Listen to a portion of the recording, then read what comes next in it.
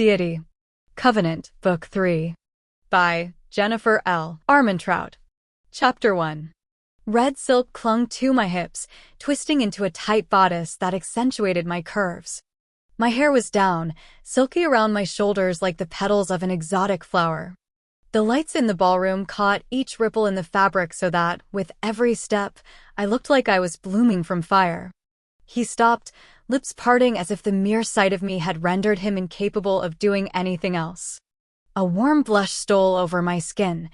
This wouldn't end well, not when we were surrounded by people, and he was looking at me like that, but I couldn't make myself leave. I belonged here with him. That had been the right choice. The choice I hadn't made. Dancers slowed around me, their faces hidden behind dazzling bejeweled masks.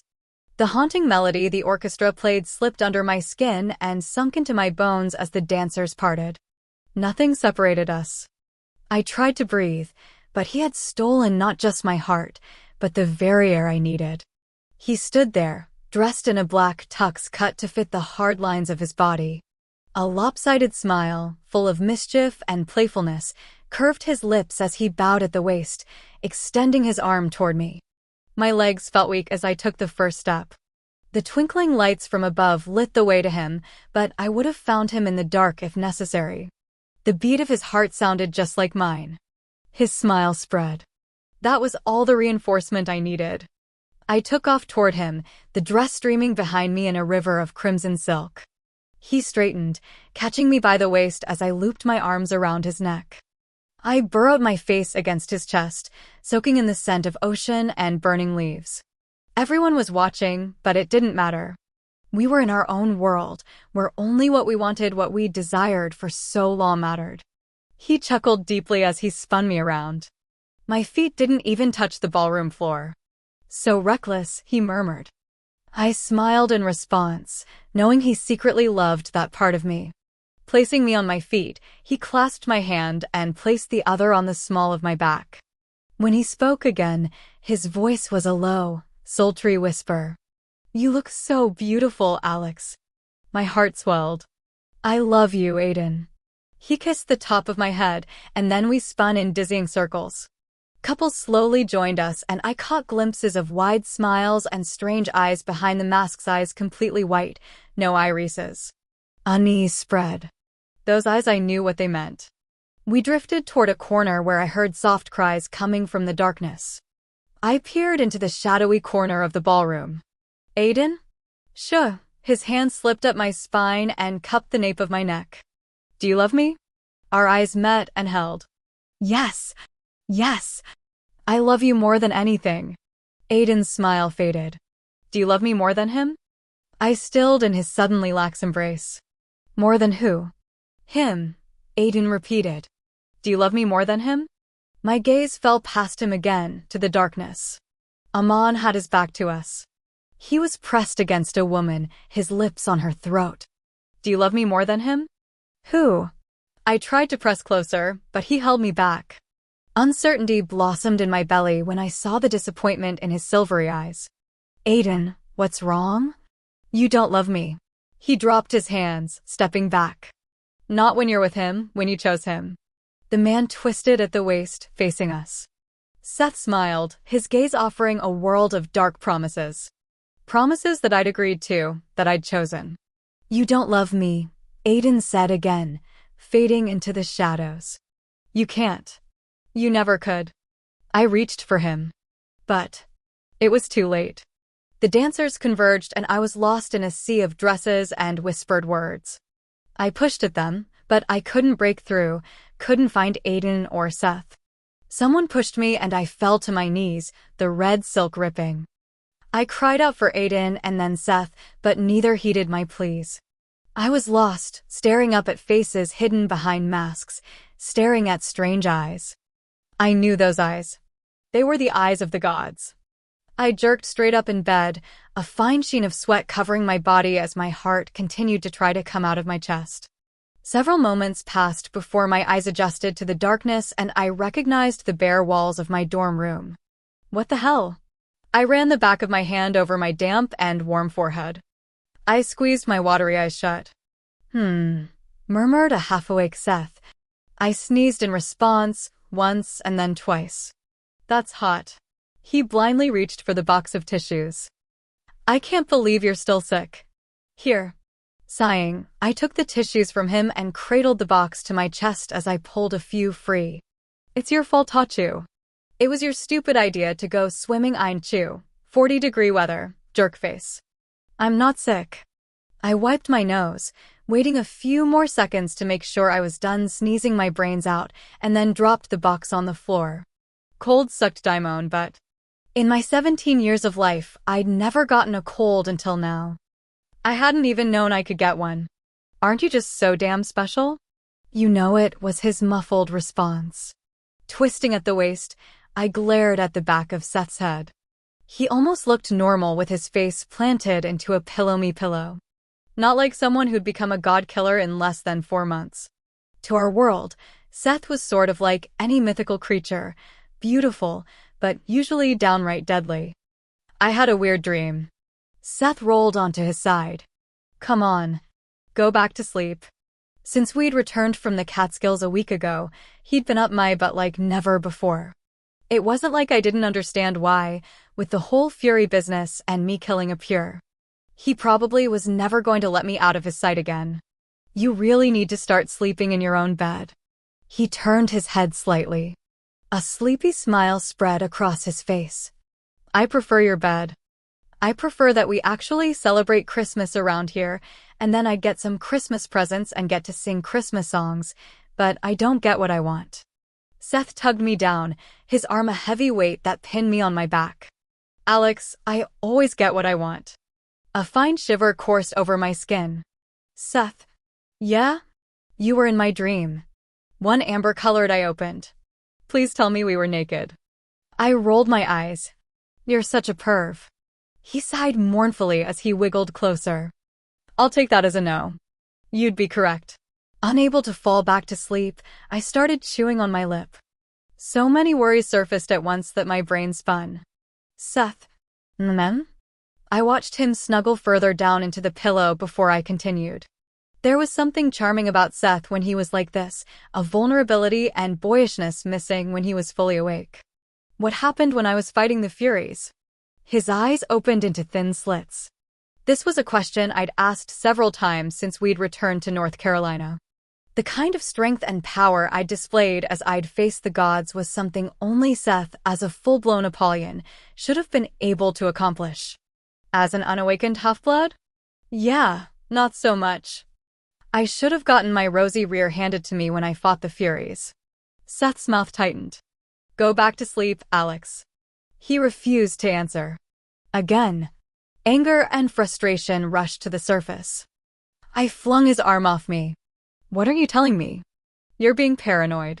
His arm landed on my stomach again. I tried wiggling out of his grasp, but his grip tightened. Grinding my teeth, I rolled onto my side and settled next to him. I'm not being paranoid, you asshat. Something happened. I've told you that. Everything looked amber. Like the color of your eyes. He blew out a long breath. I've heard that people in high-stress situations have increased strength and senses. That wasn't it. And that people can hallucinate while under pressure. I swung my arm back, narrowly missing his head. I didn't hallucinate. I don't know what to tell you. Seth lifted his arm and rolled onto his back. Anyway, are you going to go back to class in the morning? Instantly, a new worry surfaced. Classes meant facing everyone Olivia without my best friend. Pressure built in my chest.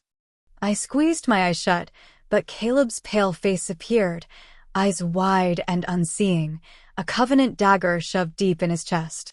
It seemed I could only remember what he'd really looked like in my dreams. Seth sat up, and I felt his eyes boring holes in my back. Alex? I hated our super special bond, absolutely loathed that whatever I was feeling fed into him. There was no such thing as privacy anymore. I sighed. I'm fine. He didn't respond. Yeah, I'm going to class in the morning. Marcus will have a fit when he gets back and realizes I haven't been to class. I flopped onto my back. Seth. He inclined his head toward me. Shadows cloaked his features, but his eyes cut through the darkness. Yeah? When do you think they're coming back? By they I meant Marcus and Lucian and Aiden. My breath caught. It happened whenever I thought about Aiden and what he'd done for Muhat he'd risked. Easing down on his side, Seth reached across me and grabbed my right hand. His fingers threaded through mine, palm to palm. My skin tingled in response. The mark of the Apollyon, one that shouldn't be on my hand, warmed. I stared at our joined hands, not at all surprised when I saw the faint lines, also the marks of the Apollyon making their way up Seth's arm.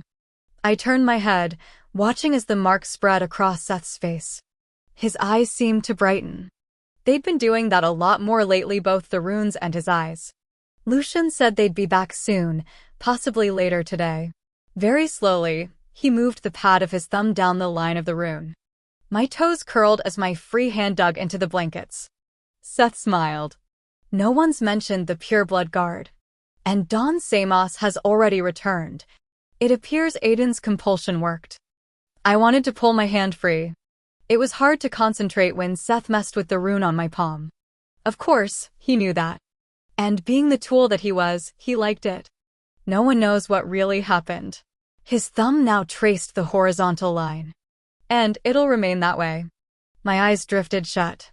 The truth of how the Pureblood Guard had died would have to remain a secret, or both Aiden and I would be in deep trouble. Not only had we almost hooked up over the summer, and then I'd had to go and tell him that I loved him, which was totally forbidden. I'd killed a pureblood out of self-defense. And Aiden had used compulsion on 2 pures to cover it up. Killing a pure meant death for a half-blood, no matter the situation, and a pure was forbidden to use compulsion on another pure. If any of it came out, we'd both be totally screwed. You think so? I whispered. Yes. Seth's breath was warm against my temple. Go to sleep, Alex. Letting the soothing sensation of his thumb against the rune lull me away, I drifted back to sleep, momentarily forgetting all the mistakes and decisions I'd made in the past 7 months. My last conscious thought was of my biggest mistake, not the boy beside me, but the one I could never have. On a good, normal day, I hated trig class. The whole subject seemed pointless to me. Who cared about Pythagorean identities when I was attending the Covenant to learn how to kill things? But today my hatred of the class had hit an all-time high. Almost everyone had their eyes on me, even Mrs. Kateri's. I sank low in my seat, shoving my nose into the book I wouldn't read if Apollo came down and demanded that I do so. Only one set of eyes really affected me. The rest could suck it. Olivia's stare was heavy, condemning. Why, oh why, couldn't we change seats? After everything that had happened, sitting next to her was the worst kind of torture. My cheeks burned. She hated me, blamed me for Caleb's death. But I hadn't killed Kaliba, half-blood Daimon had. I'd just been the one who'd gotten him to sneak out on a campus that had been under curfew for what had turned out to be a really good reason. So in a way, it was my fault. I knew that, and God's, I'd do anything to change that night. Olivia's outburst at Caleb's funeral was probably why everyone else kept sneaking peeks at me. If I remembered correctly, I think she'd yelled something like, "You're the Apollyon," as I stared at her. Back at the New York Covenant in the Catskills, the half-blood kids had thought I was pretty damn cool, but here not so much. When I met their gazes, they didn't look away fast enough to hide their unease. At the end of class, I shoved my book in my backpack and hurried out the door, wondering if Deacon would talk to me next period. Deacon and Aiden were poles apart on almost everything, but both Aiden and his younger brother seemed to view halves as their equals, a rare thing among the pureblood race. Whispers followed me down the hall. Ignoring them was harder than I'd imagined. Every cell in my body demanded that I confront them. And do what? Jump on them like a crazy spider monkey and take them all out? Yeah, not going to win me any fans. Alex, wait up. My heart sank at the sound of Olivia's voice. I picked up my pace, practically barreling through a few younger half-bloods who stared at me with wide, frightened eyes. Why were they afraid of me? I wasn't the one who was going to go all god killer soon. But oh no, they stared at Seth like he was a god. Just a few more doors and I could hide in technical truths and legends. Alex. I recognized Olivia's tone. It was the same one she used to get whenever she and Caleb were about to have one of their quarrels, determined and stubborn as hell. Crap. She was right behind me now, and I was only a step away from my classroom. I wasn't going to make it. Alex, she said. We need to talk. I'm not doing this right now. Because really, being told that it was my fault Caleb was dead was not on the top of my list of things to hear today. Olivia grabbed my arm. Alex, I need to talk to you. I know you're upset, but you're not the only one who's allowed to miss Caleb. I was his girlfriend. I stopped thinking. Whirling around, I dropped my bag in the middle of hall and caught her by the throat. In a second, I had her against the wall and on the tips of her toes. Eyes wide, she grabbed my arm and tried to push me off. I squeezed just a little bit. Out of the corner of my eyes I saw Leah, her arm no longer in a brace. The daimon half that had broken her arm had also killed Caleb. Leah stepped forward like she wanted to intervene. Look, I get it, I whispered hoarsely. You loved Caleb. Guess what? So did I. And I miss him, too. If I could go back in time and change that night, I would. But I can't. So please just leave me. An arm the size of my waist shot out from nowhere and tossed me back a good 5 feet. Olivia slumped against the wall, rubbing her throat. I whirled around and groaned. Leon, the king of impeccable timing, glared at me. You are in need of a professional babysitter. I opened my mouth, but then I closed it. Considering some of the things Leon had interrupted in the past, he had no idea how true his statement was. But then I realized something more important. If Leon was back, then my uncle and Aiden were also back. You, Leon gestured at Olivia, get to class. He turned his attention back to me. You're coming with me. Biting my tongue, I grabbed my bag off the floor and commenced my walk of shame down the now crowded hallway. I caught a glimpse of Luke, but looked away before I could gauge his expression. Leon took the stare. Gods know how I loved them, and we didn't speak until we stood in the lobby. The Fury statues were gone, but the empty space left a cold hole in my stomach. They'd be back. I was sure of it. It was just a matter of when. He towered over me when he stopped, nearly 7 feet of pure muscle. Why is it every time I see you, you're about to do something you shouldn't? I shrugged. It's a talent. Reluctant amusement flickered across his face as he pulled something out of his back pocket. It looked like a piece of parchment. Aiden asked me to give this to you. My stomach dropped as I reached out and took the letter, hands shaking. Is he okay? His brows furrowed. Yes. Aiden is fine. I didn't even try to hide my sigh of relief as I turned the letter over. It was sealed with an official-looking red stamp. When I looked up, Leon was gone. Shaking my head, I went over to one of the marble benches and sat. I had no idea how Leon could move such a massive body around so stealthily. The ground should tremble in his wake. Curious, I slid my finger under the crease and broke the seal. Unfolding the letter, I saw Ladon's elegant signature at the bottom. I quickly scanned the parchment once, and then I went back and read it again. And I read it a third time. I felt unbearably hot and cold all at once. My mouth dried, throat seized. Fine tremors racked my fingers, causing the paper to flutter. I stood and then sat back down. The 4 words replayed before my eyes. It was all I could see. All I cared to know. Your father is alive. Chapter 2. Heart racing, I took the steps 2 at a time. Spying Leon near my uncle's office, I broke into a sprint. He looked mildly alarmed when he saw me. What is it, Alexandria? I skidded to a halt. Aiden gave this to you? Leon frowned. Yes. Did you read it? No. It wasn't addressed to me. I clutched the letter to my chest. Do you know where Aiden is? Yes. Leon's frown turned severe. He's been back since last night. Where is he right now, Leon? I need to know. I don't see how there could be any reason you'd need Aiden badly enough to interrupt his training. He folded thick arms across his chest. And shouldn't you be heading to class? I stared a moment before I spun around and took off again. Leon wasn't stupid, so he hadn't accidentally told me where Aiden was, but I didn't care enough to look into the reason behind that. If Aiden was training, then I knew where to find him. A cold, damp breeze sprayed my cheeks as I burst through the lobby doors and headed toward the training arena. The milky gray sky was typical for late November, making summer seem so long ago. Classes for lower-level students were being held in the larger training rooms.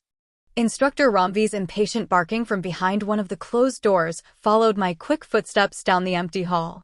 Toward the end of the building, across from the med room where Aiden had brought me after Kane had handed my ass to me in training, was a smaller room equipped with the bare necessities and a sensory deprivation chamber. I had yet to train in that thing. Peeking through the crack in the door, I saw Aiden. He was in the middle of the mat, squaring off with a punching bag. A fine sheen of sweat coated his ropey muscles as he swung, knocking the bag back several feet.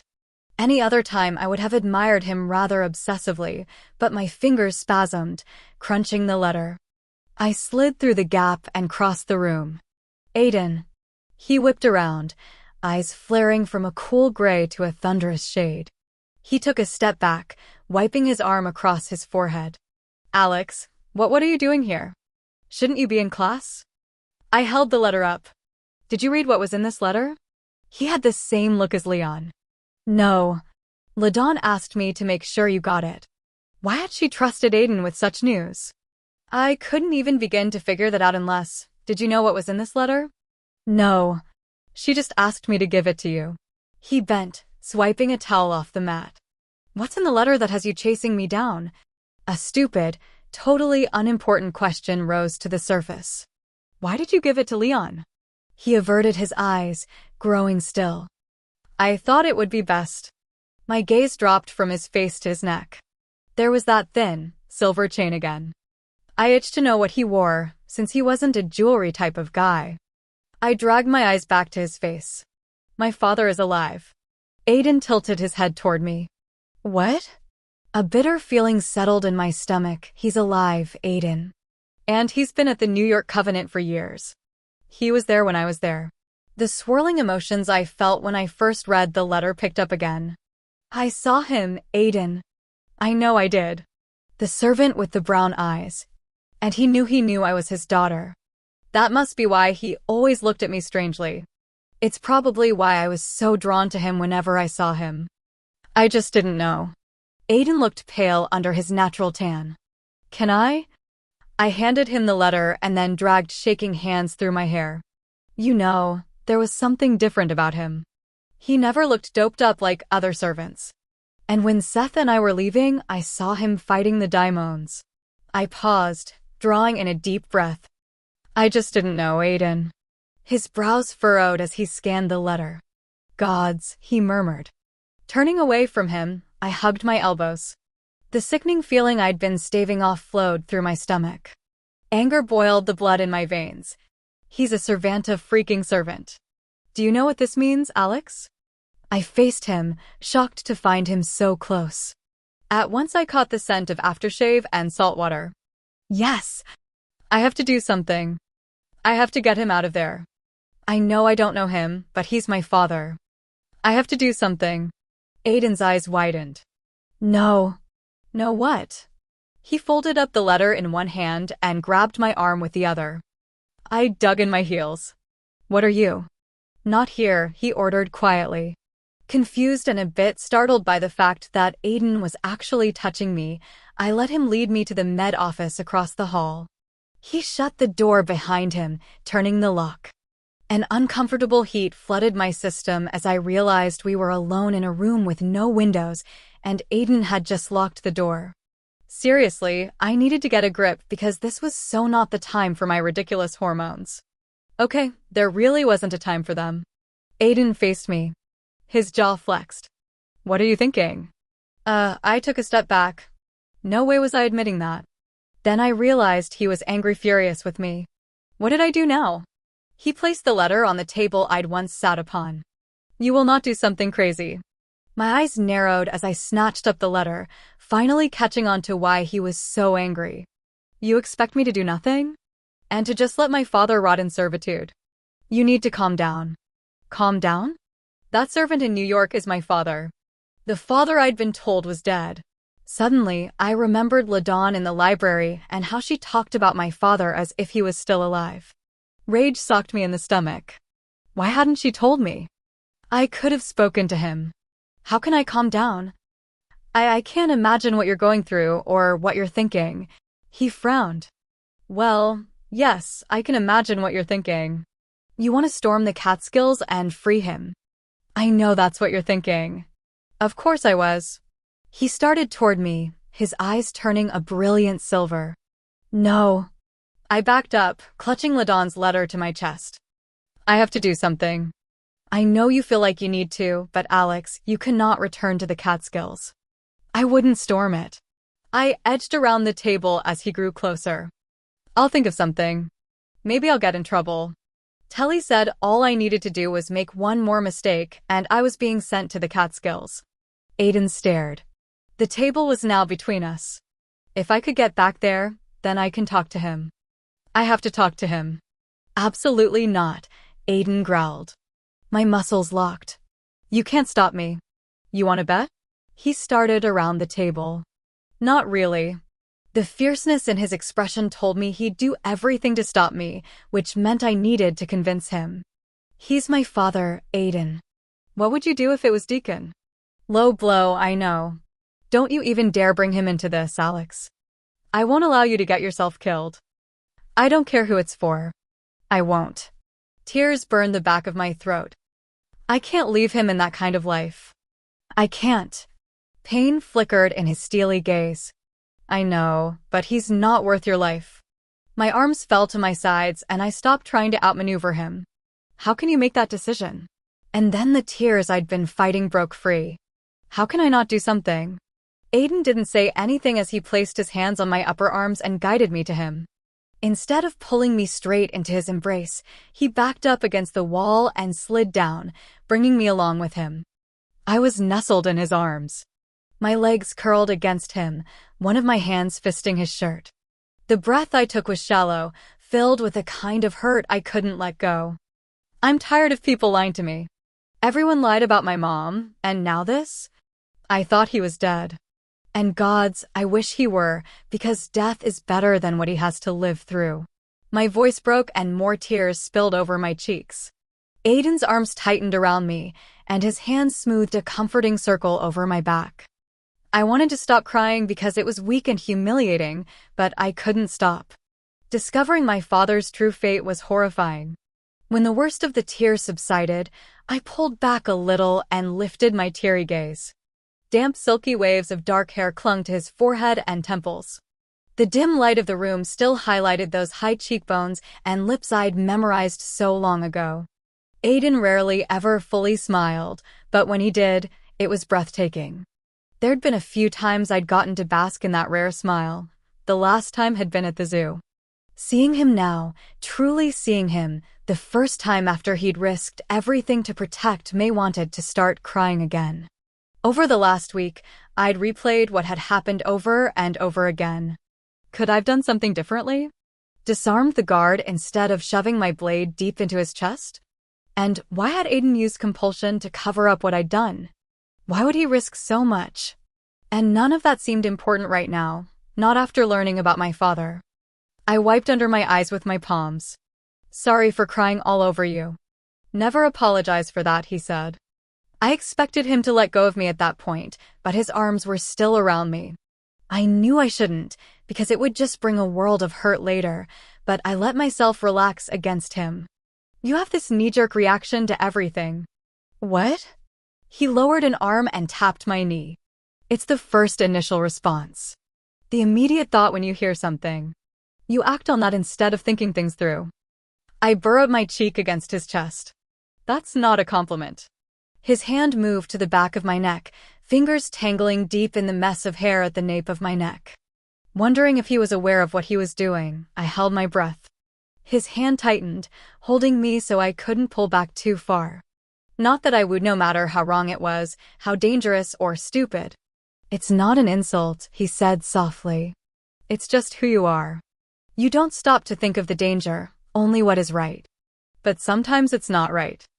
I mulled that over. Was using compulsion on Dawn and the other pure a knee-jerk reaction? He took what seemed like forever to answer. It wasn't the smartest thing to do, but I couldn't do anything else. Why? Aiden didn't answer. I didn't push it. There was a comfort in his arms, in the way his hand traced a soothing circle along my back that I couldn't find anyplace else. I didn't want to ruin it. In his arms, I was calmer strangely. I could breathe. I felt safe, grounded. No one else offered that. His was like my very own prescription of Ritalin. Becoming a sentinel was a knee-jerk reaction, I whispered. Aiden's chest rose and fell under my cheek. Yeah, it was. Did you regret it? Never. I wished I had his kind of resolve. I don't know what to do, Aiden. His chin tipped down, brushing over my cheek. His skin was smooth, warm, thrilling, and calming all in one. We'll figure out a way to get in touch with him. You said he never seemed like he was under the elixir? We could get a letter to LaDawn. She could pass it to him. That would be the safest step. My heart did a stupid, happy dance. Hope was spreading out of control inside me. Yes. I can easily get a letter to LaDawn, a message. It's the safest way for right now. I wanted to squeeze him, but refrained. No. If you get caught, I can't have that happening. Aiden laughed softly. Alex, we've probably broken every rule there is. I'm not worried about getting busted over passing on a message. No, we hadn't broken every rule. He pulled back slightly, and I could feel his intense stare on my face. Did you think I wouldn't help you with something as important as this? I kept my eyes closed, because looking at him was a weakness. He was my weakness. Things are different. I know things are different, Alex, but I will always be here for you. I will always help you. He paused. How can you ever doubt that? Like a fool, I opened my eyes. I was sucked right in. It was like everything that had been said, everything I knew, didn't matter anymore. I don't doubt that, I whispered. His lips tipped up on one side. Sometimes I just don't get you. I don't get myself half of the time. I lowered my eyes. You've already done too much. What you did in the Catskills. I swallowed the lump in my throat. Gods, I never thanked you for it. Don't say it's not worth thanking you for. My gaze flicked up, locking with his. You saved my life, Aiden, at the risk of your own. So, thank you. He looked away, his eyes focusing on a spot over my head. I told you I'd never let anything happen to you. His gaze came back to me and amusement sparkled in those silver pools. It seems more like a full-time job, though. My lips quirked. I've really been trying, you know. Today was the first day I even did anything remotely stupid. I left out the part where I'd been sequestered in my room with a nasty head cold. What did you do? You really don't want to know. He laughed again. I figured Seth would be keeping you out of trouble. Realizing I hadn't even thought about Seth since the moment I'd read the letter, I stiffened. I hadn't even thought about the bond. Damn it. Aiden drew in a deep breath and dropped his arms. You do know what this means, Alex? I struggled to pull myself together. There were important things to deal with. My father, the council, Telly, the Furies, a dozen or so pissed off gods, and Seth. But my brain felt like mush. What? Aiden glanced at the door, as if he was afraid to say it out loud. Your father wasn't immortal. He's a half-blood. Chapter 3. I didn't go back to my classes. Instead, I went to my dorm room and sat on my bed, the letter resting in front of me like a snake ready to spread its venom. I was reeling from learning that my dad was still alive and I felt so stupid for not figuring it out right away. LaDawn's letter didn't come out and say it. Obviously, I understood why she skirted the true bomb she was dropping in the brief letter. How else would the council have been able to get my father under control? And I'd seen him fight. He was like a ninja with those candle holders. My father was a freaking half-blood, a trained half-blood. Hell, he'd probably been a damn sentinel, which totally explained how my mom had known him before she met Lucian. A half-blood. So what in the holy Hades did that make me? The answer seemed too simple. I flopped on my back, staring blindly at the ceiling. Gods, I wanted Caleb to talk this through with, because this couldn't be what it was. A pureblood who had children with other pures made happy, little pure babies. A pureblood who got it on with a mortal created the ever-useful half-blood. But a pureblood and a half-blood getting together, which was so forbidden, so taboo that I couldn't think of one situation where a child was actually produced made what? I jerked straight up, heart thundering. The first time Aiden had been in my dorm room and I'd looked at him well, I'd been ogling him, but whatever, and wondered why relationships between halves and pures had been forbidden for eons. It wasn't the fear of a one-eyed cyclops, but it kind of was. A pureblood and a half-blood made an Apollyon. Shit, I said, staring at the letter. But it had to be more than just that. There was typically only one Apollyon born every generation, with the exception of Solaris and the First and Seth and I. Which would mean a half and a pure only produced a child a handful of times since the time the gods had walked this earth. There had to be more times when it happened. Or were those babies killed? I wouldn't put it past the pures or the gods to do such a thing if they knew what could come from the joining of a pure and a half. But why had Seth and I been spared? Obviously they knew what my father was, since they've kept him around for whatever reason. My heart clenched, as did my fists. I pushed the anger down to revisit later. I'd promised Aiden I wouldn't do anything reckless, and my anger always led to something idiotic. A shiver inched its way down my spine. A sound came from my door, much like a lock being turned. I glanced at the letter, chewing my bottom lip.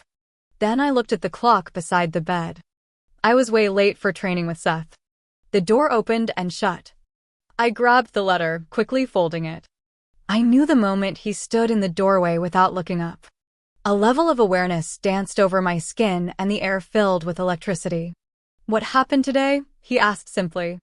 There was very little I could hide from Seth. He would have sensed my emotions from the moment I read the letter and everything that I had been feeling while I'd been with Aiden. He wouldn't know exactly what was causing my feelings to be all over the place, thank the gods, but Seth wasn't stupid. I was a little surprised that he'd waited this long to come find me. I lifted my gaze. He looked like one of those marble statues that adorned the front of every building here, except his skin was a unique golden color, otherworldly perfection. Sometimes he looked cold and passive, especially when his shoulder-length blonde hair was pulled back, but it hung loose now, softening the lines of his face. His full lips were usually curved in a smug smile, but now they were pressed together in a hard, tight line. Aiden had suggested that I keep the letter and its contents to myself. Ladon had broken gods know how many rules by telling me about my father, but I trusted Seth. We were, after all, fated to be together. A couple of months ago I would have laughed if someone had said that we would be doing whatever it was that we were doing. It had been a case of mutual dislike when we first met, and we still had some epic moments. It wasn't too long ago that I'd threatened to stab him in the eye.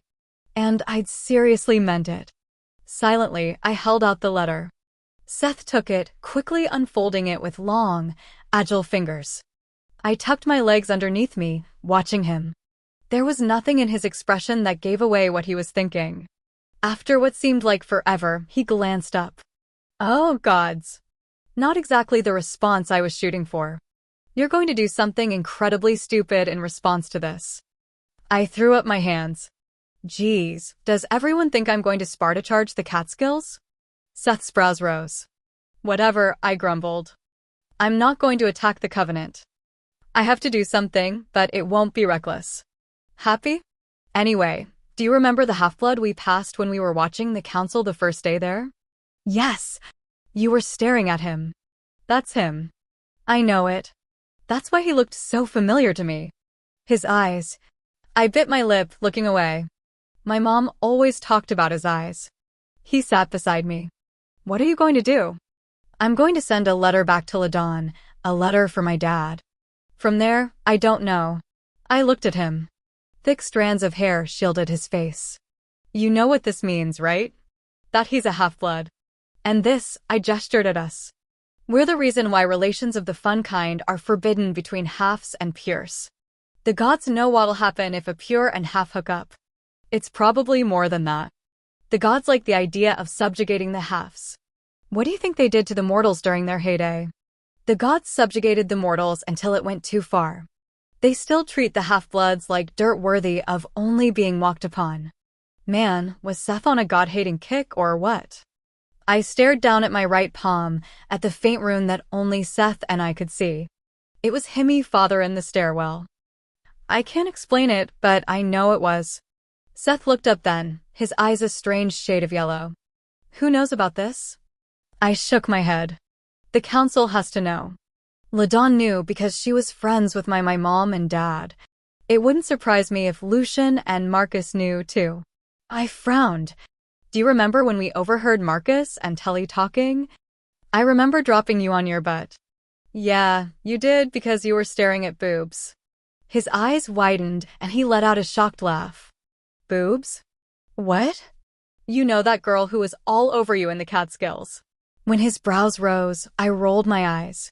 So like Seth that he'd have trouble remembering which girl.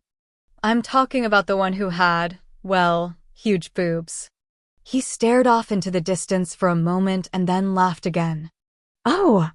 Yeah, that one. Wait a second. You named her Boobs? Yeah, and I bet you don't even remember her name.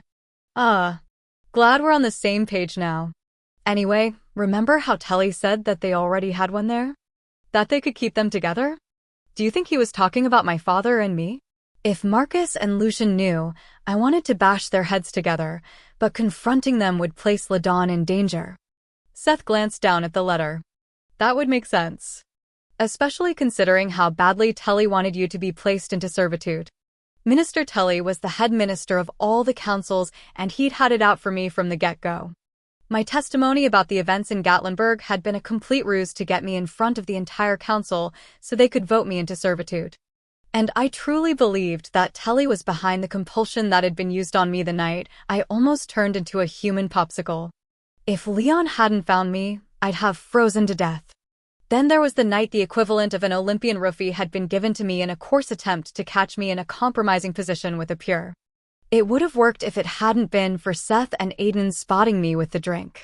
My cheeks burned as I remembered that night. I'd pretty much molested Seth, not that he'd complained. Seth had known I was under the influence of the brew, and he'd tried to control himself, but the bond between us had spewed my revved-up lust all through him. I would have lost my virginity if I hadn't ended the night by puking up my guts. I know the whole situation bothered Seth.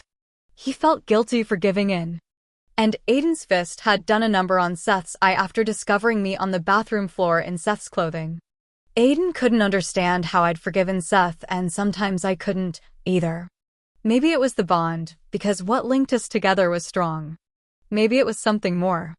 Then there was the pureblood guard who'd tried to kill me, saying he needed to protect his kind.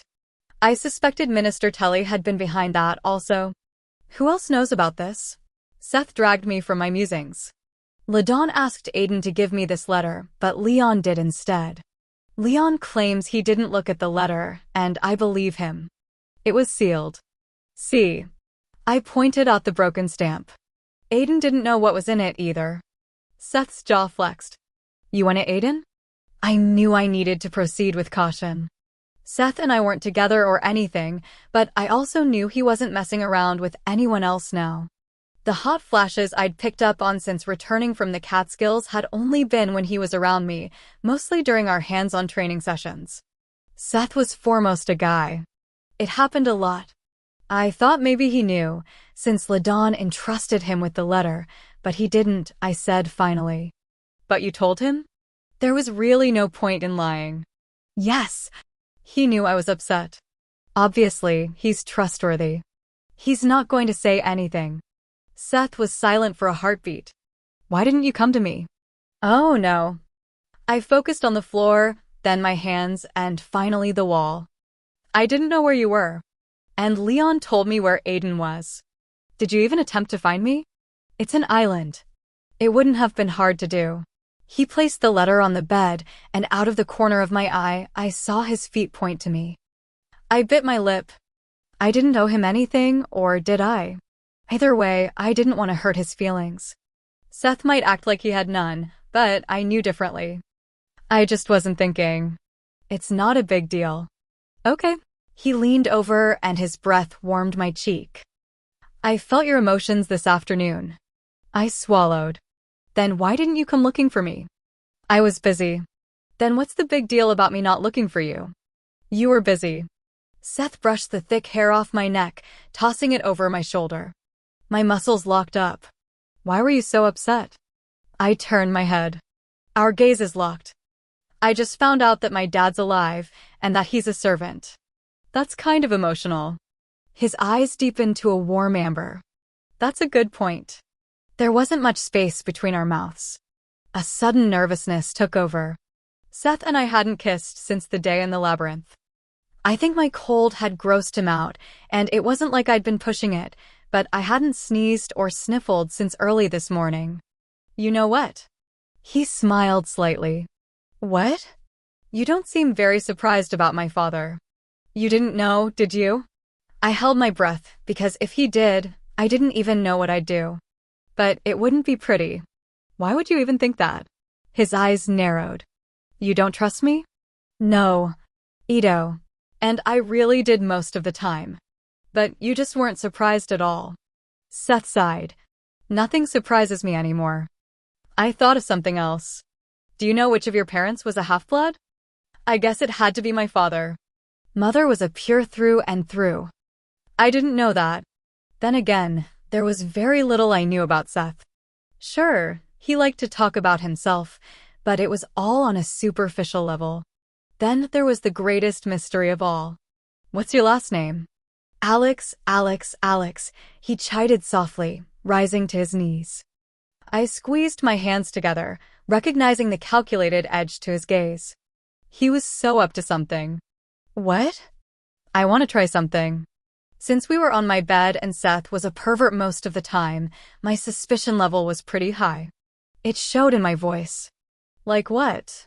Seth pressed me back until I was lying flat.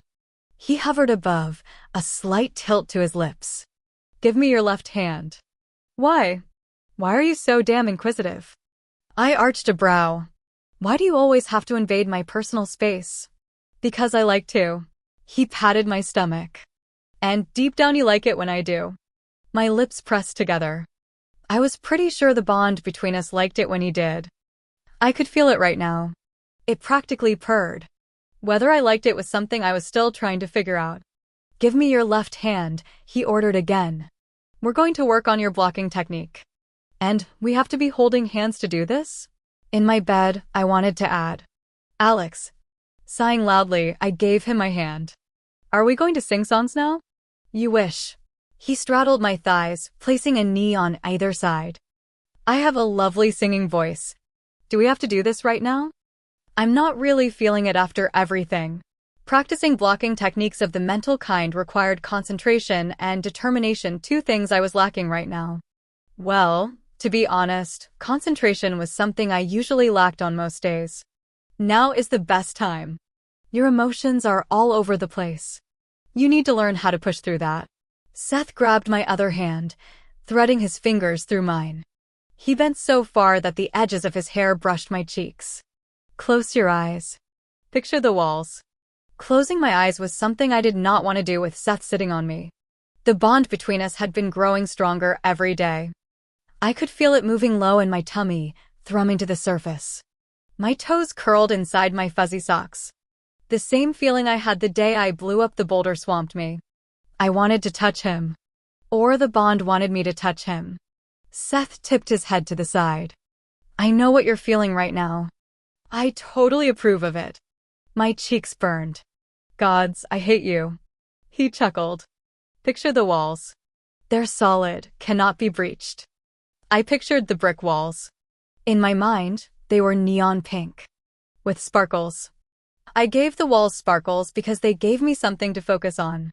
Seth had said the technique could work against compulsions if done correctly, but when dealing with emotions, the walls weren't built around the mind. They were built through the stomach and over the heart. The walls formed in my mind first, and then I shifted them down, giving myself a body of armor. I can still feel it, Seth said, shifting restlessly above me. This really must suck for him, I realized. He could tell I was still obsessed with Aiden, upset over my dad, and conflicted over him. And the only thing I got to pick up from him was when he was feeling randy. The damn cord inside Mimi connection to Seth started to hum, demanding that I pay attention. It was like an annoying pet or like Seth. I wondered if I could use the cord to block my emotions. Opening my eyes, I started to ask, but then shut my mouth. Seth had his eyes closed, and he looked like he was really concentrating on something. His lids fluttered every so often, lips drawn into a tight, tense line. Then the marks flowed over his skin, moving so fast that the glyphs were nothing more than a blur as they raced down his neck under the collar of his shirt. My heart jumped.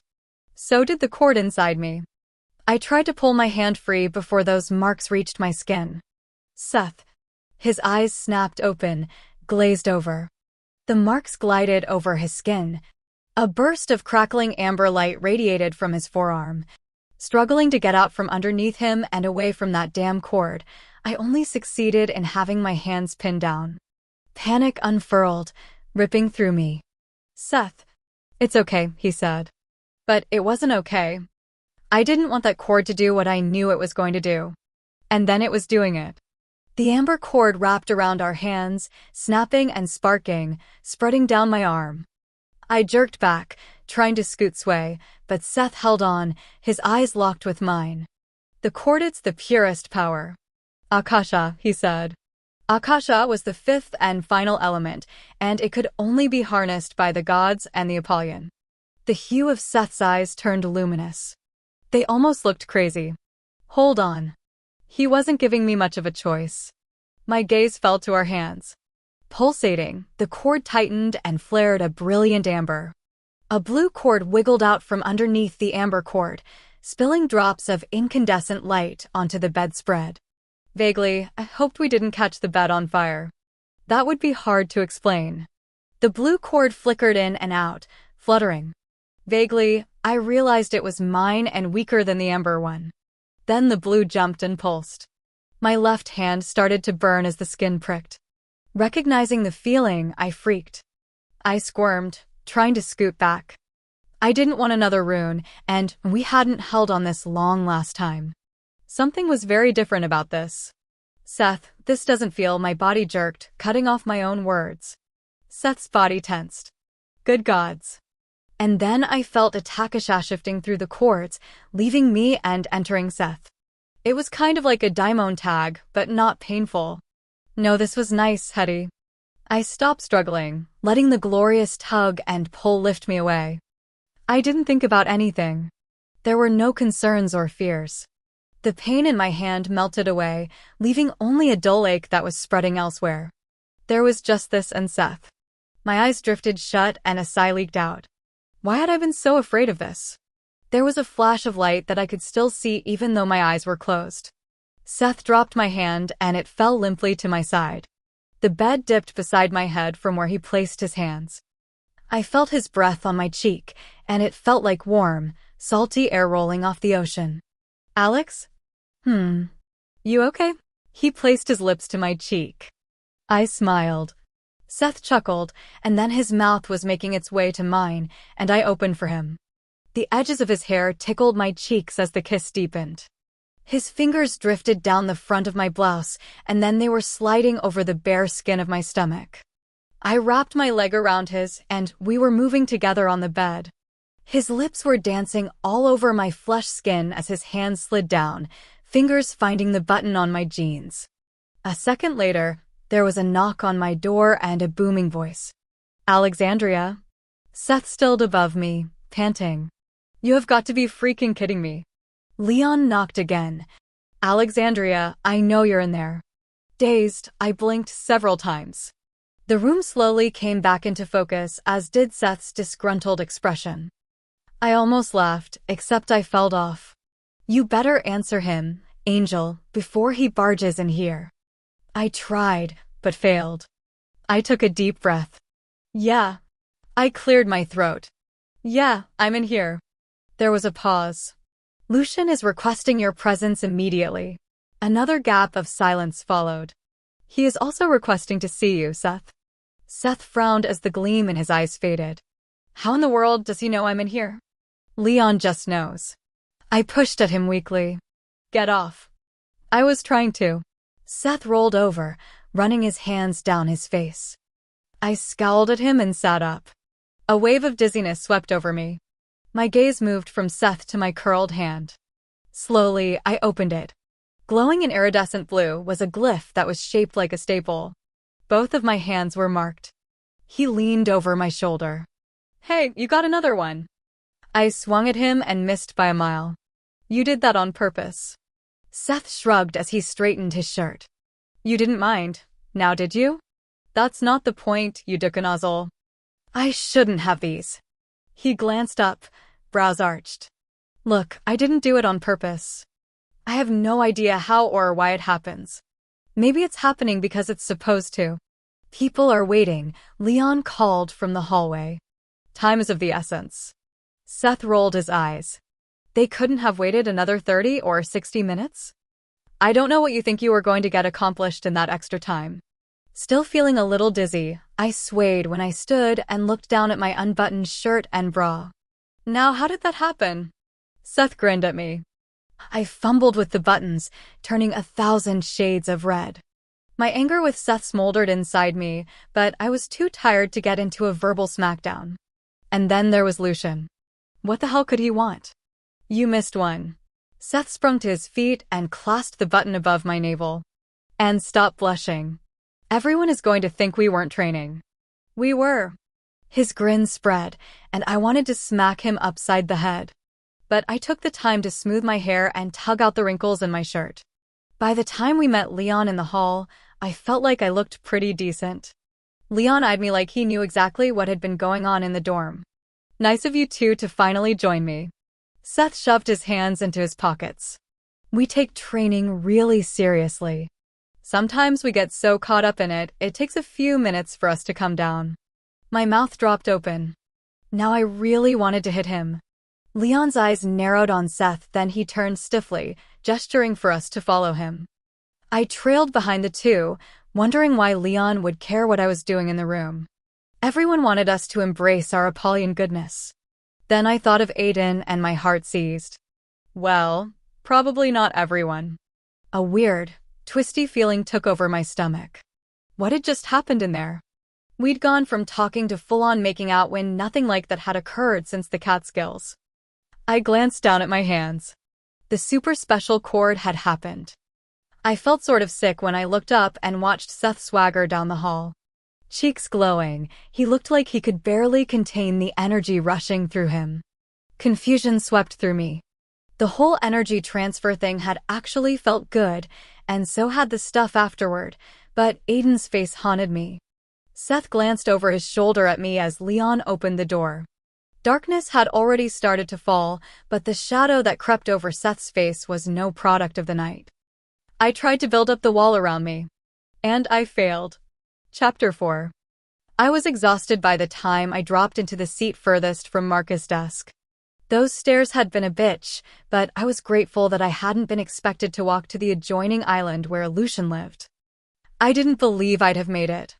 All I wanted to do was curl up and go to bed, go anywhere other than this brightly lit room. "Where's everyone?" Seth asked, standing behind me. His hands rested on the back of the chair, but his fingers, shielded by my hair, were pressed into my back. I thought time was of the essence. Leon looked smug. I must have mistaken the time. A tired smile tugged at my lips as I pulled my legs up, tucking them under me. Like I said, Leon was the king of impeccable timing. Maybe I'd get a nap before everyone showed up. I closed my eyes, scarcely paying attention to Leon and Seth trying to outsnark one another. "Most training doesn't occur in a dorm room," Leon said. "Or have they drastically changed methods?" Snark point 2 to Leon. "The kind of training that we have to do is unconventional." Seth paused and I knew he had that horrible smile on his face. The one I'd wanted to drop kick off so many times. Not that a sentinel would fully understand the amount of effort that goes into preparing an Apollyon. Snark point 3 to Seth. I yawned as I scooted down in the chair, resting my cheek on the back of the chair. "Is something wrong, Alexandria?" Leon asked. "You look awfully pale." "She's fine," Seth answered. "Our training was rather exhausting. You know, there's a lot of moving around." "Sweating throughs." "Seth," I snapped, reluctantly handing over snark points 4, 5, and 6 to him. Thankfully, the doors to Marcus' office opened and an entourage of people entered. First was my pureblood uncle, the Dean of the Covenant in North Carolina. Behind him was my pureblood stepfather Lucian, the minister of the North Carolina Covenant. He was in his ridiculous white robes, his stark black hair hanging down his back, secured in a leather thong.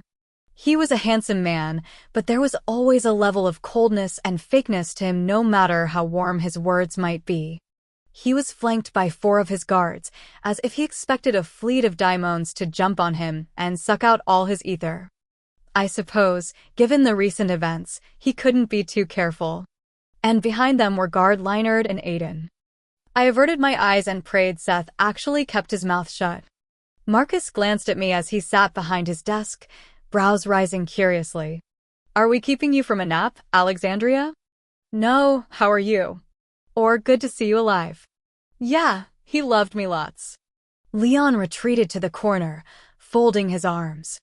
They were training, he paused, in her room. "I wanted to die."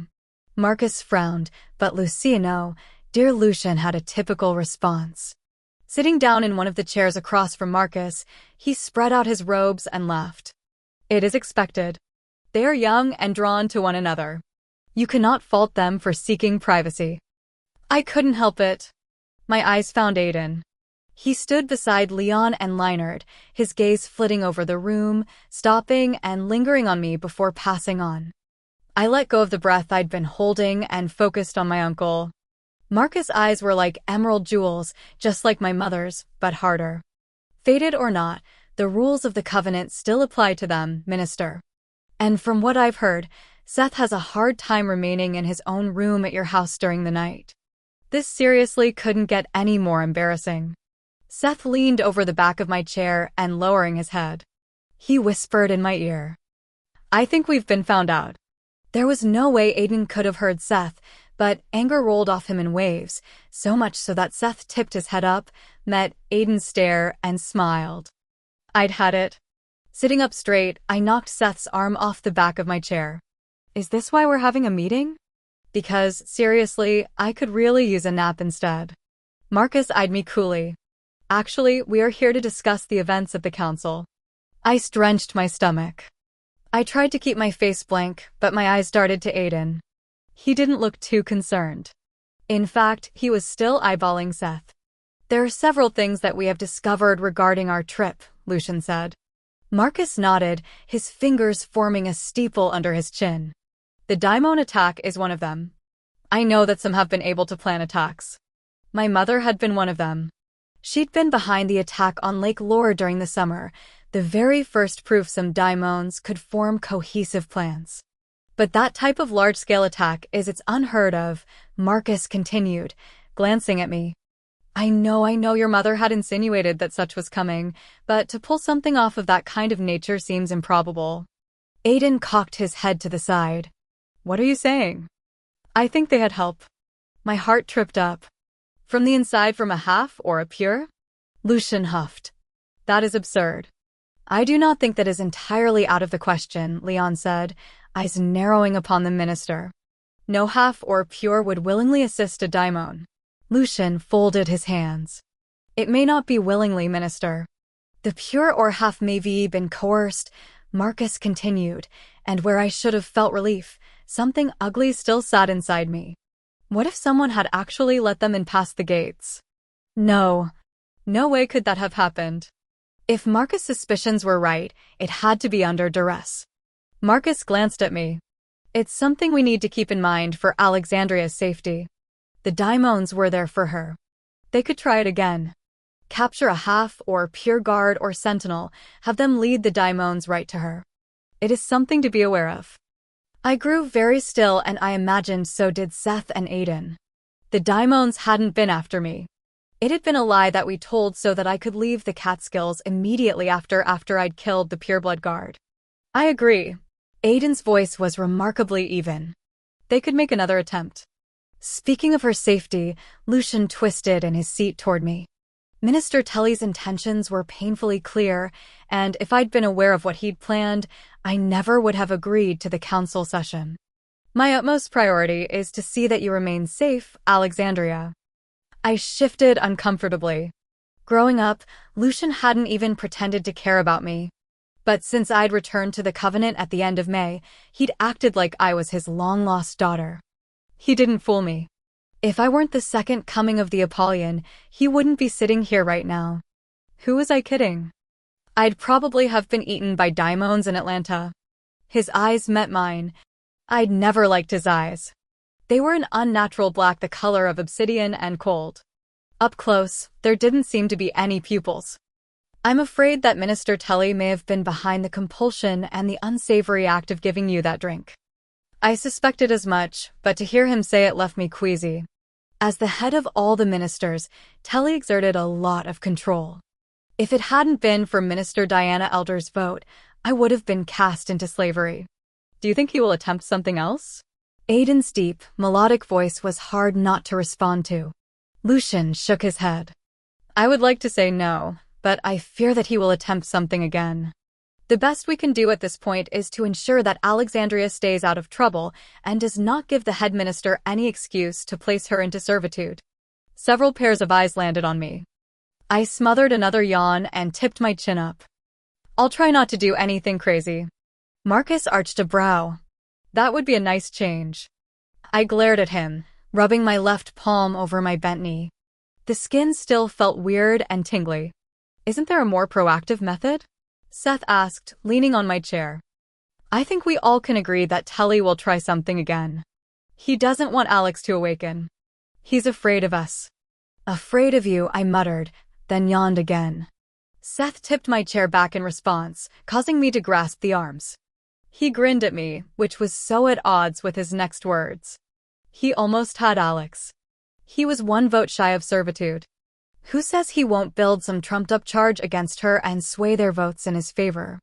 Diana will never compromise her position to serve Tully's wishes, Marcus said. Whoa. On a first-name basis? I said. Marcus ignored my comment. What do you suggest, Seth? Seth pushed off the back of my chair and moved to stand beside me. How about removing him from his position? Then he has no power. Lucian watched Seth with an approving look in his eyes, and I'd swear Seth beamed. Almost like he'd brought home his report card with all A's on it and was about to get a pat on the head. Weird. Weird and extraordinarily creepy. Are you suggesting a political coup? That we rebel against the head minister? Marcus turned his disbelief on Lucian. And you have no response to this? I would never want to stoop to something so distasteful, but head minister Tully is rooted in the old ways. You know that he wants nothing more than to see us regress as a society, Lucian replied smoothly. He will go to great extremes to protect his beliefs. What are his beliefs, exactly? I asked. The leather made unattractive squishing noises as I sank back in the seat. Tully would love to see us no longer intermingling with mortals. If he had his way, we'd do nothing but dedicate ourselves to worshipping the gods. Lucian smoothed a pale hand over his robes. He feels it is the council's duty to protect Olympus instead of leading our kind into the future and stepping into our rightful place. And he sees us as a threat to the gods, Seth said, crossing his arms. He knows he can't come after me, but Alex is vulnerable until she awakens. Something has to be done about him. I made a face. I'm not vulnerable. But you are. Aiden's eyes were gunmetal gray when they settled on me. If head minister Tully truly fears that Seth will be a threat down the road, then he will seek to take you out of the equation. He has the power to do so. I understand that, but Seth isn't going to go crazy on the council. He's not going to try to take over the world once I awaken. I glanced at him. Right? Seth smiled. You'd be by my side. Ignoring him, I wrapped my arms around my legs. Tully can't want to take me out just on some idea of a threat. I thought of my father. I knew beyond a doubt he was behind that too. There has to be more to it than that. Tully lives to serve the gods, Lucian said. If he feels they may be threatened, that is all the reason he needs. Do you not live to serve the gods? Leon asked. Lucian barely looked in the direction of the pureblood sentinel. I do, but I also live to serve the best interests of my people. Marcus rubbed his brow wearily. Telly is not our only concern. There are also the gods themselves. Yes, Lucian nodded. There is also the issue of the Furies. I ran my hand over my forehead, forcing myself to concentrate on this conversation. It was a big deal that they were even including me in this. So I guessed I should pay attention and keep the snark to a minimum. The Furies attack only when they perceive a threat to the purebloods and to the gods, Marcus explained. Their appearance at the Covenants before the Daimon attack was solely a precautionary act from the gods. It was a warning that if we could not keep the Daimon population under control, or if our existence was exposed to the mortals through the Daimon's actions, they'd respond. And when the Daimons launched their attack on the Covenant, the Furies were released. But they went after you, Alex. Even though there were Daimons they could have fought, they perceived you as the biggest threat. The Furies had ripped through Daimon and Innocent alike in those bloody moments after the Daimon siege and had come after me. Not going to lie, I'd never been more terrified in my life. They will be back, Leon added. It is their nature. Maybe not immediately, but they will. My head was spinning. I figured as much, but I haven't done anything wrong. You exist, my dear. That is all they need, said Lucian. And you're the weaker of the two. I was also the sleepier of the two. Seth rocked back on his heels. If they come back, I'll destroy them. Good luck with that. I closed my eyes, giving them a break from the harsh light. They'll just burn up and come right back. Not if I kill them. With what? Asked Aiden. They're gods. No weapon made by man or demigod will kill them. When I opened my eyes, Seth was smiling. Akasha, he said. That would put them down permanently. You don't have that kind of power now, Leon stated, jaw tensed. Seth just continued to smile until Lucian cleared his throat and spoke. I never did get to see the Furies. It would have been something to witness. They were beautiful, I said. Everyone turned to me. At first, they were. Then they changed. I'd never seen anything like that. Anyway, one said that Thanatos wouldn't be pleased with their return after I got rid of them. She said something about the road the powers had chosen and that I would be their tool. The Oracle had said something like that too, before she poofed. Who are the powers? Leon asked. Aiden nodded. That's a good question. That is not a concern. The Furies are, Lucian responded, dismissing the concept with a flick of his slender wrist. Like Telly, they are operating on old fears. The Furies are loyal to Thanatos. If the Furies come again, I fear that Thanatos will not be far behind. Marcus dropped his hand to the top of the glossy mahogany desk. I cannot have the gods attacking the school. I have hundreds of students I must keep safe. The Furies show no discrimination in their kills. Not once had he mentioned keeping me safe. That kind of stung. We might be related, but it didn't make us a real family. Marcus hadn't even smiled at men at once. I really didn't have anyone left.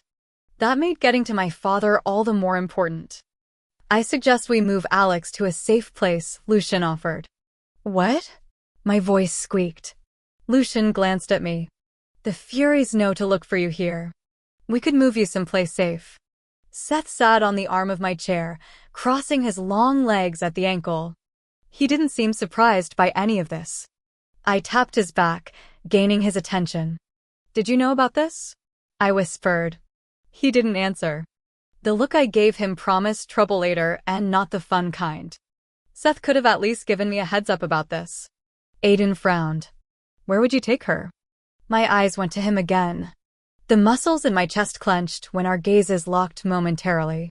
At the moment, if I concentrated hard enough, I could still feel his arms around me. Not the best tactic when everyone was discussing my future like I wasn't even sitting here. The fewer people who know, the better, Lucian replied. She would be well protected by my best guards and Seth. Marcus appeared to consider this. We wouldn't have to worry about the Furies attacking here. He looked in my direction, his expression guarded. But if she leaves the Covenant now, she will not graduate and become a sentinel. My stomach turned over. Then I can't leave. I have to graduate. Lucian smiled, and I wanted to punch him. Dear, you do not have to worry about becoming a sentinel now. You will become an Apollyon.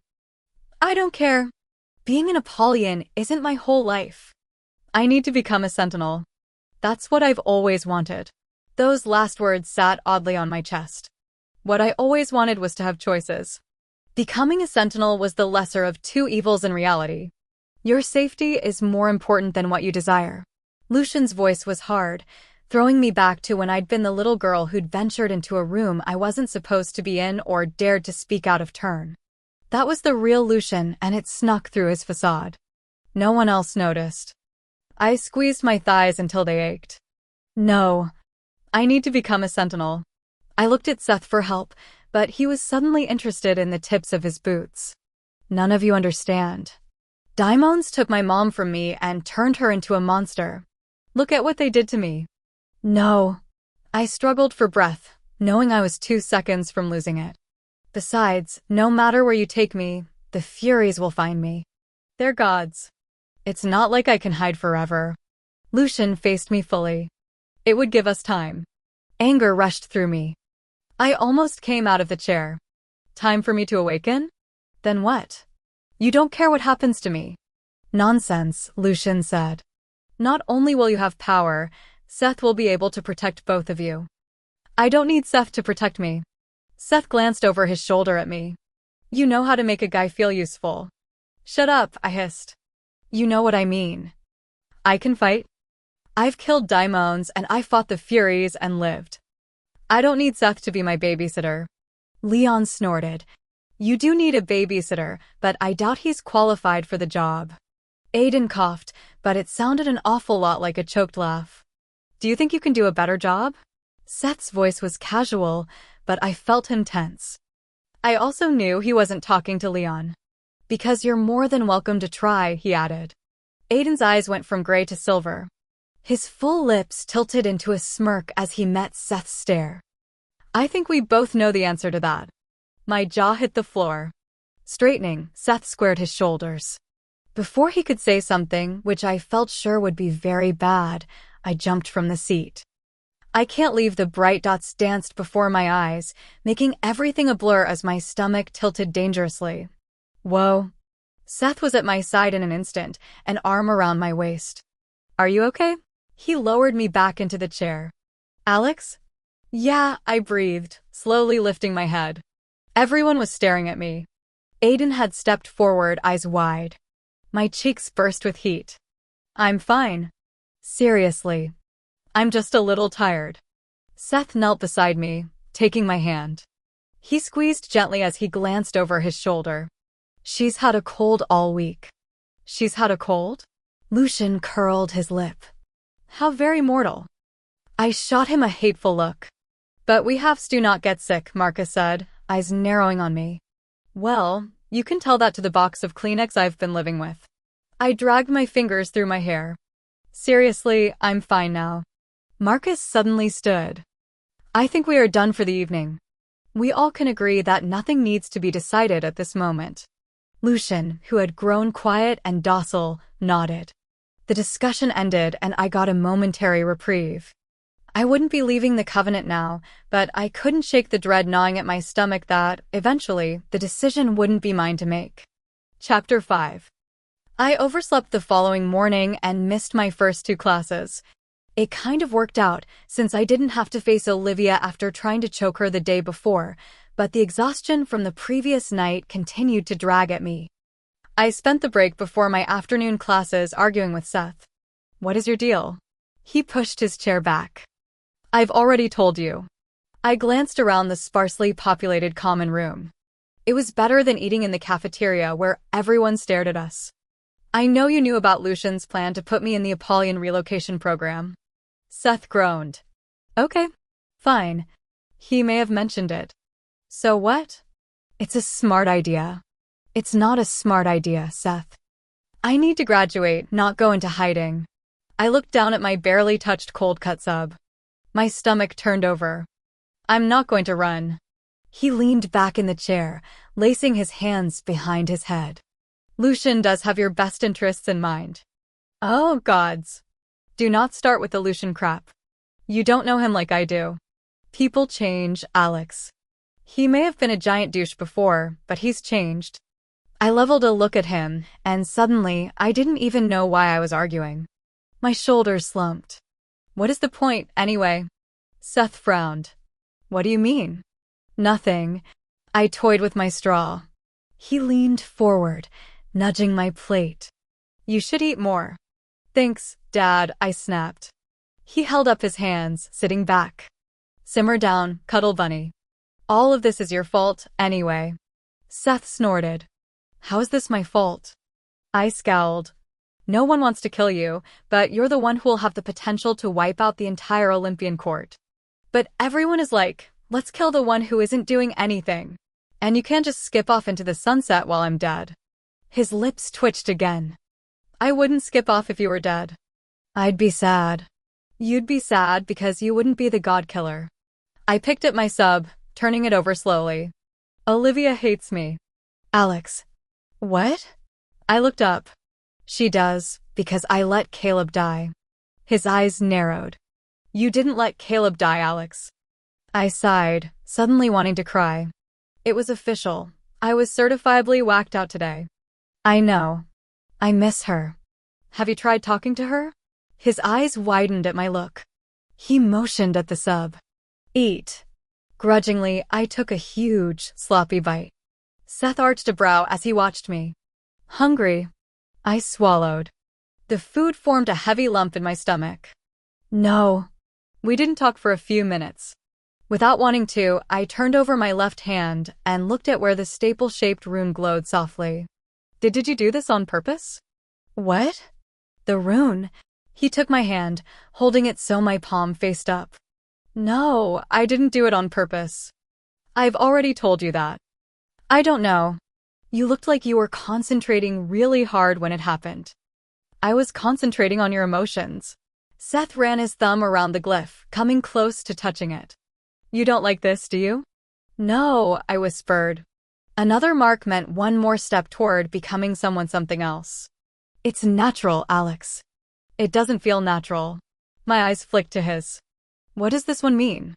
Strength of the gods, he answered, surprising me. The other one means courage of the soul. Courage of the soul? I laughed. That doesn't make sense. His hand slid to my wrist, resting his thumb over my pulse. They are the first marks the Apollons receive.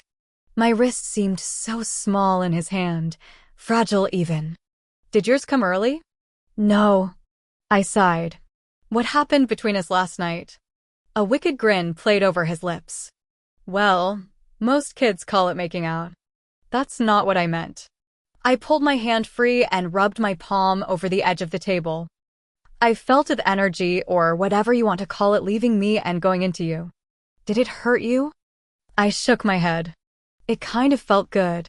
His nostrils flared as if he smelled something he liked.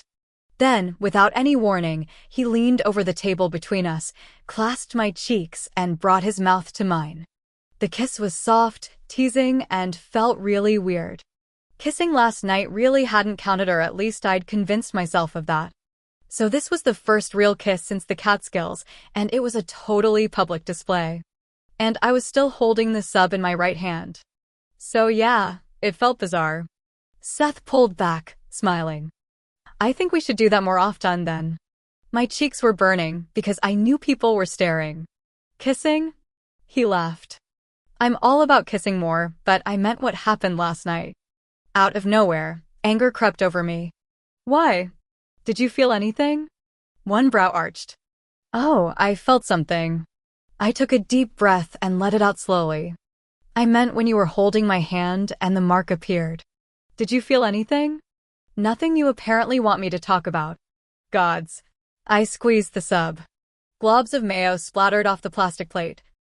I don't even know why I'm talking to you. Seth slowly exhaled. Are you PMSing or something?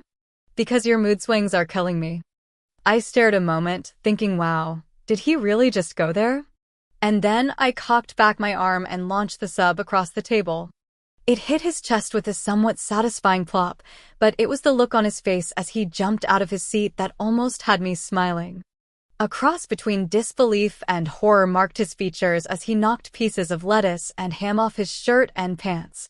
There were only a handful of people in the common room, mostly younger purebloods. All of them stared, eyes wide. Throwing a sub at the Apollyon probably wasn't something that should be done in public. But I couldn't help it, I laughed. Seth's head jerked up. His eyes were a heated, angry ochre. Did that make you feel better? My eyes watered from laughing so hard. Yeah, it kind of did. You know, let's cancel training after class for today. His jaw flexed, cheeks flushed. Get some rest. I rolled my eyes. Whatever. Seth opened his mouth to say something else, but stopped. Brushing off the last of the ham and cheese, he pivoted around and left. I couldn't believe I'd just thrown my lunch at Seth. That seemed a little extreme even for me. But it was funny. I giggled to myself. Are you going to clean that up? Jumping a little in my seat, I looked up. Leinard stepped out from behind one of the columns, eyeing the mess on the floor. Are you, watching me? He smiled tightly. I'm here to make sure you are safe. And that is kind of creepy. I pushed out of my seat, grabbing a napkin off my plate. I picked up what I could, but the mayo was stuck to the carpet. Is this Lucian's idea? No, he folded his hands behind his back. It was Dean Andrus' request. I stilled. For real? For real, he replied. You should get going. Your next class will begin soon. I nodded absently, tossed my trash, and grabbed my bag. Marcus' order surprised me. I expected Lucian to sick his guards on me. He wouldn't want anything to happen to his precious Apollyon. Maybe Marcus didn't find me as distasteful as I thought he did. Leinard followed me out of the common room, keeping a discreet distance. It reminded me of the day I'd bought the spirit boats that Caleb and I had released into the sea. The memory tugged at my heart and worsened my foul mood. I was like a zombie in the rest of my classes. After a quick change into my training clothes, I walked into gutter fighting. Instructor Romvi looked absurdly pleased with my appearance. I dropped my bag and leaned against the wall, pretending that I wasn't bothered by the fact that I had no one to talk to. The last time I'd even been in this class, Caleb had still been alive. Pressing my lips together, I let my gaze roam over the wall where the weapons were kept. I'd grown so used to this room during my practices with Aiden that it was like home to me. Standing near the wall of things meant to kill daimons with, Jackson grinned at something another half-blood said. Then he looked straight at me and smirked. Once upon a time I'd found him hot, but somewhere between my daimon mom murdering his girlfriend's parents if he was actually still with Lee and the last time I squared off with him, I'd stopped thinking so highly of him. I held his stare until he looked away. Then I continued my perusal. Olivia stood next to Luke, tying her curly hair into a ponytail. Bruises marked the caramel-colored skin of her neck. I glanced down at my hands. I'd done that. Gods, what had I been thinking? Guilt and shame tore through me.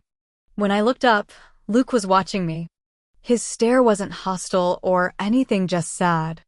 I looked away, chewing on my lip. I did miss my friends. And I really missed Caleb. Class quickly began, and even though I was tired, I threw myself into it. I got paired with Elena for a series of cinch work and holds. Going through the various techniques, my brain was finally able to shut down. Here, in training, I didn't think of anything. There was no sorrow or loss, no fate to deal with or father to save. I imagined this was what being a sentinel would be like. When I'd eventually go out hunting, I wouldn't have to think about anything other than locating daimons and killing them. Maybe that was the real reason behind wanting to be a sentinel, because then I could go through life and do what? Kill. And kill some more. That wasn't what I really wanted, deep down inside. I was just realizing that now. Even slow on my feet, I was a bit faster than Elena. When we moved into takedowns and reversals, which consisted of getting thrown down and trying to get out of it, I was able to keep her pinned, but I was slowing down, growing weary. She broke my hold and tipped her hips, rolling me onto my back. Staring down at me, she frowned. Are you feeling okay? You look really pale. I really needed to Google how long the lingering effects of a cold lasted, because this was seriously getting annoying. All I wanted was a bed. Before I could respond to Elena's question, Instructor Romvi appeared behind us. I bit back a groan. If you're able to talk, perhaps you are not training hard enough. Romvi's pale eyes were like glaciers. He loved to terrorize me in class. I'm sure he'd missed me. Elena off the mats. She stood and slinked off, leaving me with the instructor. Around us, students were sparring. I rolled to my feet and shifted my weight restlessly, preparing myself mentally for whatever he was going to throw at me. I turned away, placing my hands on my hips. His hand smacked down on my shoulder. One should never turn their back in war. Shrugging his grip off, I faced him. I didn't realize we were at war. Something gleamed in his eyes. We are always at war, especially in my class. He looked down his hawkish nose at me, which was a common practice since he was a pureblood who'd once been a sentinel. Speaking of which, it is nice of you to finally join us, Alexandria. I was beginning to believe you thought training was no longer necessary. Several responses rolled to the tip of my tongue, but I knew better than to let them out. He looked disappointed. I heard that you fought during the Daimon siege. Knowing fewer words usually ended with less of my butt being kicked, I nodded while I pictured a Pegasus landing on his head and biting him in the neck. You also fought the Furies and survived. Only warriors could claim such a feat. My gaze slid past him to where Olivia and Luke now stood watching me from the edge of the mats. How many times had we been in this position? But this was different, because Caleb used to be among them.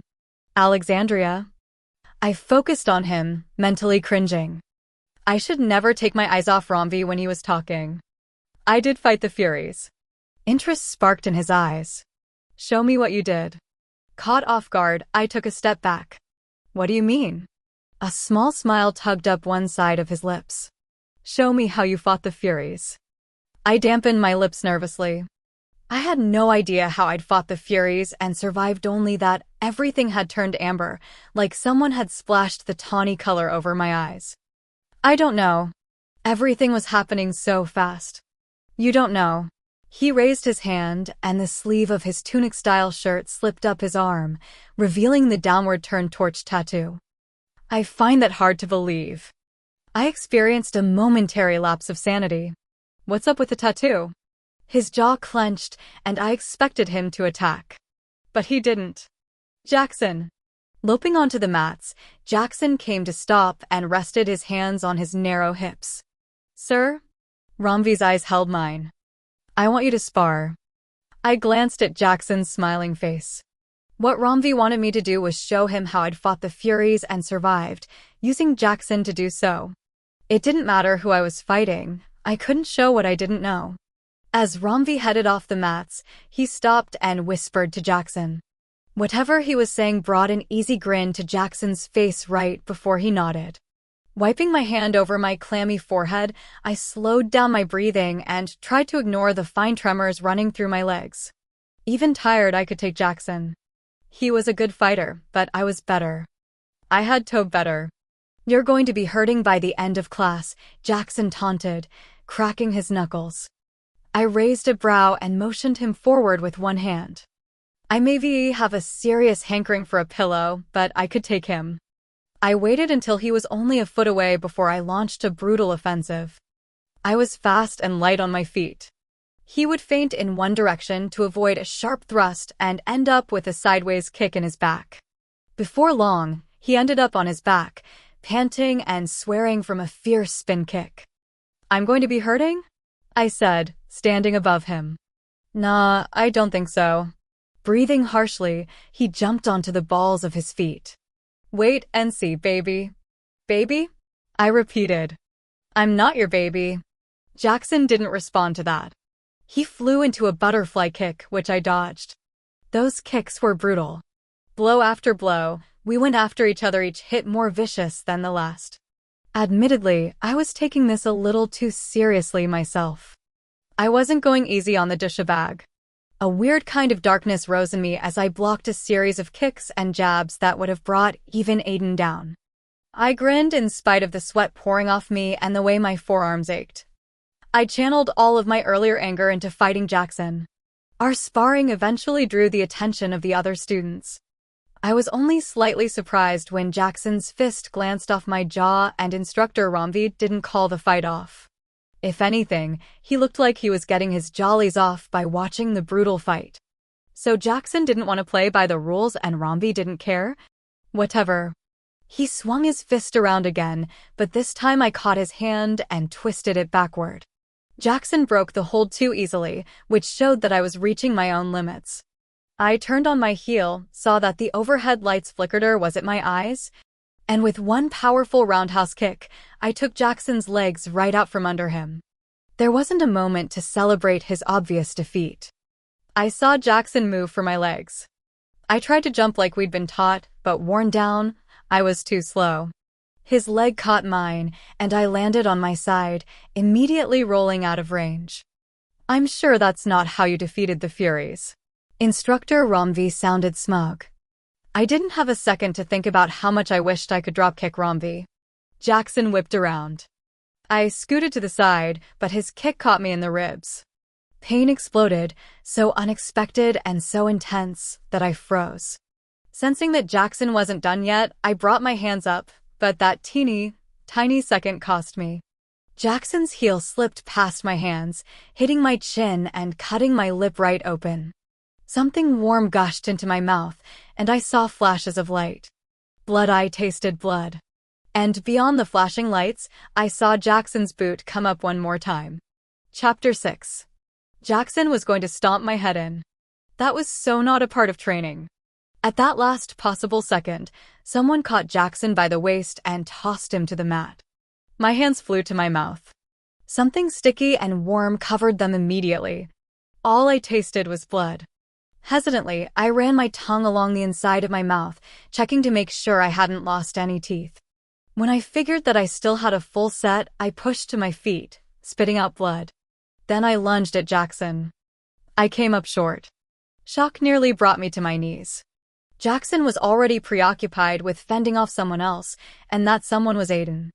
Pain was momentarily forgotten as I vaguely wondered where he had come from. Aiden didn't watch my classes anymore. He didn't even train me, so it wasn't like he had a reason to be hanging around these rooms. But he was here now. Entranced by the odd blend of grace and brutality, I watched Aiden pull Jackson off the mat by the scruff of his shirt. Their faces were inches apart. The last time I had seen Aiden that angry was when he'd gone after Seth the night I'd been slipped the brew. That is not how you spar with your partner, Aiden said in a cold, low voice. I'm sure Instructor Romvi has taught you better than that. Jackson's eyes grew impossibly large. He was on the tips of his toes, arms dangling at his sides. It was then that I realized Jackson's nose was bleeding worse than my mouth was. Someone had hit him, that someone most likely being Aiden. Because only a peer would be able to do that and have no one intervene. He let go of Jackson. The half fell to his knees, cradling his face. Aiden spun around, his eyes quickly assessing the damage. Then he turned to Instructor Romvi, speaking too low and quick for me or the class to understand. Before I knew what was happening, Aiden crossed the mats and caught hold of my arm. We didn't speak as he walked me from the training room. My bag, I protested. I'll have someone retrieve it for you.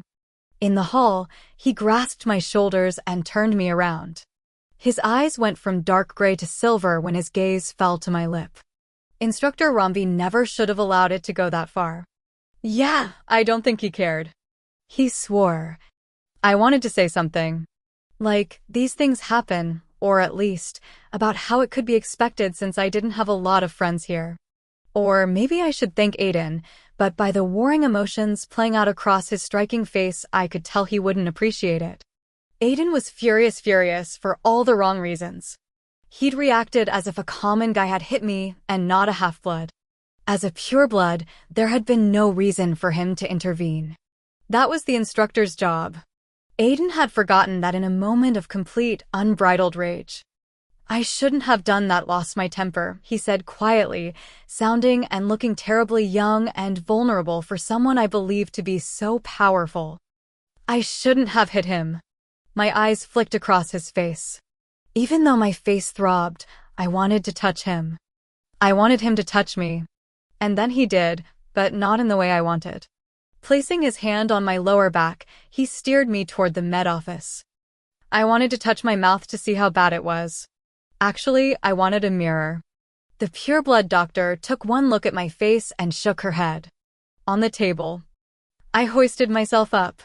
Is it going to scar? The doc grabbed a cloudy-looking white bottle and several wads of cotton. Not sure yet, but try not to talk right now. At least until I make sure there is no damage inside the lip, okay? If it scars, I'm gonna be so pissed. Stop talking, Aiden said, leaning against the wall. The doc shot him a smile, apparently not curious as to why I had been escorted by a pure. She turned back to me. This may sting a bit. She dabbed the cotton over my lip. Sting, it burned like crazy. I nearly jumped off the table. Antiseptic, she said, offering a sympathetic look. We want to make sure you don't get any infections. Then you would scar. Burning? I could deal with that. It took the doc a couple of minutes to clean up my lip. I waited, somewhat impatiently, for the verdict. I don't think you're going to need stitches on the lip itself. It's going to swell and be a bit tender for a while. She tipped my head back and gently poked at my mouth. But I think we're going to need a stitch right under your lip here. I winced as she started poking there too and focused on her shoulder. Show no pain. Show no pain. Show no pain. The doc dipped her fingers in the brown jar and pressed the torn skin together. I yelped as a scalding pain radiated from the skin under my lip and spread across my face. Aiden started forward, stopping when he seemed to realize there was nothing he could or should do. His hands fell to his sides, and his gaze met mine, eyes an endless thundering gray. Just a little bit more, she said soothingly. Then it will all be over. You're lucky you didn't lose any teeth. Then she squeezed the skin once more. This time I didn't make a sound, but I squeezed my eyes shut until lights danced behind my closed lids. I wanted to jump off the table and find Jackson. Hitting him would make me feel better. I believed in that. The doc stepped back to the cabinets. Returning with a damp wipe, she started to clean the blood away, mindful of the stitch. Next time you train her, be a little more careful. She's only this young and pretty once. Don't ruin it for her. My eyes snapped to Aiden. But, yes, ma'am, Aiden interrupted, cutting me a stern look. I stared back at him.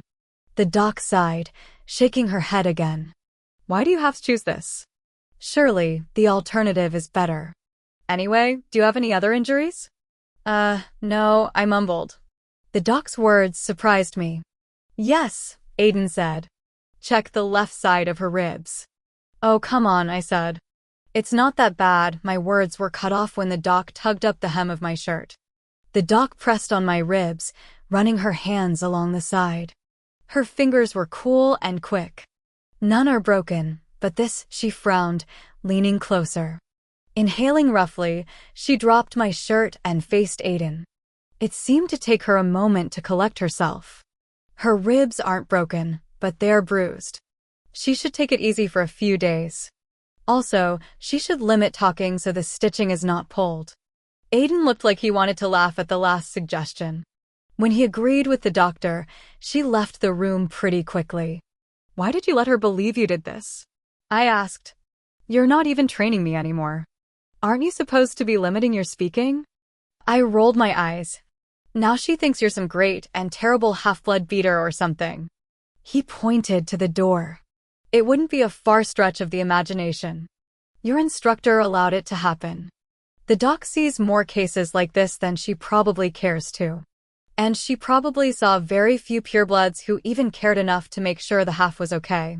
I sighed. What were you doing over here anyway? There was a ghost of a smile. Didn't I tell you that making sure you stay safe is a full-time job? I started to smile, but quickly remembered not to. Ow! I ignored his amused look. So why were you here, for real? I just happened to be over here and looked in the room. He shrugged, staring over my shoulder. I saw you sparring and watched. The rest is history. I didn't really believe him, but I let it go. I would have had Jackson, you know? But this damn cold has kicked my butt. Aiden's gaze settled on me again. You shouldn't be sick. He stepped forward, reaching out and carefully placing his hand around my chin. He frowned. How did you get sick? I can't be the first half to get sick. His thumb moved over my chin, careful to avoid the tender spot. That was Aiden, always so careful with me even though he knew I was tough. My heart jumped. I don't know, he said, dropping his hand. Unsure of how to respond, I shrugged. Anyway, I'm getting Jackson to stop. A hard, lethal look flickered across his face. I will make sure Jackson is punished for what he has done. The Covenant has enough on its shoulders without halves trying to kill one another. I lightly touched my chin and winced. I don't know if it was his idea. Aiden grabbed my hand and pulled it away from my face. What do you mean? Before I could answer, a fine shiver went down my spine. Seconds later, the door to the room flew up. Seth came through, eyes wide and lips thinned. His gaze went from my lip to where Aiden held my hand. What the hell happened? Confusion and then understanding dawned on Aiden's face. He released my hand and stepped back. She was sparring. Seth shot Aiden a scathing look as he made his way to where I sat on the table. He clasped my chin with two slender fingers, just like Aiden had. My heart didn't flutter, but the cord did. Who were you sparring with? It's no big deal. I felt my cheek start to burn. It doesn't look that way. Seth's eyes narrowed.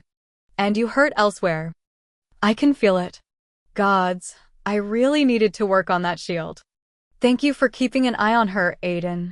Seth didn't take his eyes off me. I have it taken care of. Aiden opened his mouth to say something, but then he closed it. He turned around and left the room quietly. The urge to jump off the table and run after him was hard to ignore. So what happened to your face? He prompted again. I broke it, I muttered, straining away from him. Seth tilted my chin to the side, frowning. I can tell. This was really done while sparring. Yeah, well, it was done to my face in class. His frown deepened. What is that supposed to mean? I knocked his hand away and slid off the table.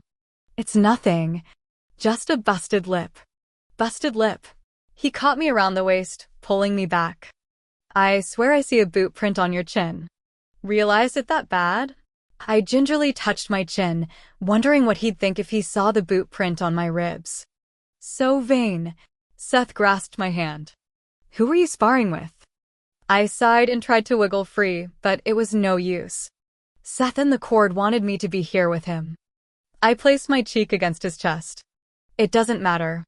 And aren't you still mad at me for throwing food at you anyway? Oh, I'm not too happy about that. I think mayo stains. His embrace loosened a little. Does it hurt? Lying was pointless, but that's what I did. No, not at all. Yeah, he murmured against the top of my head. So who did you spar with? I closed my eyes. Being this close to him, with the bond and everything, it was easy to stop thinking. Just like it had been while fighting. I always get paired with Jackson. After class the following day, I piddled around the training center. I found myself walking into the smaller room Aiden had been in when I'd found out about my father. Of course, he wasn't in there now. No one was. Dropping my bag just inside the door, I approached the punching bag hanging in the middle of the mats. It was an old, ragged thing that had seen better days. Sections of the black leather had been knocked off. Someone had taken duct tape and patched it up. I ran my fingers over the edges of the tape. Restlessness inched over my skin. The idea of going back to my dorm and spending time alone wasn't appealing. I hadn't seen Seth since he'd dropped me off yesterday. I guessed he was still pissed about the sub-issue. I pushed the bag with my palms. Then I flipped my hands over. Two softly glowing glyphs stared back at me. My gaze went back to the punching bag. Had my father trained at this covenant? Stood in this very room? It would explain how he'd known my mother so well. Again, melancholy crept over me. The door to the room opened. I turned, expecting guard Leinard. But it wasn't him.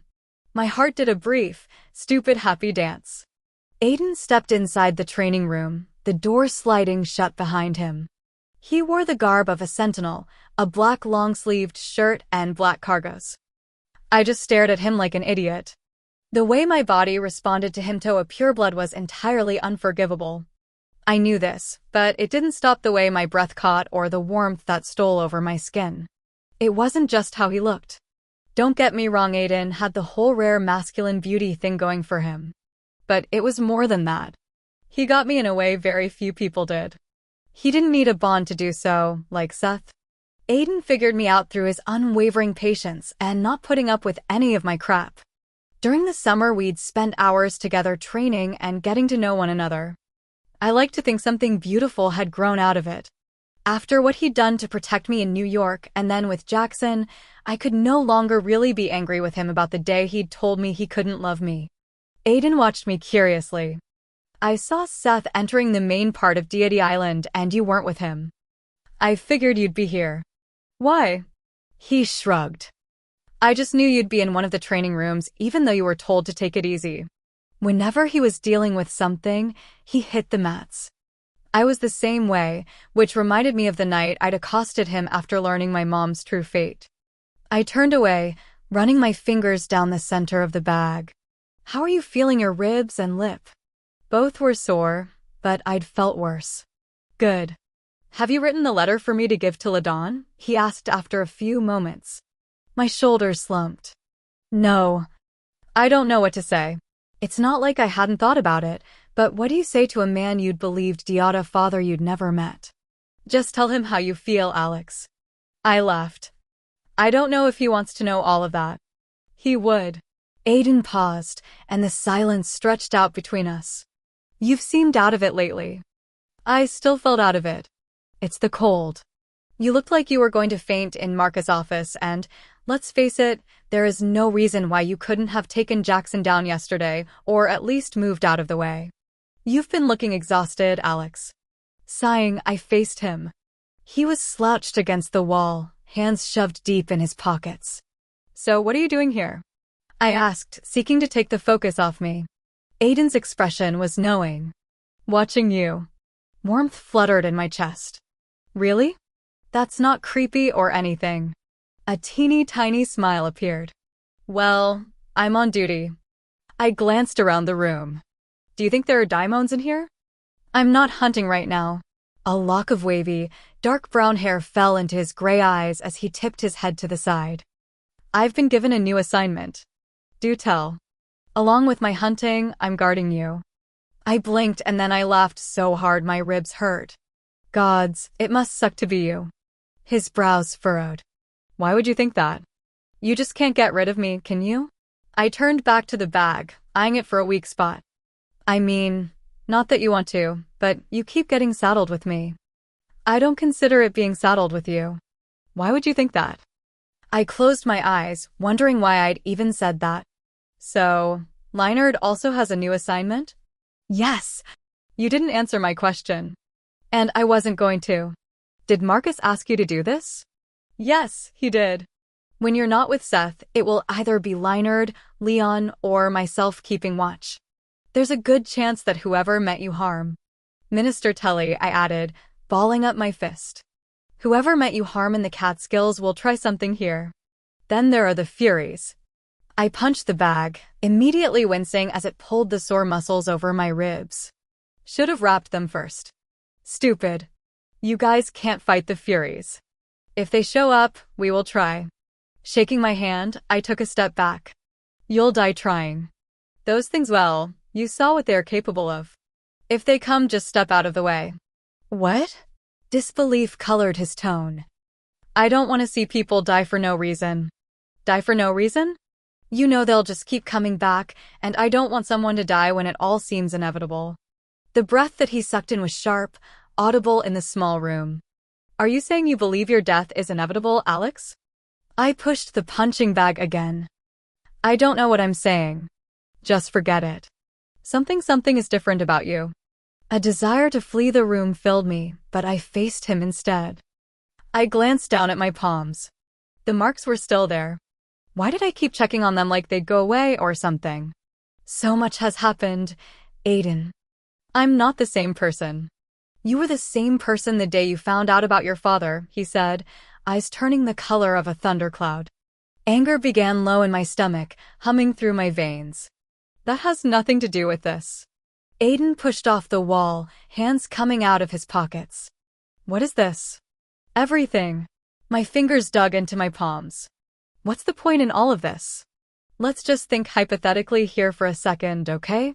Say Telly or whoever doesn't manage to send me into servitude or kill me and the Furies don't end up tearing me apart. I'm still going to turn 18. I'm still going to awaken. So what's the point? Maybe I should leave. I stalked to where I'd dropped my bag. Maybe Lucian will let me go to Ireland or something. I'd like to visit there before I be. Aiden grabbed my upper arm, turning me so that I faced him. You said you had to stay at the Covenant so you could graduate, because you needed to be a sentinel more than anyone else in the room. His voice dropped low as his eyes searched mine intently. You were passionate about this. Has that changed? I yanked on my arm, but he held on. Maybe. The tips of Aiden's cheekbones flushed. So you're giving up? I don't think it's giving up. Call it accepting reality. I smiled, but it felt icky. That is such bull, Alex. I opened my mouth, but nothing came out. I'd argued to stay at the Covenant so I could become a sentinel. And I knew, deep down, I still wanted to become one for my mom, for me, but I wasn't sure it was what I needed anymore. Or what I could agree with if I was honest with myself. After seeing those servants slaughtered on the floor and no one cared, no one came to help them. I wasn't sure I could be a part of any of this. You've never been one to wallow in self-pity when the odds are stacked against you. My jaw snapped. I'm not wallowing in self-pity, Aiden. Really? He said so softly. Just like you aren't settling for Seth? Oh, good gods, not what I wanted to hear. I'm not settling.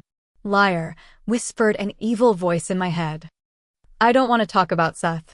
He looked away for a second and then settled on me again. I cannot believe you've forgiven him for what he did to you. That wasn't his fault, Aiden. Seth didn't give me the brew. He didn't force. He still knew better. I'm not talking to you about this. I started to back away. The hand beside him clenched. So you were still with him? Part of me wondered what had happened to the Aiden who held me in his arms when I'd told him about my father. That version had been easier to deal with. Then again, obviously, I wasn't behaving like the person I was before either. And a part of me liked the way he said, him, as if the very name made him want to punch something. Define with Aiden. He stared. I tipped my head up. Do you mean am I hanging out with him, or are we just friends? Or did you mean to ask if we're sleeping together? His eyes narrowed into thin slits that shone a fierce silver.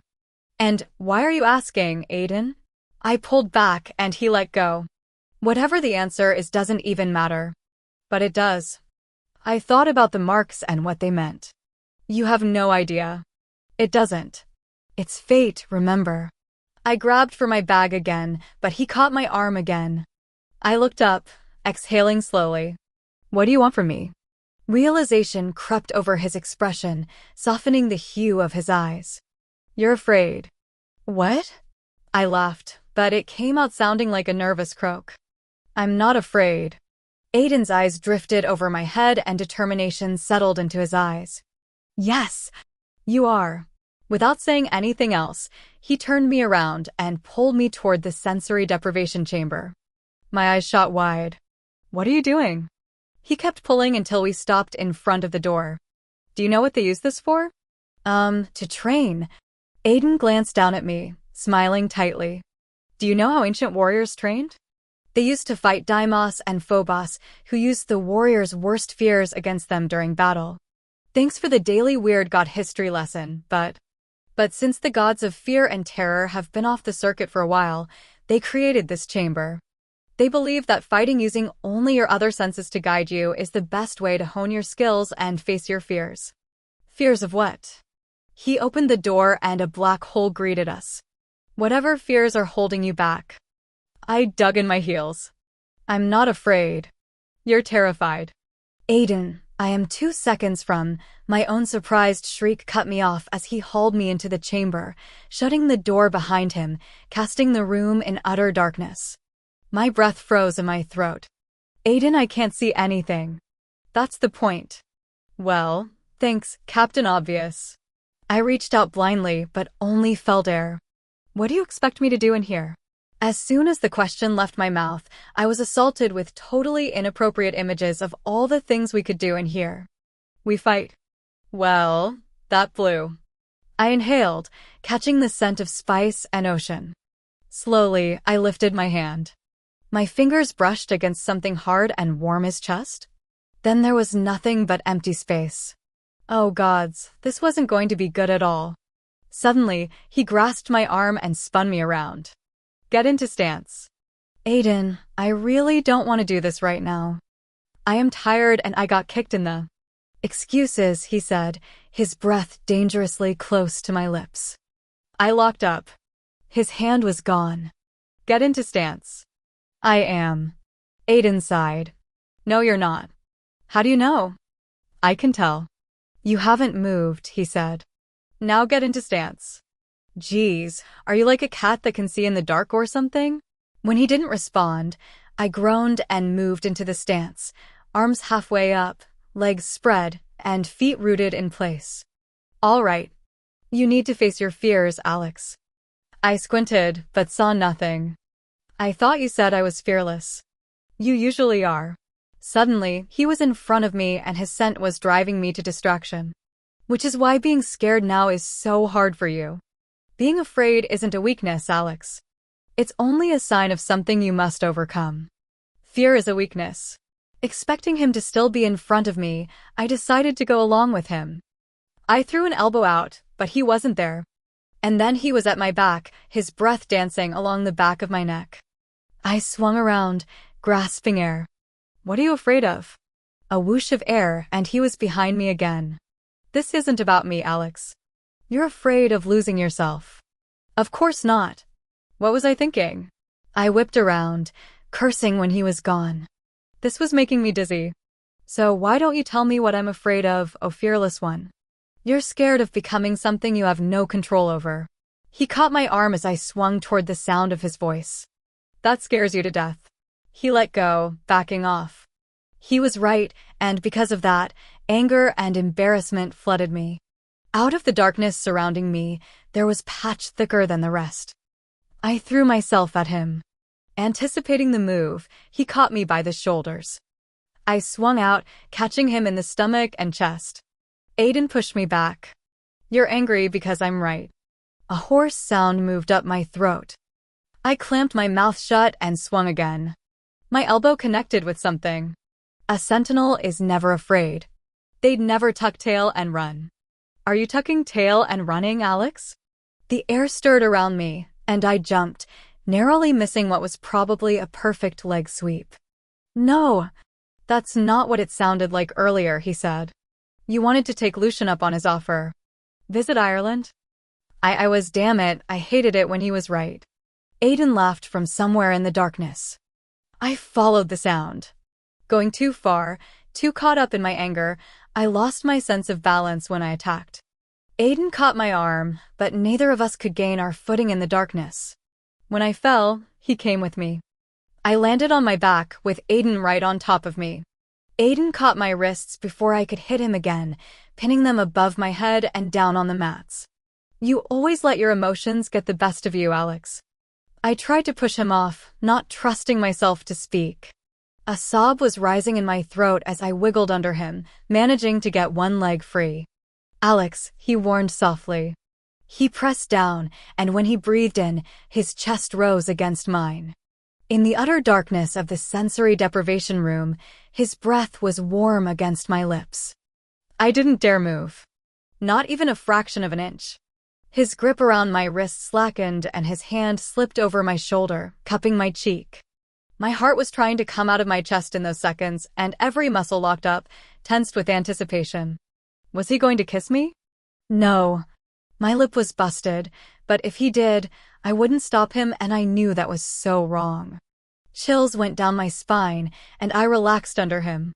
It's okay to be afraid, Alex. I threw my head back then, wanting to be far away from him as much as I wanted to be right where I was. But you have nothing to fear. He guided my chin down with gentle fingers. When will you learn? His voice was heavy, gruff. You're the only person who has control over who you become. You're too strong to ever lose yourself. I believe that. Why can't you? My breath came out shaky. His faith in me was nearly my undoing. The swelling in my chest would have lifted me off the mats. Several moments passed before I could speak. What are you afraid of? I asked again. I thought you said I was afraid of nothing once, he threw back. I did. Aiden shifted slightly and his thumb caressed the curve of my cheek. I'm afraid of something. What? I whispered. He drew in a deep, shuddering breath. I'm afraid of never being allowed to feel what I do. Chapter 7. The air hitched as I tried to breathe. I wished I could see his face, his eyes. I wanted to know what he was thinking right at this moment, to touch him. But I lay there, my heart the only part of me that was moving. His thumb brushed my cheek once more. That's what scares me. Then he lifted himself off me. He backed up, the mats rolling under his unsteady step. I'll be in the other training room when you're ready to walk back to your dorm. There was a brief flash of light from the outside training rooms when he slipped out the door, and then darkness covered me again. I didn't move, but my brain raced on. He was afraid of never being allowed to feel what he did. Gods, I wasn't stupid, but I wished I was. I knew what he meant and also knew it didn't mean a damn thing. Part of me was angry, because he dared to say it when all it did was make my chest heavy with an aching want so intense that it felt like it could crush me under its weight. And why admit it now, when I'd begged him before to just tell me he felt the same and he'd denied it? What was so different now? And he was right about the other thing. I was terrified of becoming something I couldn't control, of losing myself to the bond, to Seth. It seemed like, even if I got past all the other obstacles in my way, there was the one I couldn't hurdle over with good old Alex's recklessness. The door opened again and the soft murmur of 2 male voices floated through the room. There was a deep, husky chuckle as the mats dipped under their feet. I could have said something, but I was too lost in my own thoughts to even utter a single word. A second later, feet tangled with my legs and a surprised yelp sounded. The mats gave way as a body crashed down, half sprawled atop me. I let out an oomph and pushed the hands off my chest. Gods, Alex, exclaimed Luke, rolling off me and sitting up. Holy Hades, what are you doing in here? How'd you know it was me by just feeling up my boobs? I grumbled, throwing an arm over my face. It's a superpower. Wow! Luke snorted. I felt the mats roll as he faced his silent, mystery partner. Hey, Luke said. Can you give us a few minutes? Sure. Whatever, the guy responded, dipping back out the door. The voice was super familiar, but as best as I tried, I couldn't place it. Pervert, I said. What have you been using these rooms for, Luke? Naughty. He laughed. I'll go with something a hell of a lot more entertaining and normal than what you've been using them for. You're the one lying in a dark sensory room like a little freak. What are you doing in here? Plotting to take out the Covenant? Meditating? Self-pleasuring? I made a face. Don't you have something better to do? Yeah, I do. Then go. This room is already occupied. Luke sighed. You're being ridiculous. I thought that was funny considering he had no idea why I was being a little freak in the sensory room. Luke had no idea what had just gone on in here. He probably thought I was hiding from everybody or having some sort of mental breakdown. That last part was still up in the air and could be a strong possibility. If it had been Caleb who'd stumbled upon me, he would have known. I sucked in a sharp breath. Missing him wasn't getting any easier, I realized suddenly. It sucks not having any friends, doesn't it? Luke asked after a few moments. I frowned. You know, it's a good thing you can't become a therapist, because you really suck at the whole making people feel better about themselves thing. But you do have friends, he continued as if I hadn't said a damn thing. You just seem to have forgotten us. Like who? Like me. Luke stretched out beside me. And there's Deacon. And Olivia. I snorted. Olivia hates my guts. She does not. Bullshit. I dropped my arm, facing him in the darkness. She blames me for Caleb's death. You heard her the day at his funeral and in the hallway yesterday. She's hurt, Alex. I'm hurt, too. I sat up, crossing my legs. The mats shook as Luke rolled onto his side. She loved Caleb. As impractical as it is for any of us to love someone, she loved him. And I loved him. He was my best friend, Luke. She blames me for my best friend's death. She doesn't blame you anymore. I smoothed back the tiny hairs that had escaped my ponytail. When did that happen? In the last 24 hours. Undaunted, Luke sat up and somehow found my hand in the darkness. The day she came up to you in the hallway, she wanted to apologize to you. That's funny, because I remember her saying something like I needed to rein in my grief. I didn't pull my hand away from his, because it did feel kind of nice for someone to touch me and nothing freaky happen. Is that a new form of apology I'm unaware of? I don't know what she was thinking. She wanted to apologize, but you wouldn't stop to talk to her, Luke explained softly. She lost it. She was a bitch about it. Olivia knows that. Then you owning her ass in front of everyone didn't help, either.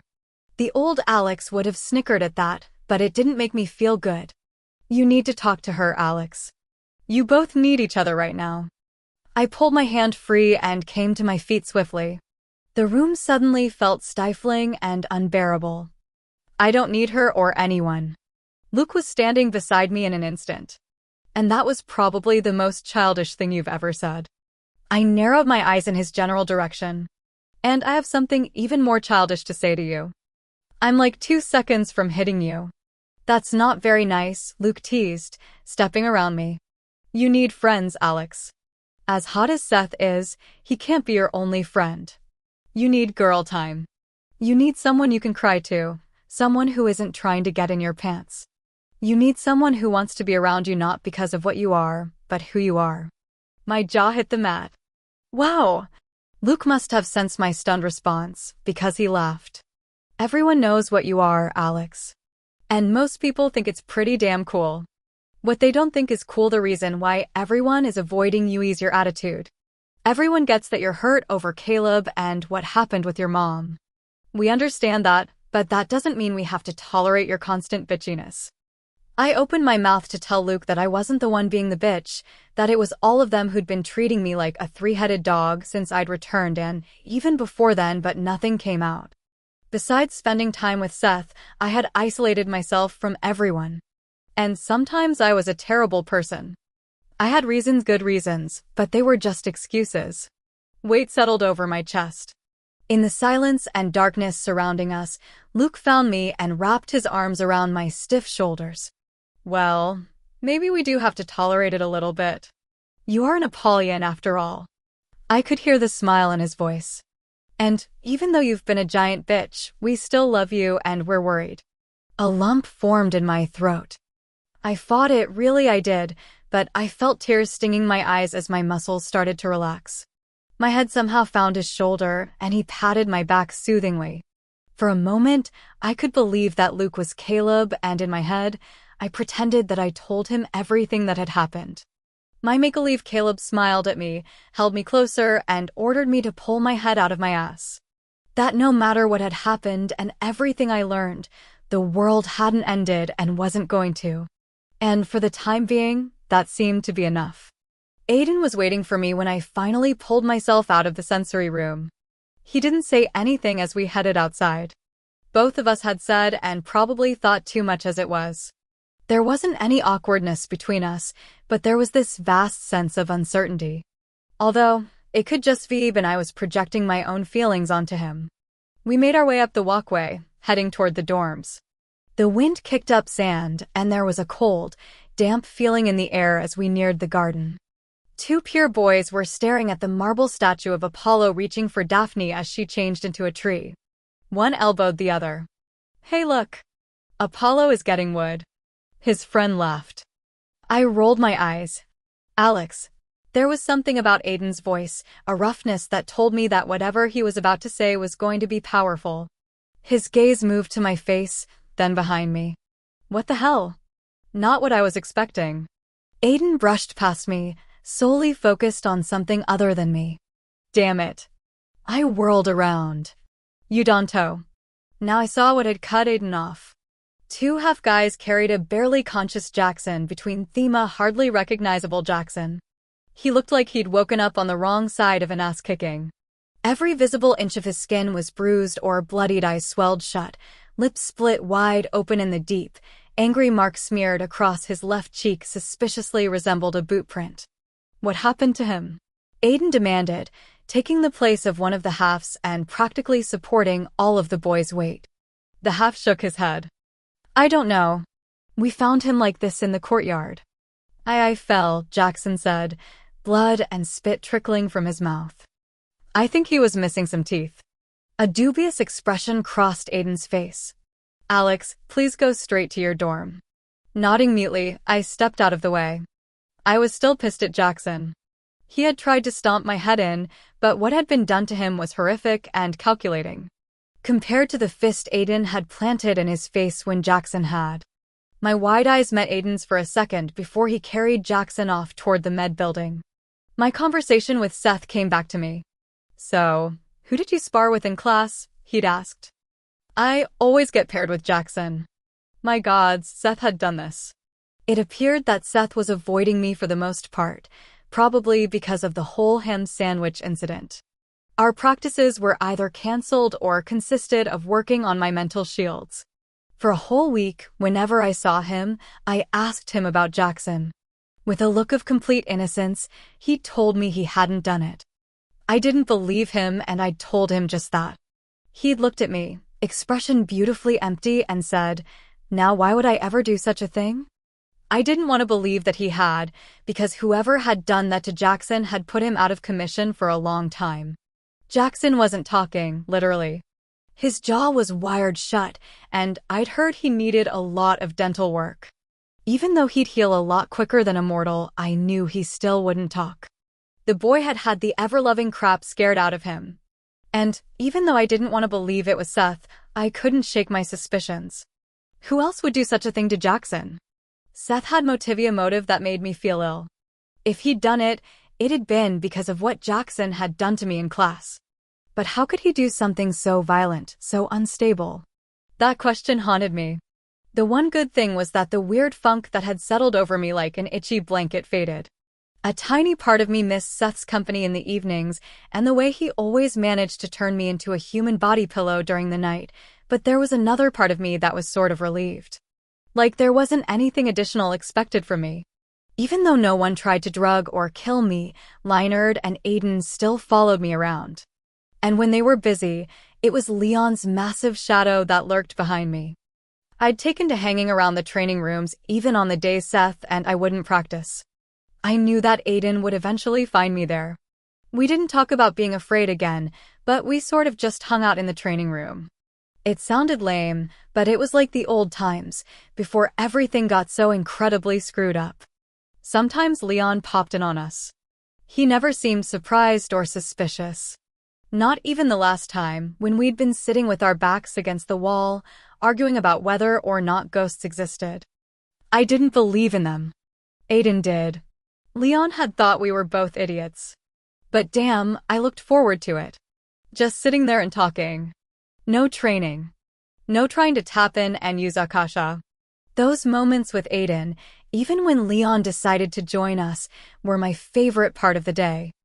I hadn't choked Olivia again, but things were super awkward when I did see her. No big surprise there. But I did start eating my lunch in the cafeteria with Seth. After the second day, Luke joined us, then Elena, and finally Olivia. We didn't talk, but we also didn't yell anything at each other. Some things didn't change, though. The mortal holidays of Christmas and New Year came and went, along with most of January. Most of the pure still seemed to expect every half to turn into an evil ether-sucking creature and jump them. Deacon, Aiden's brother, was one of the few who braved sitting next to us in class or talking to us around campus. Another thing that hadn't changed was my inability to write a letter to my father. What was I supposed to say? I had no idea. Each night that I'd been alone, I'd started a letter and then stopped. Paper balls littered my floor. Just write what you're feeling, Alex. You're overthinking it, Aiden had said after I'd complained. You've known that he's been alive for 2 months now. You need to just write without thinking. 2 months? It hadn't felt that long. And that meant I had a little over a month before I awakened. Maybe I was trying to slow time down. Either way, my feelings were all over the place, and if my father was as competent as I believed him to be, I didn't want him to think I had issues. So after practice with Seth, I gathered up my notebook and headed over to one of the less crowded rec rooms. Curling up in the corner of a bright red sofa, I stared at a blank page and chewed on the end of my pen. Liner took up position at the door, looking bored. When he caught me watching him, I made a face and returned to gazing at the blue lines on the paper. Luke interrupted a few times, trying to lure me into a game of air hockey. When his shadow fell across my notebook again, I groaned. I don't want to. Olivia stood in front of me, wearing a thick cashmere sweater I immediately started lusting after. Her brown eyes were wide. Sorry, I said. I thought you were Luke. She smoothed a hand over her curly hair. He's trying to get you to play skee-ball? No. He moved on to air hockey. Her laugh was nervous as she glanced over at the group by the arcade games. Then she squared her shoulders as she gestured at the spot beside me. Can I sit? My stomach turned over. Yeah, if you want. Olivia sat, running her hands over her jean-clad legs. Several moments passed without either of us speaking. She was the first to break the silence. So, how have you been? It was a loaded question, and my laugh came out choked and harsh. I brought the notepad to my chest as I glanced over at Luke. He was pretending not to have noticed us together. She let out a little breath and started to rise. Okay, I guess. I'm sorry. My voice was low, words hoarse. I felt my cheeks burn, but I forced myself to keep going. I'm sorry for everything, especially the thing in the hallway. Olivia squeezed her thighs. Alex, I know you loved Caleb, and all I've been thinking about is my own hurt. I closed my eyes and swallowed down the lump in my throat. I really do wish I could go back and change everything that night. I've thought a million times about all the things we could have done differently. You shouldn't do that to yourself, she said quietly. At first, I didn't want to know what really happened, you know? Like the details. I just couldn't deal with knowing for a while, but I finally got Leah to tell me everything about a week ago. I bit my lip, unsure of what to say. She hadn't accepted my apology, but we were talking. She drew in a shallow breath, eyes gleaming. She told me that Caleb saved her. That you were fighting another daimon, and if he hadn't grabbed her, she would have died. I nodded, clenching the notebook. Memories of the night surfaced, of Caleb streaking past me. He was really brave, wasn't he? Her voice caught. Yes, I agreed passionately. He didn't even hesitate, Olivia. He was so fast and so good, but the daimon was just faster. She blinked several times, and her lashes looked damp. You know, he told me what happened in Gatlinburg. Everything you guys went through and how you got him out of the house. It was luck. Thamie Mom and the others started fighting. I didn't do anything special. Olivia looked at me then. He thought the world of you, Alex. She paused, laughing quietly. When we first started dating, I was jealous of you. It was like I couldn't live up to everything you guys had together. Caleb really loved you. I loved him. I took a breath. And he loved you, Olivia. Her smile was watery. I guess I needed to blame someone. It could have been Leah, or the guards who failed to keep the daimons out. I don't know. It's just that you're this unstoppable Forcieri and Apollyon. Springy curls bounced as she shook her head. And I'm not an Apollyon yet. But I get what you're saying. I'm sorry. I squeezed the wire on the notebook. I just wish. And I'm sorry. My head jerked toward her. It wasn't your fault. And I was a total bitch to blame you. That day in the hallway, I wanted to apologize, but it just all came out wrong. And I know that Caleb would hate me for blaming you. I shouldn't have in the first place. I was just so hurt. I miss him so much. Her voice cracked and she turned away, taking a deep breath. I know those are just excuses, but I don't blame you. Tears clogged my throat. You don't. Olivia shook her head. I wanted to hug her, but wasn't sure if that would be cool. Maybe it was too soon. Thank you.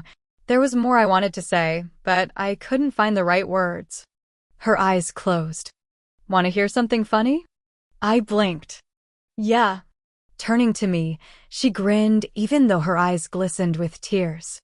After the day you and Jackson had that fight, everyone was talking about it in the cafeteria. Cody was walking by and said something ignorant. I don't remember what, probably something about how great being a pureblood is. She rolled her eyes. Anyway, Leah got up all casually and dumped her entire plate of food on his head. A giggle broke free. I know I shouldn't laugh, but I wished you'd seen that. It was hilarious. My mouth dropped open. Seriously? What did Cody do? Did Leah get in trouble? Cody threw a fit, calling us a bunch of heathens or something lame like that. I think Leah got written up and her sister wasn't too happy with her. Wow, that doesn't sound like Leah. She's kind of changed. Olivia sobered up. You know, after everything, she's not the same. Anyway, I have some stuff I need to do, but I'm glad we talked. I met her gaze and felt some of the tension leak away. It wouldn't be like before, not for a while. Me too. She looked relieved as she smiled. See you in the cafeteria for lunch tomorrow? Sure. I'll be there. I'm leaving for winter break next week with my mom.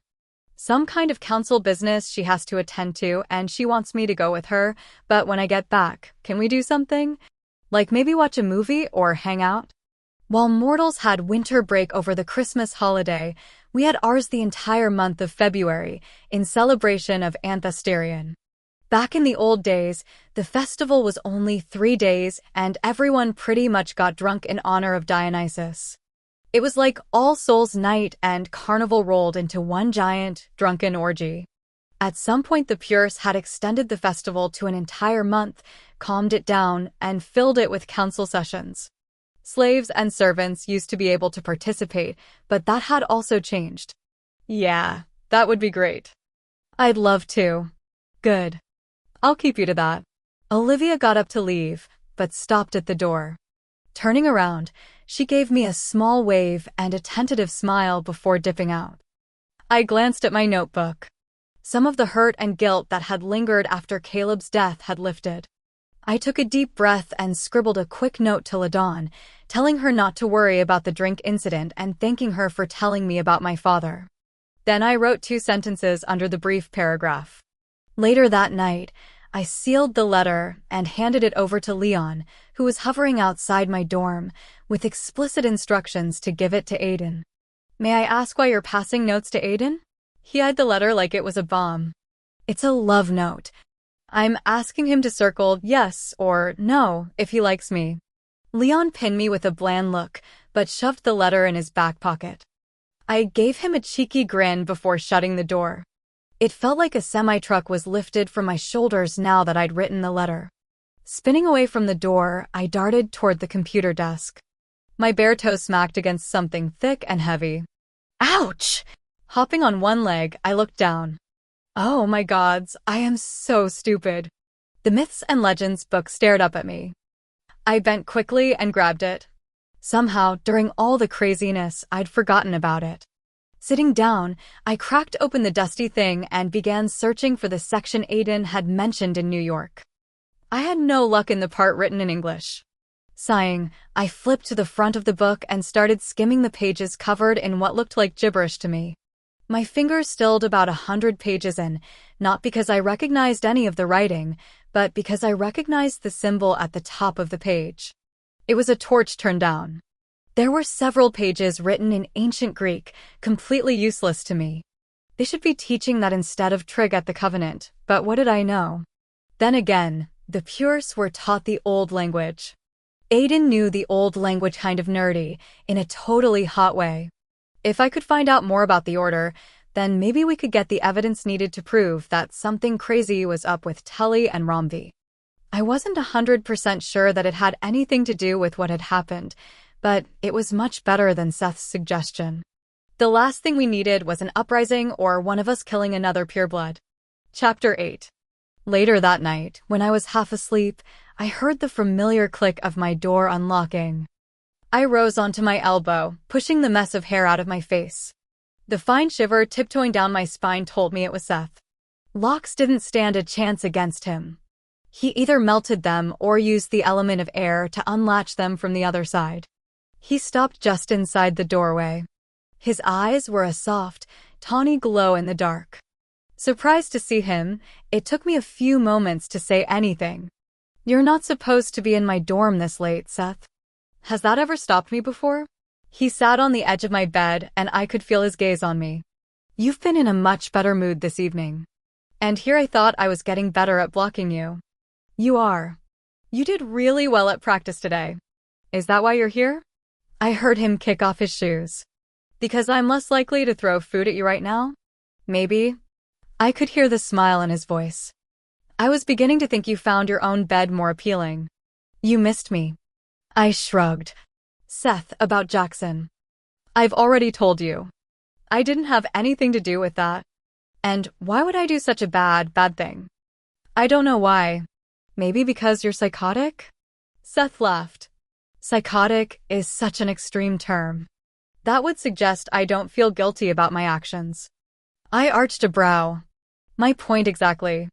When he pulled back the covers, I scooted over and watched him slide his legs under them. He eased onto his side, facing me. "You do realize I have a guard detail. They'll know you're in here." I passed Leonard on my way in. He brushed back a stand of hair that had fallen across my cheek, tucking it behind my ear. His hand lingered. He told me I was breaking the rules. I told him to bite me. And what did he say to that? Seth's hand dropped to my shoulder, covering the thin strap of my tank top. The cord inside me started to hum softly. He didn't look too happy. Said he was going to report me to Marcus. My heart dropped a little. There was no doubt in my mind that meant Aiden would hear about this. Aiden had to be aware of Seth's sleeping habits. Knots formed in my stomach as I stared at Seth. I'm not with Aiden. I'm not with Aiden. I'm not doing anything wrong. Tension still dug into my muscles. Not that Marcus can really do anything about it. He leaned over, gently guiding me down so that I was lying on my back. His fingers glided under the strap, and I shivered as his rough knuckles brushed over my collarbone. "He's just the dean." "And my uncle," I pointed out. "I doubt he likes the idea of boys sleeping in my bed." But I'm not just any boy." He tipped his head down. His hair fell forward, shielding his face. "I'm the Apollyon." My chest rose sharply. "The rules still apply to you and me." I remember this girl who couldn't follow a simple rule even if her life depended on it. He angled his head, which caused his nose to brush mine. "And I think what we're doing right now is the least shocking rule you've broken." I flushed as I put my hands on his chest, stopping him from overcoming that last inch or two that separated us. "People change," I said lamely. "Some people do." He placed his arm beside my head, supporting himself. The cord was really starting to go crazy, demanding that I pay attention to it. My toes curled. "Did you come here to talk about the rules I've broken, or what?" "No. I actually had a reason for coming. And that is?" I shifted uncomfortably, trying to ignore the way my skin, especially the palms of my hands, started to tingle. Thank the gods he had a shirt on. "Give me a second." I frowned. "Why do?" Seth dipped his head, brushing his lips over mine, and being caught between wanting to clamp my mouth shut and wanting to open for him was a frustrating feeling. I ached to be near him as equally as I did to be away from him. That's why you came here?" I asked when he lifted his head. "It wasn't the main reason." "Then why are you?" His mouth cut my words off, and the kiss deepened, stealing my protests. The cord tightened as his hand slipped down my arm, over my stomach, and under the hem of my shirt. He smiled against my lips. "I have to travel with Lucian over winter break. I won't return until the end of February." "What?" The cord's buzzing was getting excessive, making it hard to concentrate. I was kind of surprised that he'd leave so close to my 18th birthday, since I'd figured he'd camp inside my room in the weeks leading up to my awakening. "Where are you going?" "To the New York Covenant," he answered, sliding his other hand into my hair. "There have been some problems that demand the council's attention." Some of the fuzziness receded. "I want to go with you." "My father is." "No, you can't go." It's not safe for you there. I don't care. I want to go. I have to see my father. By the look on Seth's face, I could tell I wasn't gaining any ground. You'll be there. Nothing will happen. And I'd be less safe here without you. The last words physically hurt to say, but I threw pride under the bus. Seeing my father was that important. Seth's lips tipped up, enjoying that little ego stroke. Marcus has assured Lucian that you'll be well protected. Your darling pureblood would slit his wrists before he let anything happen to you. I gaped. What? He moved his hand up until it rested under my ribcage. It's the truth. And Leon and Leinard will be here, watching over you. You'll be fine. I wasn't scared of being left behind. I just wanted to see my father. Seth, I have to go. He kissed my lower lip, which had scarred just a little. No, you don't. And you're not going. Not even I could get Lucian to agree to take you back to that hellhole. My mind raced frantically, trying to find a way to convince him. And don't even think about sneaking off, because everyone is expecting you to do that. I don't think I'll be able to sense much from you when we're that far apart, but from the moment I leave, someone will be watching you. So don't even think it. I'm serious. I don't need a damn babysitter. Yes, you do. His lips found my chin next. The girl who can't follow rules to save her own life is still inside you. You're an asshole. Been called worse by you, so I'll take that as a compliment. He grinned even though I knew he felt the fury rising in me. When do you leave? I asked, trying to keep my voice steady. I'm leaving Sunday night, so you're completely stuck with me until then. He kissed the hollow of my throat.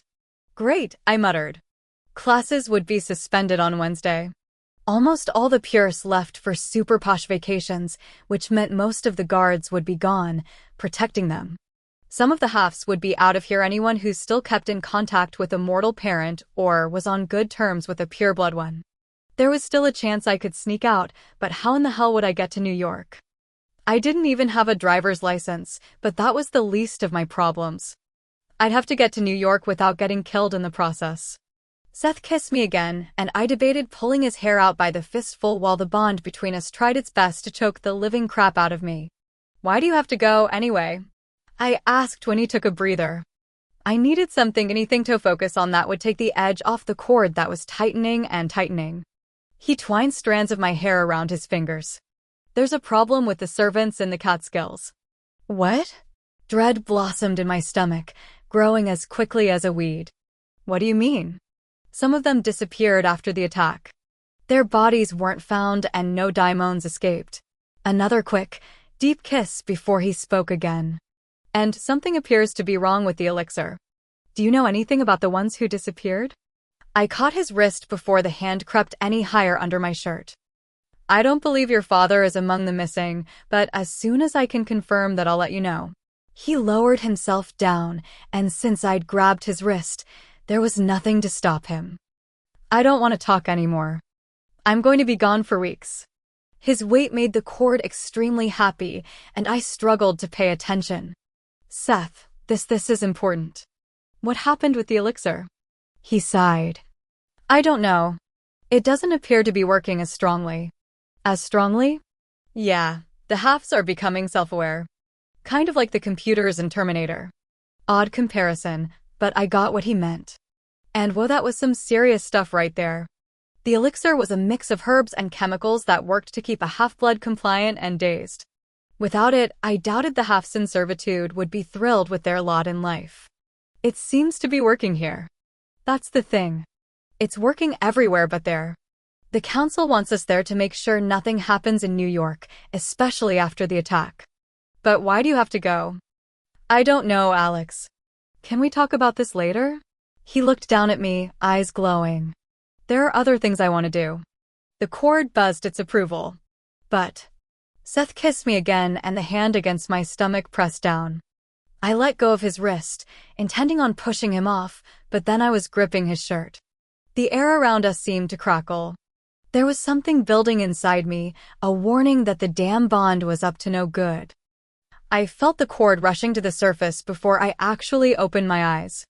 Amber and blue lights cast strange shadows across the wall of my bedroom. I was transfixed by them for a moment. It was so bizarre that we were responsible for them. That they even came from within us.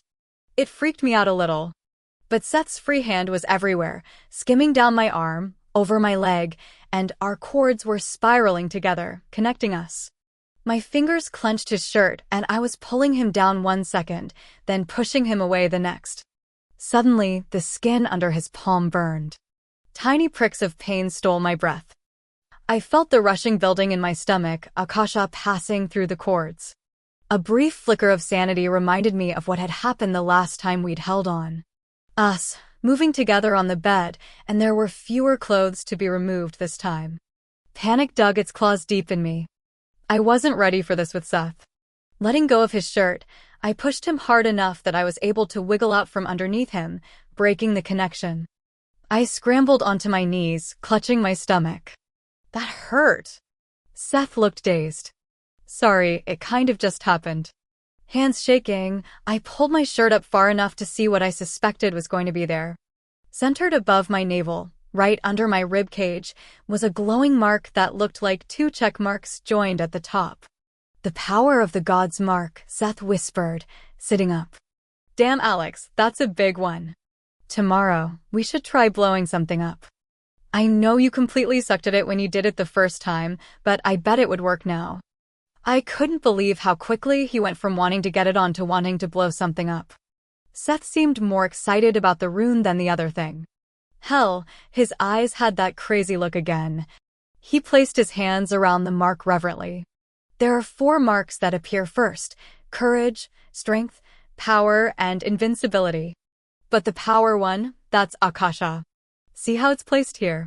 He went to touch the mark, but I scooted back. He frowned. Anyway, that's where you pull power from. It was also where the cord slumbered when it wasn't trying to turn me into one giant, raging hormone. What happens when you get the 4th mark? Seth ran a hand through his hair, tugging it back from his face. Moonlight cut through the blinds, slicing across his face. I don't know.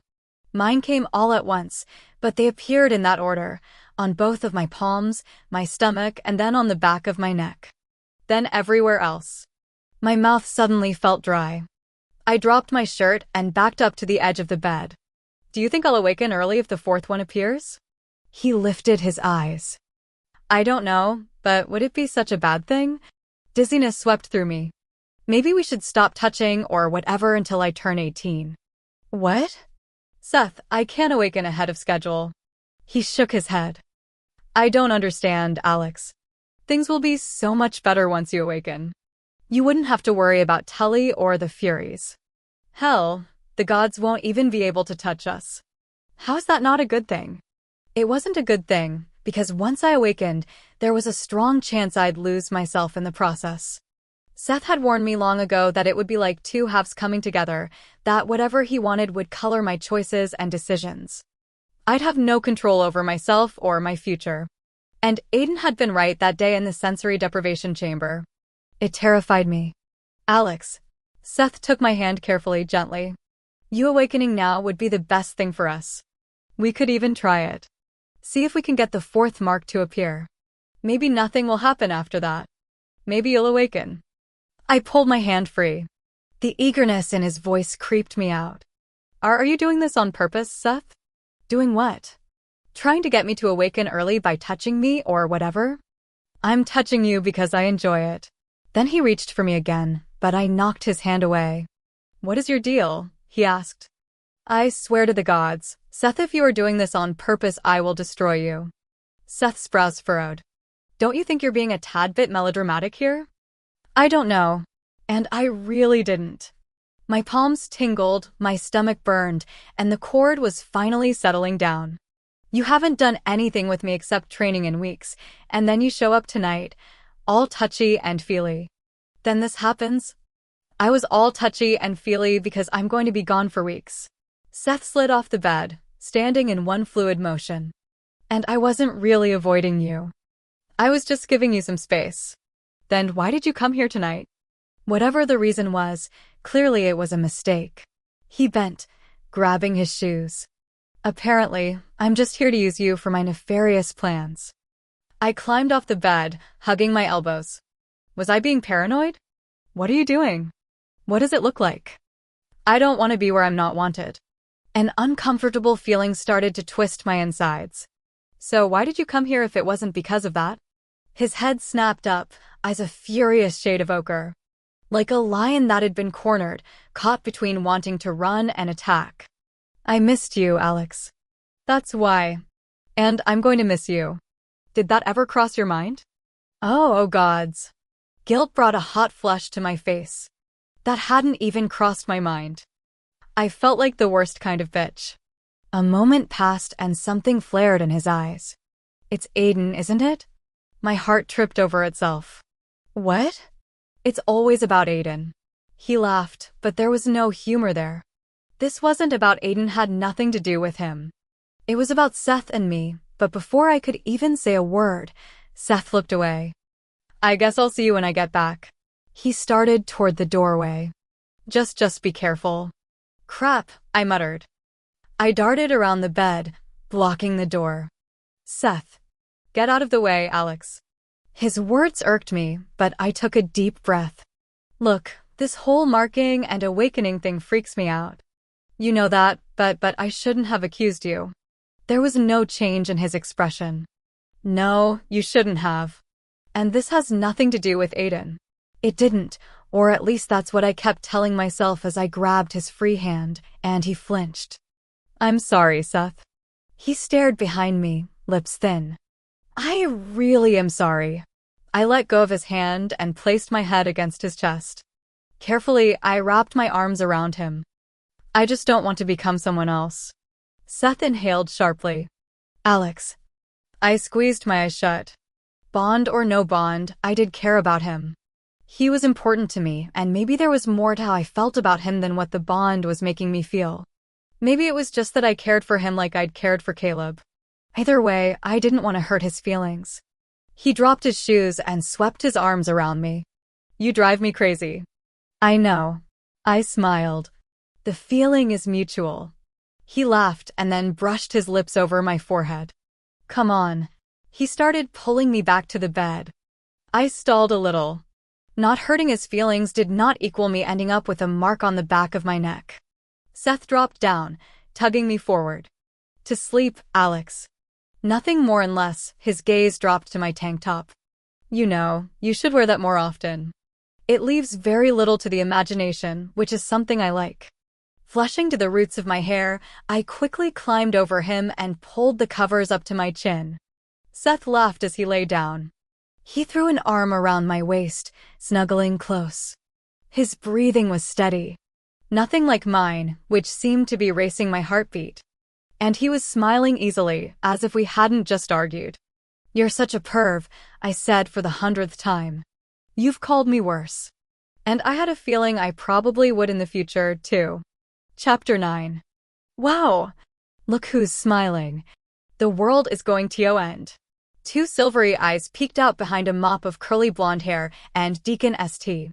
Delphi smirked as he dropped into the seat beside me. How's it going, my favorite half-blood? Good. I glanced down at my textbook, lips pursed. Sorry, I haven't been real chatty. He leaned over, nudging me in the side. I understand. Deacon did. That's probably why he hadn't pressured me into talking with him since I'd been back. He'd just sat beside me in class, not saying a word. I hadn't realized he'd been waiting for me to come around. I glanced at him again. That's the thing about Deacon. Everyone, including Aiden, saw him as a lazy party boy who didn't pay attention to anything, but he was far more observant than anyone gave him credit for. He'd had a real hard time growing up without his parents, and I think he was finally coming out of the party boy who doesn't care about anything stage. Are you doing anything for winter break? He rolled his eyes. That would require Aiden taking time off, since he won't let me off this island without him. He's been super paranoid ever since the whole thing in the Catskills. I think he's expecting daimons or furies to drop in here any minute. I cringed. Sorry. Whatever, he replied. It's not your fault. So I'm not going to be doing anything exciting. I hear my esteemed older brother is playing guard for you. I rolled my eyes. You know, I overheard him and the dean talking when he visited the house. What house? Aiden's cabin? Deacon arched a brow. No, like the house. He saw my dumbfounded look and took pity on me. Our parents' house? Well, it's really Aiden's house now. It's on the other side of the island, near Zarek's. I had no idea that there was another house. I just assumed that Aiden had the cabin and Deacon stayed in the dorm. Come to think of it, why in the hell was Aiden living in that tiny shack if he owned one of those huge, opulent houses on the main island? As if he knew what I was thinking, Deacon sighed. Aiden doesn't like to stay at the house. Reminds him too much of our parents, and he hates the whole lavish lifestyle thing. Oh, I whispered, glancing at the front of the classroom. Our teacher was always late. Anyway, back to my story. I overheard them talking. Deacon's chair and desk made a terrible scratching noise as he scooted closer to me. Wanna know? Luke, who had been sitting on Elena's desk, faced us. His brows rose when he saw us. Sure. Spill it, I said. There's something going on with the council that has to do with the half-bloods. Like what? I asked. Don't know exactly. But I know it has something to do with the New York Council. Deacon looked away, focusing on the front of the class. I figured you might know, since you were just up there. I shook my head. There was always something going on with the council, and it probably had to do with the elixir. Then I realized Deacon was still staring at the front of the classroom. I followed his gaze. He was staring at Luke. And Luke was staring back at him. Like in the really intense way I sometimes stared at Aiden. My eyes darted back to Deacon. I couldn't see his eyes, but the tips of his ears were pink. After several moments, like too long for one dude to be looking at another dude casually, Deacon leaned back. I thought about the phantom voice I'd heard with Luke in the sensory room. It had sounded familiar, but no way. Anyway, Deacon cleared his throat. I think I might throw a party for those left behind during winter break. You think Aiden will be game? Probably not. Deacon sighed. It's worth a try. I glanced at Luke again. Yeah, I guess so. It's not working. Seth made an impatient sound in his throat. Try concentrating. I snapped, pushing the windblown hair out of my face. Try harder, Alex. You can do it. I hugged myself, shivering. It was freezing out by the marshes. The cold, damp wind beat against me and the heavy sweater was no help. We'd been at this for the better part of Saturday. When Seth had suggested I try to blow something up, I'd assumed he'd been joking. I'd been wrong. Closing my eyes, I pictured the thick boulder in my mind. I already knew the texture, the sandy color, and its irregular shape. I'd been staring at the damn thing for hours. Seth moved behind me, taking my hand and placing it against the spot the latest mark had appeared. Feel it in here. Do you? Feel the cord? Check.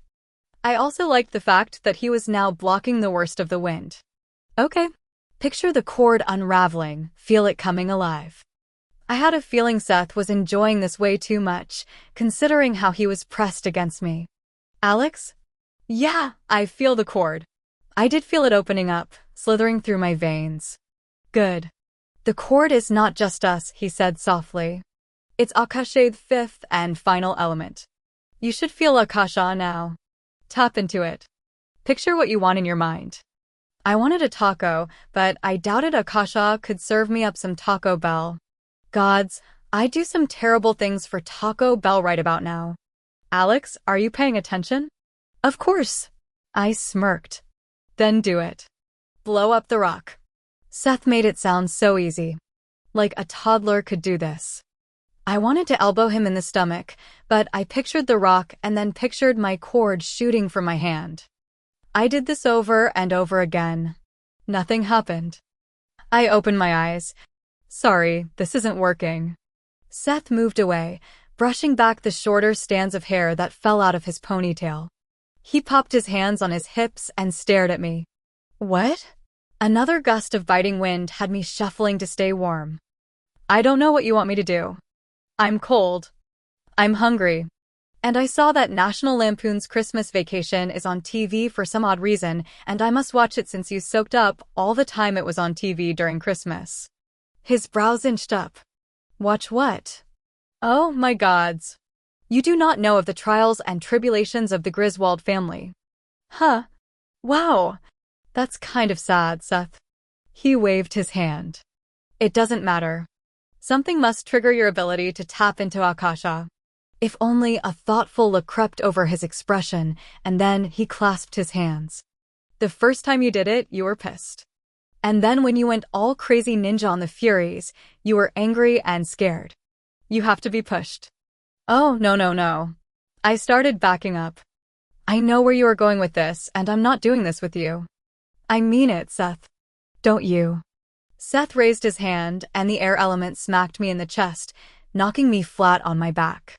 Fighting the use of the elements was something I had gotten a bit better with. I did tap into the power then, and I felt the cord tense, then snap. I buckled, breaking through what felt like hurricane-force winds. Rising up, my hair blew straight back. I was going to maim Seth.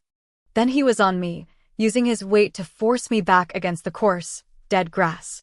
Small pebbles dug into my back as I squirmed under him. Get off, Seth. Make me, he said, lowering his face to mine. I tipped my hips, wrapped my legs around his waist and rolled. For a second, I had the advantage and I wanted to wrap my chilled fingers around his neck and choke the living crap out of him. I didn't like being pinned or the ensuing feeling of helplessness. And Seth knew that. Not like that, Seth grunted. He grasped my shoulders, flipping me onto my back. Use Akasha. We struggled, rolling through the small bushes. He was growing more frustrated each time he slammed me back, and I was feeling murderous. Rage, sweet and heady, rushed through me, twisting around the cord. I felt it building. My skin was tingling. The marks of the Apollyon seared and pulsed. Seth's lips curved. That's it. Do it. I screamed. And then Leon was above us, grabbing Seth by the scruff of his neck and tossing him several feet back. He twisted in midair like a cat, landing in a crouch. The marks of the Apollyon came out all at once, blurring across his skin in dizzying speeds. He zeroed in on Leon. There was something deadly in his eye, the same look he'd given the master after he'd hit me. I thought of Jackson. I jumped to my feet, rushing Seth. No, Seth. You really shouldn't have done that. Seth advanced, his intentions clear. Leon arched a brow. You want to try that, boy? You want to die? Stop it, I hissed, squirming between them. I looked over my shoulder at Leon. The pureblood sentinel didn't even look concerned. He was crazy. Leon, we were training. That's not what it looked like to me. Over Seth's broad shoulder, I saw several guards and Aiden heading our way. I hoped they picked up their pace and got here before one of these idiots did something stupid. Leon, he wasn't hurting me. I tried again. What do you think you're going to do? Seth demanded. To me. He stared down at Seth. You really think you can take me, don't you? I don't think. Akasha, brilliant and beautiful, surrounded his right hand. The air crackled around the ball. I know. This was insane. I grabbed Seth's arm and a rush of anger hit me. I wanted to attack Leon, needed to show him that he was messing with the wrong person, that I was better than him. He wouldn't dare touch me again. I was going to show him. Bring it, Leon said, his voice low. Hey, yelled Aiden. That's enough. Seth and Leon moved at the same time, both of them knocking me aside. The combination of their arms sweeping out and hitting me sent me flying backward. I hit the boulder I'd been trying to blow up, tumbling over the top. Twisting so I didn't hit the soggy marsh face first, I landed on my hands and knees. Icy muck saturated my jeans and splashed my face. Stunned more by the pure rage than anything else, I lifted my head and peered through my hair. What the hell had just happened? The whole pushing me thing had been an accident, but the violence I'd felt had not been my own. It had been Seth's. It wasn't like those times I'd had those hot flashes. This had been different. I'd felt what he'd felt, wanted what he'd wanted. Had that happened before? I didn't think so. My hands shook. The guards had reached Leon. I wasn't sure if they were trying to protect Leon or Seth. Aiden, though, went after the Apollyon, like I should have known he would the moment I spied him stalking across the wind-tossed sand. I was sure Aiden knew what had happened had been an accident, but he looked like he wanted to pummel both guys. By the sounds of their arguing and shoving one another, Leon blamed Seth. Seth blamed everyone but himself. The guards looked increasingly worried. Staggering out of the marsh, I headed toward them just as Seth tried to sidestep Aiden. Eyes flashing, Aiden grabbed him by the collar of his shirt and pushed him back several feet. It was like he didn't even see the strongest and deadliest element known to the gods inches away from his body, or he didn't care. "That's enough," Aiden said, shoving Seth as he let go. "Back off. You really want to get involved in this?" Seth asked. "Right now. More than you would ever know." Akasha fizzled out and Seth pushed Aiden. "Oh, I think I do. And you know what? It's something I think about every time. You get what I'm saying?" "That's the best you got, Seth." Aiden went toe-to-toe with the Apollyon. And suddenly, I knew this wasn't just about what had just happened. This was more. Because I think you and I both know the truth about that. Oh, dear gods, this was turning into a boy fight. Seth moved so fast it was hard to see him. An arm cocked back, aiming right for Aiden's jaw. Reacting just as fast, Aiden caught Seth's arm and threw him back again. "Try it again, and I won't stop," Aiden warned. A second later, they were crashing into each other. Both hit the ground, rolling and throwing punches, a blur of black garb as each one gained and lost the upper hand. I started forward, but stopped short. They weren't even fighting like sentinels. There was nothing graceful in their punches or blocks. They brawled like two idiots high on testosterone, and I had the strongest urge to walk up and kick them both in the head. I threw my hands up. "You've got to be kidding me." The guards and Leon shot forward, grabbing for the two guys. It took several tries to get Aiden off Seth. A cut marred his right cheek. Blood beaded. There was a split in Seth's lip. "Are you done?" demanded Leon, shouldering Aiden back a few steps. "Aiden, you need to stop." Aiden wiped the back of his hand over his cheek as he shrugged Leon's hand off. "Yeah, I'm done." The guards were saying the same thing to Seth, but when they let go of him, Seth shot around them. "You think I'm scared that you'll turn me in for fighting? Any of you? They can't touch me. I'm the foo." "Stop it," I screamed. "Just stop." Seth froze, and several sets of eyes centered on me. Gods. We were training.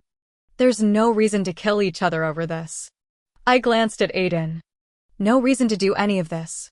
Just freaking stop. Tension still ripe in the air, but Seth pulled back and spat out a mouthful of blood. As he straightened his shirt, the marks started to fade.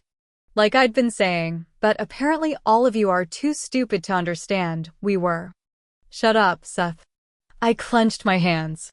His brows rose. Aiden still looked furious. His eyes were like pools of silver, consuming his entire face.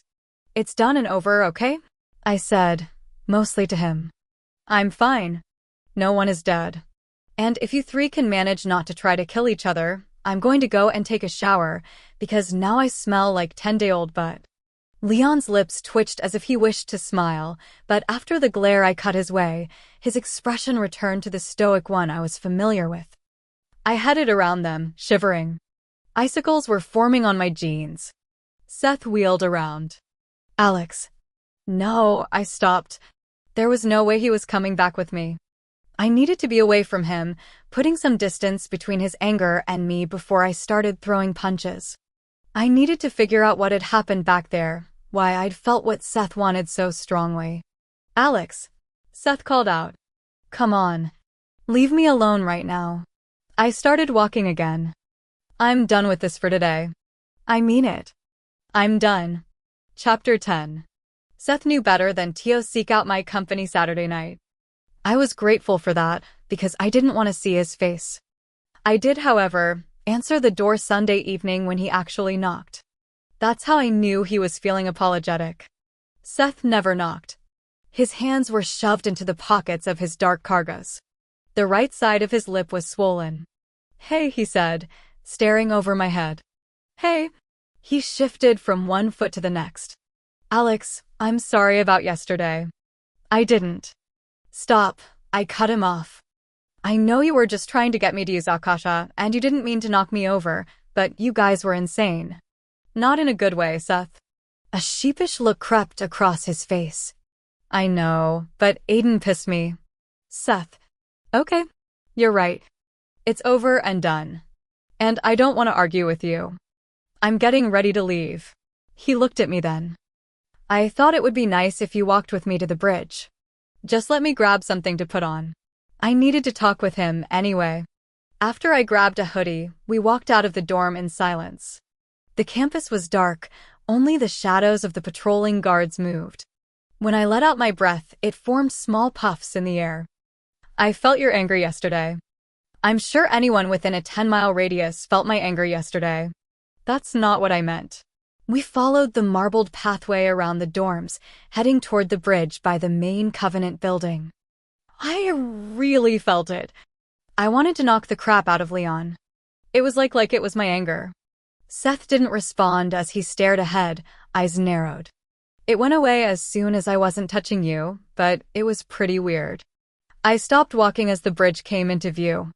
A black Hummer was being loaded with luggage. Exhaust filled the air, and several council guards stood post. You don't have anything to say about that? He glanced down at me. You were so close to tapping into Akasha, Alex. If Leon hadn't interfered, it would have happened. As if that was the most important thing that had happened. Seth, did you hear a word I said? I did, and I don't know why you felt my anger so clearly. He took his hands out of his pockets and folded his arms. Maybe it was because you were tapping into Akasha. It made you more in tune with what I was feeling. What I had felt didn't seem to bother or really surprise Seth. But to me, it was a pretty big deal. When I awaken, I'll feel and want what you want. Don't you get what I'm saying? I wanted what you wanted already. Alex. He dropped his hands on my shoulders and pulled me against his chest. You're not awakening. Stop worrying. I frowned and pushed off. He let me go. But it's really starting to happen, isn't it? With the marks and now this? And I'm only like a month away. It's not such a... Alexandria, I am so glad you've come to see Seth off, said Lucian. I turned and was immediately enveloped in a weak hug. The smell of incense and cloves choked me. I wish it was safe to bring you along. It would ease my worries to have you by Seth's side. My arms stuck out from my sides awkwardly. Ugh. I hated when Lucian did this. He patted my back and stepped away, addressing Seth. How many guards do you think we should bring? Lucian was asking Seth for his opinion? What? The hell? I turned to Seth in disbelief. Seth stood straighter. At least 5, which would leave 4 behind to help keep guard in case something should arise here. Good. You have an eye for leadership, Seth. Lucian patted his shoulder. If we had more sentinels like you, we wouldn't have such a serious daimon problem. He paused, smiling. If we had more men like you on the council, then our world would be far better. I wanted to gag. There was no way Seth could be falling for this epic-level askassery. It was so obvious from the way Lucian simpered and cooed. It was blatant, but by the gods, Seth looked like he'd just been handed $1 million and been told he could spend it all on girls and liquor. I'd have to agree. Seth's smug smile spread. I wanted to shake Seth. I was seriously considering it. Lucian faced me. You, my dear, are lucky in more ways than most half-bloods. Being blessed as an Apollyon and having this fine young man as your other half. I scrunched up my face. Beside me, Seth went still. I'll leave you two to say goodbye. We shall be leaving in a few moments, Seth. I stared at Lucian's retreating form. The white robes flowed out, never quite trailing on the ground. I thought about how he'd stared at Minister Tully's throne while I'd given my testimony in the Catskills. No one loved power more than Lucian. You know, drawled Seth, you don't have to look so shocked by what Lucian said. It could be worse. I laughed. Are you serious? Seth glowered. I happen to think I'm a pretty damn good catch. You happen to think you're the greatest thing that ever breathed, but that's not what I'm talking about. He was kissing your ass, Seth. He's up to something. He wasn't kissing my ass. He folded his arms again. Lucian happens to think I know what I'm talking about. He also happens to appreciate what I have to say. You have got to be kidding me. I tried to not roll my eyes. Why is that so hard for you to believe? Displeasure radiated from his voice and stance. Let me ask you a question, Alex. If that was Lucian or your uncle saying good things about Aiden, would you find it so hard to swallow? What the hell is that supposed to mean? And where had that come from? Aiden is a sentinel. His ability to make decisions or lead is. What do you think I am? Seth leaned his head forward, brows lowered. A joke instead of a sentinel? Yikes. I saw my mistake. That's not what I meant. You're a sentinel. A damn good one, but please tell me you don't trust him. I grabbed his forearm and squeezed. That's all I meant to say. I do trust Lucian, and you should too. Out of everyone around you, he's the only one who's trying to make our world different. What? Seth, Lucian called. It's time. Wait. I held onto his arm. What do you mean? Agitation blew off him as he stared at me intently. I have to go. Please be careful and remember what I said the other night. Don't even think about trying to make your way to New York. I glared at him. A bit of a smile peeked through. He started to turn away, but stopped. Alex? What? His mouth opened as he ran his hand over his head. Just be careful, okay? When I nodded, he reached into his pocket and pulled out something small and slim. I almost forgot. I picked this up so we could talk while I was gone. I took the cell phone. It wasn't one of the cheap versions, and I hoped it had a lot of games preloaded on it. Thanks. Seth nodded. My number is programmed in there. I have yours. There was nothing else to say. When Seth reached the Hummer, Lucian clapped him on the back again. Leon suddenly appeared beside Mimi escort back to the dorm, I realized. Seth climbed into the Hummer, leaving to board a private jet at the airport on the mainland. He glanced back at me as the vehicle began to move. I forced a smile before Leon guided me away from the bridge, but under the overhead lamps, I saw the brief look of disappointment on Seth's face. And the satisfied smile that was on Lucian's. It was weird with Seth being gone. The cord in me settled down, and I was pretty sure if a god appeared in front of me, Seth wouldn't have felt a flicker of surprise. It had only been one day since he'd left, but I already felt normal. Like a weight had lifted off my shoulders.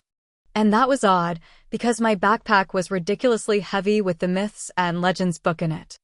I was carrying it around, hoping to corner Aiden with it whenever he took up babysitting duties. Right now Leon was trailing behind me at a not-so-discreet distance. I stopped in the middle of the pathway by the garden and turned around. Aren't you cold? Leon glanced down at the short-sleeved shirt he was wearing. No. Why? Because it's freezing. And it was. I had a tank top, a long-sleeve thermal, and a sweater on, and I was still cold. Leon stopped beside me. Then why are you outside if you're so cold? Unfortunately, going outside is the only method of traveling to other parts of the campus, unless you know something I don't. You could just do us all a favor and stay in your dorm, he suggested. Shivering, I hugged my elbows. Do you have any idea how nice it is to be able to do something other than train or stay in my room? Or spend time with Seth? I looked at him closely, trying not to smile. Was that a joke? Oh my gods. It was. His features remained expressionless. There is nothing about that boy that is a joking matter. Okay. I turned around and started walking. This time Leon walked beside me. You really don't like Seth, do you? Is it that obvious? I peeked at him. No, not at all. Do you? He asked as we rounded the corner of the training center. The wind off the ocean was unnaturally brutal. I've heard rumors that two Apollians share a powerful bond. It must be hard to know how you truly feel about someone if that's the case. Now this was awkward. There was no way I was discussing my relationship troubles with Leon of all people. He sighed deeply as he stared up at the statue of Apollo and Daphne, a distant look on his face. Emotions that are forced always end in tragedy. That was deep. Another gust of frigid wind cut through me. The look on Daphne's face was tragic. Do you think Daphne knew that the only way she could escape Apollo was by dying? He didn't answer immediately, and when he did, his voice was thick. Daphne did not die, Alex. She still remains as she was the day she was lost. A laurel tree. Man, that sucks. Apollo was such a freak. Apollo was struck by a love arrow and Daphne was struck by a lead one. He looked down as he gestured at the statue. Like I said, love that is not organic in nature is dangerous and tragic. Tucking my hair back, I glanced at the statue again. Well, I hope I don't have to turn myself into a tree. Leon sked. Then pay attention to what is need and what is want. What? I looked at him sharply, squinting. The sun had begun to set, casting an eerie golden halo over him. What did you just say? He shrugged. Your other babysitter is here. Distracted, I turned around. Aiden was strolling up the walkway. I'd kill to see him in jeans again. I winced. Okay, maybe not kill, but close. I twisted back around. Leon was gone. Damn it, I muttered, scanning the growing shadows creeping across the beach and garden. What? Aiden asked. My chest fluttered like always as I faced him. There was a slight bruise along his jaw from his scuffle with Seth. I was talking to Leon and he just up and disappeared on me. Aiden smiled. He has a habit of doing that. It's just that he said something. I shook my head. It doesn't matter. Are you my babysitter for now? Until you decide you're staying in for the evening, he responded. Where you headed? I was going to the rec center, but I have something I want to show you. I tapped the bottom of my bag. You up for it? His brows rose. Should I be concerned by what's in your bag? I grinned. Maybe. Well, what is life without taking risks? Do we need privacy? Probably. I know just the place. He shoved his hands into the pockets of his cargos. Follow me. Grasping the strap of my bag, I ordered myself to pull it together. I wasn't talking to him just so I could ogle him or flirt. Or do anything I wasn't supposed to be doing. I had a purpose for this, so there was no reason for my heart to be racing as fast as it was. No reason at all. Aiden nudged me with his elbow after a few moments of walking in silence. You look different. I do. Yeah, you look more like... He fell quiet. By the time he spoke again, the ocean was a golden red as the sun slowly disappeared over the horizon. You just seem more relaxed. Well, I have some time to myself. That's relaxing. I wondered if I did look different. Didn't seem that way when I got ready this morning. The only thing I really noticed that was different was that the marks hadn't burned or tingled once since Seth left. Oh, I almost forgot. Your letter was sent to New York, ahead of the crew that just went up there. LaDawn should have received it yesterday or today. Really? I hope my father isn't one of the ones who are missing. How do you know about that? His eyes narrowed. Never mind. Seth. I nodded. He told me that some of the half-servants were missing and that the elixir wasn't working. A troubled look darkened his eyes. How much did he tell you? Not much at all. Aiden nodded curtly. Of course not. Some of the halves aren't responding to the elixir. There've been outbreaks of fighting among the servants. They're refusing master's orders and disappearing. The council fears there will be a rebellion, and the New York Covenant has been weakened since the attack. And no one knows exactly how or why the elixir stopped working. I thought of my father. Was he one of those who disappeared, or was he fighting back? I knew he had to be one of the ones the elixir had stopped working on. I should be there. You should be anywhere but there. Now you sound like Seth. His eyes narrowed. For once, I have to agree with him. That's shocking. My gaze fell on the main academy building, and I knew immediately where we were going. You're taking me to the library. The smile returned. It's private. No one is ever in there at this time, and if anyone spots us, you're studying. I laughed then. And someone is going to believe that? Stranger things have been known to happen, he replied as we headed up the wide steps. We passed 2 guards posted at the entrance. Ever since the attack here that had taken Caleb's life, and the subsequent one in the Catskills, security had gone through the roof. Back in the day I would have bitched about this because it made sneaking around so much more difficult. But now, after everything, I was relieved to see the increased numbers. Toasty air greeted us as we entered. Silently, I followed Aiden down the hall toward the library.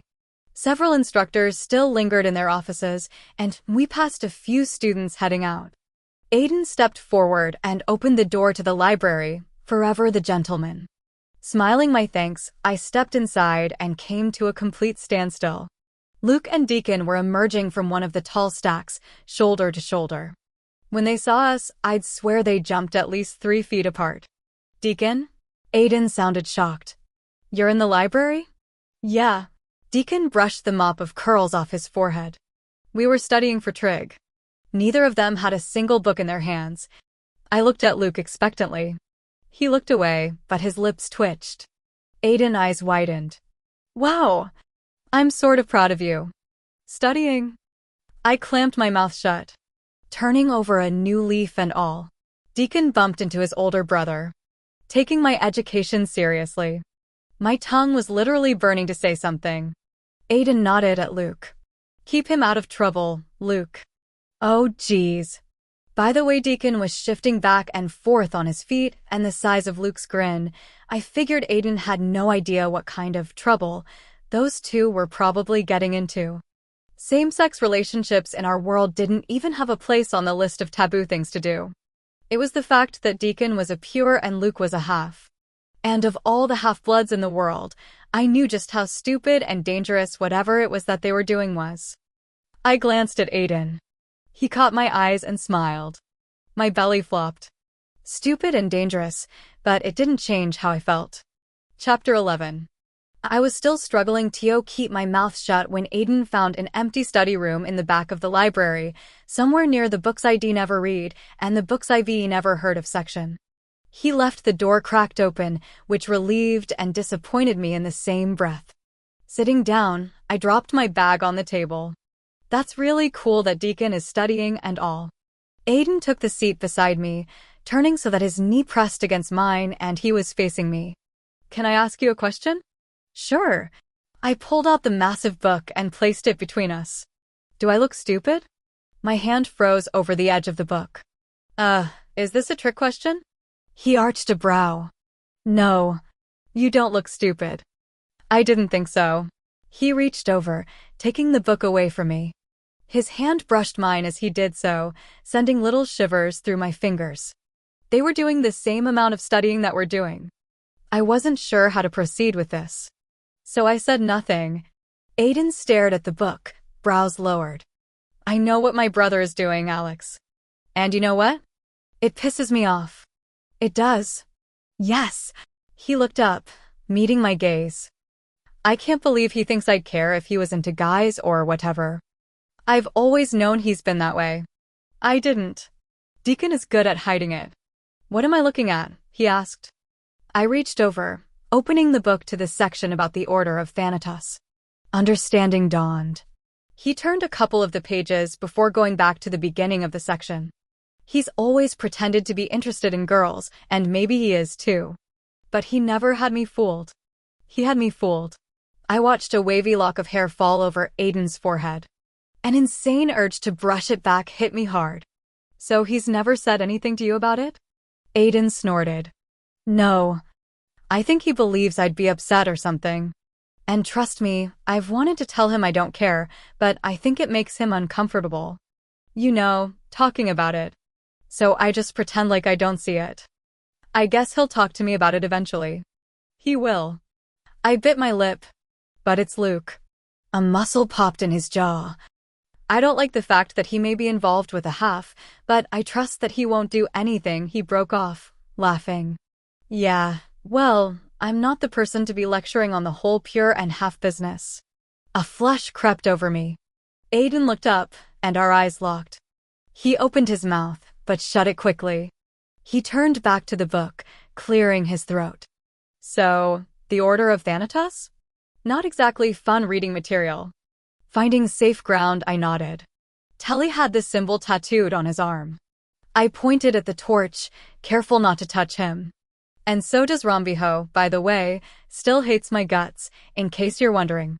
And I remembered in the section that talked about the Apollyon, it mentioned that Thanatos killed Solaris and the First. Maybe this order business is still going on and they have something to do with what happened in the Catskills. The hand beside the book curled into a fist, but Aiden didn't look up. As far as I know, the order doesn't exist anymore, but you never know. Maybe this can tell us something? But I can't read it.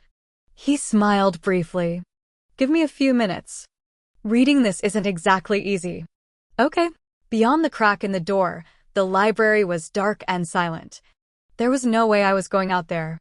I pulled out a notebook and pen. I'll pretend to study or something. Aiden chuckled. You do that. I smiled as I started doodling on a blank page of notebook paper.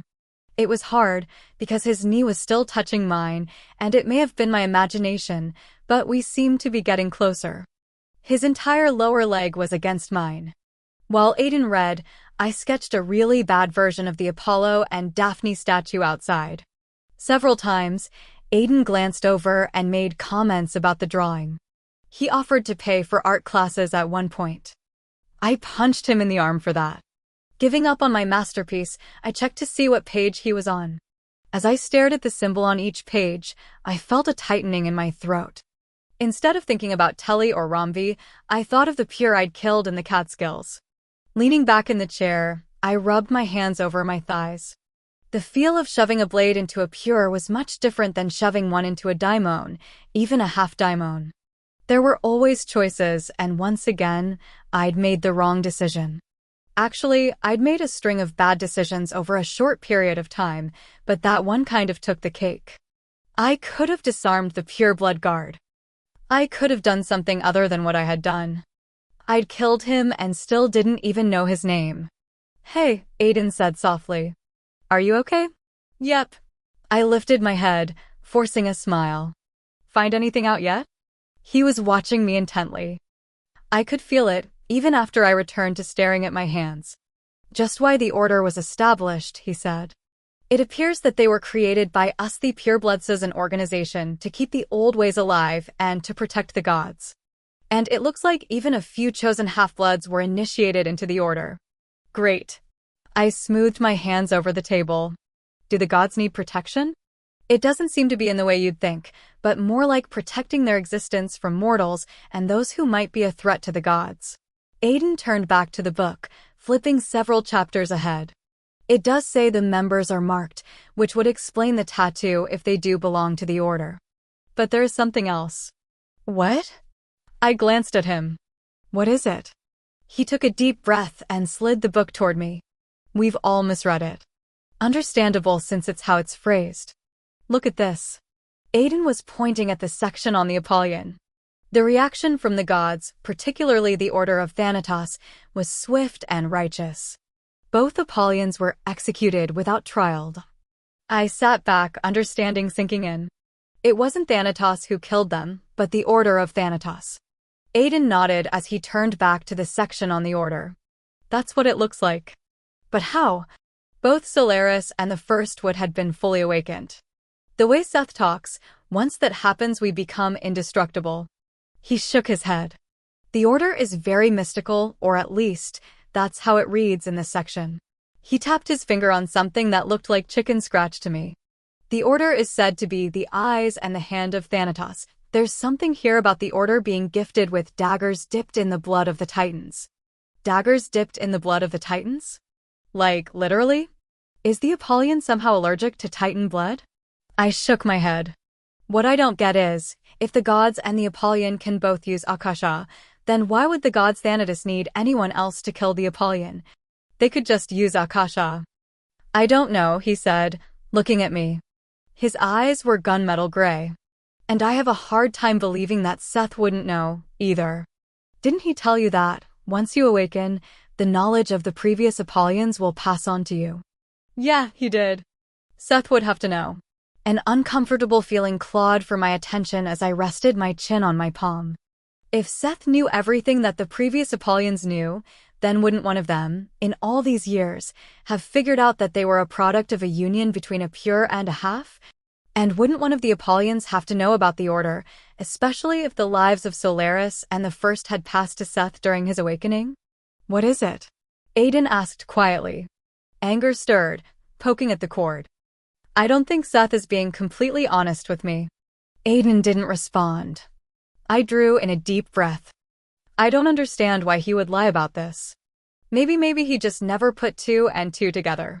That sounded lame even to me, but my brain had a hard time accepting that Seth could be hiding something like this. Why would he? A few moments passed before Aiden spoke. Alex, if the Order does exist today, then they could be behind the attacks in the Catskills. And if they're the eyes and hand of Thanatos, they've pegged you as a threat. I thought about what the Fury had said before she'd tried to rip my head off that I was a threat, and it wasn't anything personal. But trying to kill me was very personal. Do you think the Furies were there because of the Daimon attack, or because of me? They didn't react until the Daimon attack. Rubbing my temples, I closed my eyes. This was all giving me a headache. There are just so many things that don't add up. The Order, the Furies, Seth. Why did they go after me instead of him? Aiden closed the book. I need to tell Marcus about this. If the Order is still alive and well, then this is serious. And if Telly is a member, then we need to be careful. I nodded, prying my eyes open. I could feel his gaze on me again. Okay. And I don't want you going to Romvi's class anymore, he continued. I'll talk to Marcus, and I'm sure he'll agree with that. That shouldn't be hard. Tomorrow is the last day of classes before break, so I'll skip. I shivered.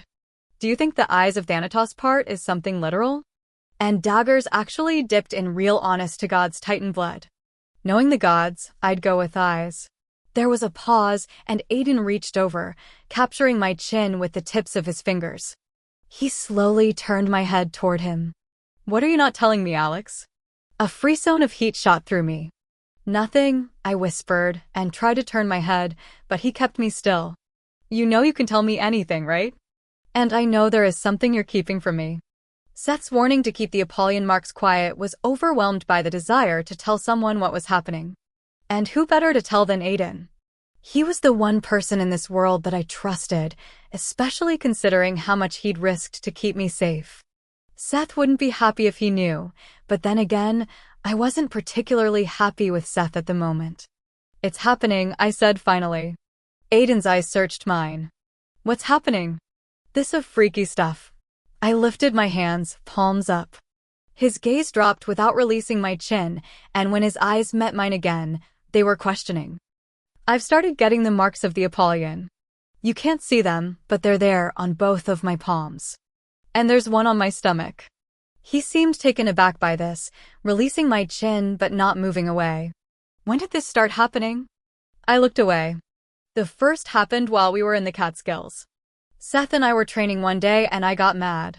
Somehow, I blew up a rock and then the next thing I know there was this cord coming from Seth and I got a rune. Why didn't you tell me? Well, we really weren't getting along then and you were busy. And Seth asked me not to say anything until we knew what was going on. Sighing, I told him about the rest of the times and how I'd seen my own cord. Displeasure rolled off Aiden by the time I finished telling him. It happens when we're touching sometimes. Seth thinks that, if I get the 4th mark on the back of my neck, then I'll awaken. Maybe ahead of schedule, and he's all thrilled by that prospect. Alex, he breathed unsteadily. Yeah, I know. I'm a huge freak even by Apollyon standards. I laughed. I don't want the 4th mark. You know, I'd kind of like to ride out the rest of being 17 and not be the Apollyon. But Seth is all like, this would be the best thing ever. Best thing for who? He asked quietly. You or Seth? I laughed again, but my weird humor dried up when I recalled how I suspected Seth of doing the rune things on purpose. Alex? Seth says it would be best for me because I'd be stronger, but I think he's jonesing for a power boost. Reminds me of Super Mario Bros. Power-Up or something, because I can feel it Akasha going for me too. My mouth dropped open. Son of a bitch. What? Aiden frowned. My stomach rolled. The second time I got a mark, I was exhausted for days. I sat up straighter, staring at Aiden as it clicked into place.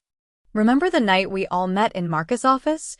Another rune had appeared right before then, and that time had been different than any other time.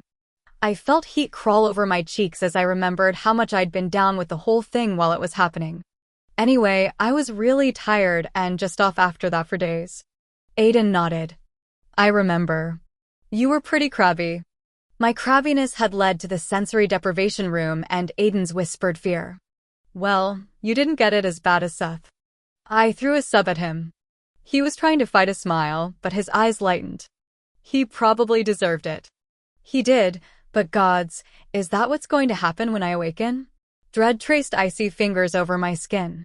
He's going to drain me. I don't even think he realizes that. Anger flared in his eyes, dispelling the softness that had gathered in them. His hands curled into fists.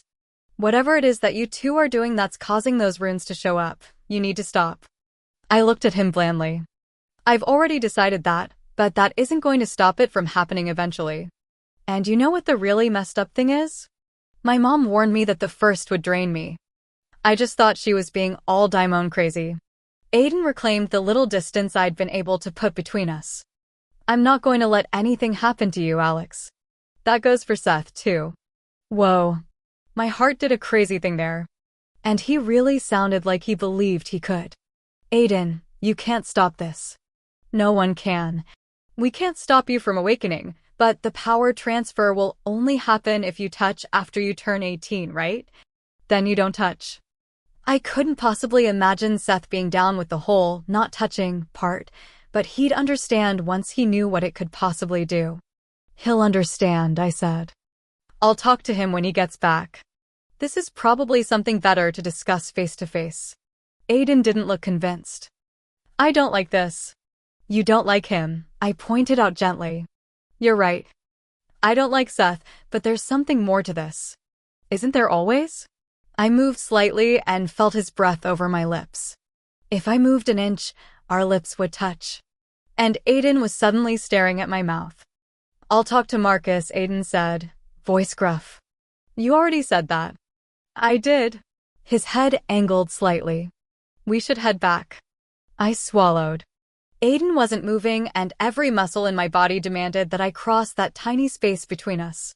But I pushed back the chair, making a horrible scratching noise. I stood. There didn't seem to be enough air in the little room with faded, pea-green walls. I started toward the door, but stopped when I realized I'd left my bag on the table. I turned around. Aiden stood in front of me. I hadn't heard him rise or move toward me. He had my bag in hand, book already tucked inside. And he was standing so close that the tips of his shoes brushed mine. My heart was racing, and it felt like a dozen butterflies had exploded in my stomach. I was half afraid to breathe, to feel what I knew I wasn't allowed. He placed the strap of my bag over my shoulder, and then he tucked my hair back behind my ear. I thought that maybe he was going to hug me or shake me, because that was always a possibility. But then his hand slid over my cheek and his thumb smoothed over my lower lip, careful with the faint scar over the center, even though the pain had long since ceased. I sucked in a sharp breath. His eyes were liquid silver. My pulse pounded through me. I knew he wanted to kiss me, maybe do other stuff. My skin was tingling with excitement, anticipation, and so much want. And I think he was feeling what I was. I didn't need a stupid cord to tell me that. But Aiden wouldn't act on it. He had the kind of self-control that rivaled those of the virgin priestesses who'd served in Artemis temples. And there were all the other reasons why he should TWH why I shouldn't. Aiden closed his eyes and exhaled roughly. When his eyes reopened, he dropped his hand and shot me a quick smile. Ready? He asked. Missing his touch already, all I could do was nod. We walked back to my dorm in silence. I kept stealing glances at him, and he didn't look angry, just lost in his own thoughts and perhaps a little sad. Aiden walked me straight to my door as if some crazy order member or a fury was going to jump out of a supply closet. The hall was nearly empty since I shared the first floor with a lot of Pierce. Their parents had pulled them from class on Monday, getting an earlier start on winter break. He nodded curtly and waited until I closed and locked the door. Dropping my bag by the couch, I sat and pulled out the cell phone Seth had given me. There was only one contact saved in the address book, Cuddle Bunny. I couldn't help but laugh. There always seemed to be two sides to Seth, the funny and charming side, the one who could be patient and gentle. And then there was a whole different side to Seth I didn't really know, the one who seemed to only tell half-truths and was the physical embodiment of everything I feared. Taking a deep breath, I pressed on the name and heard the phone ring once, twice, and then kick over to a standard voicemail greeting. Seth didn't answer. Nor did he call back that entire evening. Chapter 12. I had no clue what Seth could be doing that he was unable to return a call. It wasn't like I was worried about his safety. Seth could take care of himself. But I did wonder if he was still mad at me. Funny thing was, if he wasn't, he was going to be after I got done talking to him. Pushing Seth out of my mind was surprisingly easy as I entered technical truths and legends. Deacon glanced up, grinning as I sat beside him. I was surprised to see him on the last day of classes. I figured that, out of everyone, he would have wiggled his way out of class. How did your library visit go? Get any studying done? I peeked at the front of the classroom. Luke was talking to Elena, but he was watching us Deacon out of the corner of his eye. My library visit? I focused on Deacon. How was yours? Good. Got a lot of studying done. Deacon didn't even miss a beat. Wow! I lowered my voice. Amazing, considering neither of you had any books to study. Deacon opened his mouth, but shut it. I winked. The tips of his ears turned bright red. He tapped his fingers on the top of the desk. Well, then. Part of me wanted to tell Deacon that Aiden knew and he had nothing to worry about, but that was so not my place. But maybe I could give it a gentle push in the right direction. It's not a big deal, I whispered. Honestly, no one here, pure or half, cares about that. It's not like that, he whispered back. I raised a brow. It's not. No, Deacon sighed. I like girls too, but his gaze found Luke. He's different. Well, at least I hadn't been completely off base when it came to Deacon's preferences. Yeah, Luke sure is different. Deacon cracked a smile. It's not what you think. We haven't done anything. Whatever. I grinned. He leaned over the gap between our desks. He's a half, Alex. Of all people, I think you know just how dangerous that is. I jerked back and stared at him. Deacon winked as a sly grin crossed his face. But the question is, worth breaking the #1 rule or not? Before I could even open my mouth to respond to that, and honestly, I had no idea what to say to, council guards stepped into the class, silencing the entire room. I shifted back in my seat as my unease blossomed, almost wishing I could slide under the table. The one with cropped brown hair scanned the room, his lips pressed into a hard line. His gaze landed on me. The blood froze in my veins. Lucian wasn't here, and I didn't recognize the two guards. Miss Andress. His voice was soft, yet full of authority. You need to come with us. Every damn kid in the class turned and stared. Grabbing my bag, I met Deacon's wide eyes. I headed toward the front of the class, forcing a whatever smile on my face. But my knees were shaking. Council guards calling someone out of class was never a good thing. There was a low murmur radiating from where Cody and Jackson sat. I ignored them and followed the guards out. No one spoke as we walked through the halls and up the ridiculous number of steps. Dread continued to weave its way through me. Marcus wouldn't have sent council guards to retrieve me. He'd have sent Leinard or Leon, even Aiden. Covenant guards opened the door to Marcus' office, and I was ushered in. My gaze traveled over the room, quickly seeking out the occupant. My step faltered. Headmaster Telly stood in front of Marcus' desk, hands clasped behind him. Those pale eyes sharpened the moment our gazes locked. The gray seemed to have spread from his temples since the last time I'd seen him, now peppering his hair. Instead of the lavish robes he'd donned during the council, he wore a simple white tunic and linen pants. The door shut with a soft click behind me. I spun around. There were no guards, no Marcus. I was completely alone with Headmaster Dushabag. Great. Will you sit, Miss Andress? I turned around slowly, forcing myself to take a deep breath. I prefer to stand. But I prefer that you sit, he replied evenly. Take a seat. A direct order from the headmaster was something I couldn't refuse, but it didn't mean I was just going to bend right over for him. I made my way to the chair as slowly as possible, smiling on the inside when I saw the muscle in his jaw begin to tick. "What can I do for you, headminister?" I asked after I made a show of placing my bag by my feet, smoothing out my sweater, and getting comfortable. Disgust filled his gaze. "I have some questions for you about the night you left the council." Acid was eating its way through my stomach. "Shouldn't Marcus be here? And don't you have to wait till my legal guardian is present? Lucian is in New York, where you should be. I see no reason to include them in this unseemly business." He turned his attention to the aquarium, watching the fish for a few moments while I grew more uncomfortable. After all, both of us know the truth. That he was a giant asshat? Everyone knew that, but I doubted that was what he was getting at. "What truth?" Telly laughed as he turned around. "I want to chat with you about the night the Daimons and Furies attacked the council, about the real reason you fled." My heart stuttered, but I kept my face blank. "I thought you knew. The Daimons were after me. So were the Furies. See, I was terribly popular by the end of the night." "That is what you say." He leaned against the desk and picked up a small statue of Zeus. "However, there was a dead pureblood guard found. Do you have anything to add to that?" A bitter taste formed in the back of my mouth.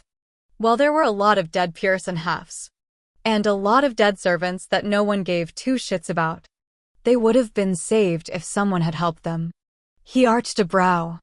"The loss of a half-blood is hardly a concern of mine." Anger was a different taste in my mouth. It tasted like blood. Dozens and dozens of them died. As I said, how would that be a concern of mine? He was goading me. I knew it. And I still wanted to punch him. "But I am here about the death of one of my guards," he continued. "I want to know how he died." I feigned boredom. "I'd say it probably had to do with the Daimons that were swarming the building. They do tend to kill people. And the Furies were ripping through people." The smirk on his face faded. "He was killed with a Covenant dagger." "Okay." I sat back in the chair, cocking my head to the side. "Did you know that halves can be turned now?" The headminister's eyes narrowed. I slowed my speech down. "Well, some of those halves were trained as sentinels and guards. They carry daggers. And I think they know how to use those daggers, too." Eyes wide, I nodded. "It was probably one of them." Surprisingly, Telly laughed. It wasn't a nice laugh, more like a Dr. Evil laugh. "What a mouth you have on you. Tell me, is it because you think you're so safe? That being the Apollyon makes you untouchable? Or is it just blind stupidity?" I pretended to think about that. Sometimes I do some pretty dumb things. This could be one of them. He smiled tightly. "Do you think I'm stupid?" Odd. That was the second time I'd been asked a version of that question within the last 24 hours. I gave the same answer. "Is that a trick question? Why do you think I've waited until now to question you, Alexandria? See, I know about your little bond with the First. And I know that this kind of distance negates that bond." His smile became real as my hands clenched the arms of the chair. "So, right now, you're nothing but a half-blood. Do you understand me? Do you think I need Seth to defend me?" The hollows of his cheeks started to turn pink. "Tell me what happened that night, Alexandria." "There was this giant Daimon attack that I tried to warn you guys about, but you ignored me. You said it was a ridiculous notion that Daimons could pull off such a stunt." I paused, letting that jab sink in. "I fought. Killed some Daimons and brought down a Fury or two." Yes. You fought magnificently from what I hear."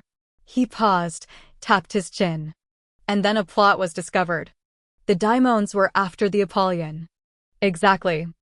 "I find that strange," he replied, "considering that they were trying to kill you in plain sight of guards and sentinels. Who, by the way, are loyal to the council." I yawned loudly, doing everything to show I wasn't afraid while I was shaking inside. If he saw that, then he'd know he was onto something. I have no idea what goes on inside the mind of a Daimon. I can't explain that. Telly pushed off the desk, coming to stand in front of me. "I know you killed the pureblood guard, Alexandria. And I also know that another pureblood covered it up for you." My brain sort of emptied as I stared up at him. Terror, so potent and so strong, knocked the air out of my lungs. How had he known? Had Aiden's compulsion worn off? No. Because I'd be in front of the council, handcuffed, and Aiden, oh gods, Aiden would be dead. You have nothing to say to that? Telly asked, clearly enjoying this moment. Pull it together. Pull it together. I'm sorry. I'm just a little shocked. And why would you be shocked? Because that's probably the stupidest thing I've heard in a long time. And have you seen the people I know? That's saying something. His lips thinned. You're lying. And you're not a very good liar. My pulse pounded. Actually, I'm a great liar. He was losing his patience quickly. Tell me the truth, Alexandria. I am telling you the truth. I forced my fingers to relax around the chair arms. I know better than to attack a pure, let alone kill one. You attacked a master at the council. Crap. I didn't actually attack him, I stopped him from attacking someone else. And well, I learned my lesson after that. I beg to differ. Who helped you cover it up? I leaned forward in the chair. I have no idea what you're talking about. You are testing my patience, he said. You don't want to see what will happen when I lose it. It kind of sounds like you have lost it. I looked around the room, forcing my heart to return to normal.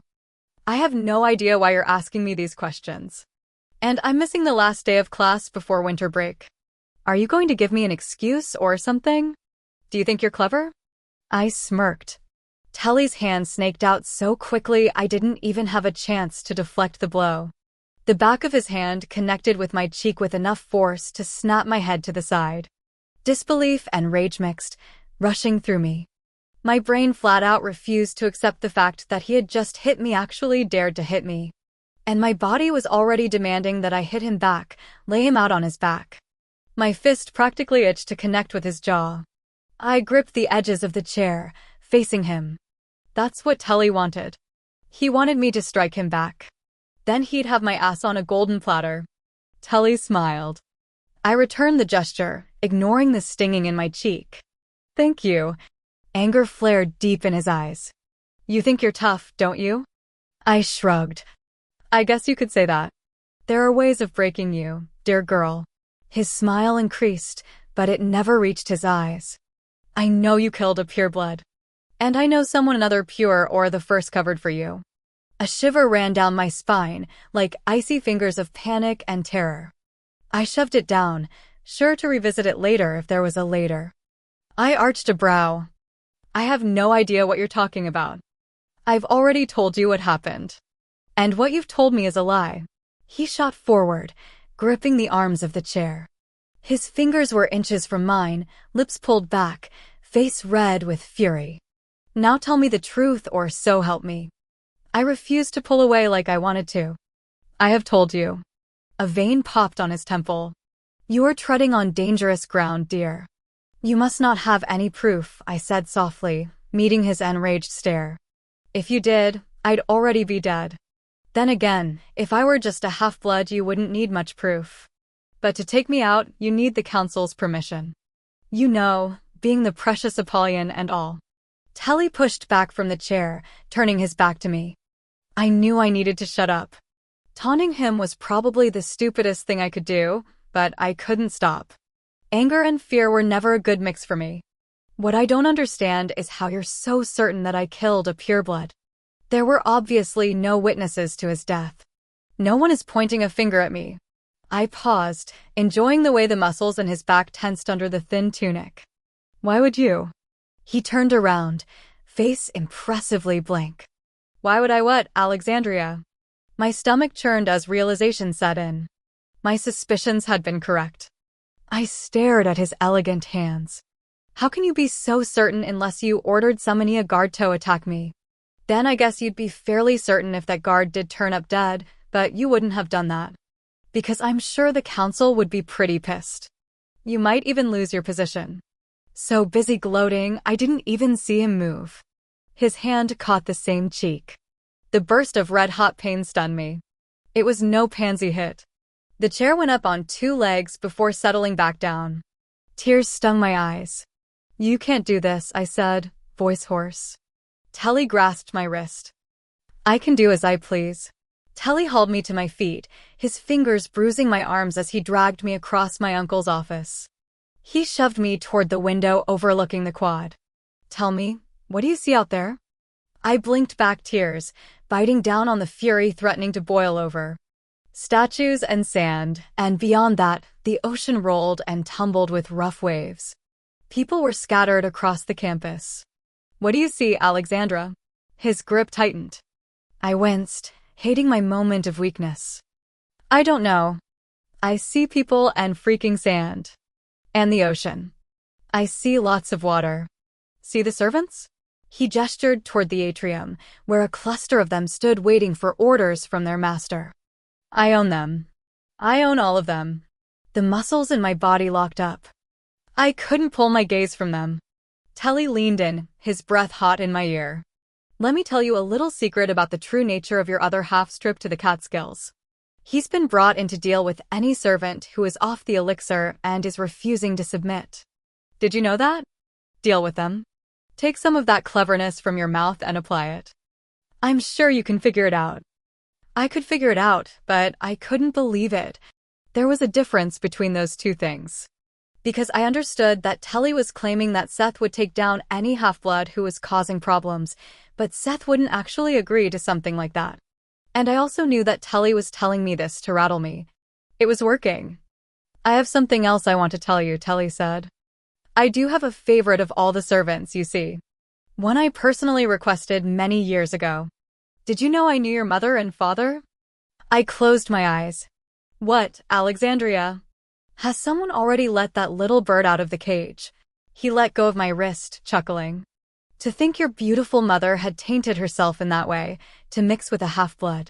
Did they really think they'd get away with it? And do you really think Lucian has forgotten the disgrace she placed upon his head? Dad, Daddy, Father. All titles which hadn't really meant anything until I read Ladon's letter. But now they meant everything. I know he must mean nothing to you, Telly continued.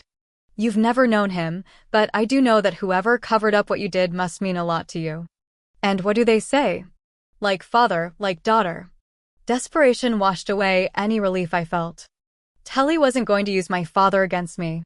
He was just going to use Aiden. Telly left me by the window, returning to the center of the room. This is your last chance. I will leave the day after tomorrow, before dawn, and if you haven't turned yourself in by then, there will be no more chances. This could end easily. I didn't even feel the throbbing in my face anymore. Telly smiled, reveling in my silence. Admit to killing the guard, and I won't push on, his lip curled, who covered it up. And trust me, I will find out. There are only a few I have noticed who have taken any interest in you, other than the first. What? He laughed. Did you think I hadn't been paying attention? Air rushed from my lungs so quickly I felt dizzy. Let's see. Telly tapped his chin. There's your uncle, who I think cares for you far more than he lets on.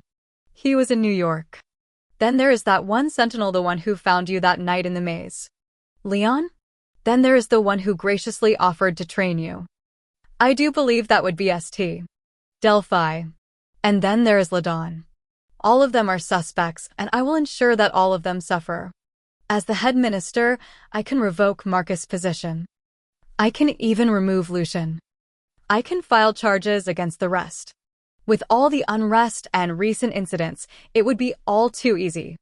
A lump of horror and frustration formed in my throat. Tears built behind my eyes at the same moment I wanted to smash Telly's head in. You'll go into servitude, and you will go on the elixir. If you refuse, well, things will end badly. My hands curled into fists. You're revolting. Telly started toward me, his hands streaking out to hit me again. I caught his wrist, my eyes meeting his and holding. I've been hit enough, thank you. A commotion from the hallway caught Telly's attention, and he pulled his wrist free. Marcus' voice rang loud, demanding entry to his office. Telly raised a brow at me. You have until dawn on Friday. The walls closed in. Telly smirked as Marcus' demands grew louder. Neither of us spoke during those moments. Why do you hate me so much? I asked finally. I don't hate you, Alexandria. I hate what you are. Chapter 13. That was what this had come down to, cause I was an Apollyon, because I'll turn Seth into a god-killer. And I knew then, beyond a doubt, that Telly was a member of the Order. In his mind, he was just protecting the gods from a threat, and he saw no wrong in what he did. The doors swung open as I turned back to the window, struggling for control. "What is going on in here?" Marcus demanded. "I had some unanswered concerns about the night Alexandria left the council," Telly replied. "At first she was not very cooperative when it came to the questions, but I do believe we worked out an understanding. After that, she was surprisingly helpful." "Yeah," he worked it out on my face. I wondered how quickly I could rip one of those daggers off Marcus' wall and plunge it into Telly's eye before his guards could react. The tension in the room escalated, waves rippling out in every direction. And why was I not involved in this questioning? Or better yet, why couldn't this wait until Lucian's return? Marcus said evenly, but I recognized the edge to his voice. Gods knew I'd been on the receiving of it countless times. He is her guardian and should have been present. Telly said softly. This wasn't a formal questioning or sanctioned by the council. I had a few concerns I needed to clear up. Therefore I had no need for Lucian's or your presence. That is, beside the fact that I am the headminister and do not need your permission. He'd effectively put Marcus in his place. "Alexandria," called Telly. "Please do not forget what we've discussed." I didn't respond, because I was still weighing whether or not I could stab him before the guards took me down. Headminister Telly excused himself then, giving out pleasantries in such a calm manner I almost found it hard to believe he'd just pulled the world out from underneath my feet. "Alexandria?"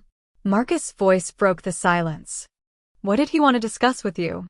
He had questions about what happened at the council. My voice was unnaturally thick. "That's all." "Alex?" Aiden said, and my heart dropped all the way to my toes. Of course, he was here. What happened? Facing them, I used my hair to shield my stinging cheek from them and kept my gaze plastered to the carpet. Apparently, I have a bad attitude. We had to work through that. Aiden was suddenly in front of me, tipping my chin back. My hair slid off my cheek. Rage blasted off him, swallowing up the air like a black hole of fury. He did this.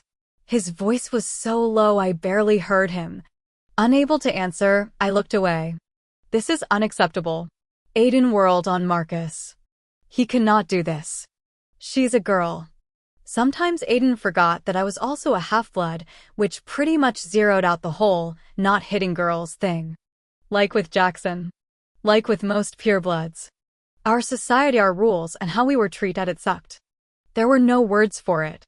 And at once, 1,000 questions rose up, but one stood out. How could I continue to be a part of this world? Being a sentinel, in a way, was supporting the social structure, basically saying that I was okay with this and I wasn't. I hated it. Shaking my head, I pushed those thoughts out of my head for now. He's the head dick. He can do whatever he wants, right? Marcus looked thunderstruck as he continued to stare at me. Was he really that surprised by Telly's violence? If that was the case, he'd just lost some intelligence points. He turned to Leon. She was supposed to go nowhere by herself. Why was Telly able to reach her? She was in class, Leon responded. Leinard was waiting for her to leave. And no one expected Telly to be here. Not with everything that is happening in New York. Marcus cut a dangerous look at Leinard. If you have to sit in class with her, then do it. It's not his fault, I said. No one can watch me every second of the day. Aiden cursed. Is that all you'll do? She is your niece, Marcus. He hit your niece and that's your answer. Marcus' eyes deepened to a bright green. I am well aware of the fact that she is my niece, Aiden. And do not think for 1 second that I found any of this. He threw his hand toward me. Acceptable. I will contact the council immediately. I do not care that she is a half-blood. Telly has no right. I shifted my weight. The council is going to care? Seriously? You guys beat the crap out of servants all the time. Why would I be any different? You are not a servant, Marcus said, storming to his desk. Does that make it okay? I shouted, my hands curling into fists. It's okay to beat servants because of their blood? And it's not okay because I have half. I cut myself off before I revealed too much. All eyes were on me. Behind his desk, Marcus took a deep breath and briefly closed his eyes. Are you okay, Alexandria? I'm just peachy. Aiden took my arm. I'm taking her to the clinic. I pulled my arm free. I'll be fine. He hit you, Aiden's seethed eyes flashing. And it will just bruise, okay? That's not the problem. I needed to be out of this room, away from all of them. I needed to think. I just want to go back to my room. Marcus froze with the phone halfway to his ear. Aiden, make sure she makes it back to her room. And I want her to stay there until we find out what Telly is up to or until he leaves. I will contact Lucian and the rest of the council, Marcus said, and his gaze found Aiden's again. I mean it. She is not to leave the room. I was too busy going over everything that had happened to care about Marcus sentencing me to my dorm. And if Lucian found out about what had happened, then that meant Seth would, too. At least there was one bright lining in the cloud of crud. If Seth were here, he'd probably kill Telly. Marcus stopped me at the door. Alexandria? I turned around, hoping he'd make this fast. Bitch me out for antagonizing Telly, tell me not to do again, and warn me about my bad behavior. He met my stare. I am sorry that I was not here to stop him. This will not happen again. My uncle had an alien in him. I blinked slowly. Before I could say anything, he went back to his phone call. Sort of stunned, I let Aiden guide me out of the office and down the hall. Once the door in the stairwell closed behind us, Aiden blocked the stairs. I want to know what happened. I just want to go back to my room. I'm not asking, Alex. I didn't answer, and finally Aiden turned around stiffly and went down the stairs. I followed behind him slowly. Classes were still in session, so the stairwell and the first floor lobby were virtually empty with the exception of some guards and instructors. We walked back to my dorm in silence, but I knew he wasn't going to let this go. Aiden was just biding his time, so I wasn't entirely surprised when he followed me into my room, closing the door behind him. I dropped my bag and ran my hands through my hair. Aiden. He grasped my chin like he'd done in Marcus' office, tilting my head to the side. His jaw tightened. How did this happen? How bad did it look? I guess I didn't respond correctly after the first time. He hit you twice? Embarrassed, I pulled away and sat on the couch. I was trained to fight and defend myself. I'd walked away from Daimon battles with scratches. This whole situation made me feel weak and helpless. You shouldn't be here, I said finally. I know Marcus said to make sure I stayed in my room, but it shouldn't be you. Aiden stood in front of the small coffee table, hands on his hips. His posture reminded me so much of our training sessions, the one he got when he knew I was going to push back on something. He was digging in for the long haul. Why? I laughed and then winced. You shouldn't be around me. I think Telly has someone watching Maze. There wasn't an ounce of panic in those silver eyes. You need to tell me what happened, Alex. Don't even think about lying to me. I'll know. Closing my eyes, I shook my head. I don't know if I can. I heard Aiden move around the table and sit on its edge in front of me. His hand pressed against my other cheek. You can tell me anything. You know that. I will help you always. How can you doubt that? I don't doubt that. I opened my eyes, ashamed to find they felt damp. Confusion flickered across his face. Then why can't you tell me? Because I don't want you to worry. Aiden frowned. You're always thinking about someone else when you should be more concerned about yourself. I snorted. That's so not true. I've been really self-centric lately. He laughed softly, but when the rich sound faded, so did his brief smile. Alex, talk to me. The terror and panic returned. I'm not sure they'd ever really left. The words just came out. Telly knows. A slight narrowing of his eyes was his only reaction. How much? He knows I killed a pureblood, I whispered. And he knows either Seth or a pure covered it up. Aiden said nothing. I really started to freak out. He's definitely part of the order, and I think he's the one who sent the guard to kill me. It's the only way he could know unless the compulsion. The compulsion hasn't faded. Aiden dragged his hand over his head. Dark waves tumbled through his fingers. We would know. I'd be arrested by now. Then the only way he would know is if he sent the guard to kill me. Aiden clasped the back of his neck. Are you sure he knows? I laughed harshly as I gestured at my cheek. He did this when I wouldn't admit to it. The silver in his eyes burned. I want to kill him. Me too, but that's not really going to help things. He flashed me a wild smile. But it would make us feel better. Damn, you've gotten dark. Funny, but dark. Aiden shook his head. What did he say, exactly? I told him the questions Telly had asked. You know, the only good thing about this is that he didn't think using my father had any pull on me. But he said that if I turned myself in, he wouldn't push to find the pure who covered for me. If I didn't tell him, then he would go after every pure who seems to tolerate me. You, LaDawn, Leon, even Marcus. I guess he doesn't think he can get Seth or he's afraid of him. Alex. I don't know what to do. I pushed off the couch, sidestepping him. I prowled the length of the small living room, feeling caged. I stopped, my back to Aiden. I'm screwed, you know that, right? Alex, we'll think of something. I felt him come up behind me. This isn't the end. There are always options. Options? I crossed my arms. There were options when the guard tried to kill me, and I chose the wrong one. I made a huge mistake, Aiden. I can't fix that. And you know what? I don't even think he cares about that guard. I know, he replied softly. I think he sent that guard knowing that you'd be able to defend yourself, that you would probably even kill the guard. It makes sense. I turned around. It does. He nodded, eyes narrowing. It's the perfect setup, Alex.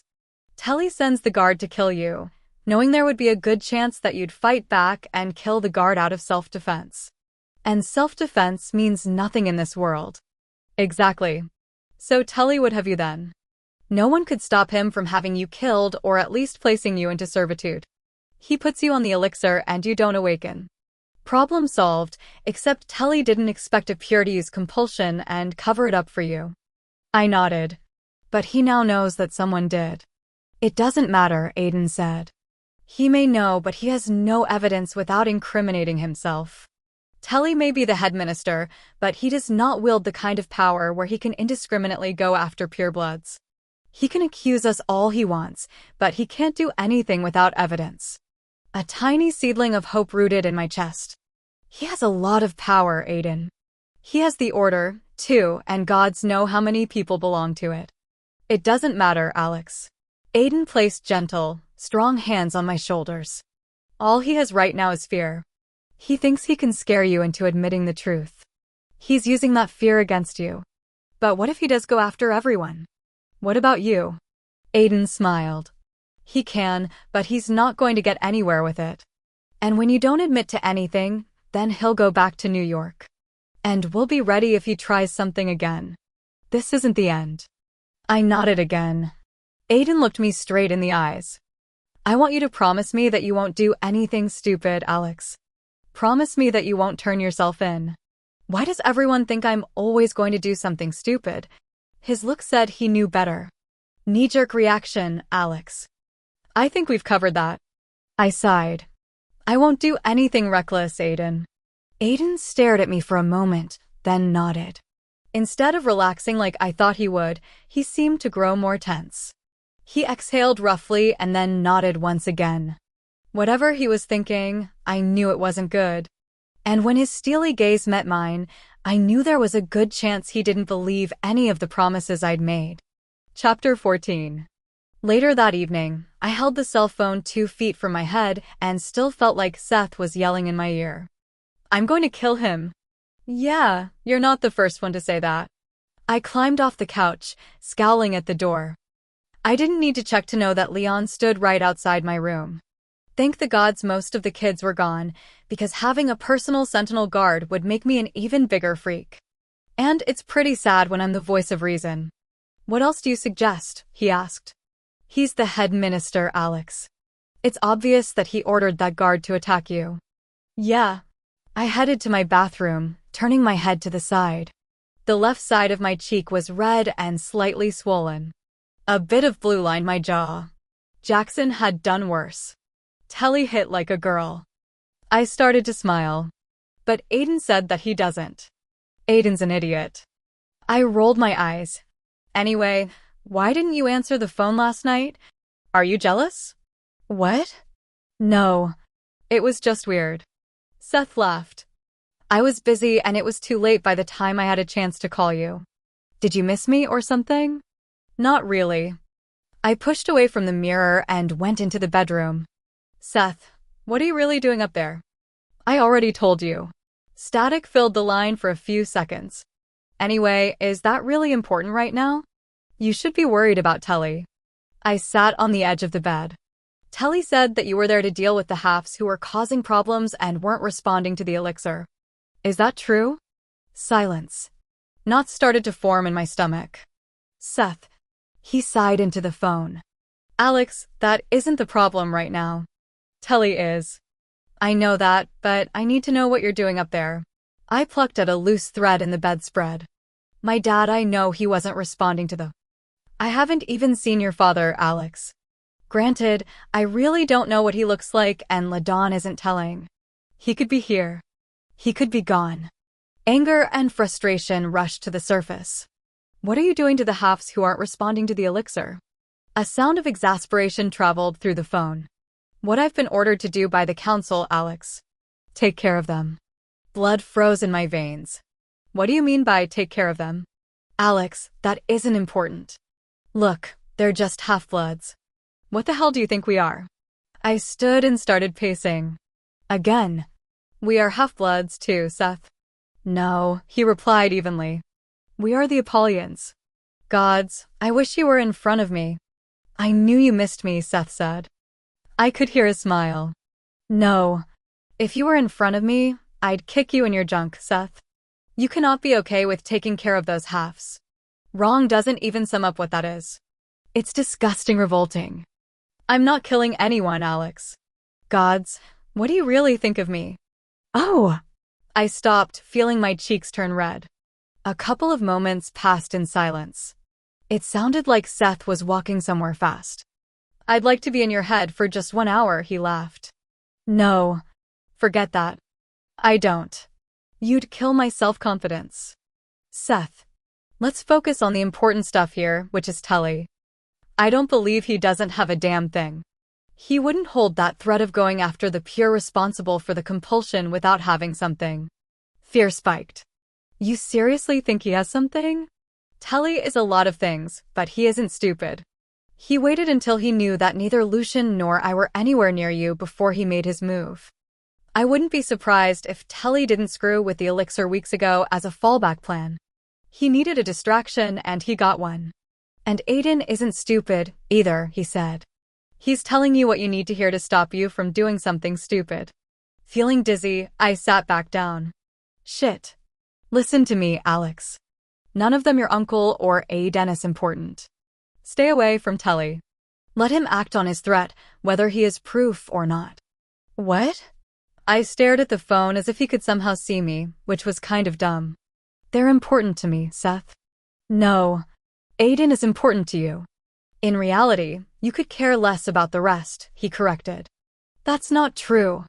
Seth laughed, but there was no humor in it. Alex, you're a terrible liar. What the hell? Did everyone think I was prone to acts of stupidity and a terrible liar? But I wasn't lying. LaDawn and Marcus were important to me. Even Leon, though he was kind of weird. I took a deep breath. So, you think Telly does have something? I don't think Telly would make idle threats and hope you fall for them. Look at all that he's done so far. I dropped my head into my open palm. Seth, I can't let him go after them. You can and you will.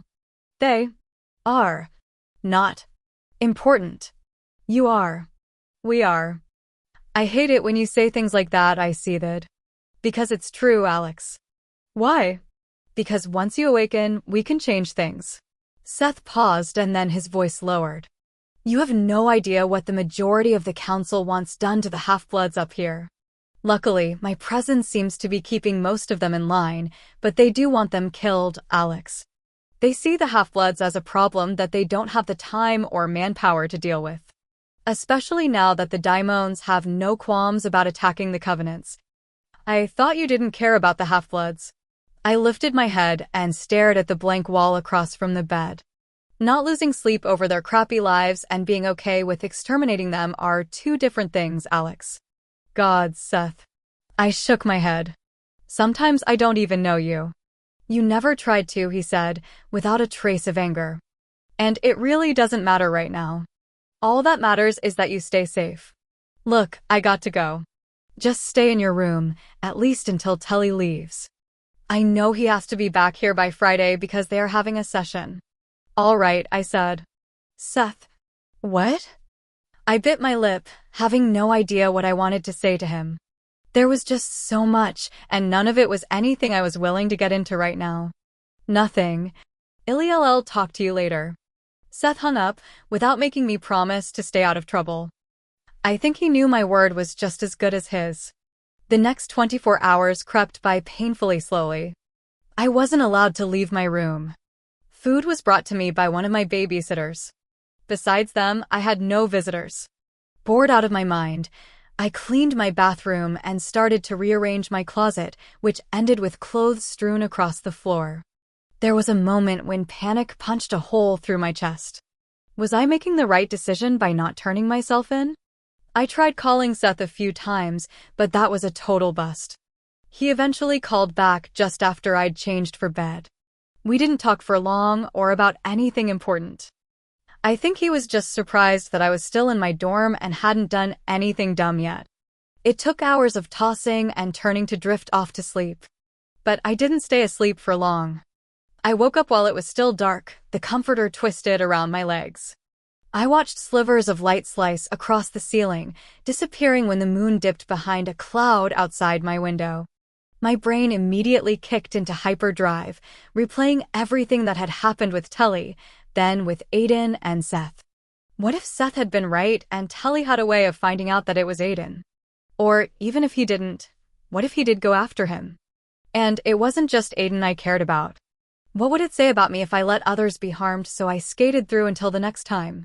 Because there would be a next time, I knew it. And who would risk their future and their life then? It wasn't right or fair. Sitting up, I swung my legs off the bed and stood. Cool air spread goosebumps over my bare legs. I grabbed a long, chunky sweater off the corner of my bed and slipped it over my tank top. Creeping to the window, I pried the blinds apart and peered outside. I couldn't see anything in the darkness, and I wasn't even sure what I was looking for. What am I doing? I asked myself. Absolutely nothing if I have anything to do with it. Shrieking, I dropped the blinds and spun around. Heart pounding, I squinted at the tall outline taking up the entire doorway to my bedroom.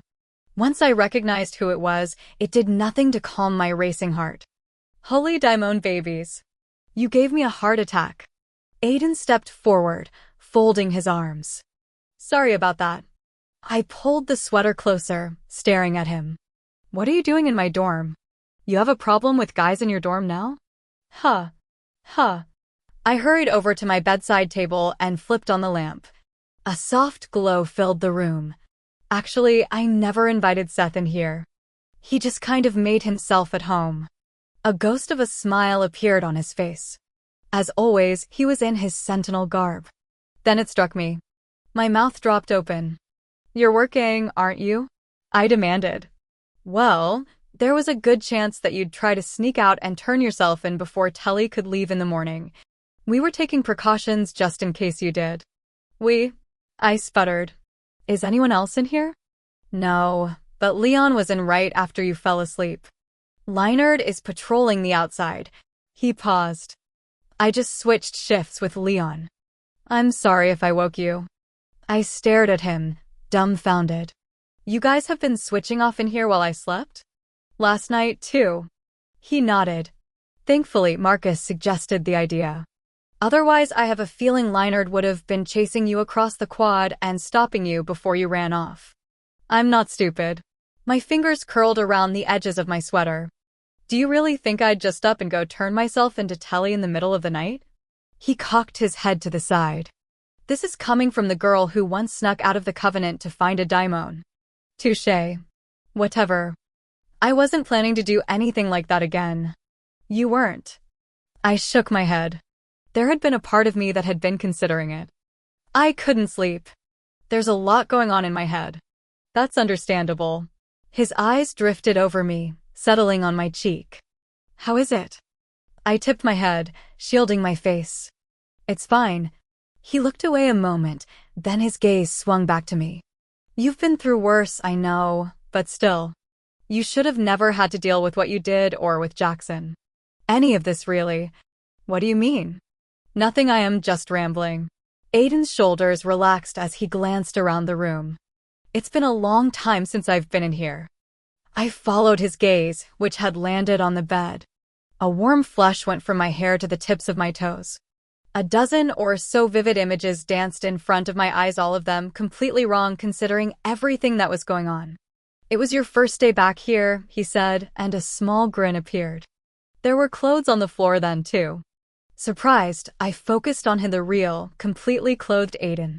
Of course, he'd been in my living room area, but he was right. He hadn't ventured any further than the couch. You remember that? He nodded. Yeah, I was lecturing you. After I pulled Leah out of her chair by her hair. Aiden laughed and the sound warmed me. You finally admit to it. She kind of deserved it then. I bit my lip as he looked up, his gaze meeting mine. What was he thinking right now? I sat on the edge of the bed. I'm not going to do anything, even though I should. You don't have to stay in here. Aiden was silent a couple of moments, then he made his way to where I was sitting and sat beside me. The air in the room suddenly got heavier, the bed smaller. The last time we'd been on a bed and I'd been this close to being undressed had been the night in his cabin. Impossibly, I grew warmer at the memory and a lot more nervous. I should have stayed asleep. Why do you think you need to turn yourself in, Alex? I scooted back and tucked my legs under me. The distance helped a little. Seth said that there's a good chance Tully can prove that it was you, or that he will make a move against everyone he suspects. He twisted around, facing me. It doesn't matter if he does, Alex. Going to Tully means the end of you.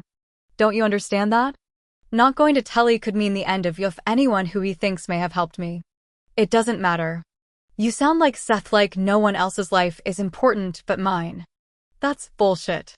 I rose to my knees, dragging in a deep breath. What if Tully does something to you? Or to LaDawn, or Leon, or Marcus? You expect me to be okay with that? To live with that? Aiden's eyes darkened. Yes, I expect you to live with that. That's insane. I climbed off the bed, feeling the spicy rush of anger. You're insane. He watched me calmly. It's the way it is. You can't say that my life is more important than yours. That's not right. But your life is more important to me. Do you hear yourself? I stopped in front of him, hands shaking. How can you make that decision for other people, for LaDawn and Marcus? Look, Aiden said, his hands rising into the air. Get mad at me. Hit me. It doesn't change anything. I moved toward him, to push him but not actually hit him. You can't. Aiden caught both my wrists and hauled me into his lap, switching my wrists to one hand. He sighed. I didn't mean for you to actually hit me. Too stunned to respond, I just stared at him. Our heads were only inches apart.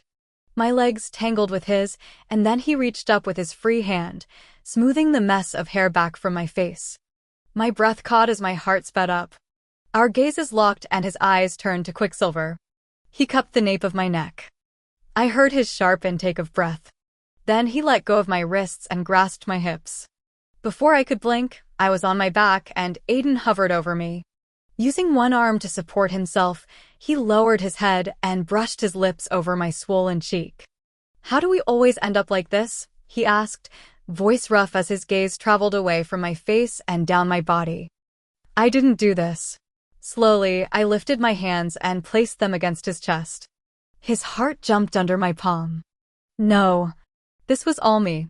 The lower half of his body shifted down. Our legs were flush. His eyes searched mine. It gets harder every time.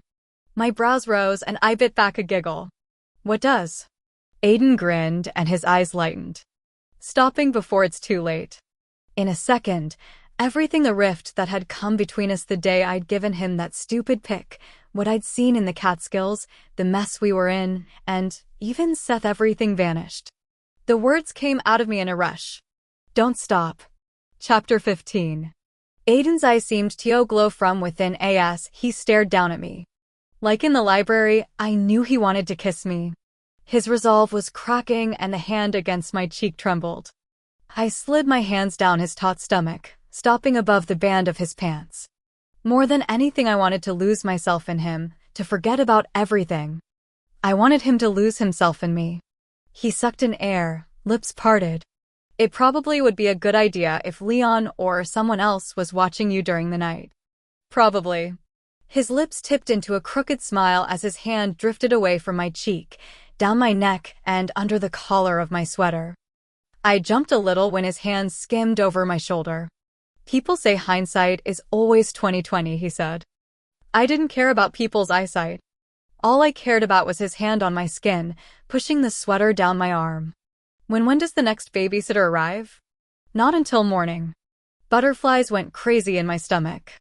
Morning was several hours away. A lot of things could go down in those hours. Oh! Aiden didn't respond. Instead, his fingers skimmed over the tags on my arm and then he closed his eyes. A shudder rolled through his entire body, shaking me to my core. Then his head dipped and dark waves of hair fell forward, but not quick enough to shield the hunger in his stare. I tensed, my chest tightening. His breath was warm and tantalizing on my lips, and then they brushed across mine so softly. That simple act stole my breath, my heart. But even as he pulled away, I realized that he couldn't steal something he already had. Aiden rolled onto his side, pulling me along with him. He eased one arm under me, cradling me to his chest so tightly I could feel his heart thundering. There was something under his shirt that pressed against my cheek. I realized it was his necklace. Aiden? He lowered his chin to the top of my head and drew in a deep breath. Go to sleep, Alex. My eyes snapped open. I tried to lift my head, but I couldn't move an inch. I don't think I can sleep now. Well, you better try. I tried to wiggle free, but he moved his leg, clamping one of mine between his. My fingers curled into his thermal. Aiden. Alex. Frustrated, I pushed on his chest. Aiden's laugh rumbled through me, and even though I wanted to smack him, I started to smile. Why? Why did you kiss me? I mean, you did just kiss me, right? Yes. No. Sort of. Aiden sighed. I wanted to. My smile started to turn giddy. It was like there was a part of me that had no perception of the outside world or all the consequences, the part that was completely controlled by my heart. Okay. Then why did you stop? Can we talk about anything other than that? Please? Why? His hand moved up my back, delving into my hair and sending shivers over my skin. Because I asked you nicely? Being this close to him wasn't helping. Every time I breathed, it was full of his aftershave and the scent of sea salt. If I moved, it only brought us closer. There was no way in hell I was sleeping anytime soon. This is so wrong. That's the truest thing you've said this evening. I rolled my eyes. And this is completely your fault. Not going to argue with that. Aiden shifted onto his back, and I ended up pinned to his side. I tried to sit up, but he locked his arms together. My head ended up on his shoulder with my arm trapped against his stomach. Tell me something, he said after I stopped struggling. I don't think you want me to tell you something right now. True. He laughed. Where do you want to be assigned when you graduate? What? I frowned. Aiden repeated the question. Yeah, I heard you, but that's such a random question. So? Answer it. Giving up on trying to get free and jump him, I decided to make the best of this weird situation and snuggled closer. I'd probably regret it later, when he came to his senses and pushed me away. Aiden's arms tightened in response. I don't know. You haven't thought about it? Not really. When I first returned to the Covenant, I didn't even think I was going to be allowed back in, and then I learned about the whole Apollyon thing. I paused, because I wasn't sure why I hadn't really given it much thought. I guess I just stopped thinking it would even be an option. Aiden unlocked his hands and began to trace an idle circle over my upper arm. It was ridiculously soothing. It's still an option, Alex. Awakening doesn't mean your life is over. Where would you go? Wishing we'd had the foresight to turn off the light before our impromptu cuddle fest, I closed my eyes. I don't know. I guess I'd pick some place I'd never been, like New Orleans. You've never been there? Surprise colored his voice. No. Have you? I've been there a couple of times. During Mardi Gras? Aiden picked up my hand that was on his stomach, threading his fingers through mine. My chest fluttered. Once or twice, he answered. I smiled, picturing Aiden carrying beads. Yeah, so maybe someplace like that. Or Ireland? You remember the weirdest things I say. His fingers closed over mine. I remember everything you say. Warmth stole through me and I savored it. He'd said the same thing the day at the zoo, but somehow I'd forgotten that in the mess of everything that had happened after that. That's kind of embarrassing. I say a lot of stupid things. Aiden laughed. You do say some pretty weird things. I couldn't argue with that. We lay there together in a companionable silence for a little while. I listened to the even sounds of Ophi's breathing. Aiden? He tilted his head toward me. Yeah? I finally put voice to something that had been nagging me for a while. What if I don't want to be a sentinel anymore? Aiden didn't answer immediately. What do you mean? It's not that I don't see the purpose behind being a sentinel, and I still have that need, but sometimes I feel like being a sentinel is agreeing with the way things are. I took a deep breath. Saying this aloud was damn near close to heresy. It's like being a sentinel means I'm okay with how half-bloods are treated, and I'm not okay with that. Neither am I, he said softly. I feel terrible for even thinking this, but I just don't know. I squeezed my eyes shut, partially ashamed. But after I saw those dead servants in the Catskills, I just can't be a part of this. There was a pause. I see what you're saying. There's a but, isn't there? No, there's not. Aiden squeezed my hand. I know becoming the Apollyon isn't something you want, but you will be in the position to change things, Alex. There are purists who will listen to you. And there are some who want things to change. If this is something you feel strongly about, then you should do what you can. It doesn't mean I'd be shirking my duties as a sentinel. My voice sounded tiny. Because the world needs sentinels and guards, and the daemons they kill indiscriminately. I can't just. You can do what you want. Sincerity rang in his tone, and I wanted to believe him, but that wasn't the case. Even as the Apollyon, I was still a half-blood, and I couldn't do what I wanted. And it's not shirking your duty, he said. Changing the lives of hundreds of half-bloods will do more than hunting daimons. You think so? I know so. A little bit of the pressure eased and I yawned. What if someone sees us? Don't worry about it. He brushed my hair back over my shoulder. Marcus knows I'm here. I doubted that Marcus knew Aiden was in my bed. Maybe all of this was a dream, I decided. But my lips still tingled from the brief kiss. I wanted to ask him why he was here like this. It didn't make sense, but I didn't want to kill the warmth between us with questions rooted in logic. Sometimes logic was just overrated. Slowly, I pried my eyes open and blinked. The dusky rays of early morning sunlight filtered through the blinds. Little dots of dust floated in the stream of light.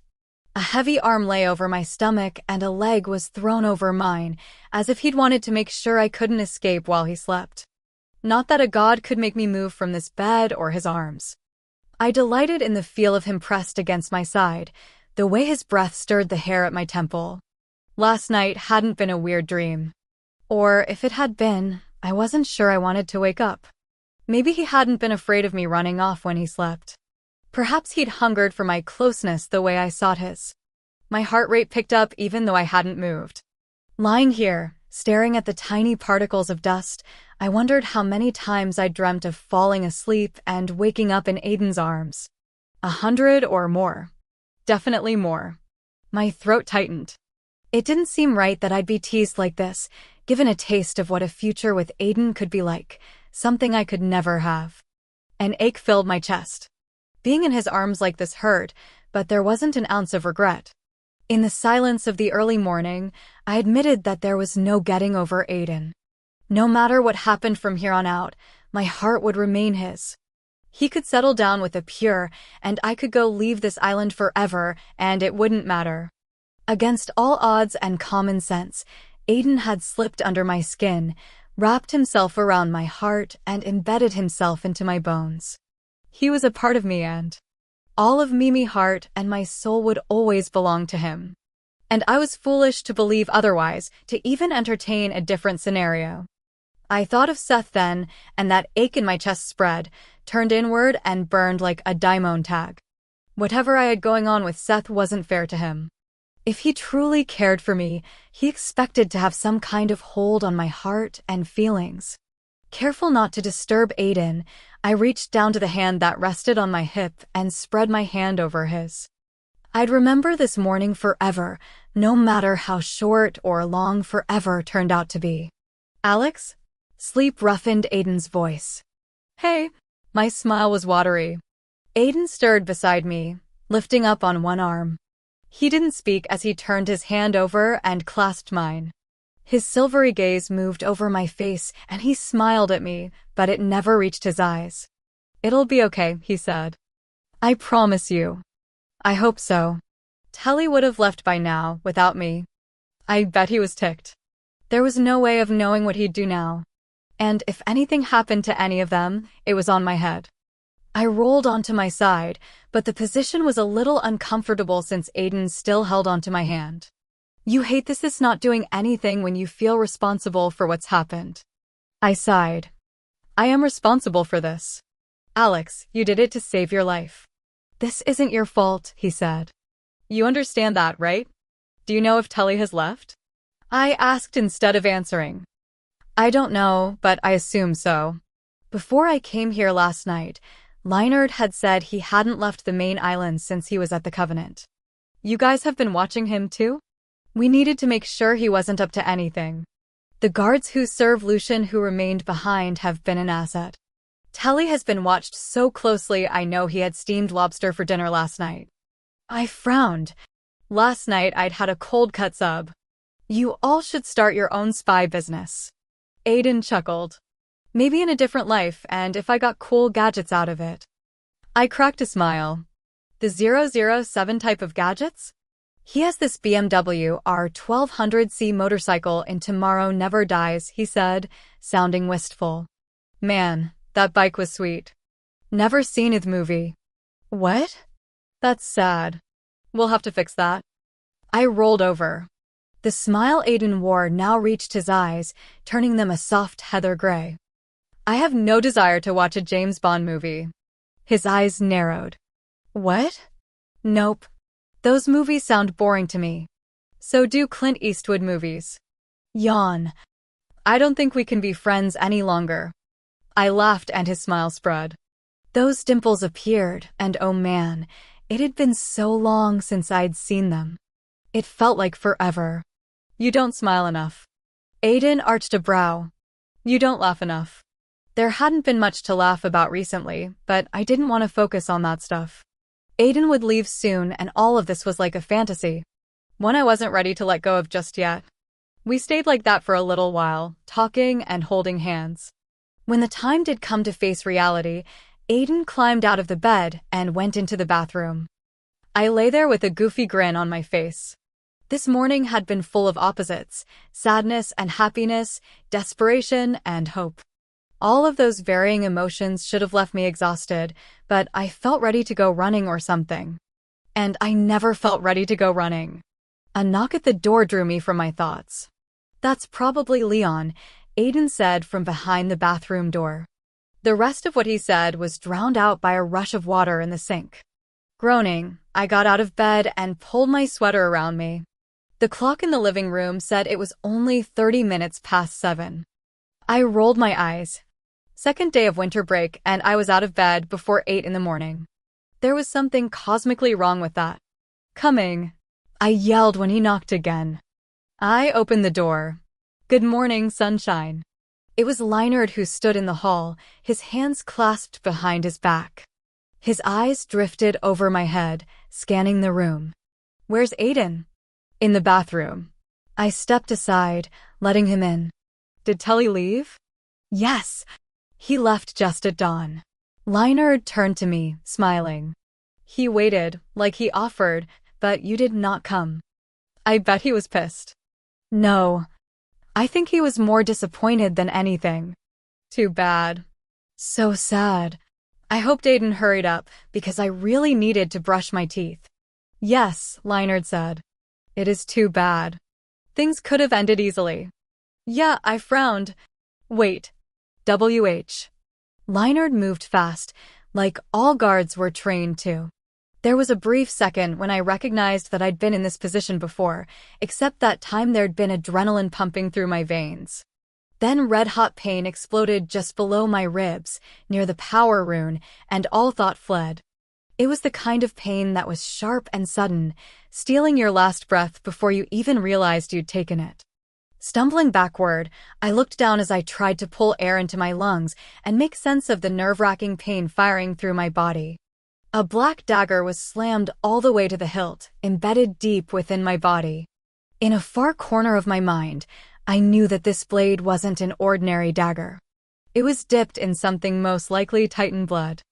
I wanted to ask why, but when my mouth opened, blood bubbled and trickled out. Sorry.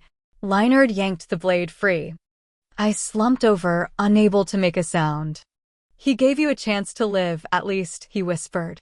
Hey, I was expecting Leon. Aiden came to a halt just a few feet from us, and then he slammed into Leinard. An inhuman, animalistic sound tore from Aiden as he wrapped an arm around Leinard's throat. My back hit the wall beside the counter and my legs gave out on me. I slid down as I clutched at my stomach, trying to staunch the flow. Warm, sticky blood gushed between my fingers. There was a yelp and then a sickening crunch that signaled the end of Leinard. Aiden screamed for help as he dropped beside me, knocking my trembling hands out of the way and pressing his own down on the wound. Aiden's stricken face loomed over mine, his eyes wide with horror. Alex, talk to me. Talk to me, damn it. I blinked and his face formed again, but it was fuzzy. I tried to say his name, but a hoarse, wet cough racked my body. No. He looked over his shoulder at the door. Guards had gathered, drawn by the commotion. Get help. Now. Go. My hands spasmed at my sides, and then a numbness settled deep in my bones. Nothing hurt really, except my chest, but it ached for a different reason. The way he looked when he turned back to me and his eyes darted to my stomach. He pushed down harder. His gaze was frantic, shocked, and terrified. I wanted to tell him that I still loved him, that I always had, and I wanted to tell him to make sure Seth didn't lose it. My mouth moved, but no words came out. It's okay. Everything is going to be okay. Aiden forced a smile, eyes glistening. Was he crying? Aiden never cried. Just hold on. We're getting help. Just hold on for me. Please, Agape Mao. Hold on for me. I promise. There was a popping sound, followed by a flash of light, brilliant and blinding. And then there was nothing but darkness, and I was falling, spinning, and it was all over. Chapter 16. The ground under my cheek was damp and sour musky, wet scent filled the air, one that reminded me of being deep inside a mossy cavern. Come to think of it, shouldn't I feel cold? This place was dark and dank, the only light being provided by tall torches thrusting out of the ground, but I felt okay. Sitting up, I brushed the hair out of my face as I stood on shaky legs. Oh, hell to the no. I was on a riverbank, and across from me were hundreds, if not thousands, of naked people shivering as they huddled together. The onyx-colored river separating us rippled, and the mass of people surged forward, reaching out and howling. I shuddered, wanting to cover my ears. People on my side of the bank milled about, some dressed in sentinel garb and others in casual clothing. Their conditions varied. The ones waiting by the edge of the river seemed the happiest. Others looked confused, faces pale, and their clothing splattered with blood and gore. Men dressed in leather tunics rode black horses, herding the most unfortunate-looking into groups. I figured they were guards of some sort, and by the way a few of them were watching me, I had the distinct impression that I wasn't supposed to be here wherever here was. Wait. I turned back to the river, trying to ignore the poor souls on the other row. Gods damn it. This was the River Styx, where Sharon ferried souls to the underworld. I was dead. No. No. No. I couldn't be dead. I hadn't even brushed my teeth, for crying out loud. There was no way.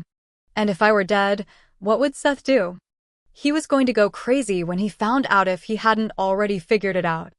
Our bond diminished with distance, but could he have felt my loss? Maybe I wasn't dead.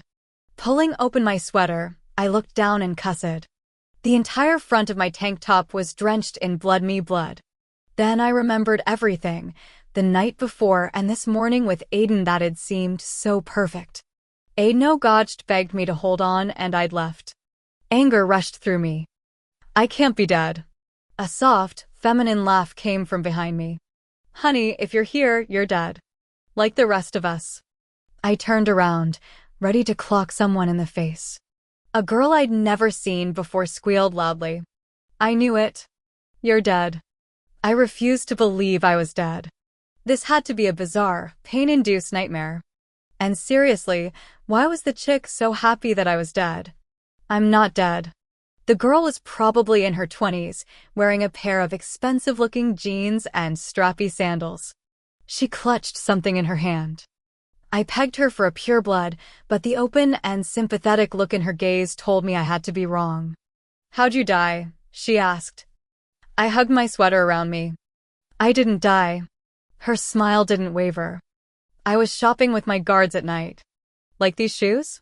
She stuck out her foot, angling it so I got a good view of them. Aren't they divine? Yeah. The shoes are great. She sighed. I know. I died for them. Literally. See, I decided I wanted to wear them out, even though it was getting late and my guards were getting nervous. But seriously, why would there be a bunch of diamonds on Melrose Avenue? She rolled her eyes. They drained me dry and here I am, waiting for paradise. Anyway, you look a little confused. I'm fine, I whispered, looking around. This couldn't be real. I couldn't be stuck in the underworld with Buffy. How come you don't look like them?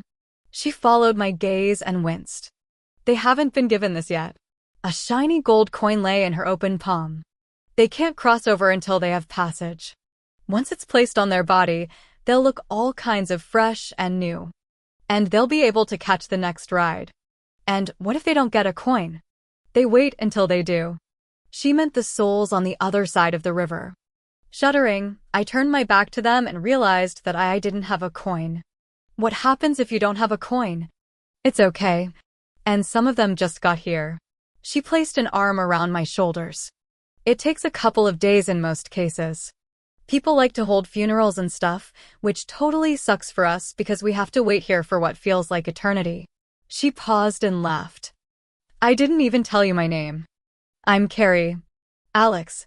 She frowned. I rolled my eyes. Even dead people needed an explanation. It's short for Alexandria. No. I know your name. Before I could question how she knew my name, Carrie steered me away from a group of angry-looking guards who were examining my ruined clothing. It does get kind of boring down here. Why are you being so nice to me? You're a pureblood. Carrie laughed. We're all equal down here, honey. My mom had said that once. Funny. She had been right. Gods, I didn't want to believe it. And besides, when I was alive I wasn't a hater, she went on, smiling softly. Maybe it was because I was an oracle. Shock forced my mouth to gape. Waitiri the oracle? It runs in my family. I leaned closer, inspecting the deep hue of her skin and those dark eyes that suddenly looked way too familiar. You're not related to Grandma Pippery, are you? Carrie laughed throatily. Pippery is my last name. Holy. Yeah, weird, right? She shrugged, dropping her arm. I had the huge purpose in life, but my love for shoes kind of ended it all. Takes the term, killer shoes to a whole new level, right? Yeah, I said, totally wigged out. So, are you the oracle that came into whatever when Grandma Pippery passed? A few moments passed and then she sighed. Yes, I did, unfortunately. I was never big on fate and destiny, you see? And visions, well, they suck most of the time. Carrie looked at me, her obsidian eyes narrowing. You're supposed to be here. I am. I squeaked. Man. She nodded. You are. This I've seen this. Like I knew I was going to meet you, but I had no idea it would be here. See, oracles don't know when the passing of their own time will be, which blows. She laughed again. Gods, I know what's going to happen. Now that caught my attention. You do. Her smile turned secretive. My fingers dug into my sweater. And are you going to tell me? Carrie fell quiet, and did it matter now that she was making little sense? She was an oracle and I was dead. Wasn't a thing I could do about anything, right? Shaking my head, I took in the rest of my surroundings. I couldn't see where the river led to. It flowed to where was nothing but a deep, black hole. To our right there was a small opening, and a strange, bluish glow emanated from whatever was beyond this place. Where's that go? I asked, pointing at the light. Carrie sighed. Back up there, but it's not the same. You're a shade if you go that way, and that's even if you can get past the guards. The guys on the horses? Yep. Going down or up, Hades does not like to lose any souls. You should have been here when someone tried to make a run for it. She shivered delicately. Gross. A commotion by the river had us turning around. Carrie clapped her hands together. Sweet gods, finally. Carrie took off toward the ever-increasing throng of people by the river. What? I hurried after her. The guards on the horses were forcing people into lines on both sides of the river. What's going on? She looked over her shoulder at me, smiling. It's Sharon. He's here. It's paradise time, baby. But how do you know where you're going? I struggled to keep up with her, but when I reached the fringes of the group, I froze. Oh, crap. You just know, Carrie said, pushing past those who I assumed had no money for passage. It was nice meeting you, Alexandria. And I'm about 99% sure we'll meet again. Then she disappeared into the crowd. Too busy with the scene unfolding before, I didn't pay attention to what she said. The boat was larger than they showed in paintings. It was massive, like the size of a yacht, and a lot nicer looking than the busted old canoe image I was familiar with, painted a bright white and trimmed in gold. At the helm was Sharon. Now he looked like I expected.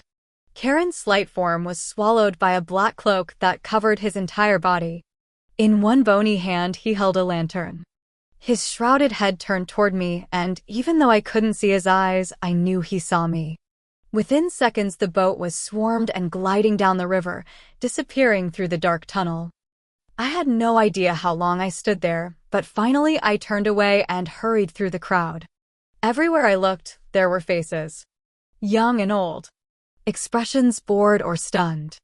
There were dead people wandering around everywhere, and I was alone, utterly alone. I tried to make myself as small as possible, but I bumped a shoulder here, an arm there. Excuse me, an old woman said. A gaudy pink nightgown dwarfed her frail form. Do you know what happened? I went to sleep and I woke up here. I started backing off. Sorry. I'm as lost as you. She looked perplexed. You want to sleep too? No, I sighed, twisting away. I was stabbed to death. Once those words left my mouth, I wanted to take them back, because they made everything real. I stopped outside the throng of people and stared down at my bare feet. I wanted to smack myself. I really was dead. Lifting my head, my eyes found the strange blue light. If what Carrie said was true, then that was the way out of this holding area. Then what? I'd be a shade for eternity? But what if I wasn't really dead? You're dead, I muttered to myself. But I started toward the blue light. The closer I got to it, the more drawn to it I was. It seemed to offer everything light, warmth, life. Don't go toward the light. A voice yelled, followed by laughter, mischievous, beloved laughter. They lie about the light, you know. Never go toward the light. I froze, and if my heart still had been beating, which I wasn't sure about, it would have stopped right then and there. As if moving through cement, I turned slowly. I didn't want to believe what I was seeing, because if this wasn't real. He stood only a few feet away, wearing a white linen shirt and pants. His shoulder-length, blonde hair was tucked back behind his ears, and he was smiling, actually smiling. And those eyes, the color of the summer sky, were brilliant and alive. Not like the last time I'd seen him. Alex? Caleb said. You look like you've seen a ghost. All my muscles sprang into action at once. I took off toward him and jumped. Laughing, Caleb caught me around the waist and swung me around. It was like a dam bursting open. I turned into a fat, bawling baby in under a second. My whole body shook. I couldn't help it. It was Caleb, my best friend. Caleb. Alex, come on. He set me on my feet, but still held me close. Don't cry. You know how I get when you cry. I'm sorry.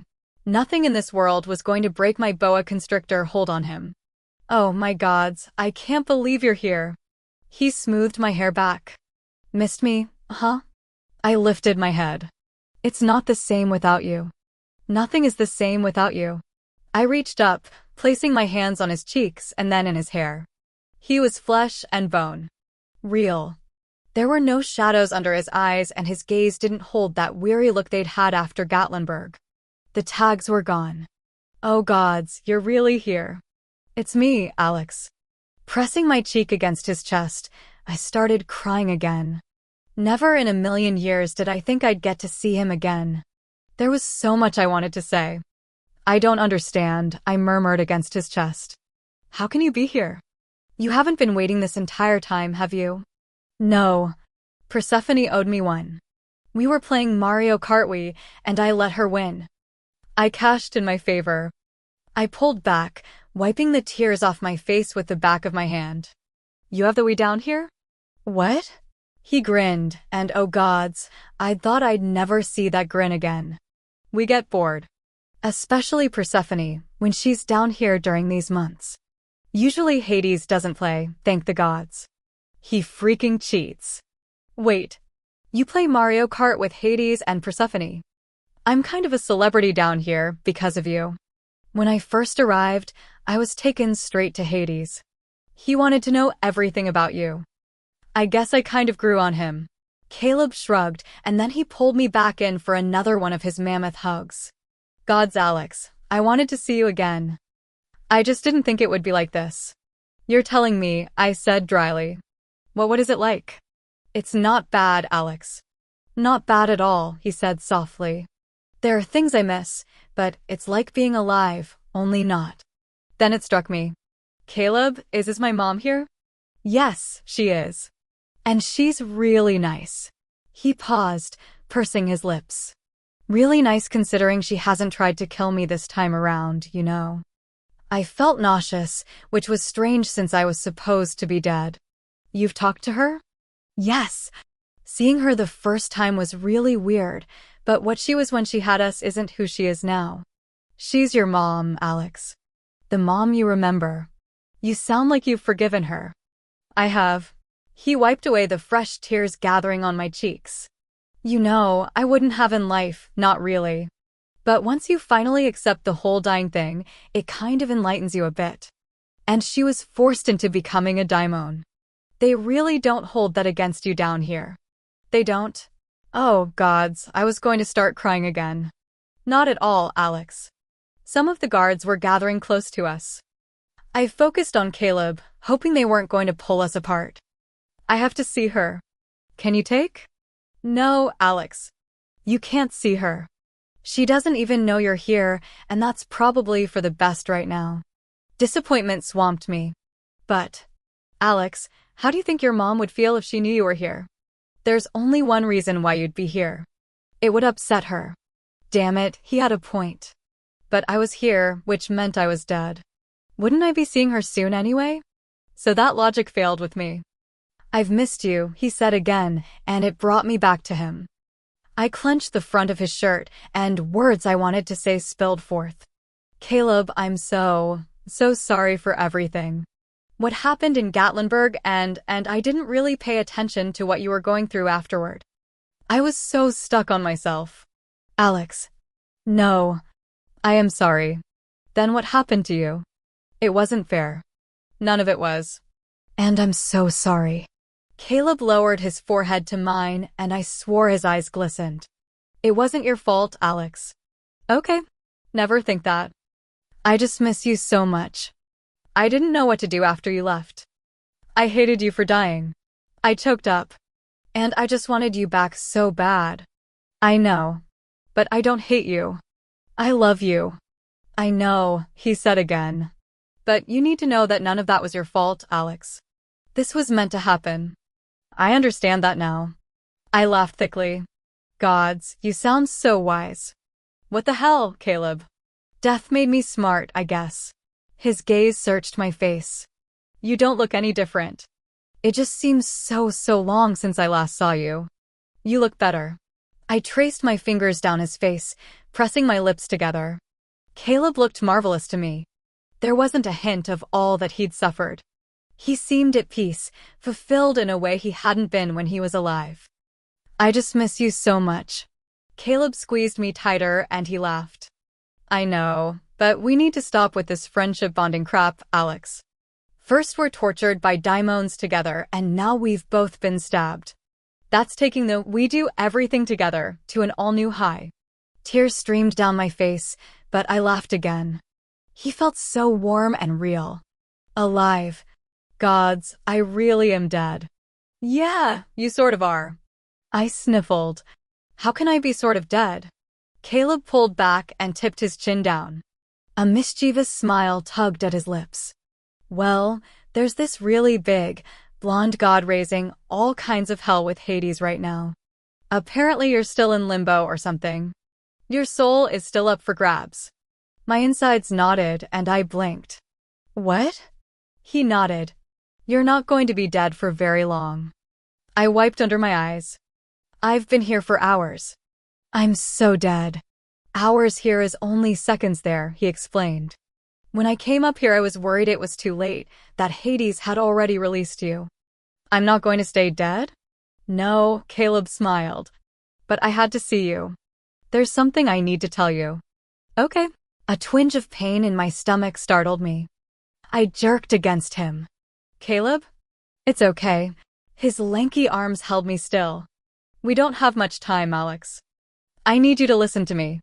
Sometimes we hear things down here about what is going on up there. It's about Seth. A burning kindled deep inside me. What about Seth? He doesn't really know, Alex. He thinks he's in control, but he's not. Don't believe everything you hear. There's still hope. I tried to laugh, but the burning was turning into a full-blown fire. You're still such a Seth fanboy. Caleb made a face. I'm being serious, Alex. Okay, I breathed, clutching my stomach. Caleb, something's wrong. Nothing's wrong, Alex. Just remember what I said. Sometimes people have a hard time remembering everything after these kinds of things. Alex, can you do me a favor? Yes. Tell Olivia that I would have picked Los Angeles. Caleb placed his lips against my forehead. She'll understand, okay? I nodded, although I didn't understand why as I held onto his shirt for dear life. I'll tell her. I promise. I love you, Alex, Caleb said. You're like the sister I never wanted, you know? My laugh was cut off by the fire tearing apart my insides. I love you too. Never change who you are, Alex. It's your passion, your reckless faith that will save you, save both of you. He held me tighter. Promise me you won't forget this. As the pain grew and my vision clouded, I held on to Caleb. I promise. I promise. I promise. I prom. I was ripped away from him, or at least, that was how it felt. I was spinning and spinning, coming apart and slamming back together. Pain was everything. It swamped my senses, fueling the terror. My lungs burned. Breathe, Alexandria. Breathe. I gulped in air as my eyelids fluttered open. Two all-white ice-snow pupil or irises stared back at me. The eyes of a god. Oh, gods, I whispered, and then I lost consciousness. Chapter 17. People moved around me. I couldn't see them, but I could hear their feet smacking on the tile, their voices hushed. Someone hovered near the bed. Their breathing was even and steady, lulling. I caught the scent of burning leaves and sea salt. A door opened, and the person beside my bed shifted. I faded out after that, slipping back into the pleasant haze. When I opened my eyes finally, they felt like they'd been sewn shut, and it took a few tries to get my vision to work. White walls surrounded me, plain and boring white walls. I recognized the med room. There were no windows, so I had no idea if it was night or day. There were faint memories of Leinard and pain, then a flash of light and a feeling of falling. After that, things were hazy. I remembered a musty smell, and there was more, but it seemed to exist just on the fringe of my thoughts. My mouth felt as dry as cloth, my limbs wooden. A dull ache throbbed in my sternum. I drew in a deep breath and winced. Alex? There was movement on the other side of my bed, and then Aiden came into view. Dark shadows bloomed under his eyes. His hair was a mess, falling every which way. He sat on the bed, careful not to move me. Gods, Alex, I never thought. I frowned and reached over to take his hand, but the motion pulled at my stomach. Tender skin stretched, sparking a sharp sting. I gasped. Alex, don't move around too much. Aiden placed his hand on mine. He patched you up, but you need to take it easy. I stared at Aiden, and when I spoke, my throat felt raw. Leinard stabbed me, didn't he? With damn Titan blood. Aiden's eyes flashed to a dark, thunderous gray. He nodded. Rat bastard, I croaked. His lip twitched at what I said. Alex, I'm so sorry. This shouldn't have happened. I was there to make sure you remained safe and... Stop. This wasn't your fault. And, obviously, I'm okay for the most part. I just didn't expect Leinard Romby, yes. But Leinard. I started to move, but Aiden was faster, gently pushing my shoulders down. What? I can sit up. Alex, you need to lie still. Exasperated, he shook his head. Here, drink this. He held a cup in front of my face. I took the straw, glaring at him over the rim of the cup. The peppermint-flavored water did feel absolutely divine, easing the soreness in my throat. Aiden stared back at me, drinking me in as if he'd never expected to see me again. An image of him leaning over me, stricken and pleading, flashed through me. An array of emotions flickered over his face now, amusement, weariness, but most of all relief. He pulled the cup away from me. Easy. I pushed the covers down, surprised to find that I wore a clean shirt and the gray sweats that the Covenant usually handed out. Ignoring the twinge of pain, I pulled up the hem of my shirt. Oh crap. It's not as bad. My hands trembled. Really? Because I think this would make your James Bond proud. The angry red line was 2 inches long and at least an inch wide. The skin around the mark was pink and puckered. Leinard tried to gut me. Aiden took my hands and pried them away from my shirt. Then he pulled it down and fixed the blankets around me carefully. It never failed to amaze me how careful and gentle Aiden was with me, even though he knew I was tough to the core.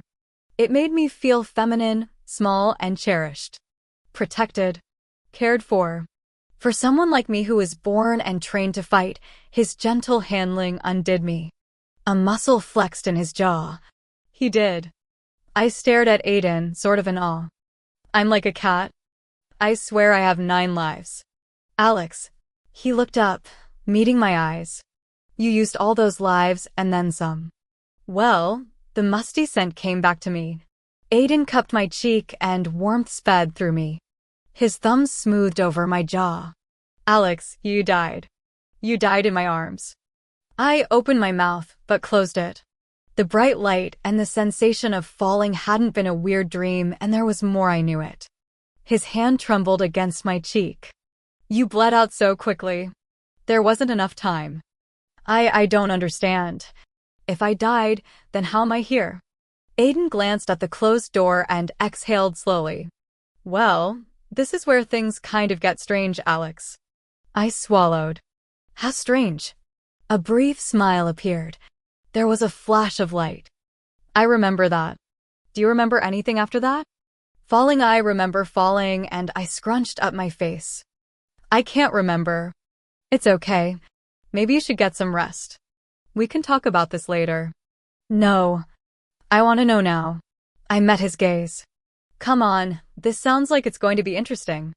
Aiden laughed, dropping his hand. Honestly, I wouldn't have believed it if I hadn't seen it. I started to roll onto my side, but remembered the whole no moving thing. Staying still was going to be a challenge. The anticipation is killing me. He inched closer, his hip pushing my thigh. After the flash of light, there was Leon crouching over us. At first, I thought he'd just gotten to the room, but he didn't look right. He reached for you, and I thought he was going to check your pulse, but he put his hand on your chest instead. My brows lifted. You let Leon cop a feel? Aiden looked like he wanted to laugh again, but shook his head. No, Alex. He said that your soul was still in your body. Yeah, he replied. Then he told me I needed to get you to the med clinic and make sure the doctors started surgery to stop the bleeding, that we weren't too late. I didn't understand, because you were dead, but then I saw his eyes. All white eyes, I whispered, remembering a brief glimpse of them. Leon's a god. I stared at Aiden, unable to come up with any response to that. My brain pretty much shut down with that little piece of information. I know. He leaned over me, smoothing my hair back with one large hand. Everyone pretty much had the same expression when I brought you in here. Marcus had arrived then, and the doctors were trying to get me to leave. Some were closing off the wound. Others were just standing there. It was chaos. You had to have been gone a couple of minutes the time it took me to get you from your dorm to the med clinic, and freaking Leon just popped into the med room. Everyone froze. He walked up to you, put his hand on you again, and told you to breathe. Breathe, Alexandria. Breathe.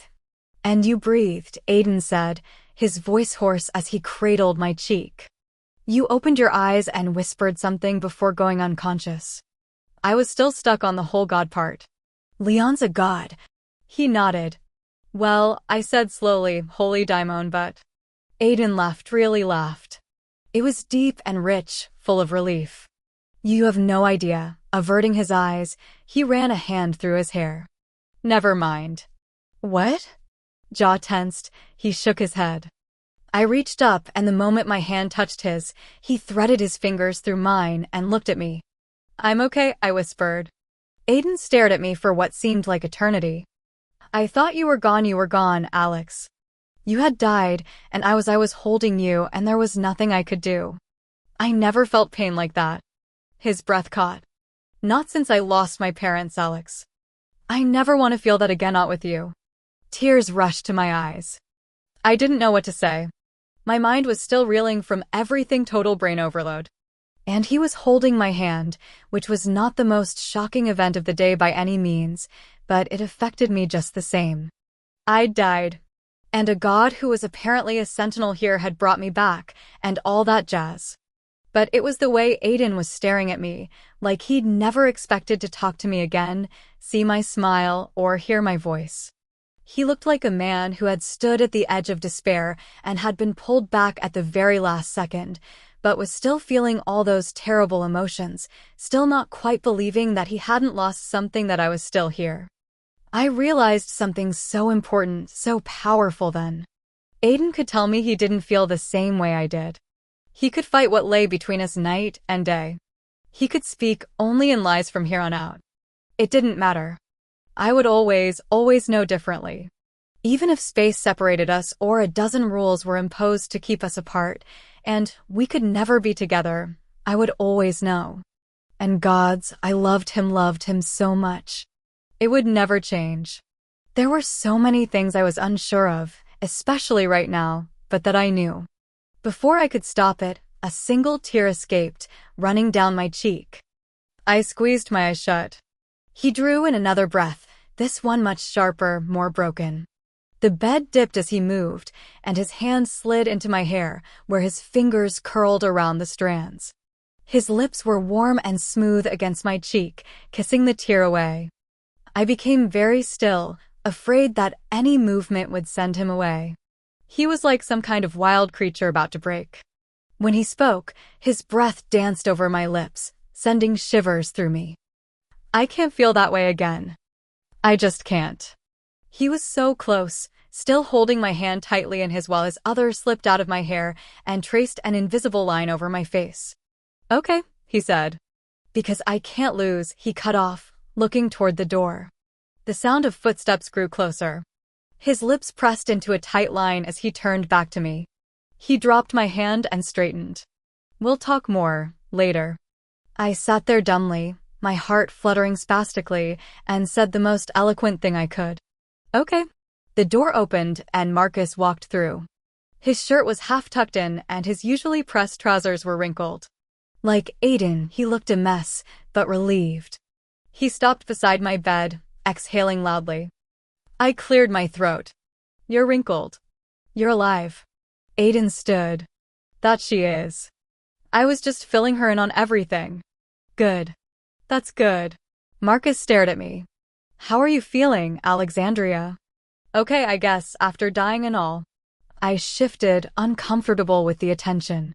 So about this Leon god thing? I don't know of any gods named Leon. Is he like the red-headed stepchild god that no one claims?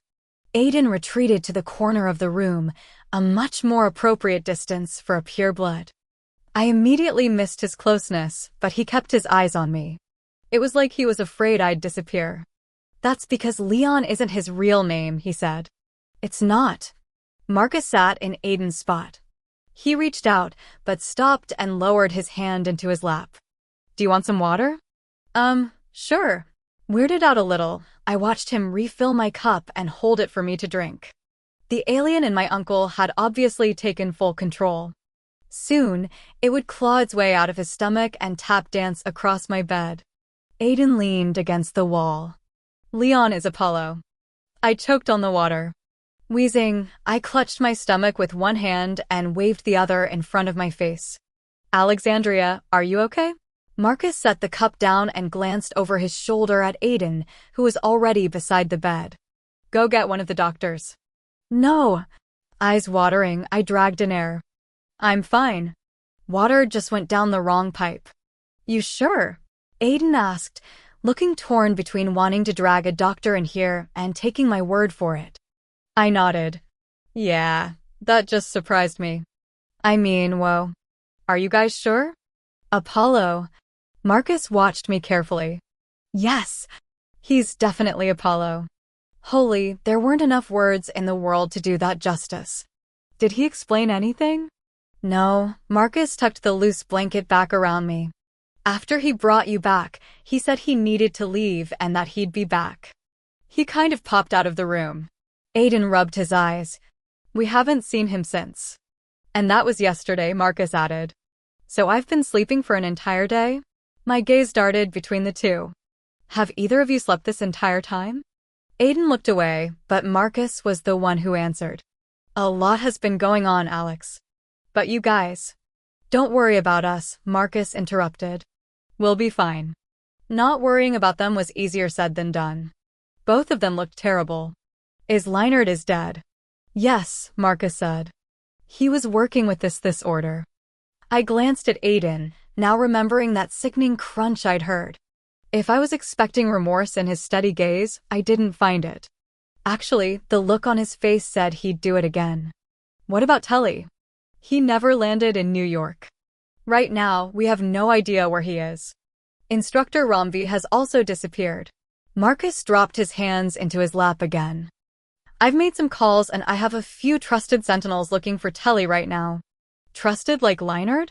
As soon as those words came out of my mouth, I wished I hadn't said them. My cheeks started to burn. I'm sorry. That wasn't right. You didn't know. Marcus' green eyes flashed. You are right. I didn't know. There were a lot of things I wasn't aware of. Like the real reason you left New York and the fact that you've already been receiving the Apollyon marks. Oh no. I didn't dare look at Aiden. It wasn't until a few nights ago that I was even aware that the Order of Thanatos could be involved, Marcus continued, his shoulders stiffening. If I had known the truth, this could have been prevented. I squirmed as much as I could. I know, but if we'd involved you in what happened in New York, then you'd be at risk. That doesn't matter. I need to know when these kinds of things happen. I'm your uncle, Alexandria, and when you kill a pureblood. She did it out of self-defense, Aiden said. And you compelled 2 purebloods to protect her. Marcus shot a glare over his shoulder at Aiden. I get that, but that doesn't change the fact that I needed to know. All of this created a perfect storm for something like this to happen. You're not mad at Aiden? You aren't going to turn him in. Sometimes I doubt his critical thinking abilities, but I understand why he did it. Marcus sighed. The law requires that I do, Alexandria. It even requires that I turn you in, and by not doing so, I'll face charges of treason. Just as Aiden will face charges of treason if anyone discovers what he did. Treason equaled death for them. I swallowed. I'm sorry. I'm sorry I dragged all of you into this. Aiden softened. Alex, don't apologize. This isn't your fault. It's not. You can't help what you are. And all of this is because of what you are. Marcus' lips curved into a half smile. I don't agree with a lot of the decisions you've made or the fact that both of you have kept very important things from me, but I cannot blame Aiden for doing what I would have done in the same situation. I'm your uncle, Alexandria, and I will be tough on you, but that doesn't mean I don't care for you. Stunned into silence, I stared at him. Could I've totally misinterpreted everything about this man? Because I seriously would have bet my life that he couldn't stand me. But had it just been his version of tough love? Blinking back tears, I suddenly wanted to hug him. The look on Marcus' face told me he probably wouldn't be comfortable with that. Okay. We definitely weren't on hugging terms yet, but this was good. I cleared my throat. So wow. Leon is Apollo. Aiden grinned. Grinning back at him, I suddenly felt panicked and it took me a second to realize why. Oh my gods. I started to sit up, but Marcus stopped me. I need to call Seth. If he suspects anything, he'll go crazy. You don't even know. Aiden's grin faded. If he'd felt it through your bond, then he'd have already gone crazy. He doesn't know. He had a point, but I still needed to talk to him. We think it's best that he doesn't know, not until he is here with you, Marcus said. Right now, we cannot afford for him to lose it. And he did call for you last night. Aiden told him you were sleeping. Aiden rolled his eyes. After he complained about me answering the phone that he gave you, he hung up. If he felt anything, he doesn't know why. Sounded like Seth. Relieved, I settled back down. Can someone grab my phone, though? If he doesn't hear from me, he'll suspect something and blow someone up. That can be arranged. I'll get it, Aiden said, sighing. Good. And while you go get it, why don't you take a shower and get some rest? You haven't slept since yesterday morning, Marcus said. Lucian's guards are outside the door. No one will get past them. The only reason I trusted Lucian's guards was the fact that there was only one person who wanted me to awaken more than Seth, and that was Lucian. Does Lucian know what happened? Marcus stood. Yes, but he agreed that it would be wise to keep Seth in the dark for a little while. And you trust Lucian? I trust that he understands that we cannot afford any acts of retaliation from Seth. Other than that, not particularly, but he needed to know about Tully. He has some of his people looking for the head minister. He paused, running a hand down the side of his face. Don't worry about things like that right now. Get some rest. I'll be back later. There were still a lot of questions, like who were the sentinels that Marcus trusted? And how in the world could we keep a secret like this from Seth? But I was tired and I could tell that both of them were too. Aiden lingered after Marcus left. He came to my bedside, his silvery gaze drifting over me. You haven't left this room, have you? I asked. Instead of answering, he bent and placed his lips against my forehead. I'll be back shortly, he promised. Just try to get some rest and don't get out of the bed until someone is with you. But I'm not tired, not really. Aiden laughed softly as he pulled back. Alex, you may feel fine, but you lost a lot of blood and you just had surgery. And I died, but I figured there was no point in adding that. I didn't want Aiden to worry any more than he did, especially when he looked so exhausted. All right. He moved away from the bed and stopped at the door. Looking back at me, he smiled. I won't be gone long. I eased onto my side carefully. I'm not going anywhere. I know. Neither am I. Chapter 18. I slept longer than I'd expected. When I awoke, the room was empty and my cell phone had been placed on the bedside table. I hoped that Aiden was getting some rest, and that Marcus was too.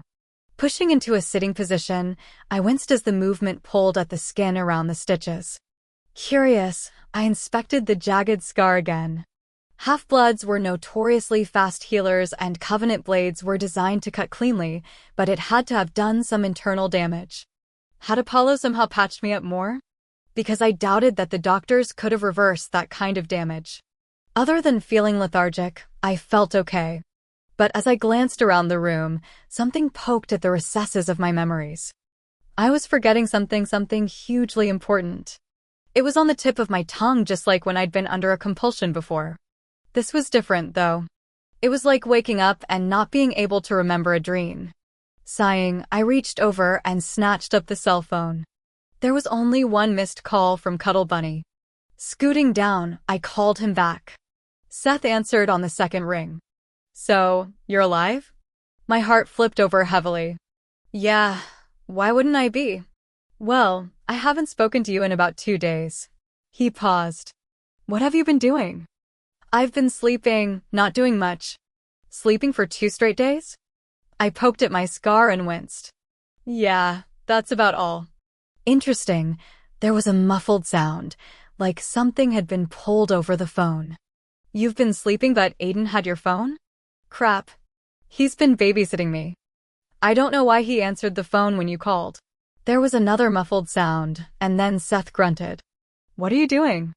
Pulling on my pants, and it's hard when you're holding a phone. Do you want me to call you back?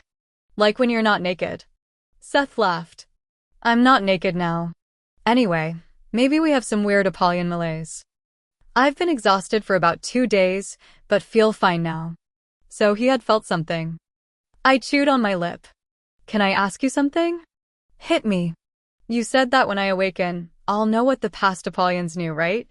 There was a pause. Yes, I said that. Unease twisted my insides. Then how did you not know about the Order of Thanatos, and that they'd killed Solaris and the First? Wouldn't you've seen what they've seen? Why are you asking? Seth asked. I took a deep breath. Because it doesn't make sense, Seth. You should have known. And how did you not know that a half and pure made an Apollyon? None of the Apollyons in the past had ever figured that out. Why are you asking about this? A distinctive, very feminine giggle cut off his words. When Seth spoke again, it sounded far away and sounded an awful lot like the word, behave. I sat up, sucking in air sharply as my stomach screamed in protest. Who are you with, Seth? Why? You jealous? Seth. Hold on a second, he replied, and then there was a sound of a door shutting. Damn it, it's cold out here. Better be careful. Don't want anything to freeze and fall off. He laughed. Oh, that was bitchy. I think you just might be jealous. Was I jealous that he was so obviously with a girl and he'd been naked? Shouldn't I be? But I wasn't jealous, more like annoyed. Annoyed because I'd been getting stabbed and dying while Seth was screwing around. And how could I be mad? I was the one in love with another guy. I really had no room to talk. But I hadn't gotten naked with that guy, not in several long months. Not since I'd decided to see what could happen with Seth.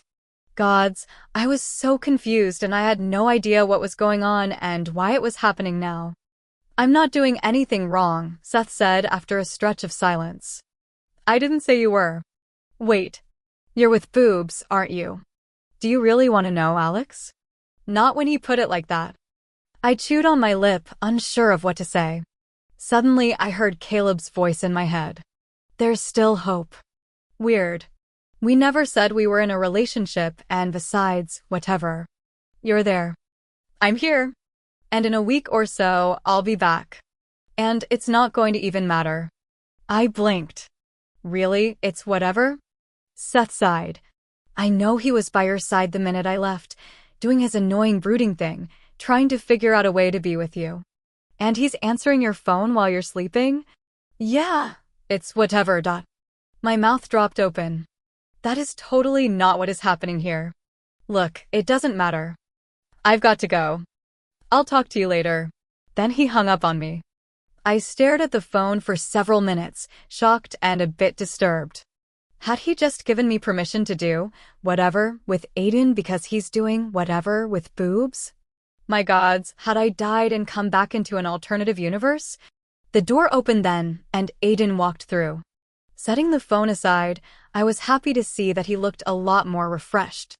Damp hair curled around his temples and the shadows under his eyes had lessened. "Hey, you're awake."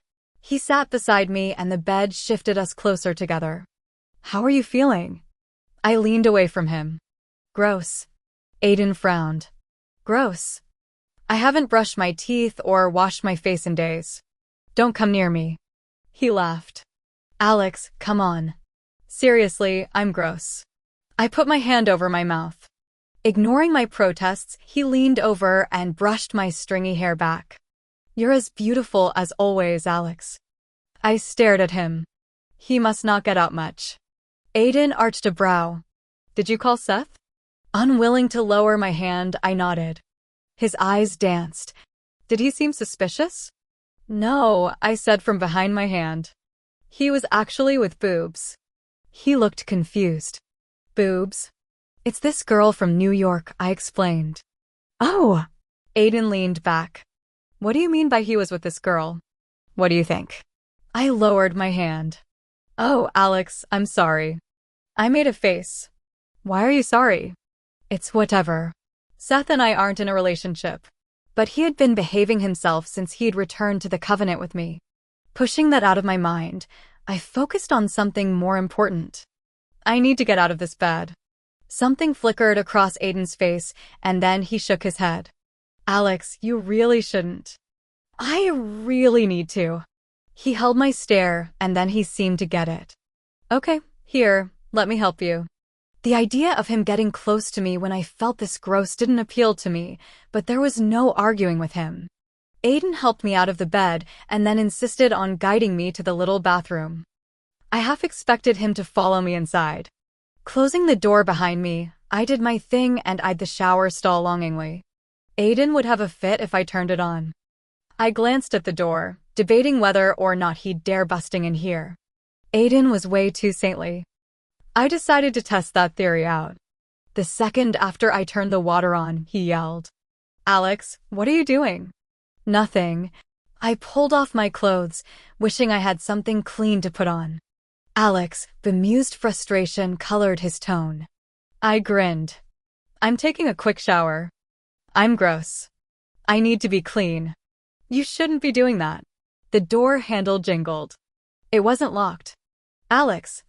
"I'm naked," I warned. Silence and then, "Is that supposed to make me not want to come in there?" A warm flush covered my body as I stared at the door. There was an audible sigh. "Make it quick, Alex, because I will come in there if you're not done in less than 5 minutes." I took the quickest shower of my life. Drying off and dressing quickly, I reveled in the feeling of being clean again, but showering had taken whatever energy I'd had left in me. I sat in front of the sink, because the toilet seemed too far away, and started brushing my teeth. My mouth no longer felt like a woolly mammoth, but as I eyed the sink and realized that I'd have to get back up again, I kind of wished I'd stayed in bed. "I know he was by your side the minute I left, doing his annoying brooding thing, trying to figure out a way to be with you." Closing my eyes, I clutched the plastic toothbrush and stretched out my legs. "Whatever. You're there. I'm here. And in a week or so, I'll be back. And it's not going to even matter." Foamy toothpaste trickled down my chin. It wouldn't matter because Seth would be around? Or it wouldn't matter because in 5 weeks, I'd awaken? Was that what Seth was trying to say in between whatever Boobs was doing? "Alex?" Aiden knocked on the bathroom door. "Are you okay in there?" I tipped my head toward the closed door. More toothpaste dribbled from my mouth. "I'm tired." The door opened. Aiden's gaze dropped and his brows went up. A slow smile crept over his face, softening the hard look that had been in his eyes since I woke up. Aiden laughed. Something fluttered in my chest. "Laughing at a dead girl isn't nice. I told you that you should have stayed in bed." The light didn't go out of his eyes as he knelt. He reached over, wiping the toothpaste off my chin with his thumb. "But you never listen." "Hold on." It wasn't like I was going anywhere, so I watched him glance at the sink and then rise. Aiden disappeared back into the room, returning with 2 small plastic cups and some paper towels a few seconds later. Prying the toothbrush out of my hands, he tossed it in the sink after filling up the cup. "Here you go." Cheeks flaming, I took the cup and swished the water in my mouth. Aiden handed me another empty cup. Rinse and repeat. I glared at him, but secretly did a happy dance in my head when he laughed again. Once I didn't have toothpaste falling out of my mouth anymore and my hands were empty, Aiden bent and carefully slid an arm around me.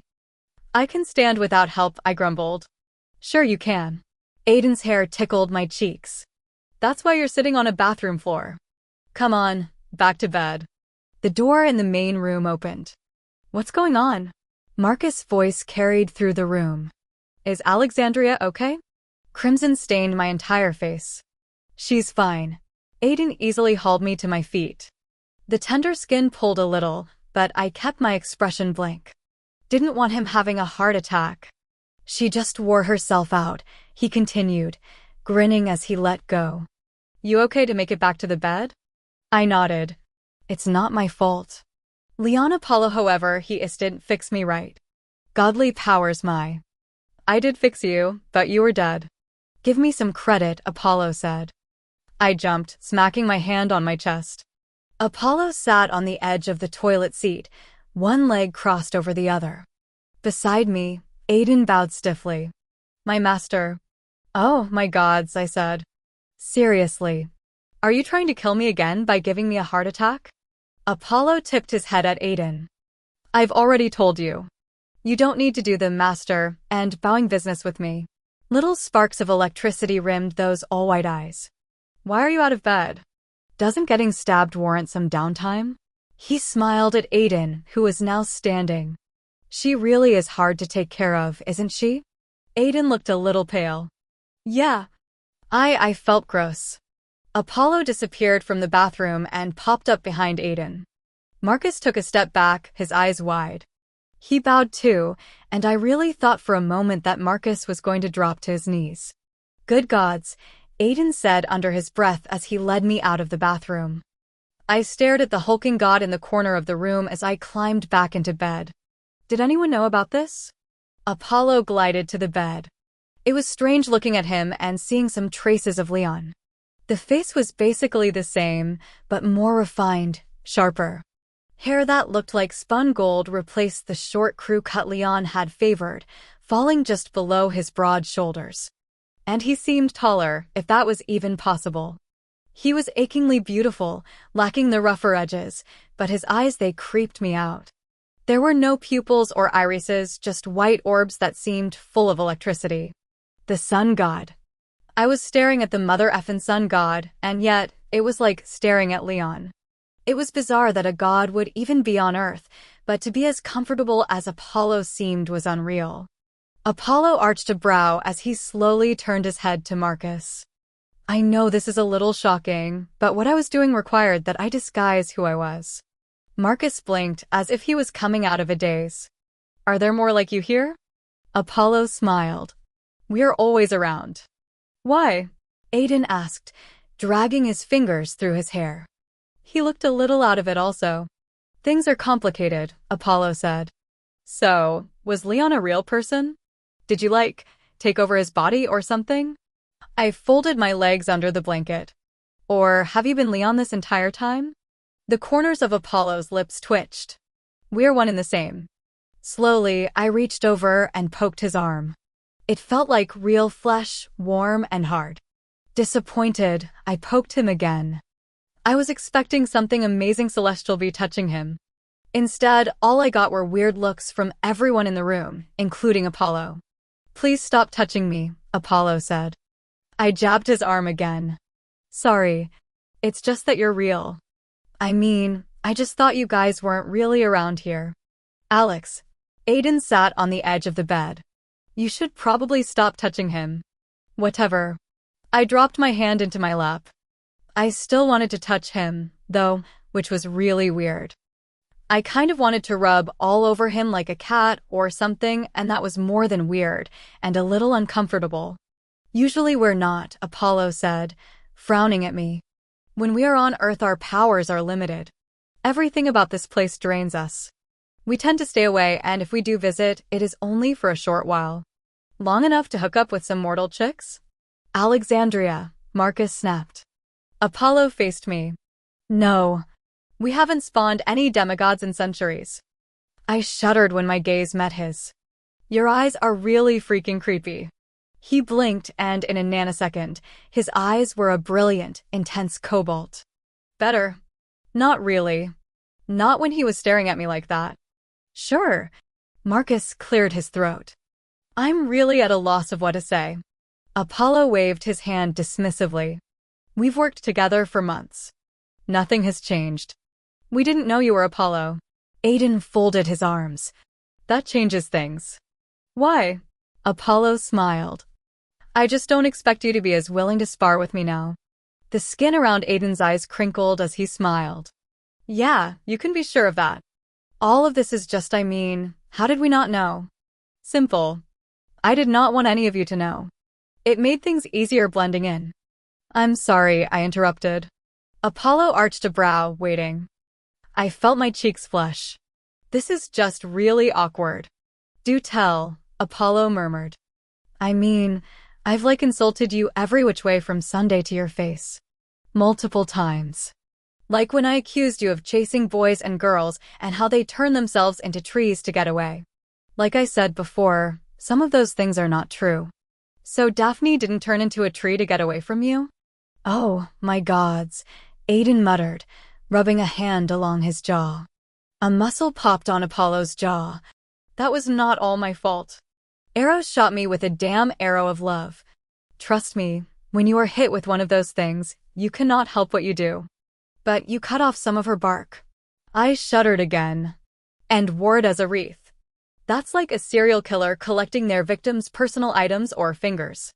I was in love, he replied, as if being in love explained away the fact that the chick turned herself into a tree to get away from him. Okay, what about Hyacinth? The poor boy had no idea. Alexandria, Marcus sighed, looking near apoplectic. Sorry. I just don't understand why he hasn't smited me or something. The day is still young, Apollo said, grinning when my eyes widened. Marcus glanced at me. You're here because of her. Apollo nodded. Alexandria is very important. This was weird to me. I thought the gods weren't fans of the Apollonians. Zeus created the first Apollon thousands of years ago, Alexandria, as a way to ensure that no pureblood would become too powerful and threaten the mortal race or us, he explained. They were created as a system of checks and balances. We are neither fans nor enemies of the Apollon, but see them only as a necessity that will be needed one day. And that day has come. Chapter 19. Why now? I asked when no one else spoke. I think the Purists were a little starstruck. Apollo was a rock star to them, but even with his otherworldly beauty, he was still just Leon to me. The threat has never been greater, Apollo answered. Seeing my confusion, he sighed. Perhaps I should explain a few things. Perhaps you should, I muttered. Apollo drifted over to the bedside table and picked up the pitcher of water. Sniffing it, he placed it back down. My father has always been paranoid. All that power, but all Zeus has ever feared is his children doing what he did to his parents.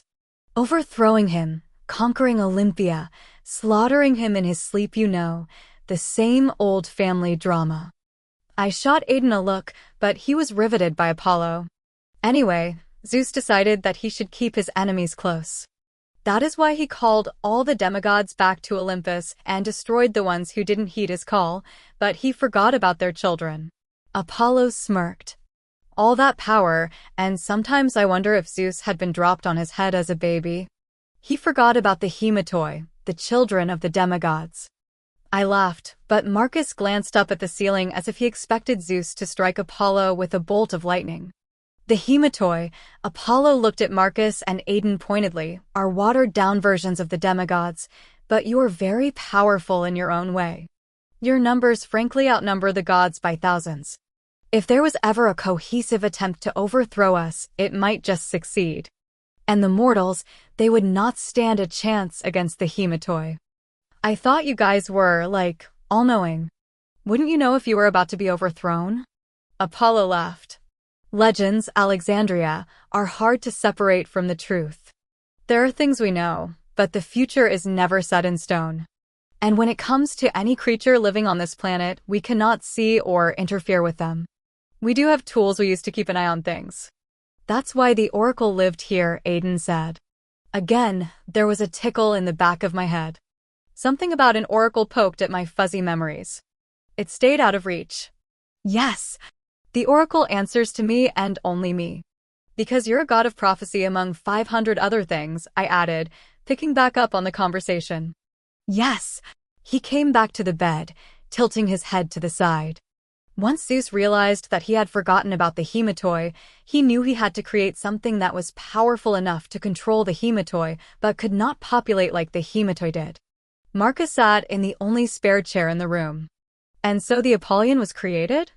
Apollo sat beside Aiden, which really crowded the bed. An Apollyon can only be born when the mother is hematoi and the father is a half-blood. It is the ether of a female pure combined with that of a half-blood which creates the Apollyon. It is similar to the way a minotaur is born. Apollyons are nothing more than monsters in the scheme of things. I frowned at his back. Gee. Thanks. Mixing of the two races was forbidden to ensure that there would not be many, and the hematoi were ordered to kill any offspring of a pure and a half. My mouth dropped open. That's terrible. That it may be, but we could not have a dozen Apollyons running around. He looked over his shoulder at me. 2 are considered bad enough. Can you imagine if there were a dozen? No, you cannot. And besides, one slipped through every generation as planned. Though, we do make mistakes every once in a while. I was really beginning to dislike Apollo. So I'm a monster and a mistake? He winked. The perfect kind of mistake. I scooted away from him a little. The grin reached his vibrant eyes. As long as the Apollyon behaves himself, he is left alone to do his duty. But when there is a second in the mix, it ups the power of the first. This was something we had not accounted for. Zeus thinks it is a kind of cosmic joke. Marcus leaned forward. But why do you even allow the second to live if one is such a threat? I shuddered. Apollo stood again, apparently suffering from a hyperactivity disorder. You see, we cannot touch the Apollyon. The markings are wards against us. Only Thanatos Order can carry out a successful attack on the Apollyon and, of course, an Apollyon can kill another Apollyon. My head was starting to hurt. And Seth would know this, right? Seth would know all of this. I exhaled loudly. I may just kill him. Apollo arched a brow. Mankind and the hematoi have something greater to fear than the daimon issue. And by the way, the whole daimon problem can totally be blamed on Dionysus. He was the first to discover that ether could be addictive, and he just had to show someone. Once Dionysus got so high off the stuff, he actually showed himself to a king of England. Do you know how many problems that caused? It was official. The gods were overgrown children. That's good to know, but can we get back to the whole greater fear thing? The oracle had a prophecy upon your birth, that one would bring the true death to all of us and the other would be our savior. Oh geez, I muttered. Grandma Pippery strikes again. Apollo ignored that. She could not tell which one, though. And I grew curious. When Solaris came around, there had been no such prophecy. What made this time so different? So I checked in on you both throughout your lives. There was nothing particularly remarkable about either of you. You're really doing wonders for my self-esteem. He shrugged. It is only the truth, Alexandria. You did not tell the rest of the gods about Seth and Alexandria? Marcus asked. No. I should have, and my decision not to has not made me many fans. He folded his arms. But then 3 years ago, the oracle foresaw your death if you stayed at the Covenant, which led to your mother leaving to protect you, although her prophecy did come true. It struck me then. Because I came back to the Covenant. And you did die, Aiden finished, his hands curling into fists. Gods. The oracle is never wrong, Apollo said. I kept an eye on you up until the night before the daimon attack in Miami. I thought you had sensed me once. You were returning from the beach and you stopped just outside your door. My eyes widened. I remember feeling something weird, but I didn't know. If only I had stayed around. He shook his head. When I learned that the Covenant was actively seeking you, I disguised myself as Leon to see what was going on. I had no idea Lucian was aware of your true identity. I never told him, Marcus said. I only knew because my sister confided in me before she left. Lucian already knew by then. Interesting, Apollo murmured. I do believe I am not the only god hanging around. Wouldn't you know if there were other gods around? Aiden asked. Not if they did not want me to know, he answered. And we could be moving in and out at different times. Although I do not know what any god would have to gain by ensuring that the two Apollians were brought together. Do any of you want revenge? I asked. Apollo laughed. When do we not want revenge against one another? We are constantly irking one another out of boredom. It would take no stretch of the imagination for one to take it all too seriously.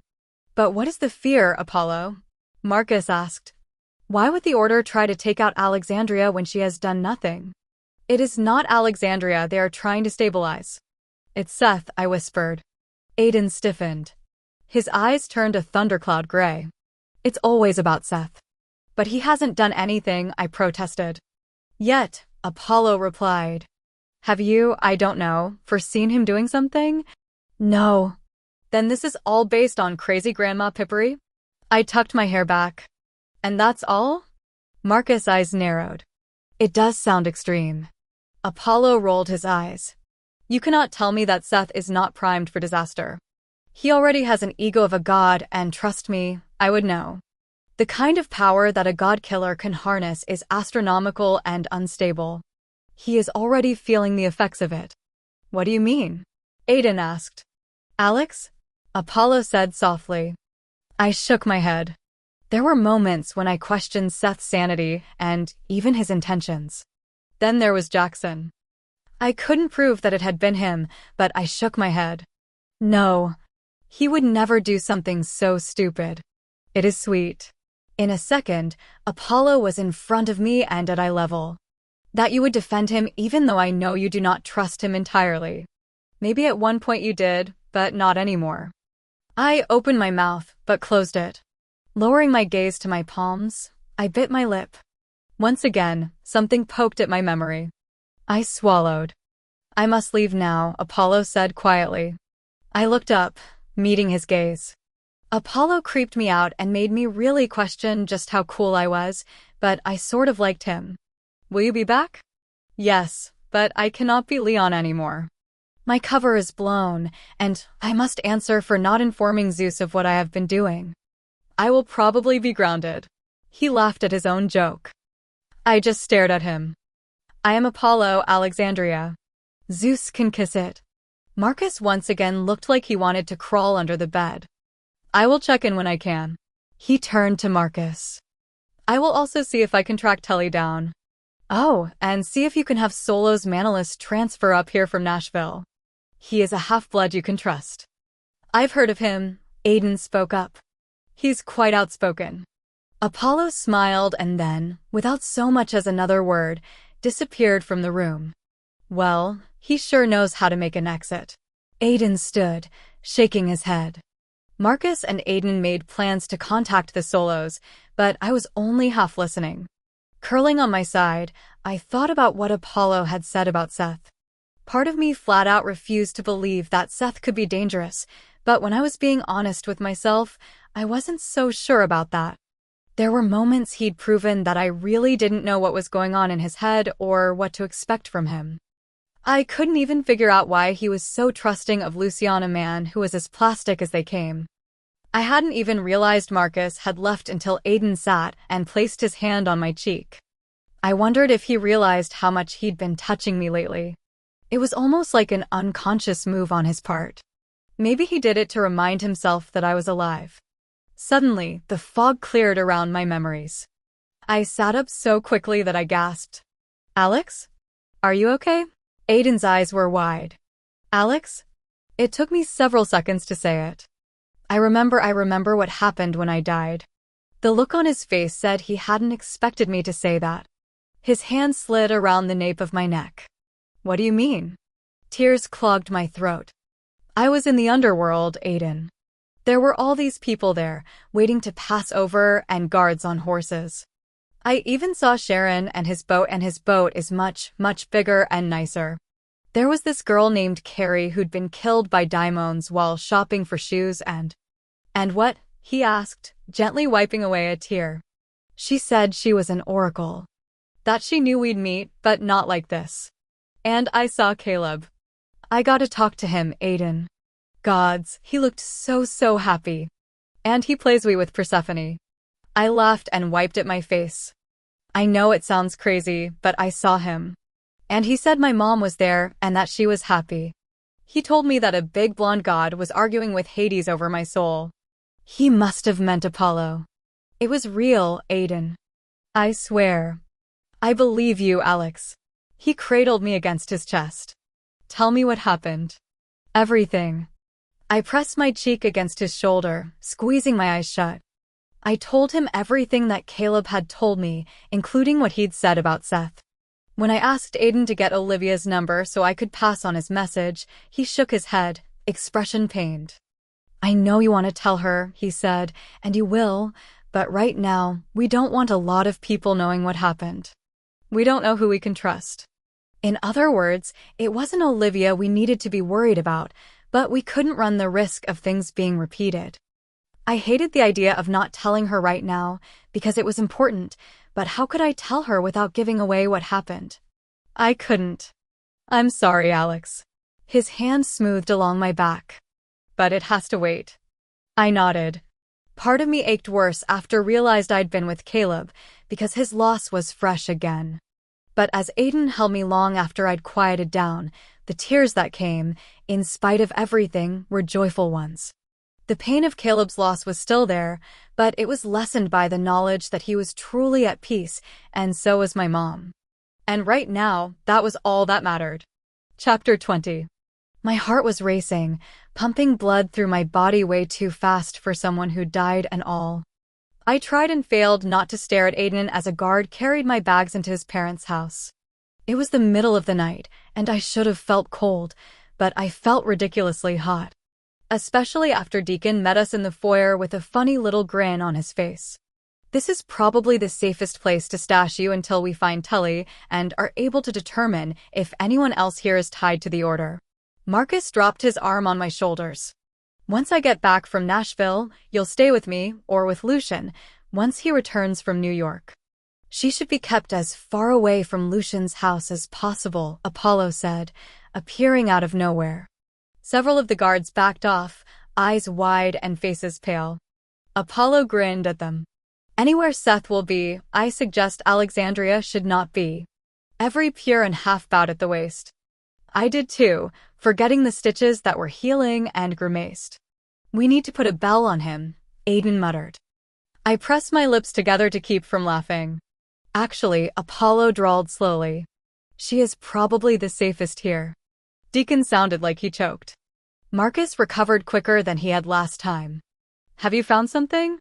No, Apollo glanced at Deacon curiously before his gaze settled on Marcus. I wanted to speak with you privately. Of course. Marcus turned to me. I'll be back in a few days.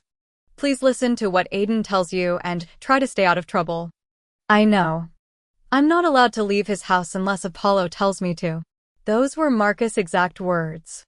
No one else could remove me from this house other than Apollo, Aiden, or Marcus. Not even Lucian's guards. If anyone else tried, I'd been given permission to kick some butt. Marcus nodded at Aiden and turned to leave. Passing by, Apollo gave us a two-finger salute that just looked bizarre coming from him. Over the past 2 days, I'd grown used to his random appearances. It seemed he took great pleasure in scaring the crap out of everyone when he did it. You ready? Aiden asked. Deacon arched a brow. Shut up, I said as I walked past Deacon. I haven't said a single thing. He spun around and followed me in. We're going to have so much fun. It's like a slumber party. A slumber party at Aiden's house? Oh gods, the images I came up with made me blush. Aiden closed the door behind the others as they left and shot his brother a look. Deacon rocked back on his heels, grinning. Just so you know, I get incredibly bored quite easily, and you will be forced to be my source of entertainment. You'll kind of be like my own personal jester. I flipped him off. Well, that wasn't funny at all. Aiden brushed past me. Sorry. You're probably going to wish you'd stayed in the med clinic. Oh, I'd wager that's not the case. Deacon met my glare with an impish grin. Anyway, did you celebrate Valentine's Day when you were slumming with the mortals? I blinked. Not really. Why? Aiden snorted and then disappeared into one of the rooms. Follow me, Deacon said. You're going to love this. I just know it. I followed him down the dimly lit corridor that was sparsely decorated. We passed several closed doors and a spiral staircase. Deacon went through an archway and stopped, reaching along the wall. Light flooded the room. It was a typical sunroom, with floor-to-ceiling glass windows, wicker furniture, and colorful plants. Deacon stopped by a small potted plant sitting on a ceramic coffee table. It looked like a miniature pine tree that was missing several limbs. Half the needles were scattered in and around the pot. One red Christmas bulb hung from the very top branch, causing the tree to tilt to the right. What do you think? Deacon asked. Well, that's a really different Christmas tree, but I'm not sure what that has to do with Valentine's Day. It's sad, Aiden said, strolling into the room. It's actually embarrassing to look at. What kind of tree is it, Deacon? He beamed. It's called a Charlie Brown Christmas tree. Aiden rolled his eyes. Deacon digs this thing out every year. The pine isn't even real. And he leaves it up from Thanksgiving to Valentine's Day, which, thank the gods, is the day after tomorrow. That means he'll be taking it down. I ran my fingers over the plastic needles. I've seen the cartoon. Deacon sprayed something from an aerosol can. It's my MHT tree. MHT tree? I questioned. Mortal holiday tree, Deacon explained, and smiled. It covers the 3 major holidays. During Thanksgiving it gets a brown bulb, a green one for Christmas, and a red one for Valentine's Day. What about New Year's Eve? He lowered his chin. Now, is that really a holiday? The mortals think so. I folded my arms. But they're wrong. The new year is during the summer solstice, Deacon said. Their math is completely off, like most of their customs. For example, did you know that Valentine's Day wasn't actually about love until Geoffrey Chaucer did his whole courtly love thing in the High Middle Ages? You guys are so weird. I grinned at the brothers. That we are, Aiden replied. Come on, I'll show you your room. Hey Alex, Deacon called. We're making cookies tomorrow, since it's Valentine's Eve. Making cookies on Valentine's Eve? I didn't even know if there was such a thing as Valentine's Eve. I laughed as I followed Aiden out of the room. You two really are opposites. I'm cooler, Deacon yelled from his mortal holiday tree room. Aiden headed up the stairs. Sometimes I think one of us was switched at birth. We don't even look alike. That's not true.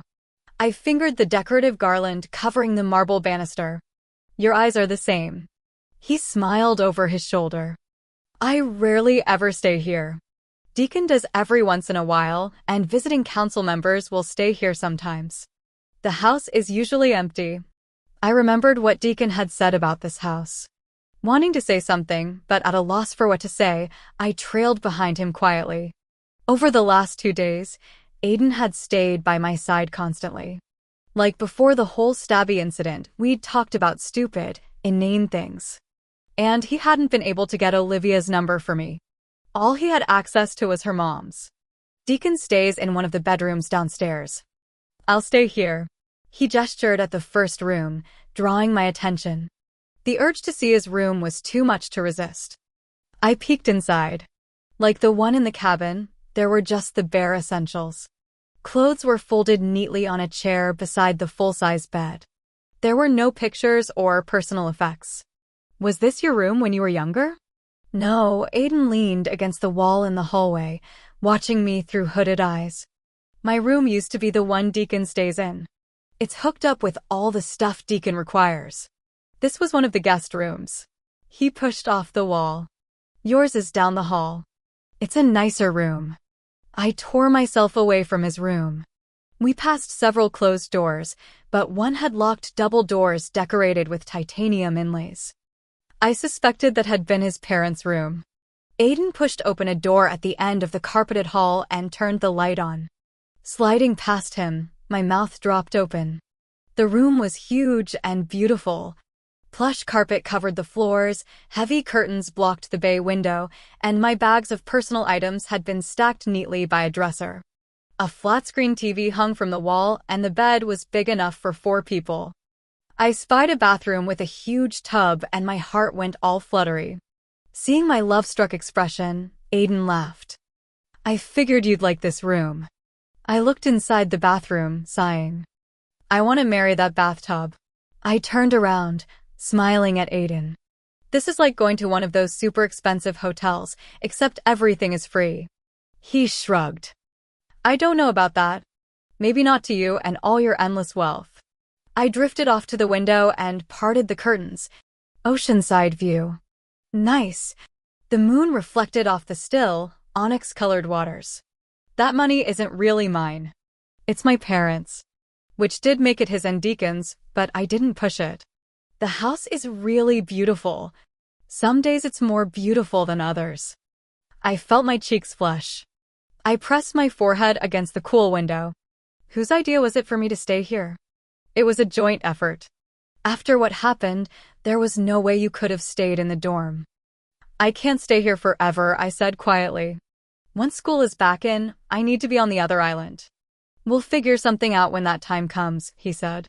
"Don't worry about that right now. It's past midnight. You have to be tired." Dropping the curtains, I faced him. He stood next to the door, hands curled into fists. "I'm not tired. I was stuck in that hospital room and that bed for what felt like eternity." He cocked his head to the side. "How are you feeling?" "Fine." I patted my stomach. "I'm not broken, you know." Aiden was quiet for a few moments, and then he smiled a little. "Want something to drink?" "Are you trying to booze me up, Aiden?" I'm shocked. He arched a brow. "I was thinking more along the lines of hot chocolate for you." I grinned. "And what about you?"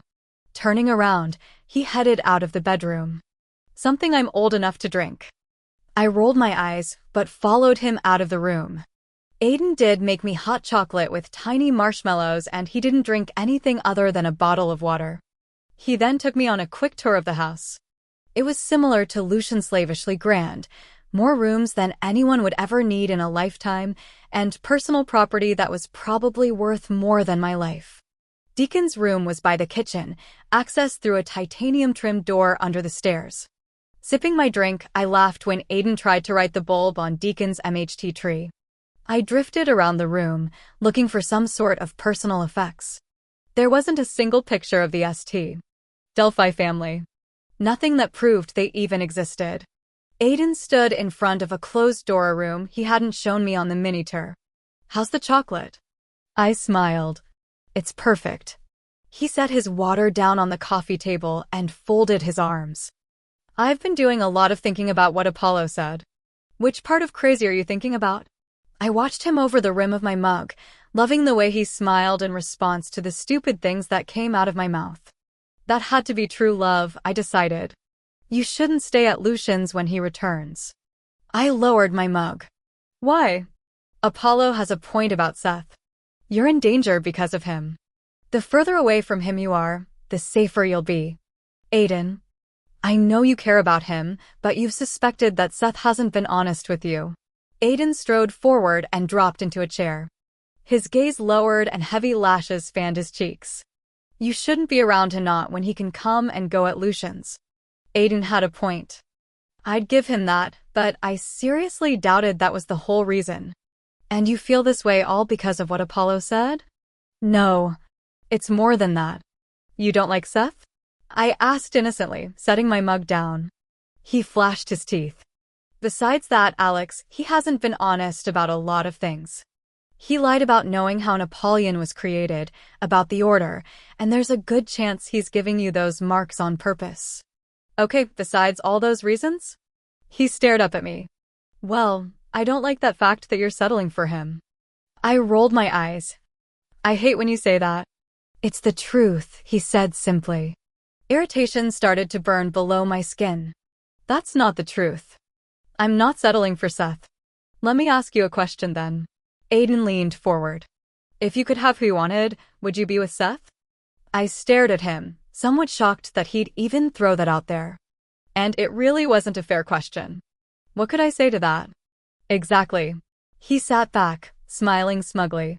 A fierce emotion blasted through me. Why can't you just admit it? Admit what? That you're jealous of Seth. It was one of those times I needed to shut up, but I couldn't. I was angry and thrilled all at once. You're jealous of the fact that I can be with Seth if I want to be. Aiden smirked. There. You just said it yourself. You'd be with Seth if you wanted to be. Obviously you don't, so why are you with him? You're settling. Ugh. My hands curled into fists and I wanted to stomp my foot. You are absolutely the most frustrating person I know. Fine. Whatever. You're not jealous of Seth or the fact that he's been sleeping in my bed for the last 2 months, because of course you haven't wished that was you at all. Something dangerous flared in his silvery eyes. Cheeks flaming, I wanted to smack myself. Why had I said that? To piss him off or to make myself look like a total hoe bag? I'd accomplished a little of both. Alex, he said, voice low and deceptively soft. Just forget it. I started past him, but his hand shot out as fast as a snake striking. 1 second I was walking, and the next I was in his lap, straddling him. Eyes wide and heart thundering, I stared at him. Okay, he said, grasping my upper arms. You're right. I'm jealous of that little punk. Happy? Instead of basking in the glory of having him admit that I was right, I placed my hands on his shoulders and basked in something totally different. I keep forgetting how fast you can move when you want to. A strange small smile played over his lips. You haven't seen anything yet, Alex. My pulse went into cardiac arrest territory. I was done arguing and talking in general. Other things were on my mind. And I knew he was thinking the same. His hands moved down my arms to my hips. He tugged me forward, and the softest part of me pressed against his hardness. Our mouths didn't touch, but the rest of our bodies did. Neither of us moved. There was something primal in Aiden's gaze, wholly possessive. I shivered the good kind of shiver. All I could think about was how right his body felt pressed against mine. I cupped his face and then slid my fingers through his hair, amazed that the intensity of what I was feeling was stronger than any bond with Seth. Delicious sensations rolled through me as his hands tightened around my hips, and when he rocked against me, the way his hands trembled and the powerful way his body coiled completely undid me. There's something I need to tell you, he whispered, his eyes searching mine. That I should have told you. Not right now. Words would ruin things. They brought logic and reality into the game. I lowered my mouth to his. A hallway light turned on outside the room. I sprang away from Aiden as if he'd caught fire. From several feet away, I struggled to catch my breath as my eyes locked with Aiden's. He came out of the chair, his chest rising and falling sharply. There was a second when I thought he was going to say the hell with it and pull me back into his arms, but the sound of encroaching footsteps knocked some sense into him. Closing his eyes, he tipped his head back and exhaled loudly. Without saying a word, I spun around and left the room. I passed a sleepy, confused-looking deacon in the hallway. I'm thirsty, he said, rubbing his eyes. Muttering something that resembled good night, I fled upstairs. Once inside the bedroom, I collapsed on the bed and stared at the vaulted ceiling. Things just weren't meant to happen between us. How many times had we been interrupted? It didn't seem to matter how strong our connection was our attraction. Something always got in the way. Fully clothed, I rolled onto my side and curled up into a ball. I wanted to spin kick everyone who thought me staying with Aiden was a good idea. We had enough problems right now without throwing myself at Aiden. Not that I'd really thrown myself at him this time or the last time. Oh hell. I reached under my shirt and felt the scar below my ribcage. The act served as a painful reminder that my love problems or lack thereof were not my greatest. Chapter 21. The first thing I did when I woke up was take a nice, luxurious bath in the garden tub. I stayed in that thing until my skin started to wrinkle, and even then it was hard to pull myself out of it. It was heaven in a bathroom. After that, I went downstairs and found Deacon sprawled across a couch in the rec room. Knocking his legs aside, I sat down. He was watching Supernatural reruns. Good choice, I commented. They're two brothers I'd like to meet in real life. True. Deacon knocked wild curls out of his eyes. It's what I watch when I'm not in class or pretending to be in class. I grinned. Aiden would kill you if he knew you skipped class. He kicked up his legs and dropped them in my lap. I know. I've cut back on the skipping class thing. He'd also cut back on the drinking thing. I glanced at him. Maybe Luke was a good influence on him. You doing anything special for Valentine's Day? I asked. His lips pursed. Now, why would you ask that, Alex? We don't celebrate B-Day. But you do. You wouldn't have that tree if you didn't. Are you? He inquired, his gray eyes dancing. I'd swear I saw Aiden at the jewelry. Shut up. I hit him across the stomach with the throw pillow. Stop saying things like that. Nothing is going on. Deacon grinned, and we watched the rest of the shows he'd recorded. It wasn't until the afternoon that I worked up the nerve to ask where Aiden was. He was outside with the guards the last time I checked. Oh! Part of me was glad that Aiden was doing his babysitting outside. My cheeks caught fire just thinking about us in the chair last night. So you two were up pretty late, Deacon said. I kept my expression blank. He was showing me the house. Was that all he was showing you? Shocked, I laughed as I twisted toward him. Yes! Deacon, geez. What? He sat up and swung his legs off my lap. It was just an innocent question. Whatever. I watched him stand up. Where are you going? Over to the dorms. Luke's still there. You're more than welcome to come, but I doubt Aiden will let you out of this house. Pierce and Hafs could be casual friends, especially while they were in school together, and a lot of them were, although not so much since the daimon attacks at the beginning of the school year. Zarek hadn't thrown any of his huge parties lately. But for Haf to be hanging out at a Pierce house would raise questions. What are you two doing? I asked. Deacon winked as he backed out of the room. Oh, I'm sure the same thing you and my brother were doing last night. You know, he's going to show me around the dorm. Several hours later, Deacon returned and Aiden finally reappeared inside. Avoiding my gaze, he went straight upstairs. Deacon shrugged and coaxed me into making cookies with him. When Aiden finally came downstairs, he lingered in the kitchen while Deacon and I made cookies. I sort of gaped at him dressed down in jeans and a long-sleeved shirt so long that Deacon elbowed me in the side. Once Aiden loosened up, he joked around with his brother. Every so often our eyes would meet and electricity danced over my skin. After eating our weight in raw cookie dough, we all ended up in the living room, sinking into couches bigger than most people's beds. Deacon controlled the TV for 4 straight hours before ambling off to bed, and Aiden went outside to check in with the guard. Why? I had no idea. I roamed around the house. What had Aiden wanted to talk about before I told him to stop talking? Had he been ready to talk, like he'd hinted when I was still in the med clinic? Restless, I found myself in the MHT tree room. I poked the bulb, smiling as it swayed back and forth. Deacon was so bizarre. Who had a mortal holiday tree? So weird. It was late, and I should have been in bed, but the idea of sleeping was unappealing. Full of restless energy, I drifted around the room until I came to a stop in front of the door. Curious, and with nothing else better to do, I tried the handle and found it unlocked. Glancing over my shoulder, I pushed open the door and crept inside the softly lit room. At once I realized why Aiden had kept this room off his tour. Everything personal was crammed into the circular room. Pictures of Aiden lined the walls, chronicling his childhood. There were photos of Deacon as a precocious-looking little boy, head full of blonde curls and chubby cheeks that hinted at delicate features. I stopped in front of one of Aiden and felt my chest tighten. He must have been 6 or 7. Dark curls fell across his face instead of the looser waves he had now. He was adorable, all gray eyes and lips. There was a photo of him with Deacon. Aiden was probably around 10 or so, and he had one lanky arm draped over his younger brother's shoulders. The camera had captured both boys laughing. Moving around an overstuffed couch, I slowly picked up the titanium picture frame that was on the fireplace mantel. My breath caught. It was his father, his mother, and father. They stood behind Deacon and Aiden, their hands on the boys' shoulders. Behind them, the sky was a brilliant blue. It was easy to tell which boy favored which parent. Their mother had hair the color of corn silk that fell past her shoulders in springy curls.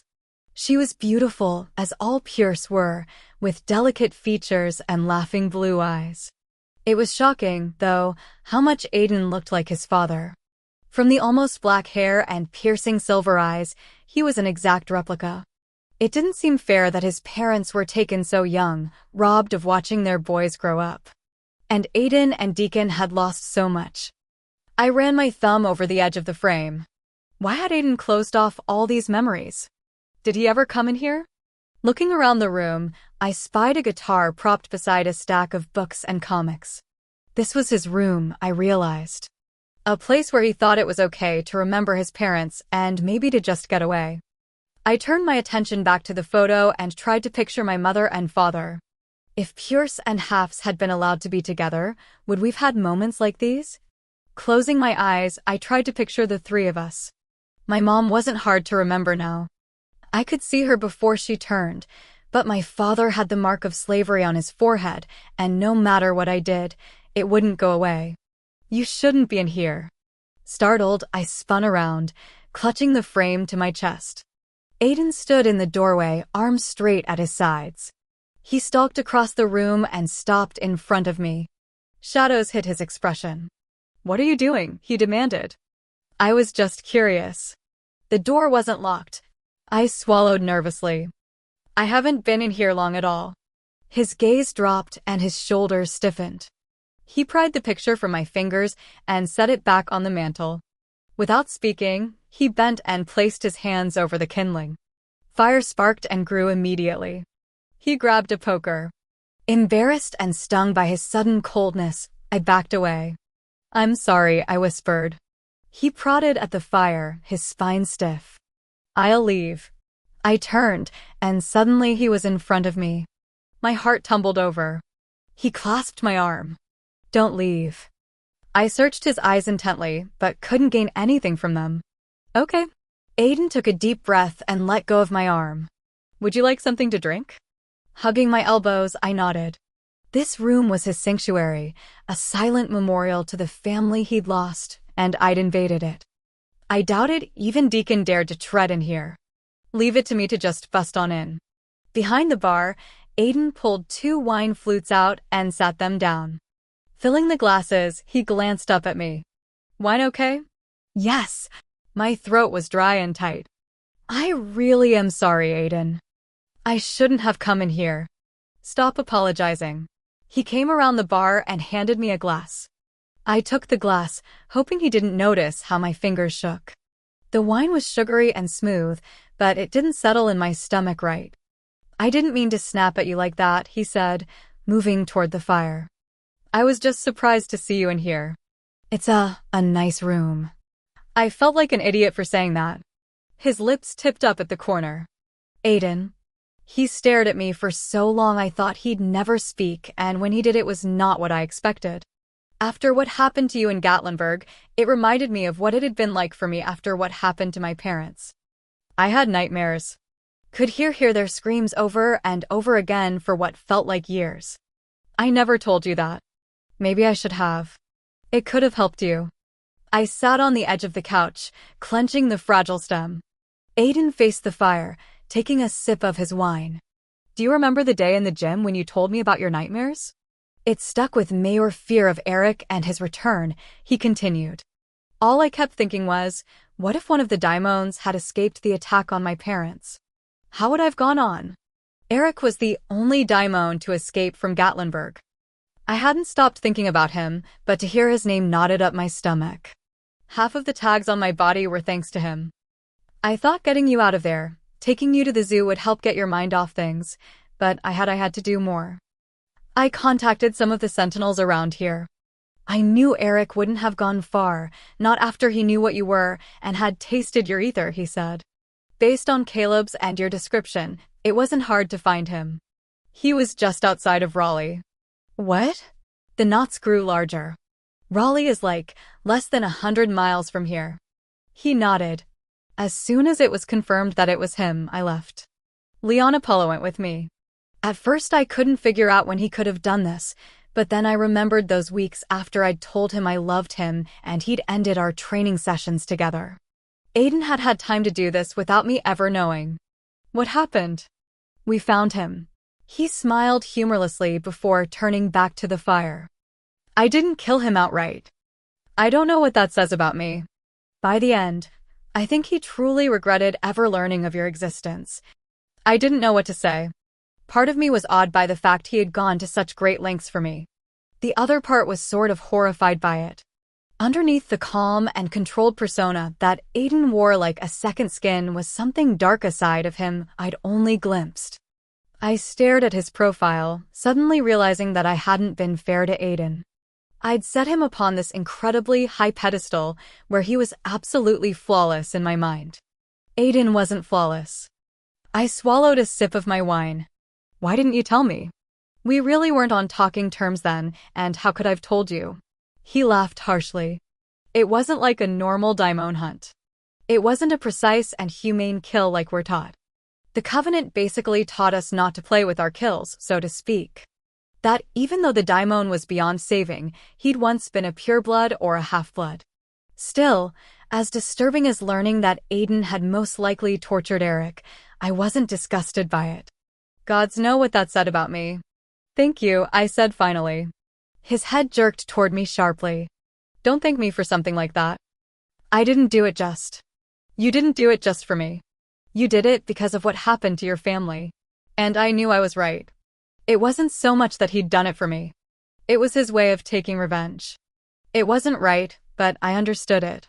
And in his shoes I would have probably done the same thing and then some. Aiden went still. The flame sent a warm glow over his profile as he stared down at his glass. We were visiting friends of my father in Nashville. I didn't know them very well, but they had a daughter who was about my age.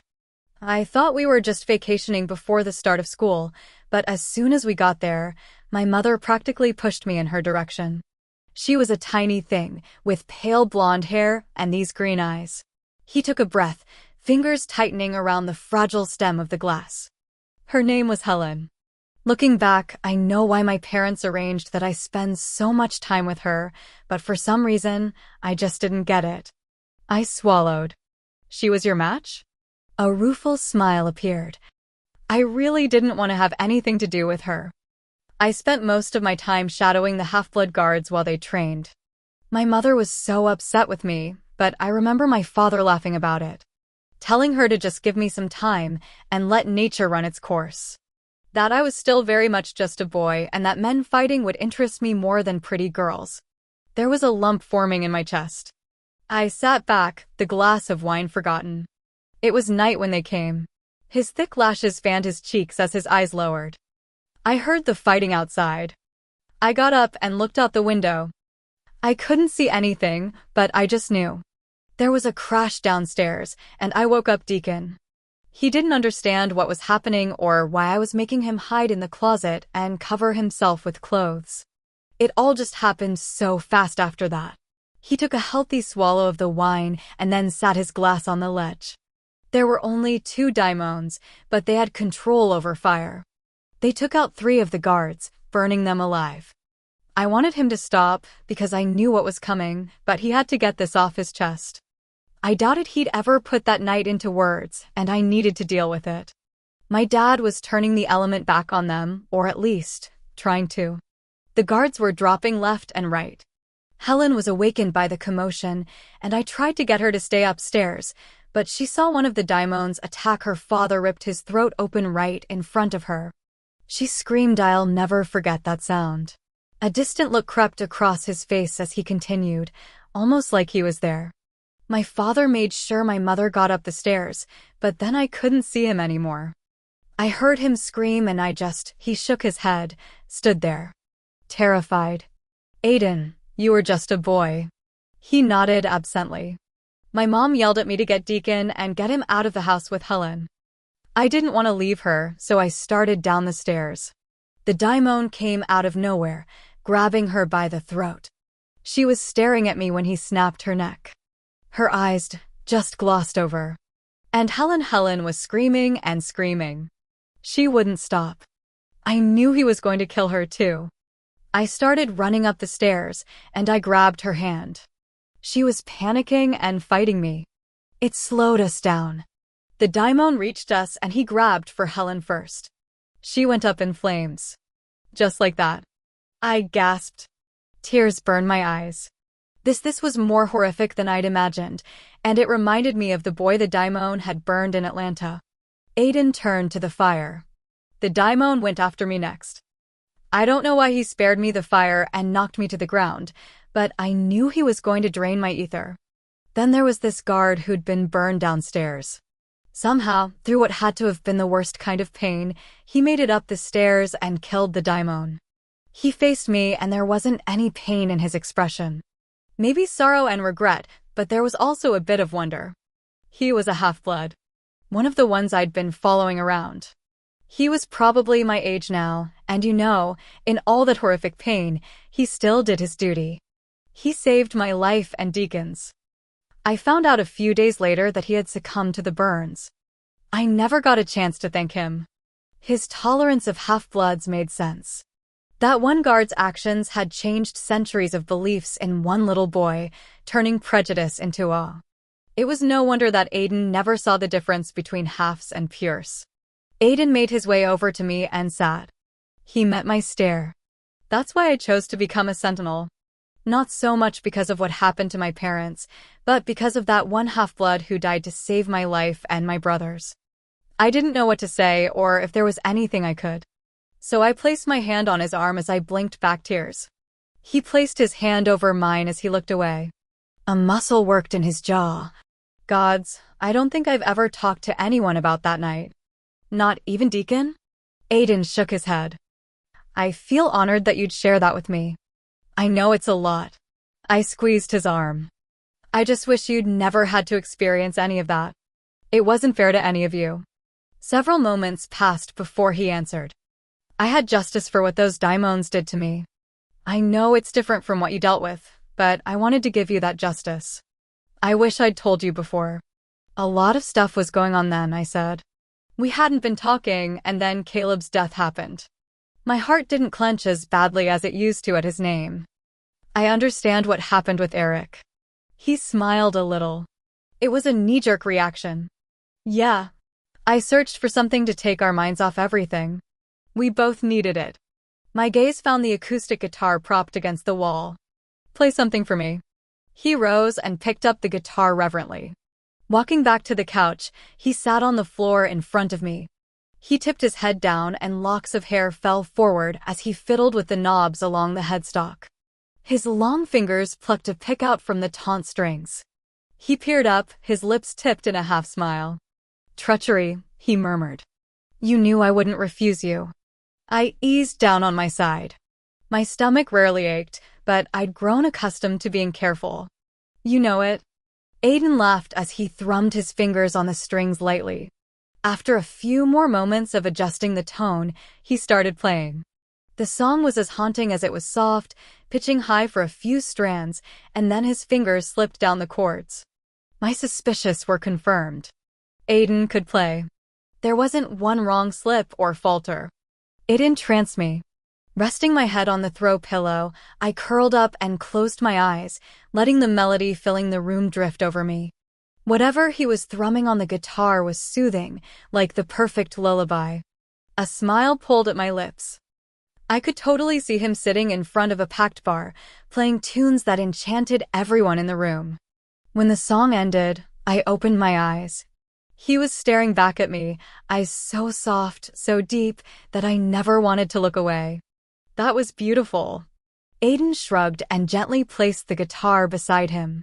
He reached up, carefully taking the barely touched glass of wine from my fingertips. His eyes watched me as he took a sip, and then he set the glass aside, too. Minutes could have passed as we stared at each other, neither of us talking. I didn't know what came over me, but I reached out and placed a hand on his chest, beside his heart. Under my right hand, there was something hard and teardrop-shaped tucked under his shirt. I'd felt the necklace before and never really paid it much attention, but now there was something familiar about it. I sucked in a sharp gasp as comprehension shot through me. Aiden stared back, his eyes incredibly bright. A shiver ran down my spine, spreading across my skin with dizzying speed. I reached up, sliding my fingers under the thin chain. Alex, Aiden ordered, pleaded really. His voice was thick, gruff. Alex, please. I hesitated for an instant, but I had to see it. I just had to. Carefully, I tugged the chain up. My breath caught in my throat as I lifted the chain until it was completely out from underneath his shirt. Dangling from the silver chain was the black guitar pick I'd gotten him for his birthday. The day I had given it to him, he'd told me he didn't love me. But this had to mean something, and my heart was swelling, in danger of bursting. Speechless, I ran my thumb over the polished gemstone. There was a tiny hole in the top where the chain threaded through. Aiden placed his hand over mine, closing my fingers around the guitar pick. Alex. When my eyes met his, there was a brutal level of vulnerability in his stare, a sense of helplessness that I shared. I wanted to cry. I know, and I did. I knew even if he never spoke those words, even if he refused to, I'd still know. His lips parted. Couldn't fool you for that long, I guess. I squeezed my eyes shut, but a tear wiggled its way free, gliding down my cheek. Don't cry. He caught the tear with his finger as he pressed his forehead against mine. Please. I hate when you cry because of me. I'm sorry. I don't want to be all weepy. I wiped at my cheeks, feeling foolish. It's just that I never did know. Aiden clasped the sides of my face, pressing a gentle kiss to my forehead. I wanted a piece of you with me always. No matter what. I shuddered. But I don't have anything of you. Yes, you do.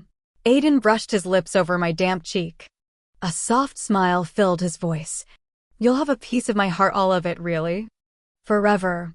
Even if your heart belongs to someone else. My heart tumbled over, but I stilled. What do you mean? He dropped his hands, leaning back. I know you care about him. I did care about Seth. But he wasn't my heart.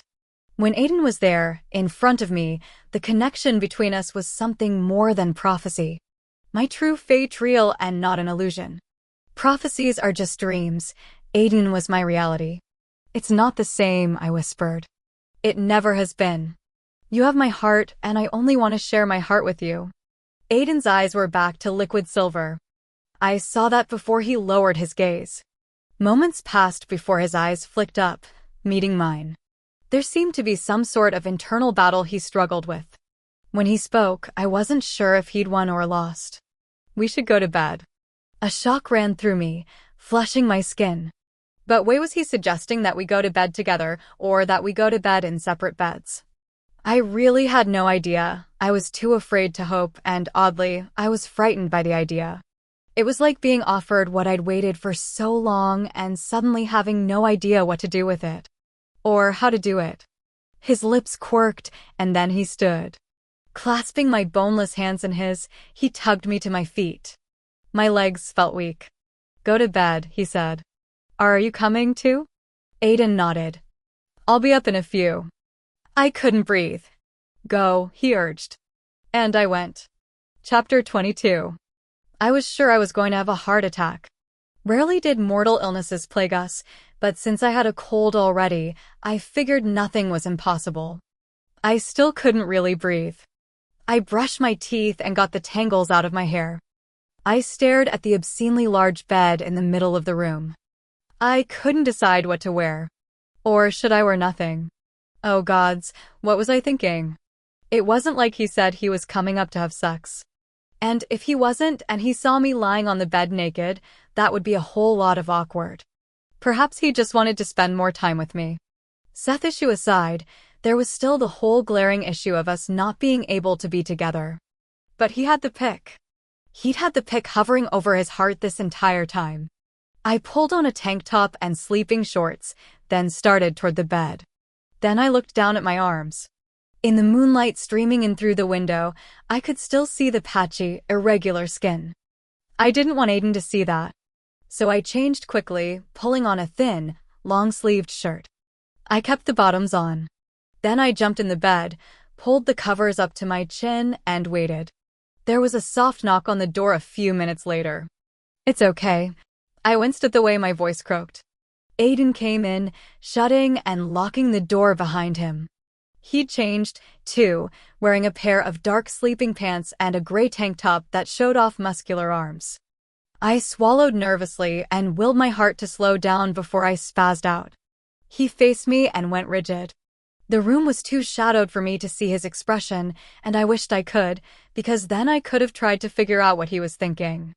Wordlessly, he went to the windows first and drew the blinds. The room was cast into utter darkness, and my fingers dug into the rich comforter. I heard him patting around the room, and then a soft glow appeared. Aiden brought a candle to the bed, setting it down on a small table. He looked at me, expression softened by the candlelight. He smiled. I started to relax, the blanket easing away from my fingers. Carefully, he pulled back the covers on his side and climbed in, never once breaking eye contact with me. Alex? Yeah? He was still smiling. Relax. I just want to be here with you if that's okay. It's okay, I whispered. Good, because I really don't want to be anyplace else. Oh, the warmth that flooded my chest could have had me floating to the stars. I watched him stretch out beside me. My gaze darted to the closed door, even though I knew Deacon was nowhere near us. And it wasn't like he didn't already suspect something. Or like he cared. I bit my lip, daring a quick look at Aiden. His chin was tipped up and his eyes burned silver, bright and intense. I couldn't look away. Aiden drew in a shallow breath, lifting the arm closest to me. Come. Heart pounding, I scooted over until my leg brushed his. His arm came up, wrapping around my waist. He guided me down so that I was nestled against him, my cheek on his chest. I could feel his heart racing just as fast as mine. We lay in silence for a little while, and in those minutes, it was like being in paradise.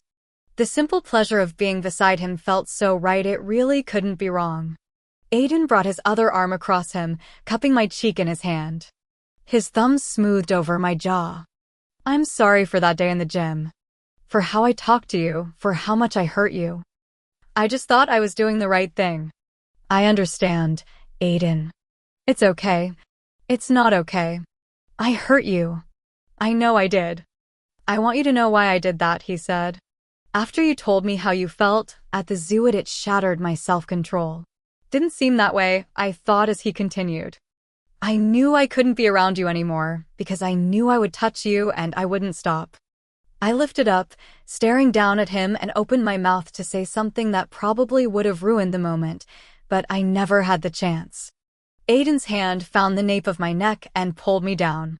His lips met mine, and like every time before, there was this indefinable spark that coursed through us. He made a sound against my lips, kissing me harder and harder. He pulled back just enough so that his lips brushed mine when he spoke. I can't keep pretending that I don't want this, that I don't want you. I can't. Not after what happened to you. I thought I'd lost you, Alex, forever. And I would have lost everything. You are my everything. Many emotions rose in me all at once, awe, hope, and love. So much love that everything outside of us vanished in that instant. This is what you've been trying to tell me. It's what I've always wanted to tell you, Alex. He sat up, bringing me along with him. I've always wanted this with you. I slid my hands to his cheeks, meeting his heated gaze with my own. I've always loved you.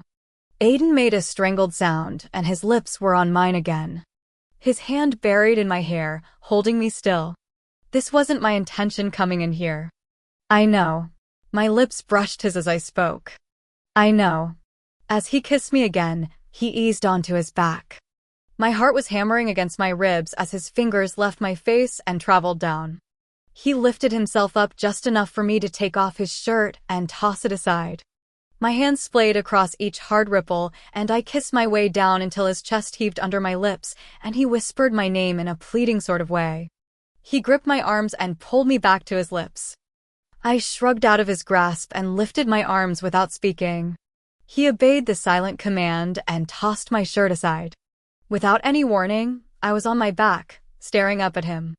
His hand slipped over my bare skin as his lips dipped down my throat and over the curve of my shoulder.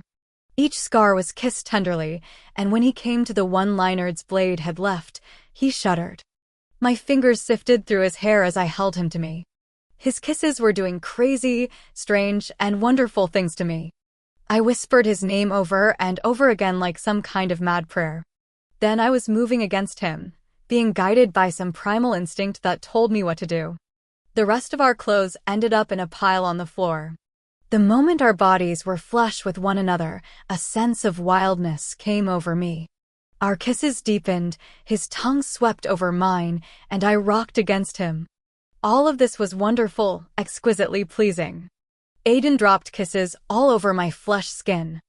I was lost in the heady sensations, completely unprepared for it. This may not have been what we intended, but this was happening. Aiden lifted his head. Are you sure? Yes, I breathed. I've never been more sure. His hand trembled against my flushed face. Have you gotten? He was asking if I'd had my Shah the council-mandated birth control for all half-blood females. I nodded. The silver eyes flared. His hand trembled against my cheek again, and as he lifted up, his eyes roamed over me. My newfound courage all but disappeared under his scalding stare.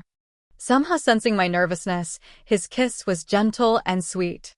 He was patient and perfect, coaxing away the shyness until I wrapped myself around him.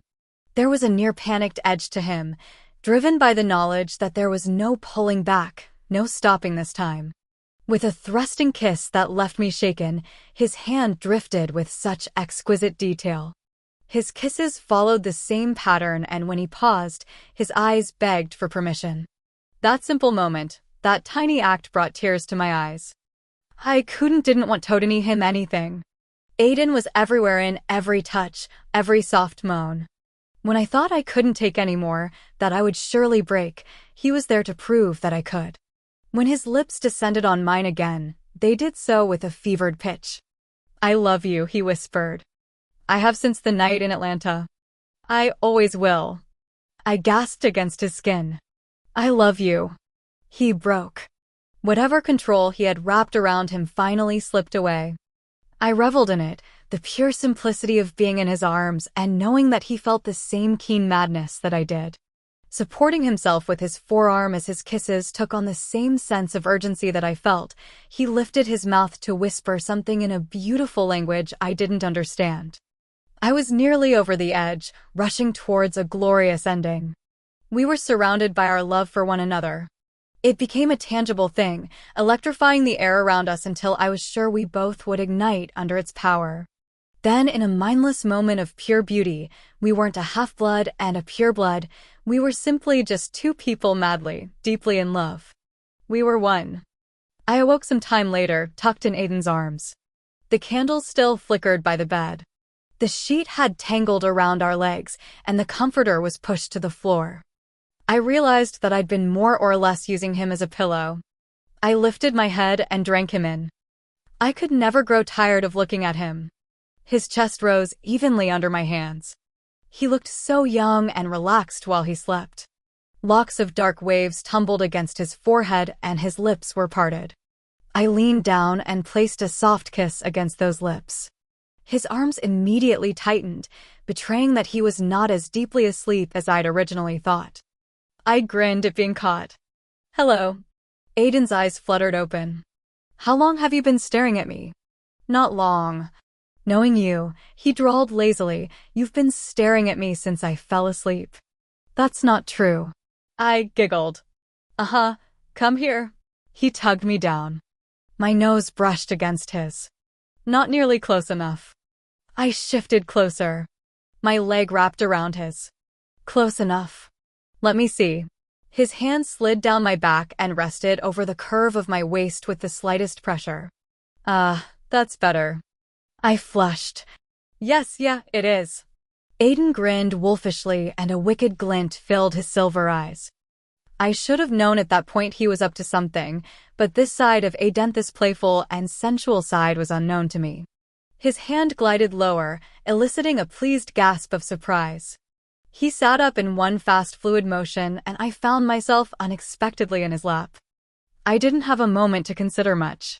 Aiden kissed me, scattering all thoughts or responses. The sheet slipped away and I melted against him. It was quite some time later, when the sun was about to rise and the candle had long since gone out, that Aiden gently roused me. Alex. He brushed his lips over my forehead. I opened my eyes, smiling. You're still here. His hand caressed my cheek. Where else would I be? Then he kissed me, and my toes curled. Did you think I'd just leave? I marveled at the fact that I could run my hand up his arm without having him pull away. No. I don't know, actually. He frowned as he traced the shape of my cheekbone. What do you mean? I snuggled closer to him. What happens now? Understanding flared in his gaze. I don't know, Alex. We have to be careful. It's not going to be easy, but we'll figure something out. My heart skipped a beat. A relationship was going to be damn near impossible anywhere we'd go, but I couldn't stop the hope swelling inside me or the tears building in my eyes. Was it wrong to hope for a miracle? Because that's what we would need to make this work. Oh, Alex. He gathered me into his arms, holding me tightly against him. I burrowed my face in the space between his neck and shoulder, inhaling deeply.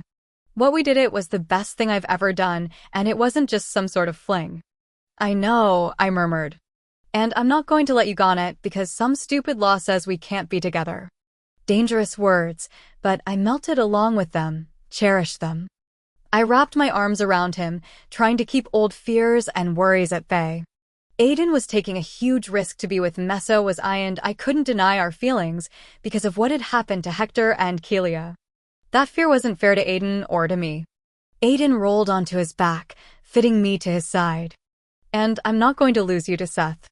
The air hitched in my lungs. Somehow, being so lost in Aiden, I'd completely forgotten the fact that I'd be awakening in 2 weeks and all the ramifications of that. Fear tasted like blood in the back of my throat. What if that changed the way I felt about Aiden? Crap. What if the bond twisted those feelings back to Seth? And how in the hell had I forgotten about Seth in the first place? Out of sight and out of mind was totally not justifiable. The thing was I did care for Seth a lot. Part of me even loved him, even though I wanted to hurt him most of the time. But my love for Seth was nothing like what it was for Aiden. It didn't consume me, didn't make me want to do crazy things, be reckless, and in the same breath, be safer and more cautious. My heart, my body didn't respond in the same way. Aiden's hand skimmed over my arm. I know what you're thinking, Agape Mao, Zoe Mao. I took a shallow breath. What does that mean? It means my love, my life. I squeezed my eyes shut against the rush of tears as I remembered the first time he'd said Agape Mao to me. My gods, Aiden hadn't lied. He had loved me since the very beginning. Knowing that filled me with steely resolve. I rose up and stared down at him. He smiled, and my heart jumped. He reached up, tucking my hair back behind my ear. His hand lingered. What are you thinking now? We can do this. I leaned down and kissed him. We will do this, damn it. His arm circled around my waist. I know. Gods, I know this sounds really lame, so please don't laugh at me. I grinned. But I've been terrified of this awakening, of losing myself. But I'm not anymore. I won't lose myself because, well, how I feel about you, it would never let me forget who I am. I'd never let you forget who you are. My grin spread. Gods, we're crazy. You know that, right? Aiden laughed. I think we're pretty good at crazy, though. We stayed in each other's arms longer than we should have. I was reluctant to let him leave, and I think he was too. Rolling onto my side, I watched him throw his clothes on. He grinned when he caught me. I wiggled my brows. What? It's a nice view. Wicked, he said, sitting beside me. His hand skimmed over my hip. There was something fierce in his gaze. We will do this. I snuggled closer to him, wishing he didn't have to leave. I know. I believe that. Aiden kissed me once more and whispered Agape Mao. Chapter 23. Everything and nothing changed after having sex. I didn't look any different. Well, there was the goofy smile plastered over my face that I couldn't get rid of.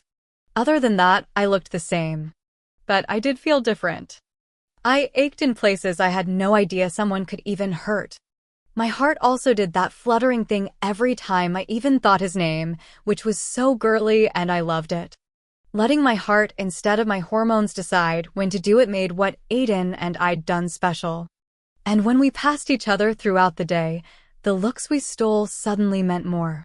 Everything meant more, because we both were risking it all and neither of us regretted that. I spent the better part of the afternoon and evening playing Scrabble with Deacon. I think he regretted asking me to play, because I was one of those Scrabble player the kind who played three-letter words every chance I got. There was a part of me that kept expecting the gods to zap one of us for finally breaking all the rules. So when Apollo popped in on our fourth round of Scrabble, I about had a heart attack. Gods. I clutched my chest. Can you stop doing that? Apollo looked at me strangely. Where is Aiden? Slowly rising to his feet, Deacon cleared his throat and bowed. I think he's outside. I'll go get him. I glared at Deacon's retreating form. Left alone with Apollo, I wasn't sure what to do. Should I stand up and bow to? Was it considered rude to sit in the presence of a god? But then Apollo sat beside me, cross-legged, and started messing with the letters on the board. Guess not. I know what's happened, Apollo said after a few seconds. My brows furrowed. What are you talking about? He nodded at the board. My gaze dropped to the game and I nearly passed out. He'd spelled sex and Aiden with those stupid little squares. Horrified, I shot to my knees and swept the letters off the board. I have no idea what you're talking about. Apollo tipped his head back and laughed, chortled really loudly. I think I hated him, god or not. I've always known. He leaned back against the couch, folding his arms. His blue eyes burned unnaturally, lit from within. I'm just surprised you two made it this far. My jaw hit the floor. Wait, that Night King came back? You knew I was in Aiden's cabin, didn't you? He nodded. But how do you know now? My stomach dropped. Oh, my gods, have you been doing some kind of creepy peeping god thing or something? Did you see us? Apollo's eyes narrowed as he tilted his head toward me. No. I do have better things to do. Like what? His pupils started to burn white. Oh, I don't know. Maybe track down Tully, keep an eye on Seth, and, if I get lucky, bring you back from the dead. And I forgot making a few appearances at Olympus, so that I don't have every one of my siblings curious about what I'm doing. Oh! Sorry. I settled down, feeling chagrined. You are really busy. Anyway, I can smell Aiden on you. My face caught fire. What? What do you mean, you can smell him? Dude, I showered. Apollo leaned over, his gaze meeting mine. Every person has a unique scent. If you mix yours enough with that person, it takes a lot to get their smell off you. Next time you might want to try Dial soap instead of those girly body washes. I covered my flaming face. This is so wrong. But it does amuse me greatly. You're not going to do anything about it? I whispered, lifting my head. He rolled his eyes. I believe that is the least of our problems at the moment. Besides, Aiden is a good guy. He will always put you first, above all else. But I am pretty sure he will get overprotective at some point. Apollo shrugged while I stared, open-mouthed, at him. You will just have to set him straight. Was Apollo giving me relationship advice? This was officially the weirdest moment of my life, and that was saying something. Thankfully, Aiden and Deacon returned then, and I was saved from dying of humiliation. Deacon shoved his hands into his pockets. I'm just going to go busy myself with something. Yeah. Spinning around, he closed the door on his way out. There was something really weird about Deacon's reaction to Apollo. For his sake, I seriously hoped he hadn't done anything with Apollo. He might end up a flower or a tree stump. Aiden strolled into the living room and bowed. Is there news? He asked upon straightening. He knows about us, I said. A second later, Aiden hauled me to my feet and shoved me behind him. In both of his hands were covenant daggers. Apollo arched a golden eyebrow. And what did I say about the whole overprotective bit? Well, he did call it. Cheeks flaming, I grabbed Aiden's arm. He doesn't seem to care, apparently. Aiden's muscles tensed under my hand. And why should I believe that? He's a god. I swallowed. Well, probably because he could have killed me already if he was going to have a problem with it. That is true. Apollo stretched his legs out, crossing them at the ankle. Aiden, you cannot actually be shocked that I know. Do I need to remind you of our special hunt in Raleigh? Why else would a man hunt down someone like that unless it was for love? And trust me, I know the crazy lengths people will go to for love. The tips of Aiden's cheeks flushed as he relaxed by a fraction. I'm sorry for pulling these on you, but I understand. He waved his hand dismissively. Have a seat, cop a squat, whatever. We need to talk, and I do not have long. Taking a deep breath, I sat where I'd been before. Aiden took the arm of the couch behind me, remaining close. So what's going on? I asked. I was just with Marcus, Apollo answered. He's gotten Solos on board. On board for what? I glanced at Aiden. He looked away. Equal parts curious and angry, because I knew that meant he was keeping something from me. I elbowed his leg. On board for what, Aiden? You have not told her, have you? Apollo scooted further away. Don't hit me. What? I don't just hit people. Both stared at me knowingly. I folded my arms to keep from hitting them. Fine. Whatever. What's going on? Apollo sighed. Solos is a half-blood sentinel. Gee. I've figured that part out. Aiden pushed me in the back with his knee. I shot him a death glare.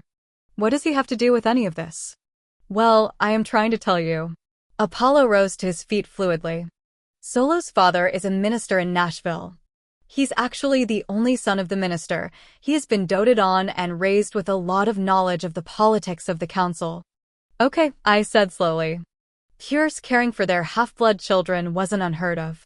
Rare, yes, but I was an example of that. Not everyone on the council is a fan of Telly Alex. Some would even like to see him removed from his position, Aiden explained. And if I remember correctly, he was outvoted when it came to placing you into servitude. Apollo glided over to the window. Word of what he's involved in will not sit well with those members of the council, including Solo's father, who, by the way, is a softie when it comes to the treatment of half-bloods. Having them on our side can only help. What do you mean, his father is a softie? Apollo faced me. He is one of those who do not believe that half-bloods should be forced into servitude if they do not fit the mold of a sentinel or guard. Well, you have no one to blame for that rule but yourself. Anger sparked inside of me. You're responsible for the way we've been treated. Apollo frowned. We have had nothing to do with that. What? Surprise colored Aiden's voice. We are not responsible for the subjugation of half-bloods, Apollo said. That was all the purebloods. They decreed the separation of the two breeds into castes centuries and centuries ago. All we asked was that pures and halves not mix. Those words pulled the world out from underneath my feet. Everything I'd been taught to believe was no longer true. Since I was a small child, I'd been told that the gods saw us as lesser and our society acted on that belief. Then why haven't you guys done anything? It was not our problem, Apollo responded blithely. Rage whipped through me like a red-hot bullet and I shot to my feet. It wasn't your problem? The purebloods are your children. Just like we are. You all could have done something years ago. Aiden caught my arm. Alex. What did you expect us to do, Alexandria? Apollo said. The lives of half-bloods are literally a small step above those of mortals. We cannot interfere in such trivial things. The slavery of thousands and thousands of halves was a trivial thing? Breaking free of Aiden, I charged Apollo. Looking back, not a good idea, but I was so angry, so shocked that the gods had stood by since the beginning and allowed the pures to treat us like animals they could herd. A small, rational part of my brain knew not to take it personally, because this was how the gods were. If it didn't involve them directly, they didn't care. It was as simple as that. The pissed part beat out the rational part. Alex! Aiden yelled, reaching for me.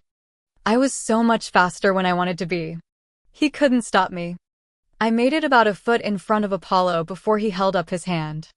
I smacked off an invisible wall. The force blew my hair back. Apollo smiled. I do like your feisty temper. I kicked the shield. Pain fired through my foot. I hobbled back. Ouch! Damn it, that hurt. Aiden got a secure grip around me. Alex, you need to calm down. I am calm. Alex, Aiden chided, obviously trying not to laugh. Apollo lowered his hand, appearing contrite. I do understand your anger, Alexandria. The half-bloods were not treated fairly. I took several deep, calming breaths. By the way, Apollo said, the next time you charge a god, and it is not me, you will be destroyed. If not by that god, then by the Furies. You are lucky the Furies and I do not get along. They would love to see my entrails strung upon the rafters. Okay, I get the picture. I eased my aching foot down. But I don't think you really understand. That's the problem with you gods. You created all of this and then just left it, taking no responsibility for what happened. You guys take, self-centered, to a whole new epic level. And all of our problem, the daimons, and even the Apollyon crap are the gods' fault. You said it yourself. If you ask me, you guys are freaking useless 99% of the time. Aiden placed his hand on the small of my back. I expected him to tell me to shut up, because I was yelling at a god, but that's not what he did. Alex has a point, Apollo. I didn't even know the truth. Even we are taught that the gods decreed the separation of the two breeds. I do not know what to say, Apollo said. I smoothed my hair down. Please don't say you're sorry, because I know it wouldn't be true. Apollo nodded. Okay. Now that we've gotten this out of our systems, let's get back to the point of this visit. Aiden pulled me to the couch, forcing me to sit down. And seriously, Alex, no hitting. I rolled my eyes. Or what? You're going to put me in a timeout. Aiden's grin was daring, as if he was up for the challenge and might even enjoy it. Solos and his father will be assets in making sure Tully is removed from the headminster position and that an extensive investigation is done to determine how many order members may be out there. And before you ask me why, as a god, I cannot just see that, I must remind you that we are not omniscient. Why were you guys worried about how I'd react to that? I asked, confused. Sounds like a good thing. It's not everything. Aiden took a deep breath. Solo's father owns extensive property throughout the states, places where we can hide you until all the order members are uncovered. Not just that, Apollo added. We can keep you safe until we know how to deal with Seth and your awakening. I blinked, positive I hadn't heard them right. What? The worst thing that can happen right now is for Seth to take on your power and become the god killer. Apollo folded his arms. Therefore, we need to make sure you are far enough away that when you do awaken, the bond is severed by distance and you cannot connect with him. He cannot be trusted. Why? Why can't he be trusted? What has he done? He's lied to you about a lot of things, Aiden pointed out. I shook my head. Besides the lying about the Apollyon stuff, what has he done? It is not what he has done, Alexandria, but what he will do. The Oracle has seen it. You're talking about that whole one to save and one to destroy crap? Why? Why would that be the case with Seth and me when we aren't the first set of Apollyons? I tucked my hair back, frustrated and full of the need to protect Seth's name. Not like he had a good name, but come on. Suddenly, Apollo was kneeling in front of me at eye level. Aiden stiffened beside me. I did not waste my time trying to keep you safe and argue with Hades over your soul, only to have you throw it away based on foolish and naive trust. I squeezed my hands into balls. Why do you even care, Apollo? It's complicated, was all he said. If all you can say is that it's complicated, then you can forget that. What about school? Marcus ensured us that you'd graduate on time, Aiden said. You knew about this? He nodded. Alex, I think it's the smart thing to do. Running is the smart thing to do? Since when do you believe that? Because I remember you telling me that running solved nothing. Aiden's lips thinned. That was before you were murdered, Alex. Before he cut himself off, shaking his head. That was before. I knew what he meant and I hurt for that. I ached because he had to worry about me, but that still didn't completely extinguish my anger. You should have told me this was what you guys were planning. It's the same as Seth and Lucian planning to whip me away to some distant country. I should be included in these plans. Alexandria. No, I cut Apollo off and stood before Aiden could stop me. I'm not going into hiding because there's a chance that Seth might do something. Then forget the issue with Seth. Aiden stood, folding his arms. You need to be protected from the order. We can't forget about Seth. I started pacing, wanting to pull out my hair. If I up and disappear, what do you think Seth's going to do? Especially if we don't tell him, which I know is what you guys are thinking. Apollo rose to his feet and tipped his head back. This would be so much easier if you had an agreeable personality. Sorry, buddy. I stopped, meeting Aiden's steely eyes.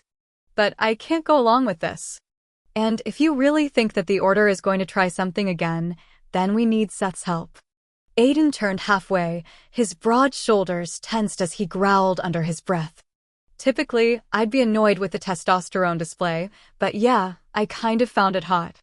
The sun god sighed. For now, you win, but if I so much as think that this will end badly. How can things end badly? I asked. Besides the obvious? Apollo frowned. If Seth does what is feared, the gods would bring their wrath down upon all Pierce and halves to make a point. And as I was saying, if it was even to get to that point, you will have no choice. Then why don't you just let the Order kill me? That would solve all your problems, wouldn't it? Not that I wanted to die, but it did make sense. Even I could see that.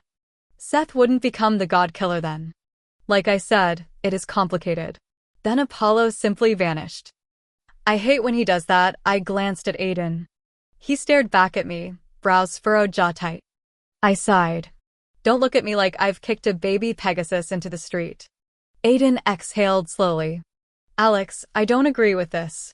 You have to know that we are only looking out for what is best for you. Hot or not, there went my tenuous grip on my temper. I don't need you looking out for what's best for me, Aiden. I'm not a child. His eyes narrowed. I of all people know you're not a child, Alex. And I sure as hell didn't treat you like one last night. My cheeks flushed a hot mix of embarrassment and something far, far different.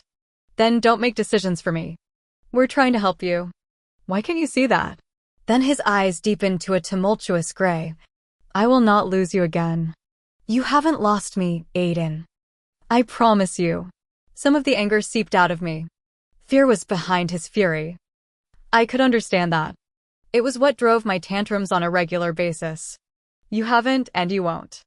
That's not a promise you can make. Not when there are so many things that could go wrong. I didn't know what to say to that. Aiden crossed the room, sweeping me up in a tight embrace. There wasn't a word spoken for several moments, just the ragged rise and fall of his chest. I know you're mad, he began, and that you hate the idea of anyone trying to control you or force you into doing something. I'm not mad. He pulled back, arching a brow. Okay. I'm mad, but I understand why you think I should go into hiding. He led me back to the couch. But you're not going to go along with this. No. Aiden pulled me into his lap, circling his arms around me. My heart did a flip, and it took me a few seconds to get accustomed to this openly affectionate Aiden who didn't pull away and keep his distance. You are the most frustrating person I know, he said. I rested my head on his shoulder, smiling. None of you are giving Seth a chance. He hasn't done anything, and I don't have any reason to fear him. He's lied to you, Alex. Who hasn't lied to me? I pointed out. Look, I know that's not a great excuse, and you're right, he has lied to me. I know that, but he hasn't done anything that warrants me running off and hiding. We have to give him a chance. And what if we take that risk and you are wrong, Alex? Then what? I hoped that wouldn't be the case. Then I'll have to deal with it. His shoulder tensed under my cheek. I'm not okay with that. I've already failed you once and... Don't say that. Twisting in his embrace, I met his gaze and cupped his cheeks. You had no idea Leinard was working for the Order. You are not at fault for that. He pressed his forehead against mine. I should have been able to protect you. I don't need you to protect me, Aiden. I need you to do what you're doing now. Hold you. His lips twitched. I can do that. I kissed him, and my chest squeezed. Never in a million years would I get used to being able to kiss him. Yes, that, but I just need your love and your trust. I know you can fight for me, but I don't need you to do that. These problems theory mine. Not yours, Aiden. His arms tightened around me, so tight I found it hard to breathe. Because I love you, we share each other's problems. When we fight together. I'm going to be by your side no matter what, whether you like it or not. That's what love is, Alex. You never have to face anything alone again. And I get what you're saying. I don't agree with it, but I will support you in any way I can. I was struck silent. There was really nothing I could say to that. I wasn't that great with words, not those kinds of words. So I wrapped myself around him like a super friendly octopus. When he leaned back, I settled over him, not caring that he was still in his sentinel gear, daggers and all. Quite some time passed before either of us spoke. Seth's not really a bad guy, I said. He can be prone to moments of great douchery, but he wouldn't do something like take out the council. Aiden's fingers slipped over my cheek. I wouldn't put anything past Seth. I decided not to respond to that. Since the phone call after Leinard's attack, I hadn't even heard from Seth. And now that I had calmed down a bit, I started to think logically about what Apollo had said. Everyone fears Seth the gods, the Pierce, and the Order because he'll become the god killer, right? Right, he murmured. His hand drifted to my shoulder, brushing my hair back. Well, what if he doesn't become the god killer? His hand stilled. You mean if we stop the transfer of power? That's what we're trying to do by keeping you away from Seth. I seriously doubt that's the sole purpose of keeping me away from Seth. You got me there, he said, and I could hear the smile in his voice. Tipping my head up, I decided it was way past time to clear the air. Aiden first and then Seth, because the last thing I wanted was for anyone to be hurt over this. I care about Seth, you do. He's important to me, but it's not the same. You know you don't have anything to worry about, right? What Seth and I had, well, I don't even know what we had. It wasn't a relationship, not really. He asked to try and see what happens. And this is what happened. Aiden caught a strand of my hair between his fingers. I know. I trust you, Alex. But that doesn't mean I trust him.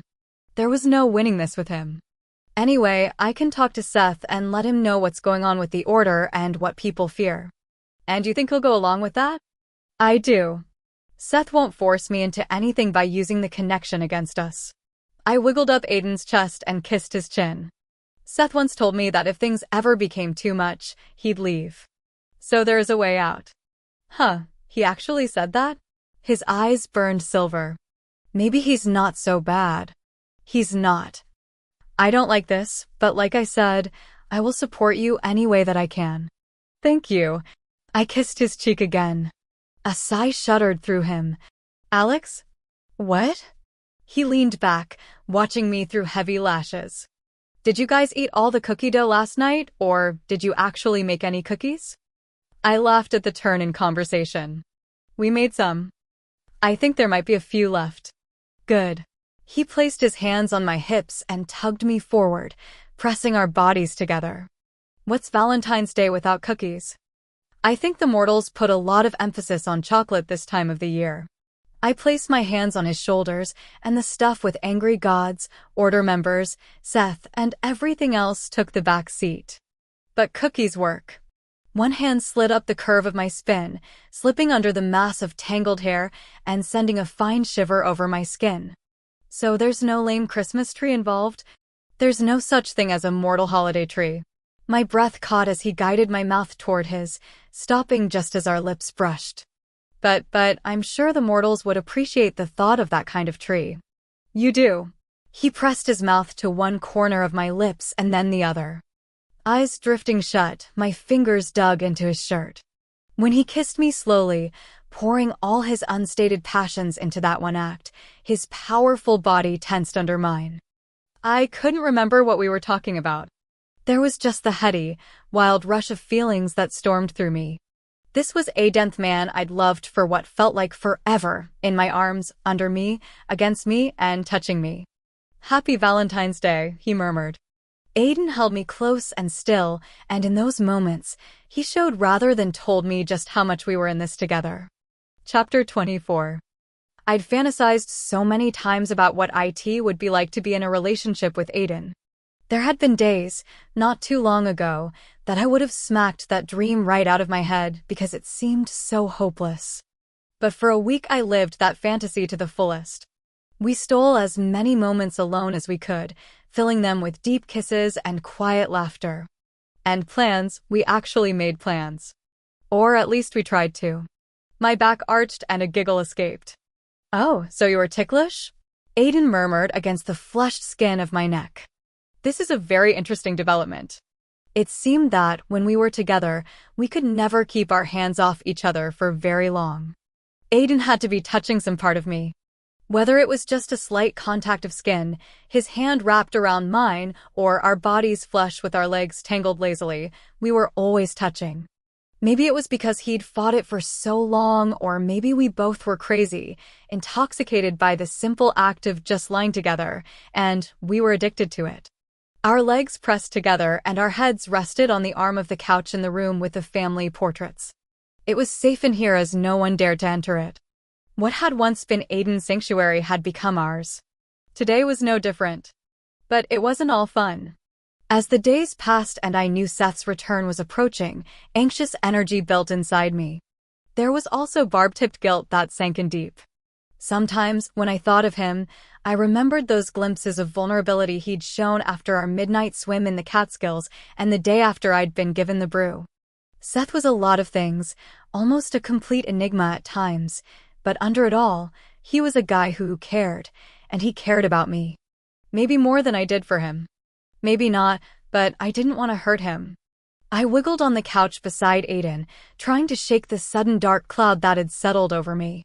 Talking to Seth wasn't going to be easy. Then again, I had no idea how he would respond. He'd been with Bub, so maybe it wouldn't be that hard. "So tell me," Aiden continued idly, drawing me back to the presento hymn. "Where was that spot again? Was it here?" He trailed his fingers over my stomach. No, my eyes closed as my heart jumped and tiny shivers skated through me. "Here." His fingers danced over my ribs. Beyond words, I shook my head no. "Now, where was that spot?" His agile fingers skipped over my stomach and along my side. I clamped my mouth shut, but my body shook as I tried to restrain my natural reaction. "Uh-huh. Is this it?" He increased the pressure slightly. I squirmed, but he was relentless. He laughed when I jackknifed, and I would have tumbled to the floor if it weren't for his quick movement. "Stop," I gasped in between fits of giggles. "I can't take it." "All right, maybe I should be nice." Aiden pulled me back to his side and leaned over me. He plucked a strand of hair and twisted it around his 2 fingers. "Anyway, back to the question at hand. What place other than New Orleans?" I ran my hand down his arm, loving the way his muscles seemed to clench under the skin I touched. "How about Nevada?" "There are no covenants nearby. The closest is the university." He leaned down, brushing his lips over my cheek. "Are you suggesting Las Vegas?" I fixed an innocent look on my face. "Well, there'd be a lot of daimons, since you purists like to party there, but no real hematoy establishments of any kind." "First New Orleans and now Las Vegas?" He brushed his lips back and forth as his fingers tipped my head back. "I'm starting to see a trend here." "I don't know." My breath caught as he pressed down. "Maybe you can't handle Las Vegas." Aiden smirked. "I love a challenge." I giggled, but all humor fled the moment his lips touched mine again. I could go on just kissing him forever. They were gentle kisses at first, soft and questioning. My fingers sank through his hair, clenching him closer, and the kisses deepened. I shifted and wrapped my arms around him, wanting to be able to push the stop button on time. I could stay here forever, feeling his body molded to mine. Melting together, I froze against him. The feeling slithering down my spine was unmistakable. The 3 runes that had been dormant since Seth left now woke up with a vengeance, burning and tingling. The cord snapped alive, responding to its other half. His lips moved down my neck, over my collarbone. "What is it?" There was no stop button for time. Damn it. Seth's here, like he's right outside. Aiden lifted his head. "Seriously?" I nodded stiffly. He swore under his breath and sprang to his feet. I started to get up, but he held out his hand. Let me just check this out first, Alex. Aiden. Swooping down, he clasped my shoulders and kissed me until I almost forgot about the way the cord was unraveling in the pit of my stomach. Just let me check this out, okay? He whispered. I nodded and watched him prowl toward the door. With a quick reassuring smile, he left the room. It was probably a good thing that he was going out to greet Seth. I needed a few moments to collect myself after that last kiss. Nervous energy rushed me and the cord thrummed happily. Agitated, I rose to my feet within a minute and crossed the room. Seth was near. I knew it deep in my bones. I stopped in front of the cracked door and held my breath. They were in the hallway, alone. And of course they were arguing already. I rolled my eyes. You think I don't know? I heard Seth say in a smug, knowing way. That I didn't know this entire time I've been gone? Know what? Aiden sounded surprisingly calm. Seth laughed softly. She may be here with you right now, but that's just a moment in time in the big scheme of things. And all moments end, Aiden. Yours will, too. I wanted to throw open the door and tell Seth to shut up. Sounds like something on the back of a twisted Hallmark card, replied Aiden. But perhaps your time has already ended. There was a stretch of silence and I could picture the two of them. Aiden would be coolly looking down on Seth, who would be smiling arrogantly and secretly enjoying the whole confrontation. Sometimes I wanted to smack them both. It doesn't really matter, said Seth. That's what you don't get. She can love you and it still doesn't matter. We belong together. It's fated. Have your moments, Aiden, because in the end, it really won't mean a damn thing. That was it. I threw open the door and stormed out into the hallway. Neither of them even turned around, and I knew they heard me fly out of the room. Beyond them, I could see the shadows of the guards through the tiny square windows on each side of the door. You really think that? Aiden cocked his head to the side. If so, then you're a damn fool. Seth smiled. I'm not the fool here, pure blood. She doesn't belong to you. She belongs to no one, Aiden growled as his hands flexed by his hips, where his daggers normally hung. Debatable, Seth said, so low I wasn't even sure I'd heard him correctly. I shoved between the two idiots before one of them did some damage. You don't own me, Seth. Seth finally looked at me, his eyes a cool amber. We need to talk. That we did. I glanced at the furious pureblood beside me. This wasn't going to be pretty. In private, Seth added. What can you possibly need to say that you can't say in front of me? Aiden asked. Aiden, I groaned. You promised, remember? I didn't need to say any more. Aiden knew. I do need to talk to him. Nothing will happen to her. Not when she's with me. I spun around. Just let me get my hoodie. Try not to kill each other. No promises, Seth smirked.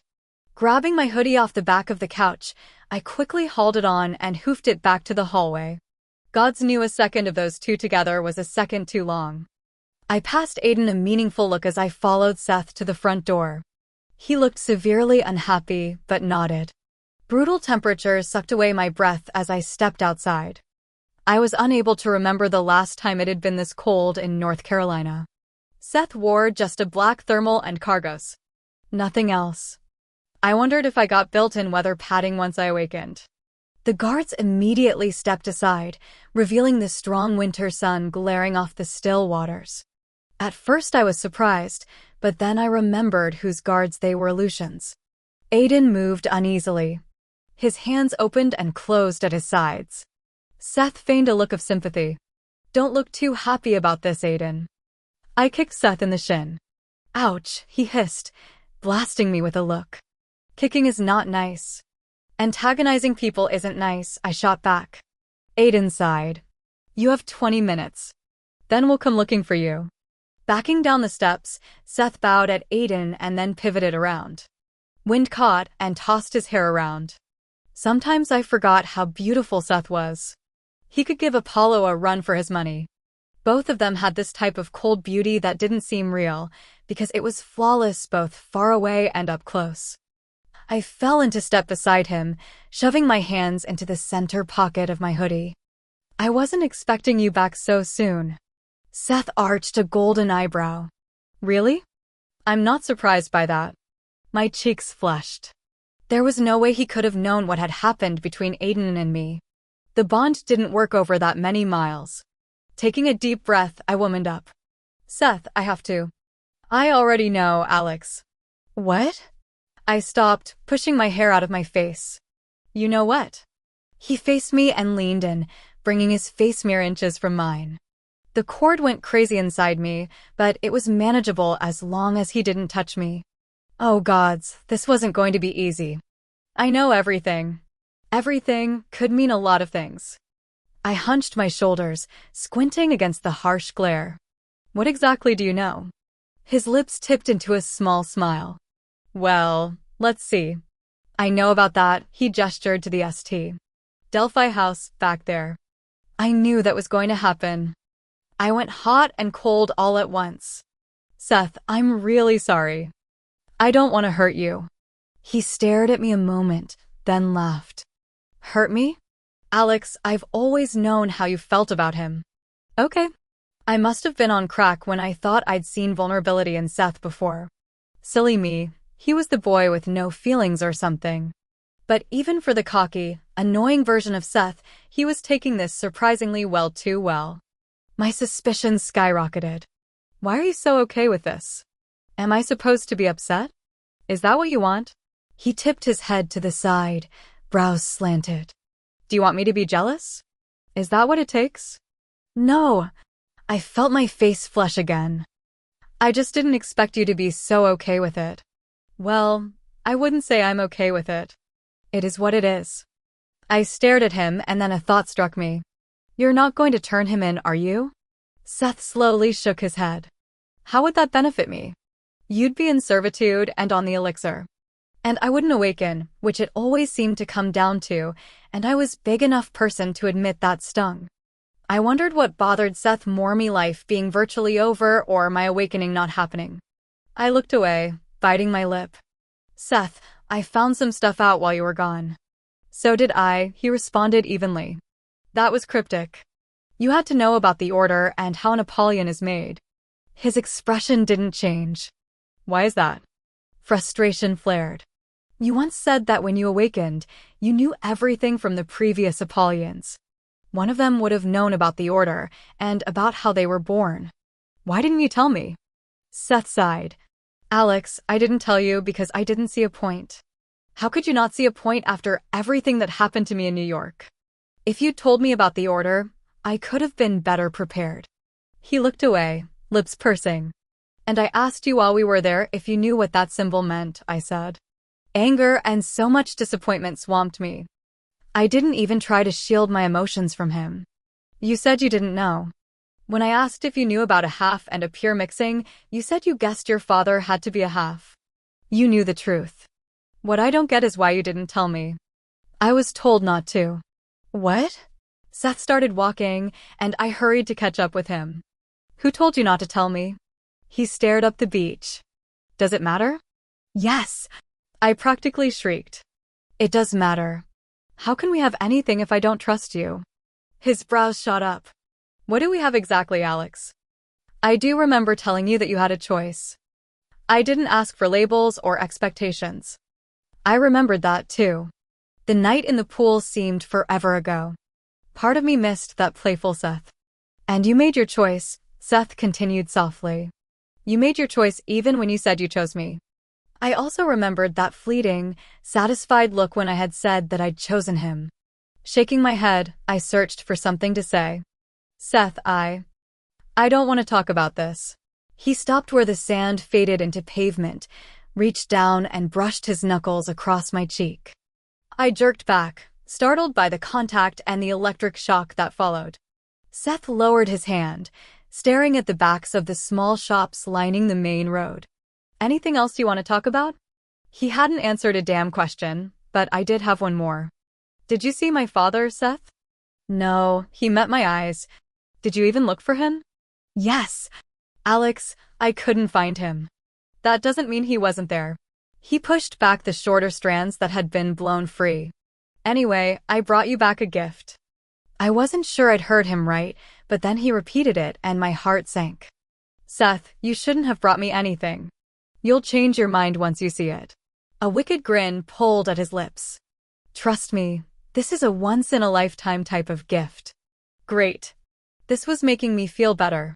If he handed me the Hope Diamond, I was going to throw up. He and I had never been in a relationship, but guilt still twisted at my insides. When I looked at him, I saw Aiden. And when Seth touched me, I felt Aiden. The worst thing of it all was that Seth knew. Alex, just come on. Okay. I drew in a deep breath and then pressed my lips together. The wind that kicked up from the ocean was shockingly cold, and I huddled down in my hoodie. Why in the world is it so cold? It never used to be this cold here. The gods are pissed, Seth said, and then laughed. I frowned at him. Seth shrugged. They are putting all their focus into this little piece of the world. It's because of us, you know. The gods know change is coming. Sometimes you really kind of freak me out. He laughed. I made a face. We walked in silence after that. I kept expecting him to turn toward the Covenant-controlled island, and when we didn't, then I thought we'd head toward Lucian's house, but he led me straight through town and toward the courthouse, which was used by the council members. My gift is in the courthouse? Yes. Honestly, I never knew what to expect from Seth. Even with the bond, I didn't have a clue what went on in his head half of the time. The normal number of council guards stood just inside the courthouse, hidden from mortal tourists. Beyond them, 3 of Lucian's guards blocked a door. They stepped aside, opening the door for us. I halted, knowing where the door and the stairs led to.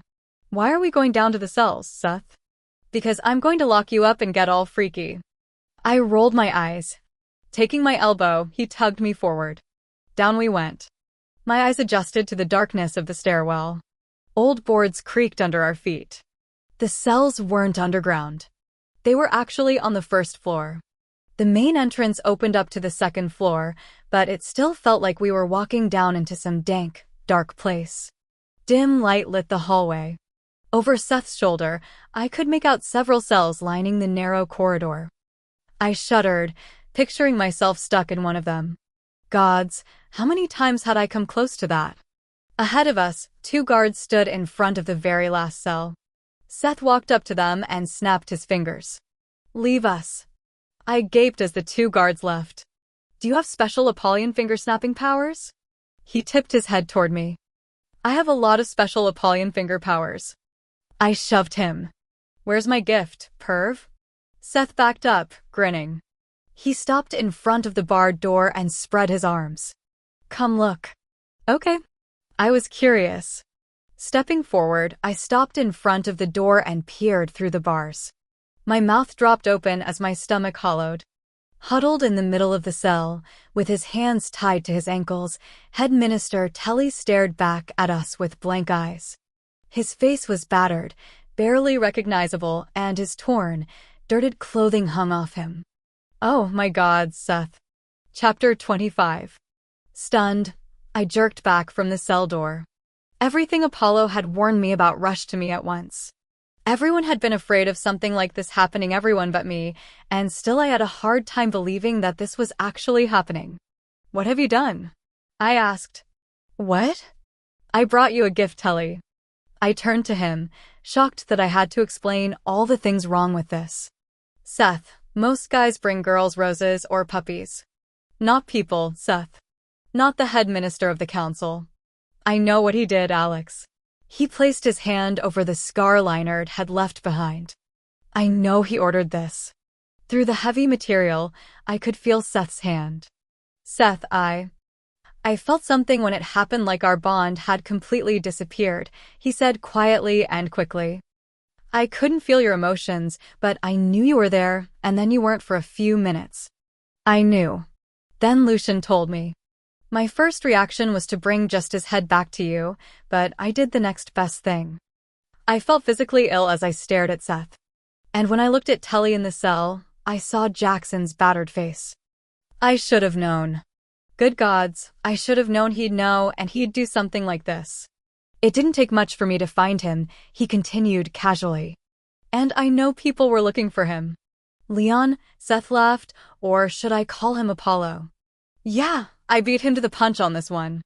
Those 2 days you didn't call me? That's all it took for me to find him. The air flew right out of my lungs. Ice drenched my veins. He frowned. He ordered your death, Alex. I figured you'd be happy to know that we have him and he's not going to be a problem anymore. I turned back to the cell. Gods, how have the Furies not reacted to this? I'm not stupid, Alex. He moved to stand beside me, shoulder to shoulder. Lucian ordered this and had his guards carry it out. I was only along for the ride. Clever, aren't I? Clever. I gasped, stepping away from the cell from Seth. So this was Lucian's idea? Does it matter? He folded his arms. Telly tried to have you kill, he did have you killed. For that, he has to be punished. That doesn't make this okay. Look at him. I pointed at the cell, feeling sick. What is wrong with him? He's under a rather strong compulsion not to talk. Seth tapped his chin thoughtfully. I'm not sure he's even thinking. Actually, I think he's sort of fried. Gods, Seth. Hasn't anyone ever told you 2 wrongs don't make a right? Seth snorted. 2 wrongs always make a right in my book. This isn't funny, Seth. I tried to calm down. Who's going to kill him? The Pureblood Council? No. The new council will. The new council? What the hell is that? Frustration flared in his amber eyes. You just need to understand why this is happening. This man serves the gods who want you dead. He has to be taken out. I ran my hands over my head, wanting to pull my hair out. Seth, was this Lucian's idea or not? Why does that matter? What if it was? He only wants to keep us safe. He wants change and he wants Tully's throne, Seth. How can you not see that? Coldness seized my insides as I stared at Seth. Lucian wanted power, and taking Tully out was one way to achieve that, but that didn't mean he could take complete control of the council, or did it? I shook my head. There's no way the gods would allow this. They don't want what Tully did. The gods are the enemy here, Alex. They don't speak to the council, but they do speak to the order. Apollo saved my life, Seth. Not Lucian. Only because they have plans for you, he said, stepping forward. You don't know what I know. My hands curled into fists. Then tell me what you know. You wouldn't understand. He turned toward the still form in the cell. Not yet. I don't even blame you for it. You have too much pure in you now more than ever before. I flinched. That wasn't fair. His eyes closed and he ran the heel of his palm over his forehead. You're right. That wasn't fair. Taking the moment of clarity, I seized it. You can't keep him here, Seth. You're right. He has to be punished for what he did, but he needs a trial. Keeping him like this, under a compulsion in a cell, is wrong. Gods, it was a messed up day when I was the voice of reason. Seth turned to me. He opened his mouth, but closed it. I already have too much invested in this. Dread inched down my spine. I started toward him, but stopped. I folded my arms over my chest. What do you mean? He reached out toward me, but I jerked away. Confused, he lowered his hand. How can you want him to live? Because it's not our place to decide who lives or dies. His brows furrowed. And what if it will be? I shook my head. Then I don't want any part of that. And I know you don't, either. Seth sighed. Alex, you're training to be a sentinel. You'll make life and death decisions all the time. That's different. Is it? He inclined his head toward me, a smug smile washing away any hesitation. Yes. As a sentinel, I'll kill daimons. That's not the same as playing jury and executioner. How can you not see I'm doing what needs to be done, even if you're too weak to do it yourself? Who in the hell was this person beside me? It was like reasoning with a lunatic. Now I knew how people felt when they tried to reason with me. Irony was a cruel, cruel foe. Seth, where are the keys to the cell? His eyes narrowed. I'm not letting him out. Seth. I took a tentative step toward him. You can't do this. Neither can Lucian. I can do as I damn well please. I shoved past him, reaching for the handle on the door, and then I was against the opposite wall with Seth in my face. Fear blossomed low in my stomach as the cord hummed madly. Seth, I whispered. He's staying in there. His eyes flashed a dangerous ochre. There are plans for him, Alex. I swallowed down the sudden taste of bile. What plans? His gaze dropped to my lips and a whole new fear took root. You'll see soon enough. You don't have to worry, Alex. I'm going to take care of everything. Planting my hands on his chest, I shoved him back several feet. Shock and then anger flashed across his features. You're freaking insane, Seth. Don't go down this road. Whirling around, he stormed back to the cell and pointed at Tully. So, you'd rather see this thing free? Free to enslave half-bloods to order them killed? Free to continue his assassination attempts on you? And then we are to wait for a trial rigged to protect the purebloods? They'd just slap him on the hand. Hell, they might even order you to apologize for screwing up his plans to kill you. Anger flooded me. I stepped forward, toe-to-toe with Seth. You don't care about what happens to the half-bloods. It has nothing to do with what you're planning. And you know that. What you're doing, what you're agreeing to is wrong. And I'm not. Go, he cut me off, his voice furious and low. I stood my ground. I'm not going to let you do this, Seth. I don't know what Lucian said that's convinced. I said go. Seth shoved me hard. I barely caught myself. Maybe next time I'll bring you roses or puppies. That raised my hackles, and so did the smile he gave me. It took every ounce of my self-control to turn and walk away. I hurried up the stairs. Like 1,000 times in my life, I didn't plan on listening to what I'd been told to do. But for the first time, it was probably the right thing to do. Aiden and Marcus needed to know what Seth and Lucian were up to. Maybe they could stop this before it became too late, before Seth took part in killing the head minister and sealed both our fates. There still had to be hope for Seth. Sure, what he was taking part in was crazy, but not epically crazy. Technically, Seth hadn't done anything yet. Like Caleb had said, there was still hope. Whatever Lucian had on Seth, however he was pulling his strings, had to be broken before history repeated itself. I pushed open the doors of the courthouse and came face to face with the root of all my problems. Lucian was flanked by several council guards, all dressed in those ridiculous white robes. The smile that spread across his face never quite reached his eyes. I thought I'd find you here, Alexandria. Before I knew what was happening, his guards surrounded me. Oddly, the guards were all purebloods.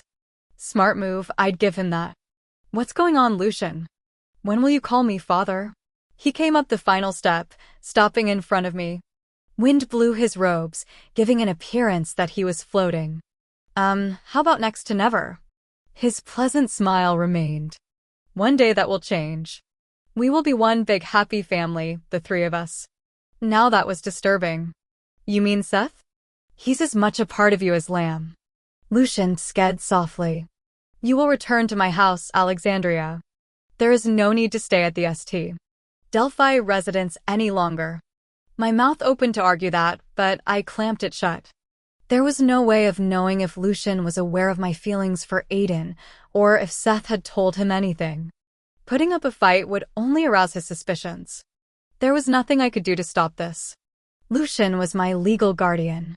Swallowing down my anger and distaste, I stepped forward. I just need to get my stuff. Lucian stepped aside, motioning for me to follow. That will not be necessary. Your belongings will be retrieved by Seth. Damn him. I stiffened as Seth came out the door. He didn't spare me a glance as he brushed past me. Lucian clapped Seth on his shoulder. Meet us back at our house. Seth nodded and went down the steps. On the sidewalk, he looked up and gave me a sardonic grin before heading off toward one of the Hummers parked along the curb. Now, my dear, you will come with me, Lucian said. Fuming, but unable to do a damn thing about it, I followed Lucian into the other Hummer. Gods forbid that Lucian actually walked to his house. Once he climbed in the back seat with me, I was crawling out of my skin to get out of the car. Lucian smiled. Why is it that you're so uncomfortable around me? I turned away from the window. There is just something about you. He arched a brow. And that would be? Well, you're like a snake, but slimy. He leaned back against the seat as the Hummer moved. Cute. I smiled tightly. Let's cut the bull, Lucian. I know about Tully. Why would you do something that even I think is reckless and stupid? The time for change is upon us. Our world needs better leadership. My laugh escaped before I could stop it. Are you high? For too long we've been expected to live by the old laws, existing beside mortals as if we are no better than them. Disgust dripped from his words. They should take the place of half-bloods, serving our every need or whim. And when they do, we new gods will rule this earth. My gods, you are insane. There was nothing else I could say. And worst of all, Grandma Pippery had been right, but like always, I hadn't understood. History was on repeat, but in the worst possible way. And evil had hidden in the shadows, acting like a puppet master pulling strings. Grandma Pippery had been referencing Seth and Lucian. I felt sick. If I'd only figured this out earlier, I could have prevented it from going this far. I don't expect you to understand, but Seth does. That's all I need. How did you get Seth to go along with this? He studied his fingernails. The boy never had a father. His pure-blood mother wanted very little to do with him.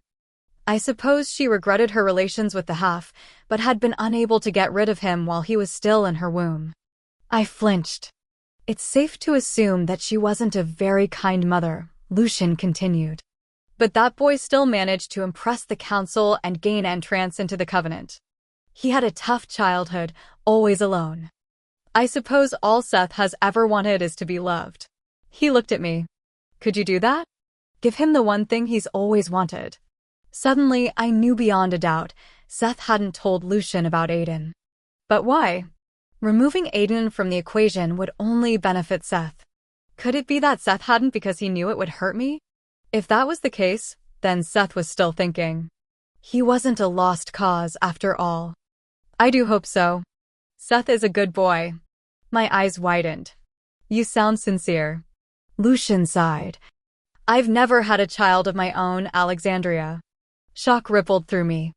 Lucian actually cared for Seth. And Seth saw him as a father. But it didn't change what Lucian was doing. You're using him. The Hummer rolled to a stop behind Lucian's house. I'm offering him the world. The same thing I'm offering you. What you are offering is certain death for anyone who goes along with this. Not necessarily, my dear.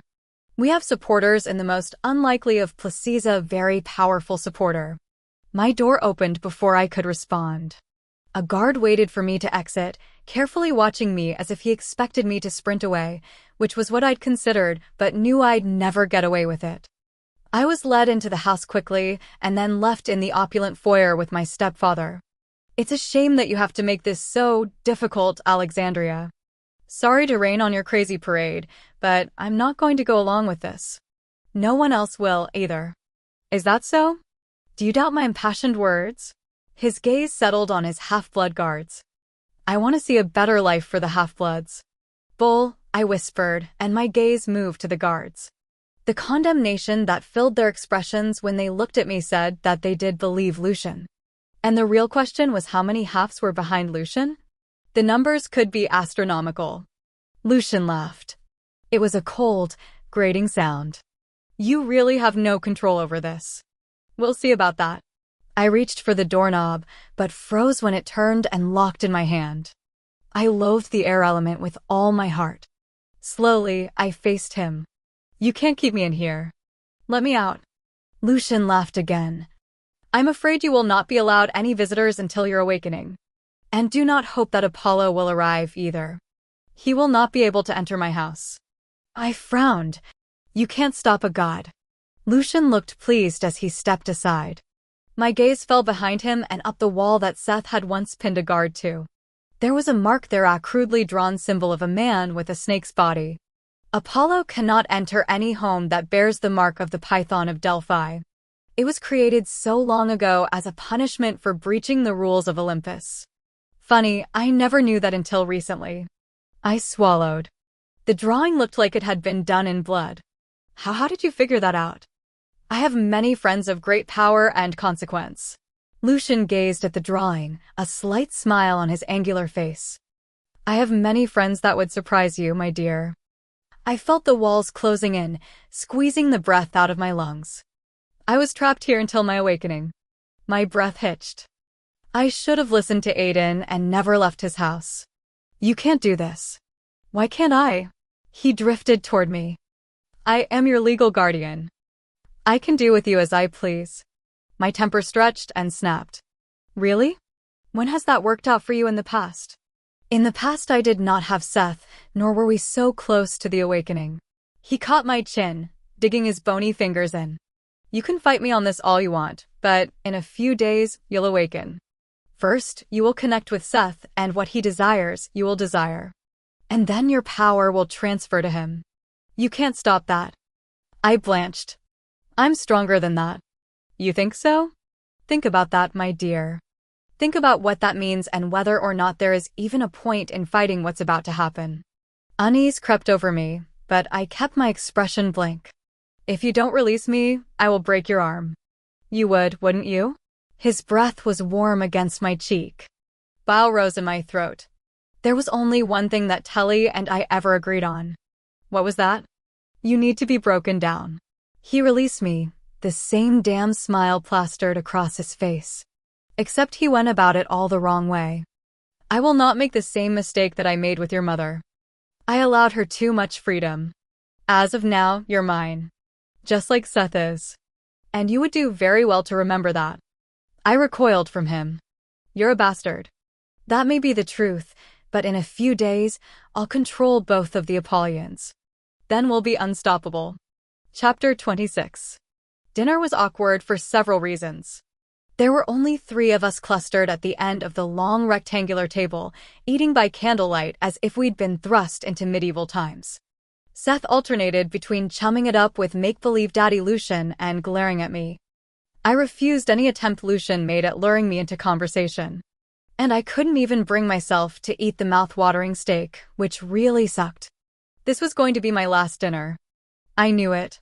What I was planning as I watched the two would surely end up with me being killed, but it was either go out this way or be part of something as heinous as destroying those who did not agree with Lucian and enslaving mankind.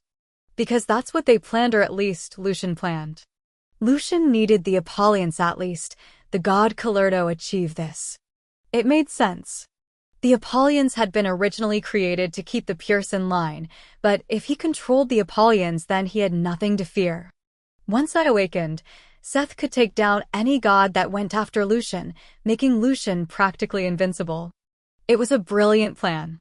One that I knew Lucian probably had worked on from the moment he became aware that there were 2 Apollons in one generation. They'd give council members an option. Stand with them or fall. With Seth at full Apollon power, the god killer, he'd be able to zap any god who came gunning for him. Not that Lucian believed any gods would. Once Seth became the god killer, no god would be stupid enough to come within a mile of him. The only threat would be members of the Order, but they too would have one hell of a time taking Seth down.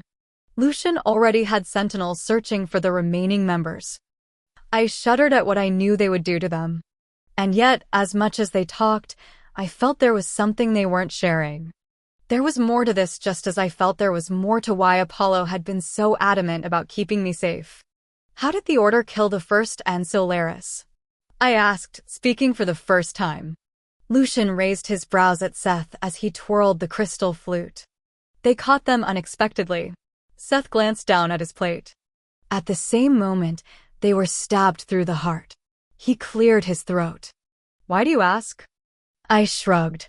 Mostly because I was curious, since it wasn't like killing 2 Apollons was an easy feat. When I didn't give an answer, they resumed their talking. I resumed my plotting. I was going to do something I never thought I'd do again. I was going to kill a pureblood Lucian. My fingers curled around the steak knife. It was the only way to stop this. Take out Lucian, and then Seth would be freed from his freakish parental influence. And I'd be dead, but maybe Aiden and Marcus could prove Lucian's insanity. It was worth a shot. I couldn't let this happen, and it would happen if they kept me here, and then there would be no stopping them. This was possibly the craziest, most spontaneous, and reckless thing I'd ever planned, but what other choice did I have? Lucian already controlled Seth, and he could control me through him if Seth willed it. That was everyone's fear, me worst fear. I had to do something. May I be excused? I asked. You haven't eaten anything. Seth frowned. Are you feeling sick? Gee, could it be I'd lost my appetite because I was surrounded by lunatics? I'm just tired. That's fine, Lucian said. Trying not to think about what I was doing, I placed my napkin over the steak knife and slid it, handle first, up my sleeve. I stood on weak knees. Killing in battle or when I needed to protect myself was totally different than this. Part of me screamed that this was wrong, just as wrong as what they intended to do to Telly, but one life to protect countless more? It seemed worth it. Okay. 2 lives, because I seriously doubted I was going to get away with this. Guards waited just outside the dining room. If they didn't kill me, the council Lucian sought to betray would. Ironic. I walked around the table slowly, calming my breathing and blocking my emotions. I had enough strength to shove this knife through his back, severing his spinal cord. It would be easier to go for the throat or eye, but gods, I was grossing myself out just thinking about it. Just do it. I reached Lucian's side and drew in a deep breath as I let the knife slide out from my sleeve. Then a freight train slammed me to the ground. I hit the tiled floor with a hard crack. Seth pinned my legs as he twisted my wrist until I cried out and was forced to drop the knife. As I tried to twist out of his grasp, guards rushed into the room, but Lucian held his hand out, stopping them. What is wrong with you? Seth asked furiously, giving me a little shake when I didn't answer fast enough. Are you insane? My heart pounded against my ribs. I'm not the crazy one here. Real Irie, not the crazy one? His gaze went to the knife. Do I need to explain this to you? Deal with her. Lucian stood and threw down his cloth napkin, voice eerily calm. Before I do something I regret. Seth exhaled harshly. I'm sorry, Lucian. I'll fix this. So shocked, I couldn't speak. He was apologizing to Lucian? I was in crazy land, and there was no escape. She needs to accept this, Lucian said. I will not live in fear of being murdered in my own home. Either she complies, or I'll have her locked up. Seth's eyes met mine. That won't be necessary. I glared at him. Good. Lucian sounded more disgusted than afraid. It was like I had spit on him instead of trying to kill him. I'm retiring for the evening. Guards. In a rush of activity, they followed Lucian out of the room. Some of them were Pierce. Had he promised them something worth going against the council and risking death? I knew what he'd offered the halves. Seth still held me to the floor. That was possibly the stupidest thing you'd ever tried to do. Too bad it didn't work. Appearing incredulous, he hauled me to my feet. The moment he let go, I bolted for the door. He caught me before I made it out of the room, clamping his arms around me. Stop this. I threw my head back, narrowly missing his. Let me go. Don't make this hard, Alex. I struggled in his vice-like grip. He's using you, Seth. Why can't you see that? His chest rose against my back. Is it so hard for you to accept that Lucian cares for you? He doesn't care about us. He just wants to use us. I kicked my legs out to use the wall, but Seth anticipated this and spun me around. Damn you. You're smarter than this. Seth sighed and started dragging me toward the hall. You're such a little fool sometimes. You will want for nothing, Alex. Nothing. Together we will be able to change our world. Isn't that what you want? We had reached the bottom of the steps, and I kicked for the statue of some god I didn't recognize. Gods. Knock it off, Alex. For someone who's so short, you're freaking heavy.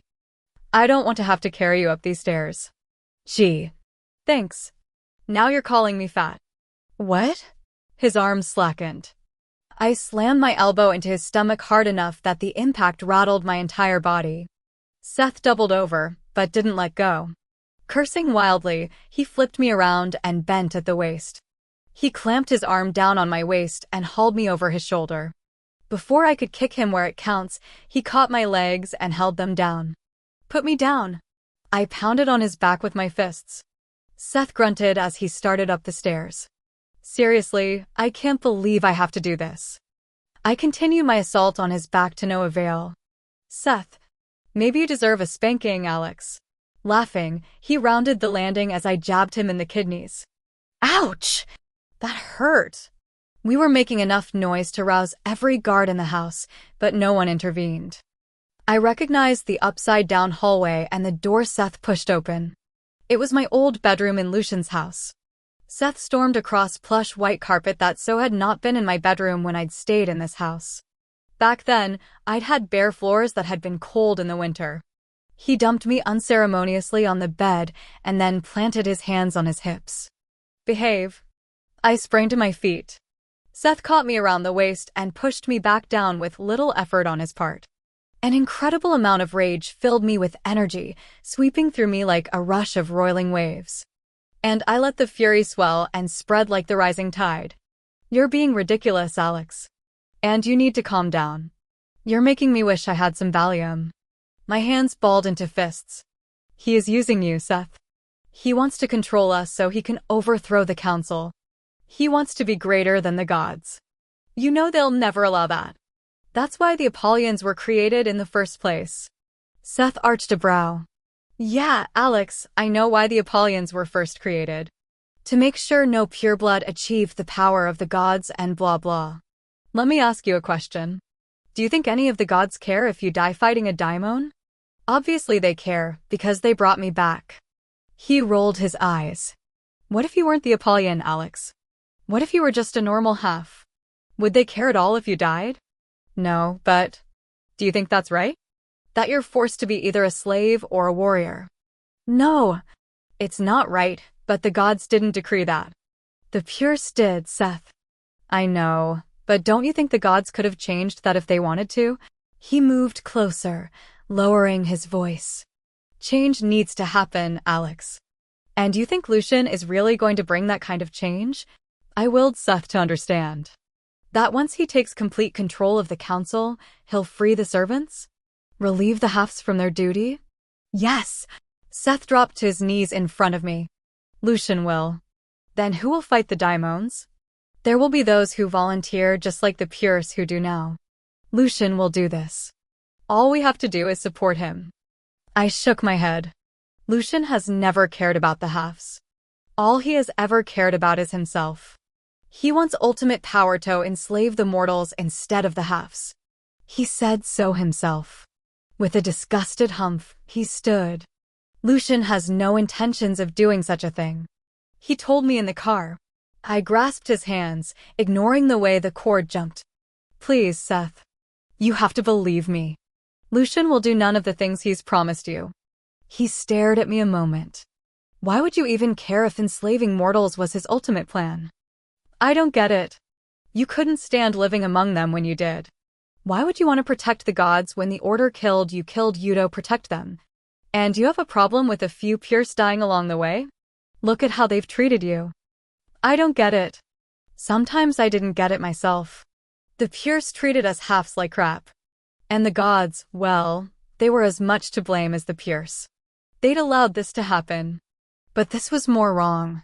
Innocent people will die, Seth. And what do you think the gods will do? They may not be able to touch you and me, but they can be vengeful and downright sadistic. They'll start slaughtering halves and Pures by the busload. Apollo has said so. He squeezed my hands. Casualties of where it happens. I pulled my hands free. My stomach turned over. How can you be so uncaring? It's not that I'm uncaring, Alex. It's called strength. No, I whispered. That has nothing to do with strength. Seth moved away from me, running his hand through his hair, pulling strands free from the leather tie. Had he always been like this? There had always been a degree of coldness to him, but nothing like this. "It will be okay," he said finally. "I promise. I'll take care of you." "It's not going to be okay. You have to let me go. We have to be apart from each other." "I can't, Alex. Maybe in time you'll forget about him and..." "This isn't about Aiden." Facing me, his lips twisted into a bitter, cynical smile. "It's always about Aiden. You don't care about the mortals. If you could still have him and let us have our way, you wouldn't care." "I do care. You're going to have to kill innocent people to do this, Seth. Can you seriously live with that?" "Because I can't." "What Pure is truly innocent?" he asked instead of answering my question. "There are Pures who don't want to see halves enslaved. And yeah, The gods are a bunch of dickheads, but that's what they are. We've already been over this, Alex. We aren't going to agree. Not yet, at least. But your birthday is only days away.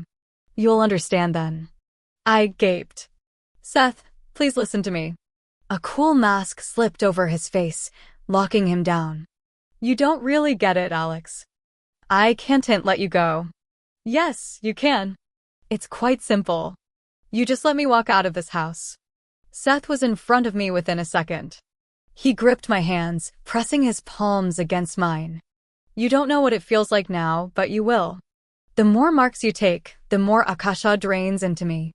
Nothing feels like that. It's pure power, Alex.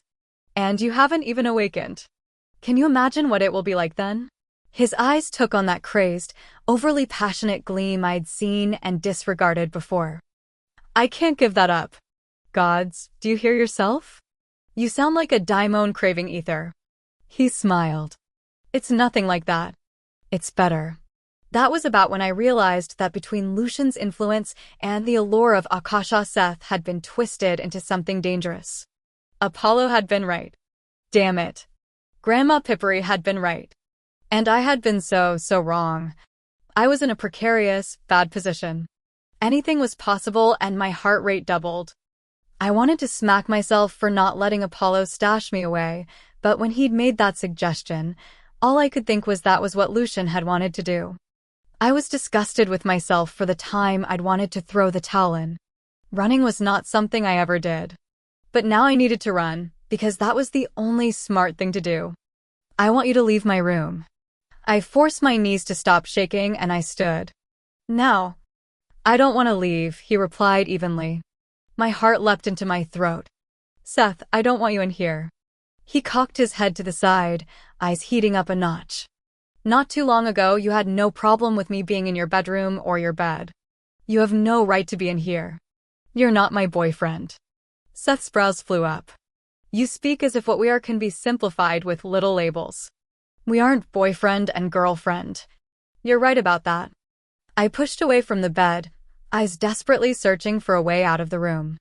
There was only a bathroom, closet, and one window. And my old dollhouse, what the hell was that still doing here? Perched atop the house was a creepy porcelain doll I'd hated as a child and still did. Sneaking up behind me, he whispered in my ear. We are the same person. We want and need the same things. You can love whoever you want and you can tell yourself whatever you want. We don't have to love one another. We don't even have to like each other. It doesn't matter, Alex. We're stuck with one another, and the connection between us is far stronger than whatever you feel in your heart. Whirling around, I put space between us. No. This is it. I'm calling on that promise you made me. I don't want to do this. You need to leave. I don't care where you go. Just go. I'm not leaving. Dread turned into something far worse and far more powerful. Fear snaked its way into me, biting deep and spreading through my veins like venom. You promised me, Seth. You swore that you would leave if this became too much. You can't take that back. His eyes met mine. It's too late for that. I'm sorry, but that promise is null and void. Things have changed. Then I'll leave.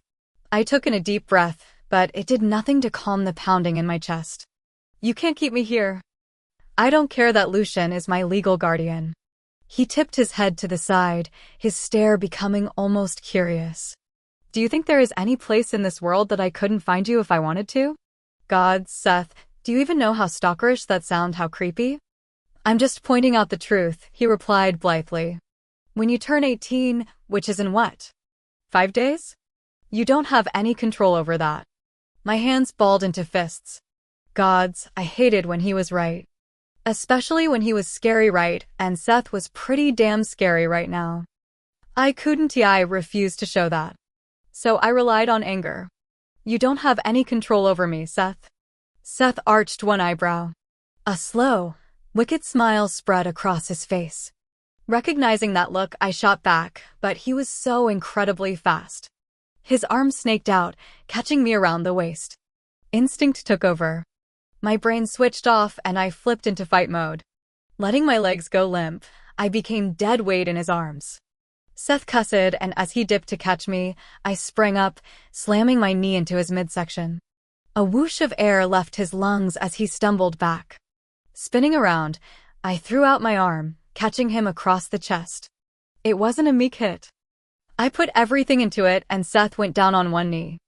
I darted toward the door, ready to fight my way out of the house and down the street if necessary. I never made it not really. My fingers wrapped around the doorknob the same second. I felt a rush of power in the room that raised the tiny hairs all over my body.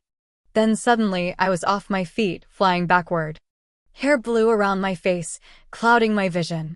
Seth's arms went around my waist, and he tugged me against his chest. You know, I like you better when you're furious. Do you want to know why? I struggled in his embrace, but he held on, and it was like trying to move a semi-truck. No. I really don't care, Seth. Let me go. He chuckled deeply, and the sound rumbled through me. Because when you're angry, you're always one step from doing something irrational. And that's how I like you. Seth let go without any warning, and I spun around. I saw it in his eyes then, in the way his lips parted. Panic froze the blood in my veins. Don't. Seth's hand shot out, wrapping around my neck. The marks of the Apollyon spread across his skin with dizzying speed. What existed in me, that part that had been created to complete him, responded in a heady rush. The marks flew down his arm, reaching over his fingers. A second later, amber light crackled in the air, and then a weaker sheen of blue. His hand circled, pressing down, burning the skin on the back of my neck, creating the fourth rune. There was a second, right before my brain overloaded with sensation, an instant where I regretted ever allowing Seth to get close to me, to forge the bond between us into something that seemed unbreakable. He had planned this all along. And then I wasn't thinking anymore. Chapter 27. Seth's eyes gleamed as the pressure inside me shifted through the cord, leaving me and flowing into him. Suddenly, light flared from 4 points, my stomach, both palms, and now the back of my neck. Pain pricked along my skin like an angry wasp and then dulled. My head grew heavy, legs weak as the pleasant tug and pull continued. His free arm caught me just as my legs buckled. I must have blacked out. For how long, I didn't know. I was flat on my back when the room came back into focus. A thick haze settled over me, dragging me down through the bed. There you are, Seth said. The hand he smoothed through my hair trembled slightly. There was a strange, almost metallic taste in the back of my throat. What would happen? Seth slipped his hand out from my hair. You didn't awaken, but he grabbed my hand and pressed down on my palm. The response was immediate. My back arched. It felt like something had reached down into my core, grabbed hold, and then yanked. It wasn't painful, but not pleasant either. Seth. When he let go, the invisible strings were cut. I collapsed, boneless and weak, and Seth, he sat back on his haunches, holding his hand in front of his face. An odd, childlike expression filled his face as the bright blue light covered his hand, burning brighter than ever before. Akasha, this is good, Alex. This is more. I can feel you under my skin. Dazed, I watched the ball of light dull and the excitement went out of Seth's eyes. Somehow I knew, even as his dipped and pressed his lips to my cheek, that Seth had harnessed the kind of power needed to kill a god, if only for a few moments. Lightning struck outside the window, but still no more brilliant than the glimpse of the end. I knew I needed to get out of here, but when I tried to sit up, I felt like I was glued to my bed. He smiled as he settled beside me, moving his hand back to my cheek, turning my head toward him. His thumb trailed over my lower lip. Did you see that? I wanted to look away, but I couldn't, and I felt sick to my soul. Thunder drowned out the beating of my heart. It was beautiful, wasn't it? So much power. Lucian will be disappointed that you didn't awaken after the 4th mark, but something happened. What did that mean? I didn't understand, and my thoughts were too fuzzy. The cord jumped as his hand slipped under my head and drifted back to the rune on my neck. This is the rune of invincibility, he explained. When you awaken, it will be activated. Then the gods cannot touch you. I met his eyes and forced my heavy tongue to work. I don't want you to touch me. Seth smiled and the marks returned, gliding over his golden complexion. I knew the moment our marks touched. He lowered his head till a breath separated our lips. My senses went crazy. Electricity jolted across my skin and down. "You're so beautiful like this," he murmured, and pressed his forehead against mine. What was in me, what lay between us, was ugly. How hadn't I noticed that before? There had been signs from the beginning. The night I discovered what I was and Seth had remained behind, with Lucian. Seth's need for power and how my response to him seemed out of my control, even when we first stood beside the courtyard months ago and again, several times over. I thought of that fleeting look of satisfaction I'd seen as I stood by the pool and chose to see what happened with him. I'd chosen him. All that time he'd been spending with Lucian. I'd been so blind. Seth's lips pressed against my wildly beating pulse and I shuddered, revolted, angry, terrified, and helpless. "Don't," I begged, before the twisted connection between us spun so tightly that I couldn't tell where he began and I ended. "You don't want this? You can't deny that a part of you does need me. That part isn't real." My body was tingling, throbbing, and yearning for him, but my heart and soul were shriveling up, growing cold. Tears filled my eyes. "Please don't make me do this, Seth." My voice broke. "Please." Seth froze. Confusion clouded his eyes, the hard glint of amber fire shattering with pain. I'd never force you, Alex. I wouldn't do that." His voice was curiously fragile, vulnerable, and unsure. I started crying. I didn't know if it was the relief from the fear or that deep down the Seth I knew was still in there somewhere. "For now." Seth sat up, running a hand through his hair. "Alex, don't cry." My hands felt like blocks of cement as I lifted them and wiped under my eyes. I knew not to cry in front of daimons, to show weakness, and Seth, he was no different. He reached down, but stopped. Several seconds passed before he spoke. "It'll get easier. I promise." "Just leave," I said hoarsely. "I can't." He eased down beside me, keeping a discreet distance between us. "The moment I leave this room, you'll do something stupid." Truth be told, I was too tired to stand, let alone stage a daring escape. I managed to roll onto my side, away from him. Sleep didn't come easy that night. The only comfort I took was that, when I closed my eyes, I pictured Aiden. And, even though the image did him no justice, his love did the one thing I'd asked for.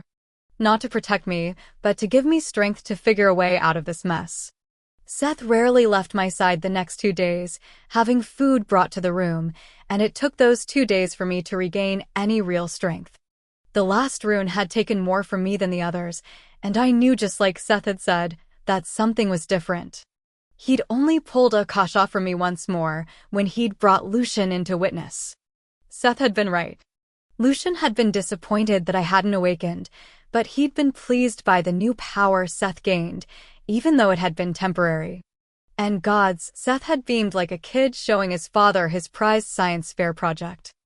I thought I'd feel sickened by Seth, but during the long afternoons he spent talking to me while I tried to convince him to let me go, I began to feel sorry for him. There were 2 sides to him, and the side I had held close to my heart was losing out to the one that craved power like a daimon thirsted for ether. I wanted to fix him somehow, save him. I also wanted to strangle him, but that was nothing new. During the evening of the second night, a commotion downstairs roused me from the bed. Recognizing Marcus' deep booming voice, I stood on weak legs and ambled toward the door. Seth was beside me in an instant, placing a hand on the door. "You can't." I blinked away the dizziness. "He's my uncle. I want to see him." "Since when?" Seth grinned, and I sucked in a breath, because it reminded me of the other Seth, one who wouldn't hold me hostage. "You hate him." I don't hate him." At that moment, I realized I'd been a giant douche to my uncle. Granted, he wasn't the warmest of people, but he wouldn't shut me in a room with a potential sociopath. I swore I'd be different if I ever got to see him again. "Seth, I want." "Why would you refuse to let Marcus see his niece? Is something wrong?" My breath caught in my throat as I pressed my hands against the door under Seth's. Aiden's voice was like a burst of sunlight and warmth.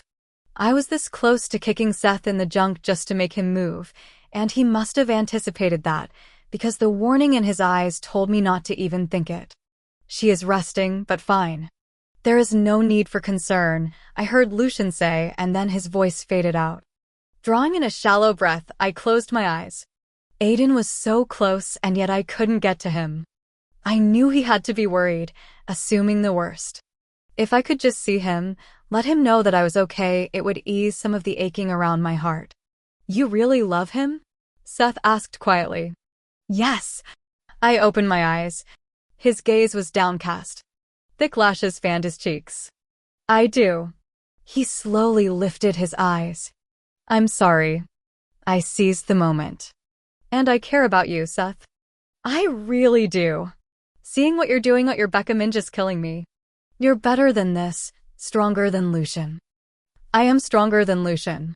He leaned against the door, watching through heavy-lidded eyes. I'll be stronger than a god soon. And that was that. Seth didn't move away from the door, and eventually I went to the window, hoping I could catch a glimpse of my uncle and Aiden. The terracotta roof over the library blocked the view. We didn't talk again. Time was running out and I had to do something. Seth was antsy the following morning, unable to sit still for longer than a few minutes. His constant pacing and jerky movements were so at odds with his normal otherworldly grace. He had my nerves stretched thin, and each time he looked my way, I felt a lump of dread and fear inch up my throat. But he never approached me and he didn't touch me again. Seth would just turn away and stare out the window silently waiting. The morning after Marcus' visit, I had to see the rune on the back of my neck again. With my energy at normal levels, I found a handheld mirror and craned my neck, twisting until I caught a glimpse in the bathroom mirror. It was faint blue, shaped like an S that closed at the end. The invincibility rune. I reached back and touched it. The skin on my fingers tingled from the contact. I lowered the mirror to the counter and turned around. My eyes looked way too wide, scared almost. There were shadows forming under them, dulling the brown irises. Not that my brown eyes were extraordinary in the first place, but geesh. The skittish look in my eyes hadn't gone away, even after I'd showered. Weight settled on my shoulders, squeezed my chest. Seth had been trying to awaken me this entire time, like I'd feared. He'd lied. I pushed my damp hair back. Luckily, he hadn't succeeded, but there was undeniably something different. I could feel it just below the skin. There was a knock on the bathroom door. Alex? Seth called, and knocked again. What are you doing in there? Gathering up my strength, I focused on the neon pink walls and reinforced the mental shields, blocking him out. His sigh was audible.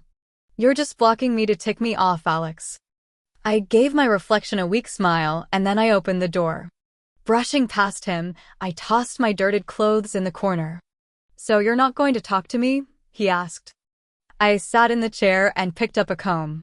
Seth knelt in front of me. You know, you can't stay silent forever. Combing out the tangles, I decided I could try. Do you know how long we're going to be together? This is going to get boring and old real quick. When I didn't answer, he grabbed my wrist. Alex, you're being. Don't touch me. I jerked my arm free, ready to turn the comb into a deadly weapon if need be. He smiled as he stood. You're talking. I threw the comb down and shot to my feet. You've lied to me over and over again, Seth. You used me. How did I use you, Alex? You got close to me just so you could try to awaken me. You used this stupid connection against me. I sucked in a sharp breath. Betrayal sat like stones in my stomach. Did you plan this all along, Seth? Was this what you were thinking when we were in the Catskills? When you asked me to make a choice? He whirled on me, eyes of fierce, angry ochre. That was not the sole reason, Alex. Not that it matters now. You made your choice. You chose Aiden, as pointless as that was. I didn't even think. Full of rage and sorrow, I swung at him. Seth caught my fist before it connected with his face. We are not training, Alex. We are not playing around. Swing at me again, and you will not like the consequences. He released me. I stumbled back, half tempted to test out his warning with a kick to the face. A knock on the bedroom door interrupted our stare-down. One of the guards was on the other side, speaking too low for me to understand. Seth nodded and then faced me. "We're leaving in 5 minutes." My heart stuttered. "Leaving? Going where?" "You'll see." He paused, his gaze dropping over me. "You have 5 minutes to put something decent on." "Excuse me?" I was wearing jeans and a black turtleneck. "What's wrong with what I'm wearing?" "You will be an Apollyon, my mate, so to speak. You should wear something nice or classy." I didn't know which part of what he said made me want to punch him again most. First off, you don't tell me what to wear. Secondly, I am not your mate. Thirdly, there is nothing wrong with what I'm wearing. And finally, you're insane. You now have 4 minutes. Seth spun around and left the room, locking the door behind him. A whole minute passed while I stared at the closed door. Then I sprang into action. I raced to the bedroom window and pushed it open. When I'd been younger, I'd used my bedroom window to climb out on the roof above the library and stargaze. I knew I could make the jump. It was actually shorter than the one I'd made in Miami. Wasting no time, I wiggled out on the ledge. The muscles in my arms screamed as I slowly lowered myself down. Gods, my upper body strength could use some work. My feet dangled about half a foot from the roof. I felt like a ninja spy in that moment. I started to smile, but the familiar tingle spreading over my skin quickly knocked it right off my face. I let go. Hands clamped down on my forearms and hauled me up, back through the window. Kicking and lashing out, I struggled like a wild animal until Seth set me back on my feet. I spun around. I still had 3 minutes. A reluctant grin appeared on his face. "Yeah, and about a minute after I left your room, I realized you'd probably try to escape. Throwing yourself out a window is a better choice than putting on something nice." I wasn't throwing myself out the window. I was escaping. "You were in the process of breaking your neck." My hands curled. "I would have made the jump, asshat." Seth rolled his eyes. "Whatever. We don't have time now. We're needed now. I'm not going anywhere with you." Frustration rolled off him. "Alex, I'm not asking." I folded my arms. "I don't care." Groaning low in his throat, he shot forward and grabbed my arm. "You always have to make everything so damn difficult." He started dragging me toward the door. "I don't know why I expected anything less from you. Part of me in this is sick. I know he's somewhat excited about the idea of you fighting me. It's amusing. Better than you sitting there not speaking." I dug at his fingers, but there was no releasing them. "Let go of me." "Yeah, not going to happen." We were already to the end of the hall, at the top of the stairs. Below, I could see a small army of guards waiting. What the hell? I dug my feet in and grabbed the railing with my free hand. "What's going on?" Exasperated, Seth grabbed me around the waist. Using brute strength, he yanked me away from the railing. "Now you're just being cute." He started down the steps, carrying me easily even though my sneakers hit every step. Unease lined only a few of the faces of Lucian's guards as Seth dragged me past them. Cold, bright sunlight met us outside, and Seth didn't release me until he shoved me into the back of a waiting Hummer. And then, he climbed in right after me and caught both my wrists in one hand. "Sorry. There's a good chance you'll try to throw yourself out of a moving car." I glared at him, our faces inches apart. "I hate you." Seth lowered his head until his cheek pressed against mine.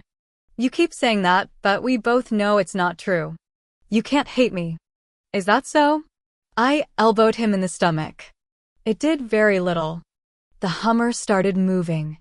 "What I'm feeling right now is definitely not warm and fuzzy." He laughed, stirring the hair around my temple. "You can't hate me. You weren't built that way. And soon, we will be the same person. You were created to be mine by the very gods we're going to take down, starting today." Chapter 28. Seth's words stunned me into silence. Old fears, never too far away, resurfaced.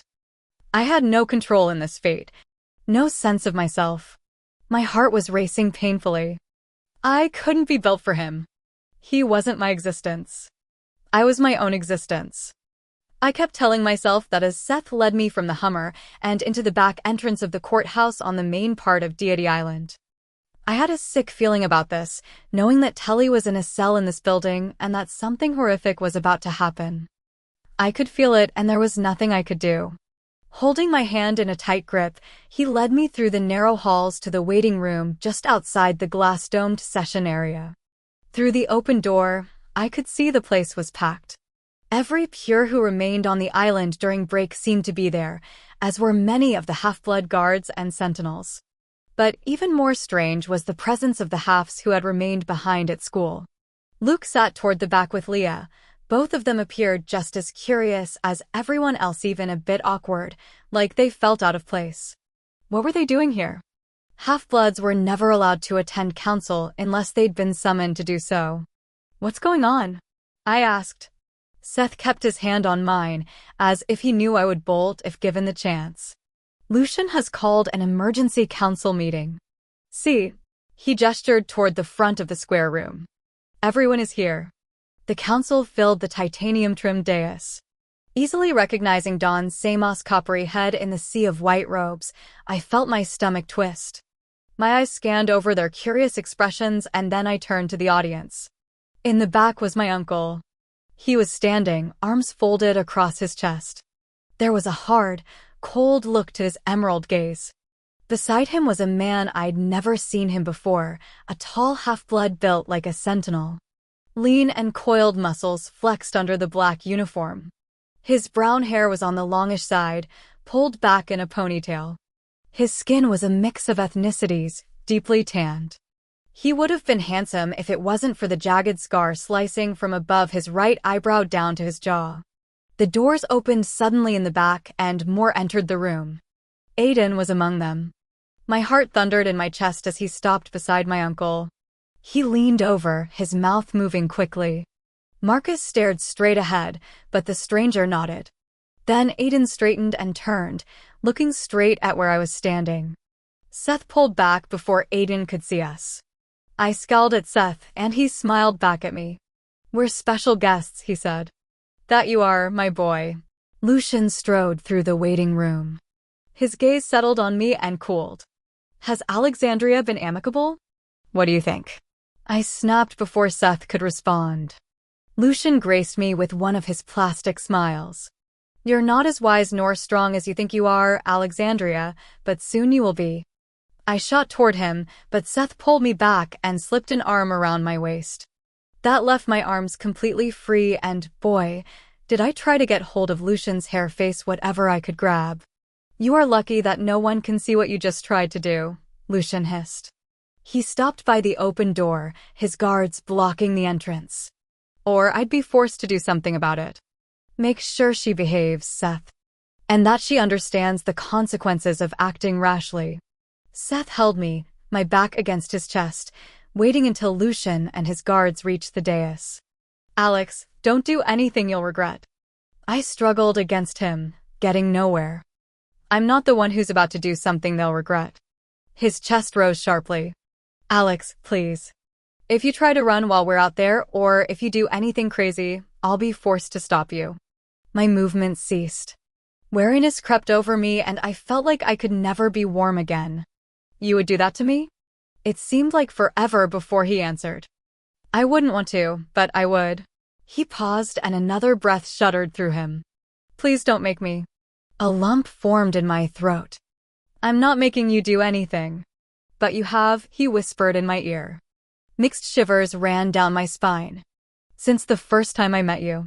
You just didn't know, so how can I really blame you?" Lucian was taking center stage, starting the council session.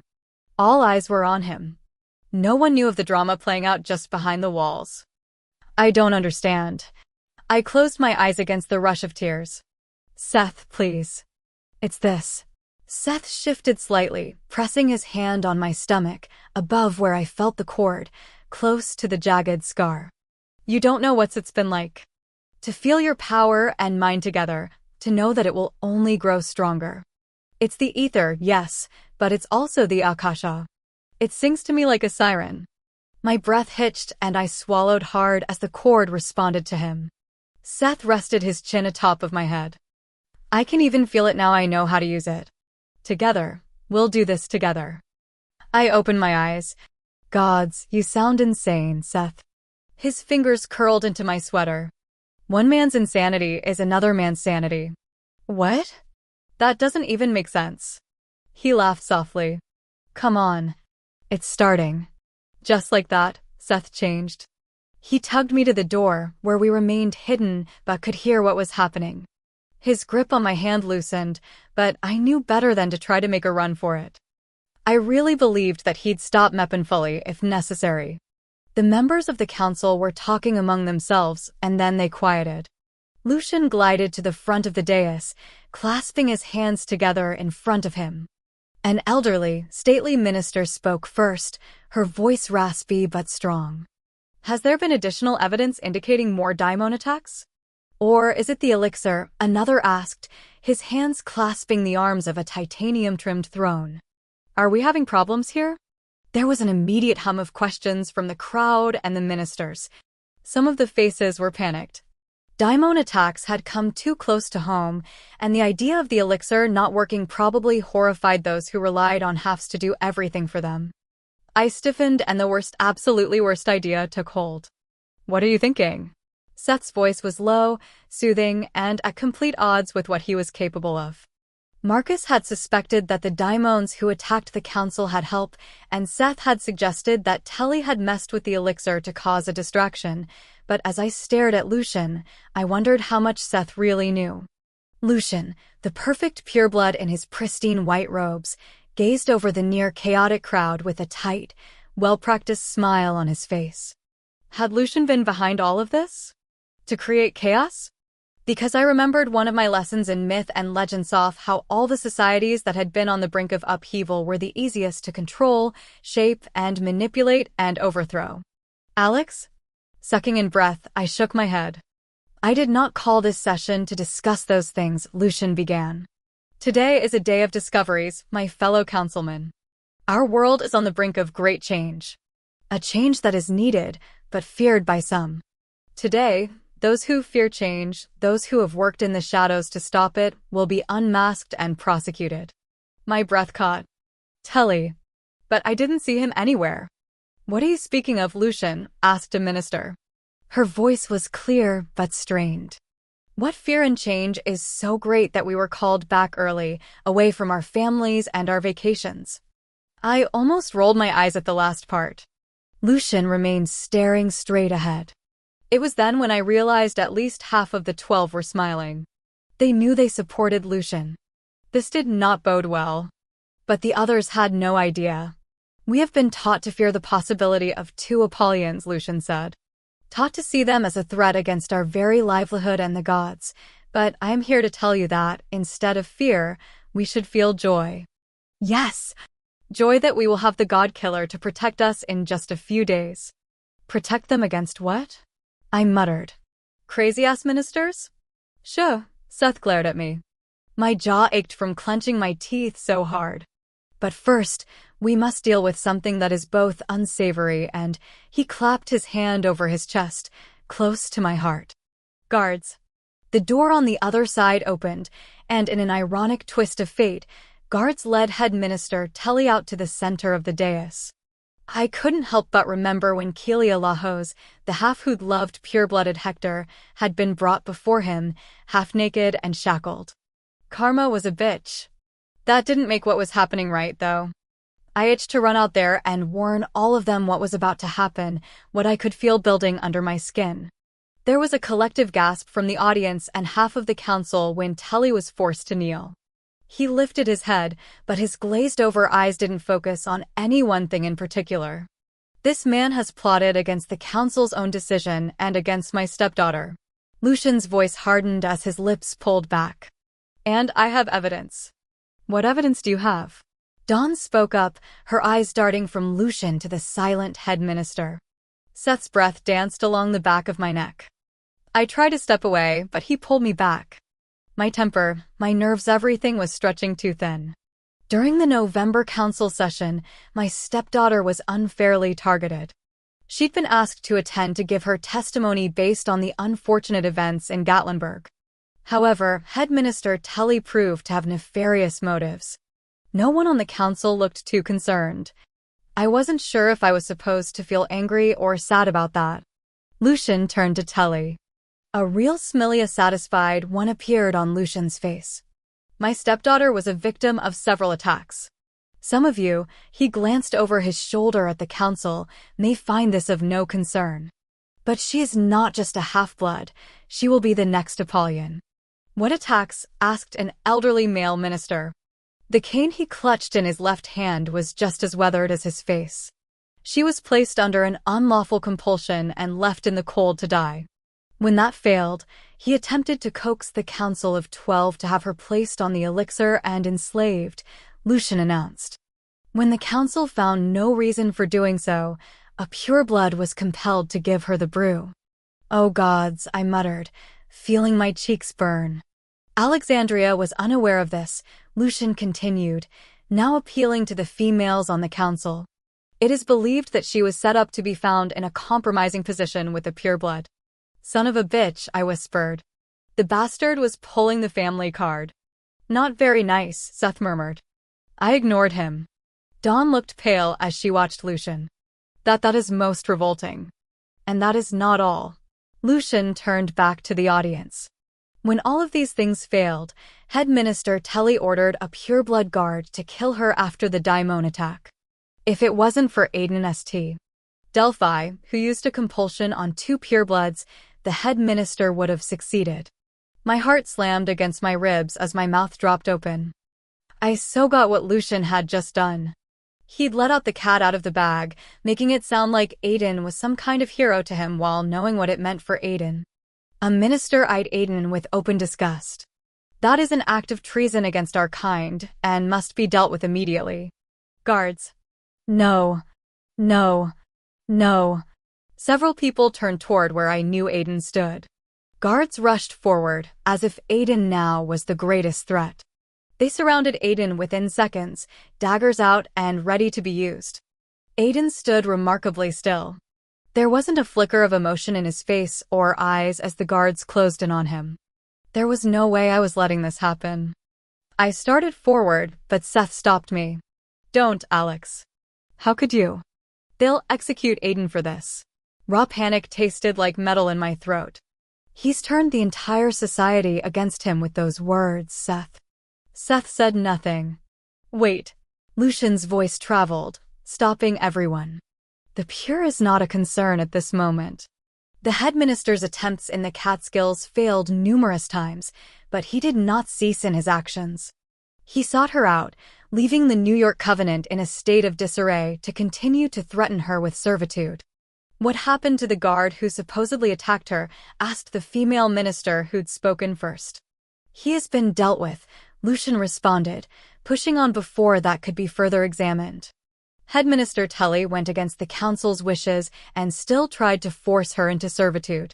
She was even attacked here, stabbed by a half-blood guard ordered to do so by him. And the proof? The elderly minister asked. Where is the proof? Lucian turned back to Telly. The proof is in his own words.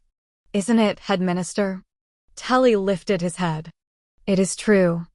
I went against the majority vote and ordered the assassination of Alexandria Andrus. There were a few stunned gasps. I knew it wasn't for my benefit, but more so that Telly would admit to it so easily. They didn't know what I did, that Telly's brain was most likely fried from a powerful compulsion. An argument broke out among the ministers for several minutes. Some immediately wanted Telly impeached. Those were the ones who'd smiled earlier. Others, those who I doubted knew what Lucian was up to, didn't see how what he'd done to me was a crime. There were very few laws protecting halves. There will be no impeachment. Lucian's voice silenced the arguing. Head Minister Telly will be dealt with today. What? Several of the ministers demanded at once. It has come to my attention that the head minister is involved in the Order of Thanatos, and several of those members are en route to free him. There was another pause. Lucian knew how to shock and awe. There is no time for anything else. Alexandria's safety is of the utmost importance. And now I understood Seth's nervousness. All the guards this morning.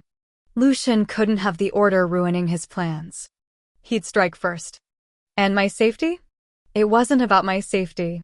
Lucian was worried that I'd misbehave before he went out on the dais because Seth didn't have full control of me yet. This wasn't supposed to happen now, was it?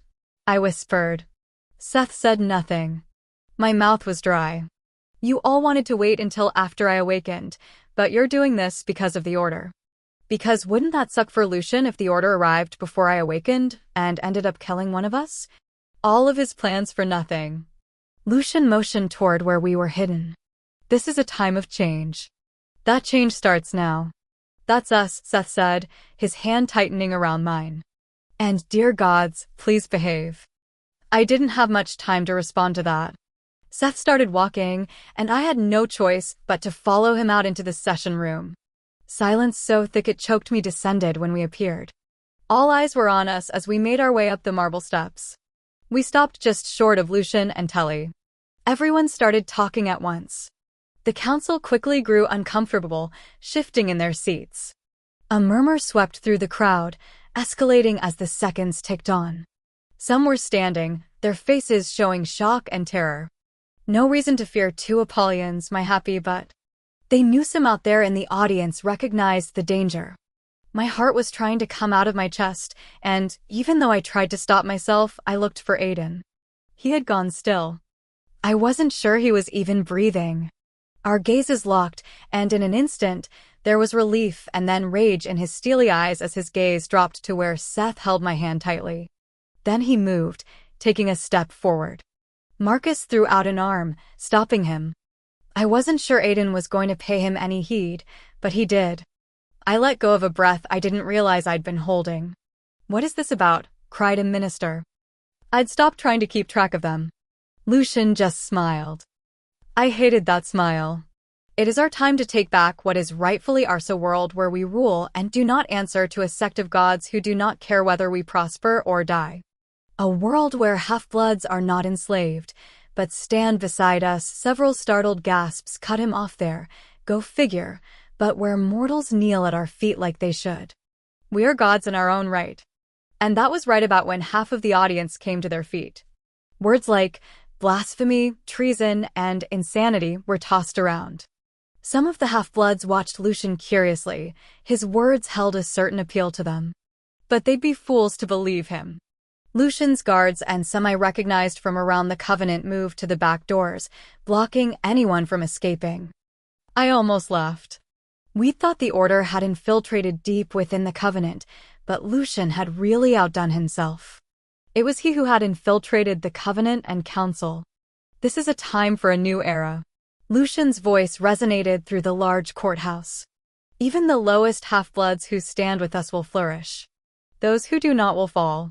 Several members of the council stood and stepped back. 5 of them, the 5 who supported Lucian, and at least 24 guards and sentinels. I caught a glimpse of Aiden and the stranger moving closer to the dais, but then I lost sight of them, focusing on what was going on in front of me as I felt anger and alarm take hold.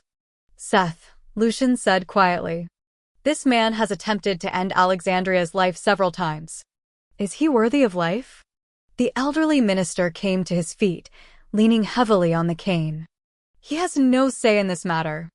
Apollyon or not, he does not decide life or death. If Headminister Telly has gone against the Council of 12's wishes, then he is to be tried by that very council. He was ignored. I stared up at Seth. No, I whispered. No. Don't answer that question. And I was ignored. Seth tipped his chin up as the marks of the Apollyon broke out across his face, swirling and moving down his neck under the collar of his shirt. He is not worthy of life. Pride filled Lucian's eyes. Then he is yours to deal with. Panic punched a hole straight through my chest. I pulled away from Seth, throwing my entire weight into breaking his grip. He only held on tighter. I knew what he intended to do. No! I cried out, still trying to pull free and break the contact. Telly is a douche, but we don't decide who dies, Seth. That is not what we are, not what the Apollyon is. Silly girl, Lucian murmured loud enough for only us to hear. That is not what an Apollyon decides, but what a god-killer does. Don't listen to him, I pleaded, and jerked as his mark burned against mine. You're not like this. You're better than this. Please. Seth glanced at me. There was a moment brief, but there. Hesitation and confusion flitted across his face. Seth didn't fully believe he was doing the right thing. Hope seized me. I clutched his arm. Seth, you don't want to do this. I know you don't. And I know this isn't you. It's the Akasha, I get it. And it's him. He's using you. Seth, Lucian urged. You know what you have to do. Do not fail Mato, not fail us. Please, I begged, holding his gaze while wanting to leap over Telly's defeated, hunched form and snap Lucian's neck. Don't do this to Ustomi, to yourself. Don't become a killer. Seth's lips quirked up and then he turned away from me, facing Head Minister Telly. He cannot live. That is my gift to you. Horror stole my breath. And it struck me then. That was the difference between Aiden and Seth. No matter how badly Aiden would want to strike back or how much he wanted something, he would never risk me. And damn it, Seth would. He did. His hand tightened around mine. My body snapped inward as he tore Akasha right out from underneath me. I doubled over, catching only a flash of amber light as it enveloped Telly. The last I'd seen Seth use Akasha, it had been blue, but that was before the 4 marks, before he could pull the power of the 5th from me. Shrieks filled the air not from Telly, but from the council and the audience. Telly didn't have a chance to make a sound. Once Akasha hit him, charged from both Seth and me, he simply ceased to exist, obliterated. Glass shattered from the dome overhead. Shards of glass rained down, slicing through the air, and those not quick enough to move out of the way. 3 winged shapes came through the opening, howling in rage. The Furies had arrived. Chapter 29. The Furies were in full-out ugly mode. Their skin was gray and milky. Snakes snapped from their heads. Fingers extended into sharp points. Those claws could rip through tissue and bone with ease. They were headed straight for us. Only a second or two had passed from the moment Seth had charged up and taken out Telly. One Fury broke free from her sisters, arcing over the audience, emitting shrill screams. Seth raised his arm. Akasha streaked from his hand, streaming through the air at incredible speed. He hit the first Fury in the chest before the amber light sputtered out. Shock flickered over her monstrous face, and then her jaw slackened. The Fury dropped, spinning like a downed bird as her wings sliced through air. The Fury landed in a lifeless pile of white chiffon, gray skin, and unmoving flesh a few feet in front of us. The remaining 2 Furies hovered by the broken window. Their mortal skins slipped over the monsters inside, and horror pinched their beautiful features. It's not possible, one shrieked, pulling at her blonde hair until strands hung from her clawed fingers. It cannot be. But it is. The other grabbed her sister's arm. He has killed one of us. Weak in the legs, I straightened and swayed unsteadily. Seth's actions had weakened me, leaving me no match for a groundhog, let alone one of the Furies, if they attacked. Realizing Seth had released me, I stumbled to the side of the dais. I was going to die. I was sure of it. My screams would join those of the audience except the Furies didn't attack. You've made war against the gods, one hissed. Her wings cut through the air noiselessly. Make no mistake, they will make war against you. The other spread her muscled arms wide. You risked them all to gorge yourself with power that never was yours. What a path you have chosen. And then they were gone. Chaos reigned supreme below the dais and on it. Telly was gone. There wasn't even a pile of ashes. Bile rose in my throat as I turned away from the spot where he'd knelt. Toward the back, I heard sounds of fighting as guards and sentinels went after the ones blocking the doors. A guard near us was overtaken. One of his daggers hit the floor. I lurched for it, wrapping my numb fingers around the hilt. I had to stop Lucian. He was pulling Seth's strings. I whirled around, finding Lucian speaking to the council, spouting more crazy stuff that was going to get us all killed. Seth was on me before I could even take a step toward Lucian. Our eyes met before he wrenched the dagger from my hand. He tossed it aside as he advanced on me. Coldness had crept upon his features. I didn't recognize the look in his eyes. They glowed violently, nearly luminous. That awe was there again. But it wasn't all I'd mistaken that look. It was a craving, a greed for more. The same thing I'd seen time and time again in the eyes of a daimon. Weaponless and weak, I knew when to retreat. My spine hit the wall. Desperately, I searched for something and found a titanium candelabrum. I grabbed it and threw it at him using both arms. Lighting quick, he caught the candelabrum and tossed that to the side, too. Always throwing things, he said, voice thick and different. Gone was the musical quality.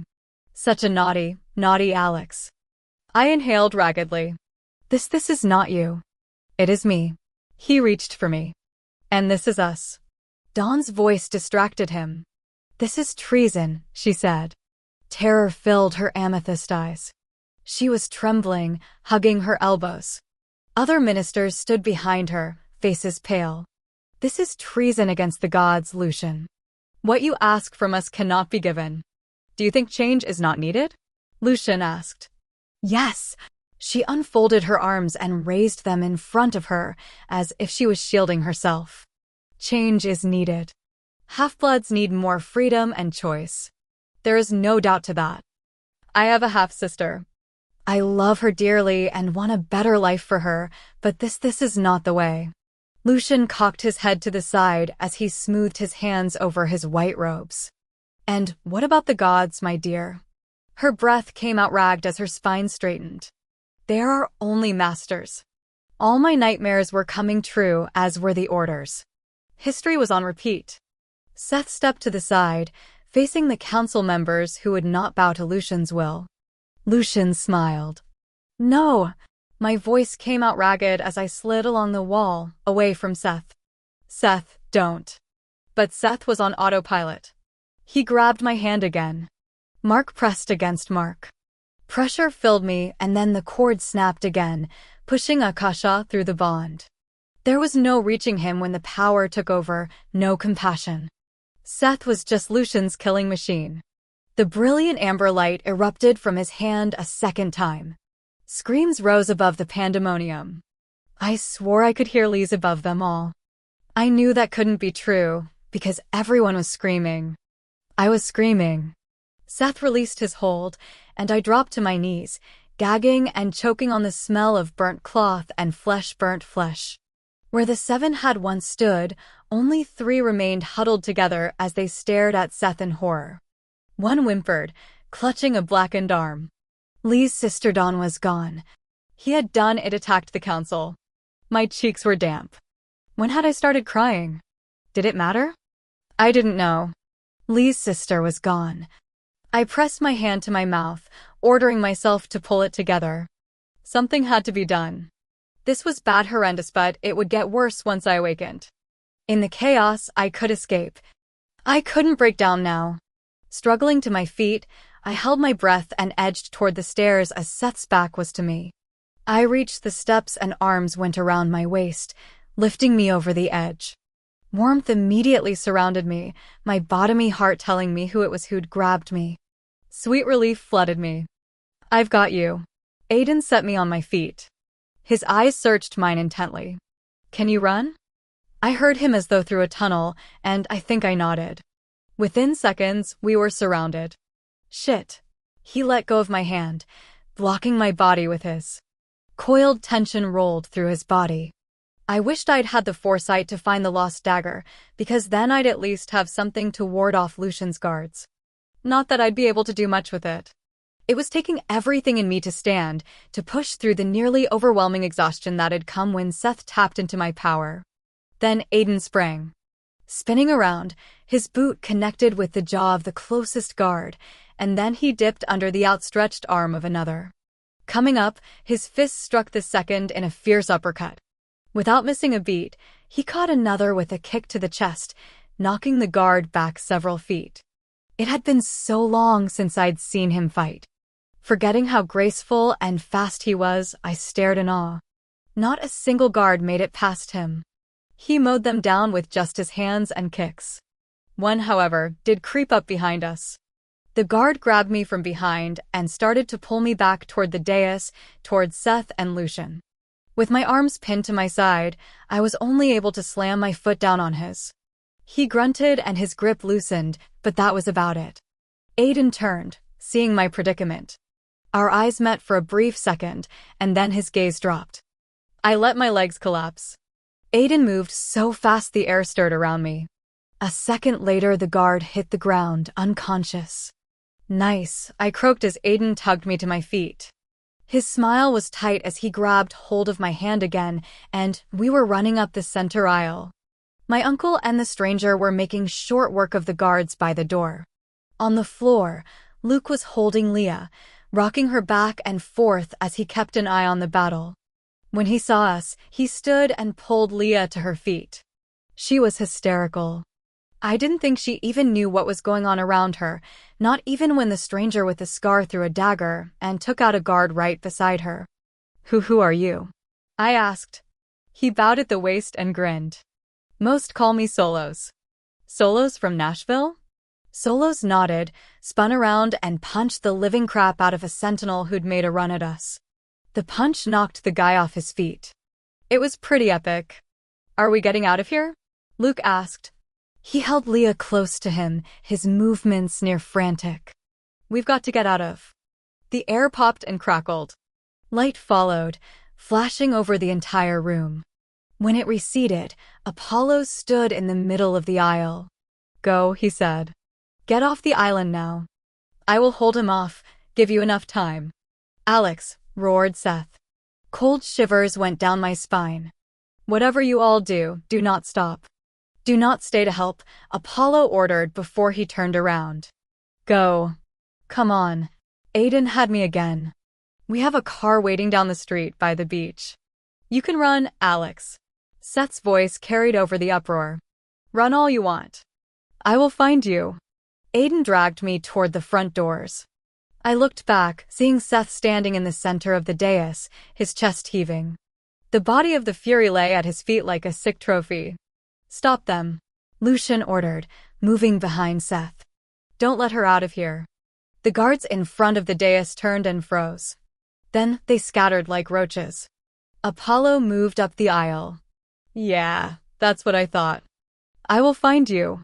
We're connected. We are one. Seth was still screaming. His gaze fell to the god. He sneered. You want to fight me now, in your true form?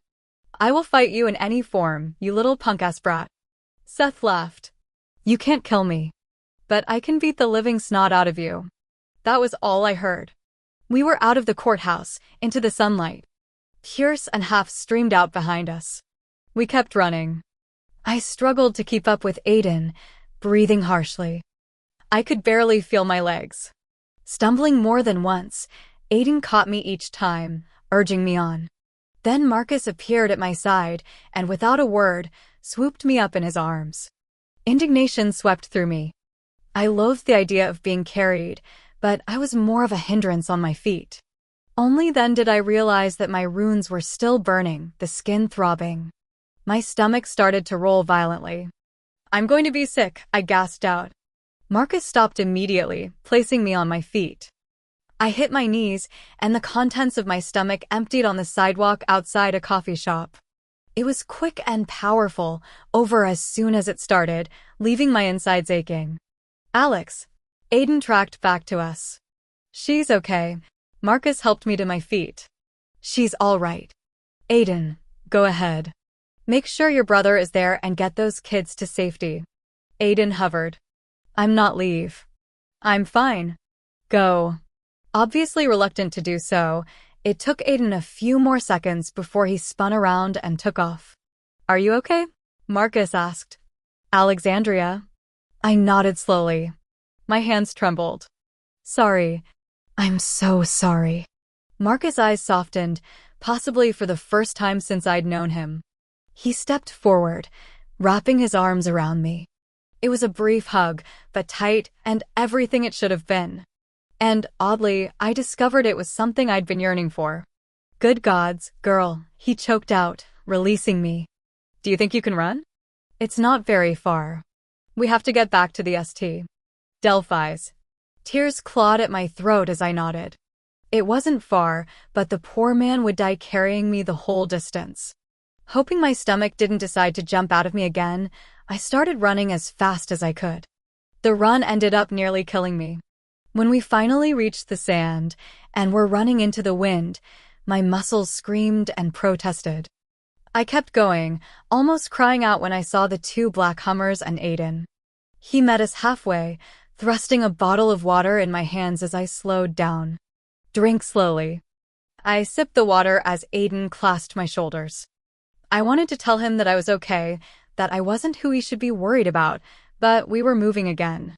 Deacon was pacing at the rear of the Hummer. Is someone going to tell me what the hell is going on? He followed us past the first car. Leah is hysterical. Luke won't talk. What the hell happened? Did you get the bags in the cars? Aiden asked, taking the bottle from me before I forgot about the sipping rule. All of them, like I said? Yes.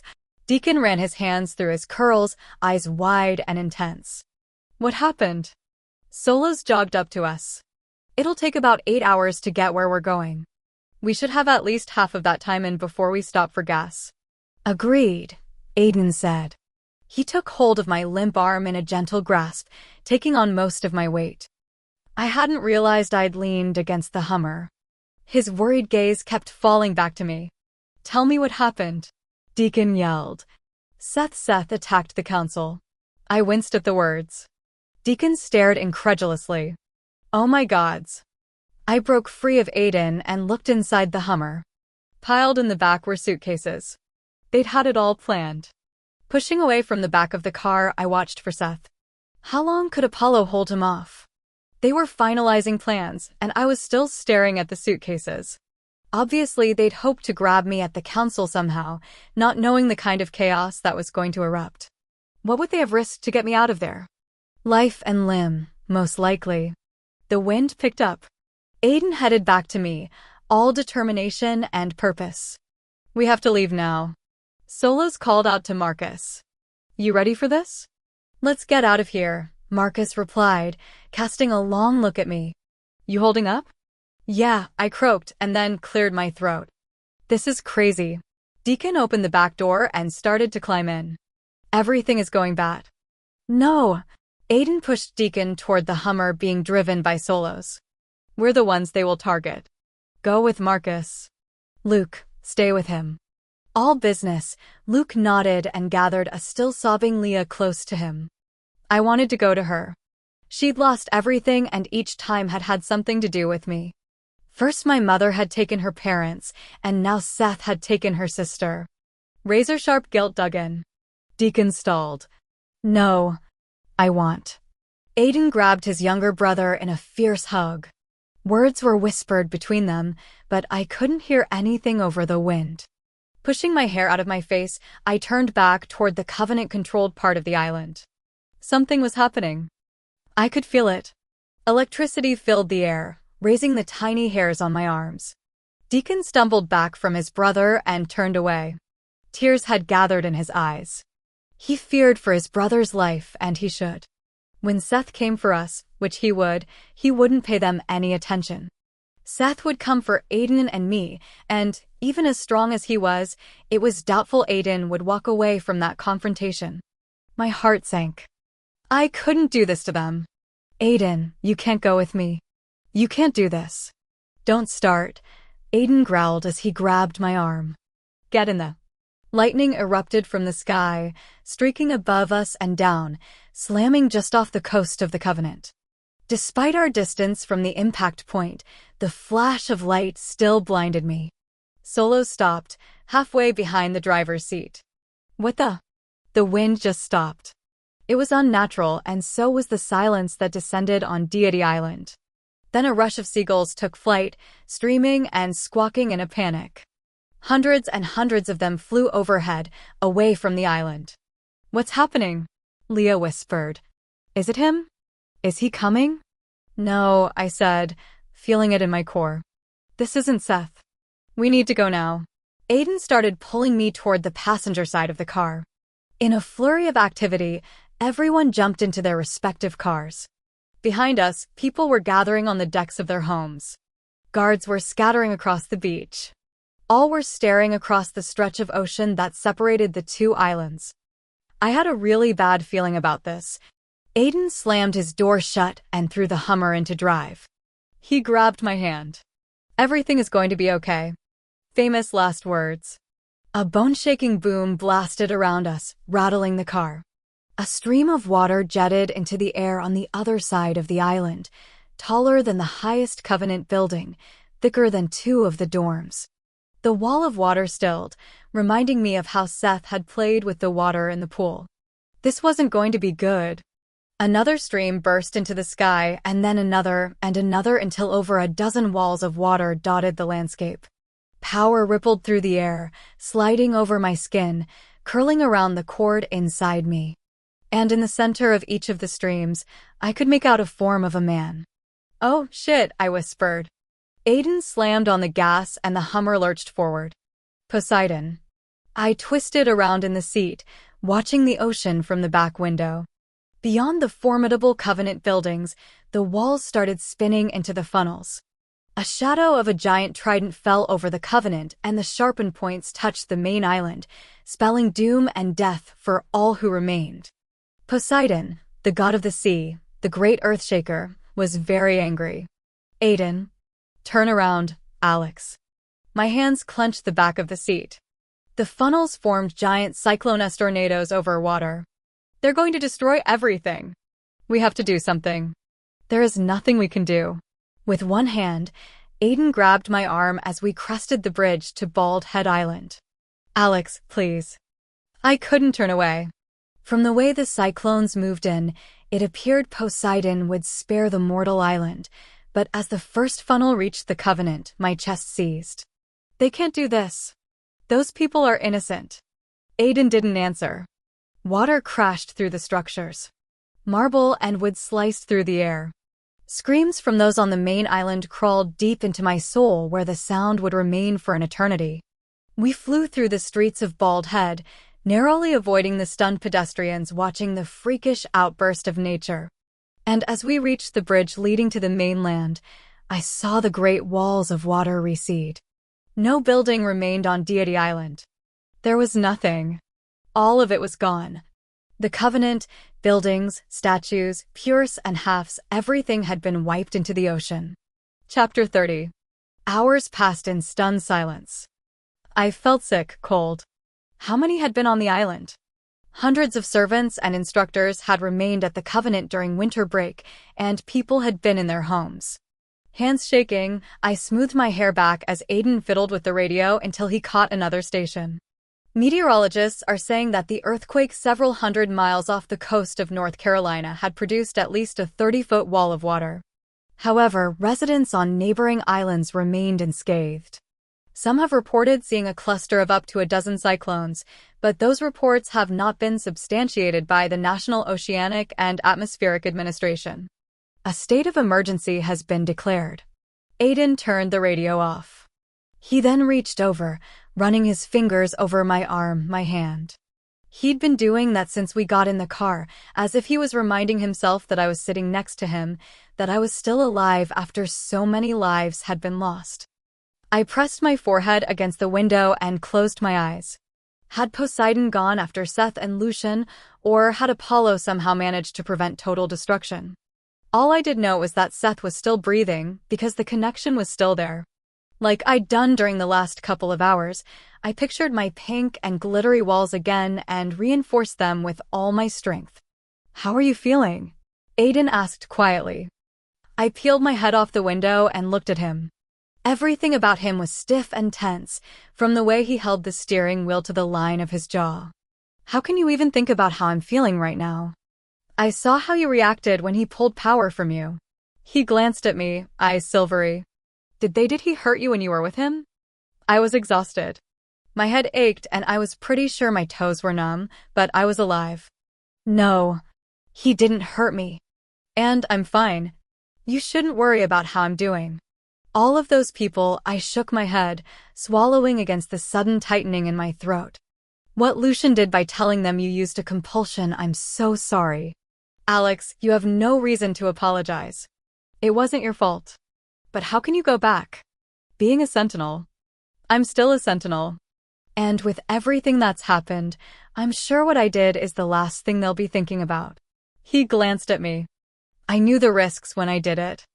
I don't regret it. You understand? Aiden didn't regret it now, but what about later if there was a later and he was tried for treason? Even if he wasn't, he'd be stripped of his sentinel duties and ostracized. Alex? Yes, I understand. I nodded for extra benefit. Where are we going? His knuckles were bleached white. We're going to Athens, Ohio. Solo's father has a place on the edge of Wayne National Forest. It should be far enough from him as long as Apollo has given us enough time. I don't feel him. We'd stopped referring to Seth by name out loud, like doing so would somehow make him reappear or something. Do you think you can shield him? Keep him out? I glanced at the side mirror. The other Hummer followed close behind. How were they holding up? Leah? The distance, he shouldn't be able to connect through the bond, if that's what you're worried about. I mean, he couldn't feel anything when he was in New York, so... That's not all I'm worried about, Aiden responded quietly. It's about an 8-hour drive. He brushed his hair out of his eyes as he squinted into the fading sunlight. We'll stop along the way, most likely in Charleston, to get gas and something to eat. You think you can hold out that long? Yeah. Aiden, all of those people. My voice broke as my throat tightened. They didn't stand a chance. Aiden grasped my hand. It's not your fault, Alex. It's not. Tears burned my eyes. If I'd listened to you and Apollo when you suggested that I leave before he came back, this wouldn't have happened. You don't know that. Yes, I do. I tried to pull my hand free, but Aiden held on. I hoped he was a good one-handed driver. I just didn't want to believe that he would do something so terrible. He squeezed my hand. You had hope, Alex. No one can ever be faulted for hope. You once told me that I needed to know when to let hope go. I was way past the expiration date on hope then. I tried to smile and failed. I won't make that same mistake twice. I swear. Bringing my hand to his lips, he placed a sweet kiss against it. Agape Mao, don't hold this kind of guilt too close. A different path could have been chosen, but in the end you did what you felt was right. You gave him a chance. I know. I focused on the road ahead, willing the tears away. It's gone, isn't it? The entire Covenant, even Deity Island. He took a shuddering breath. It could have been worse. That's what I keep telling myself. If classes had been in just a few more days, the loss of life would have been astronomical. What are we going to do? I can't stay hidden forever. What was unspoken lay between us. In other words, unless Seth came to his senses, which seemed highly unlikely, he would eventually find me. I don't know, Aiden said, merging into the other lane. But we're in this together, Alex, to the end. Warmth returned to my heart. His hand felt right in mine, and even though everything around us was so incredibly screwed up, we were in this together. To the end. It was the middle of the night when we reached Charleston, West by Gods, Virginia, and it was snowing lightly. The vehicles rolled to a stop by the pumps in front of one of those travel centers that are the size of a small Walmart. We needed gas and food, and maybe one of those 5-hour energy things too. Hold on. Aiden reached in the seat behind us and pulled out one of the sickle blades. Just in case. Collapsed, it fit in my pocket with only half of it sticking out. Thanks. His eyes met mine as he slipped me a couple of tens. Don't take too long, okay? Looks like Solos is going in with you. I glanced back. He was already waiting by the passenger side. Marcus was fiddling with the gas pump like he'd never used one before. What do you want? Surprise me. He smiled. Just be careful. Promising that I would, I climbed out of the Hummer and nearly ate the pavement as my foot slipped on a patch of ice. Gods. Alex? Aiden called out. I'm fine. I tipped my head back and closed my eyes, letting the tiny flakes of snow fall upon my face. It had been so long since I'd seen snow. What are you doing? Solos asked, killing the moment. I opened my eyes and forced them to his chest. I like snow. Well, you're going to see a lot of snow where we're going.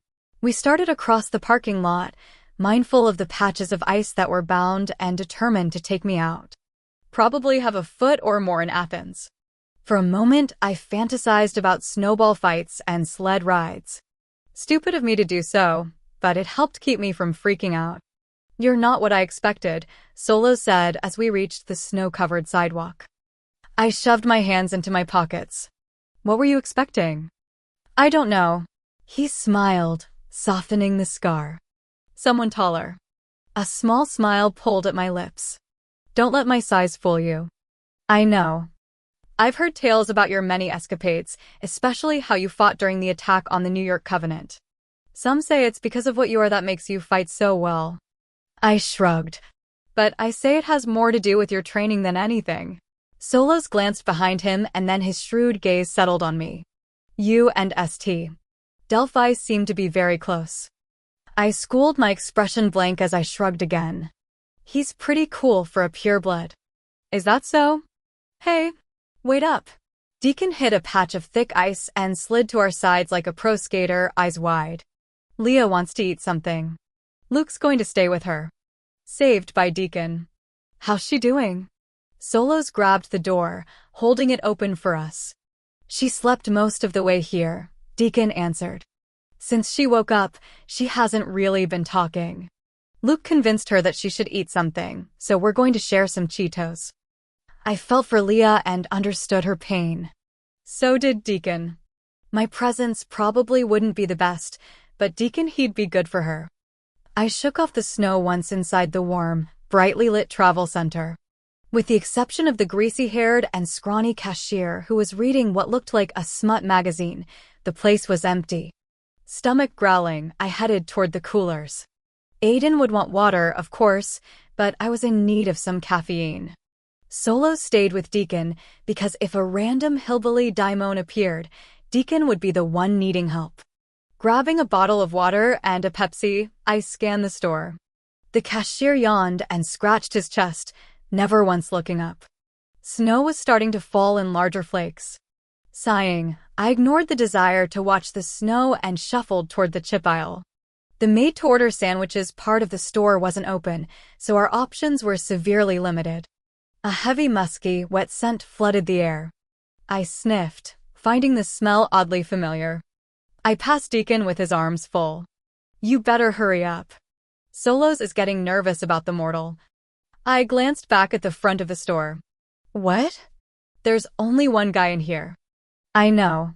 Shaking my head, I grabbed a packet of beef jerky and a bag of dill-flavored chips. I looked down at my goodies and decided I needed something sweet. After a quick stop in the candy bar area, I returned to the front. Nice of you to join us, Solos muttered. A bag of peanuts and an energy drink were in his hands. I ignored him as Deacon checked out. The cashier glanced up as I handed over my feast of calories, but said nothing. People were super friendly around these parts.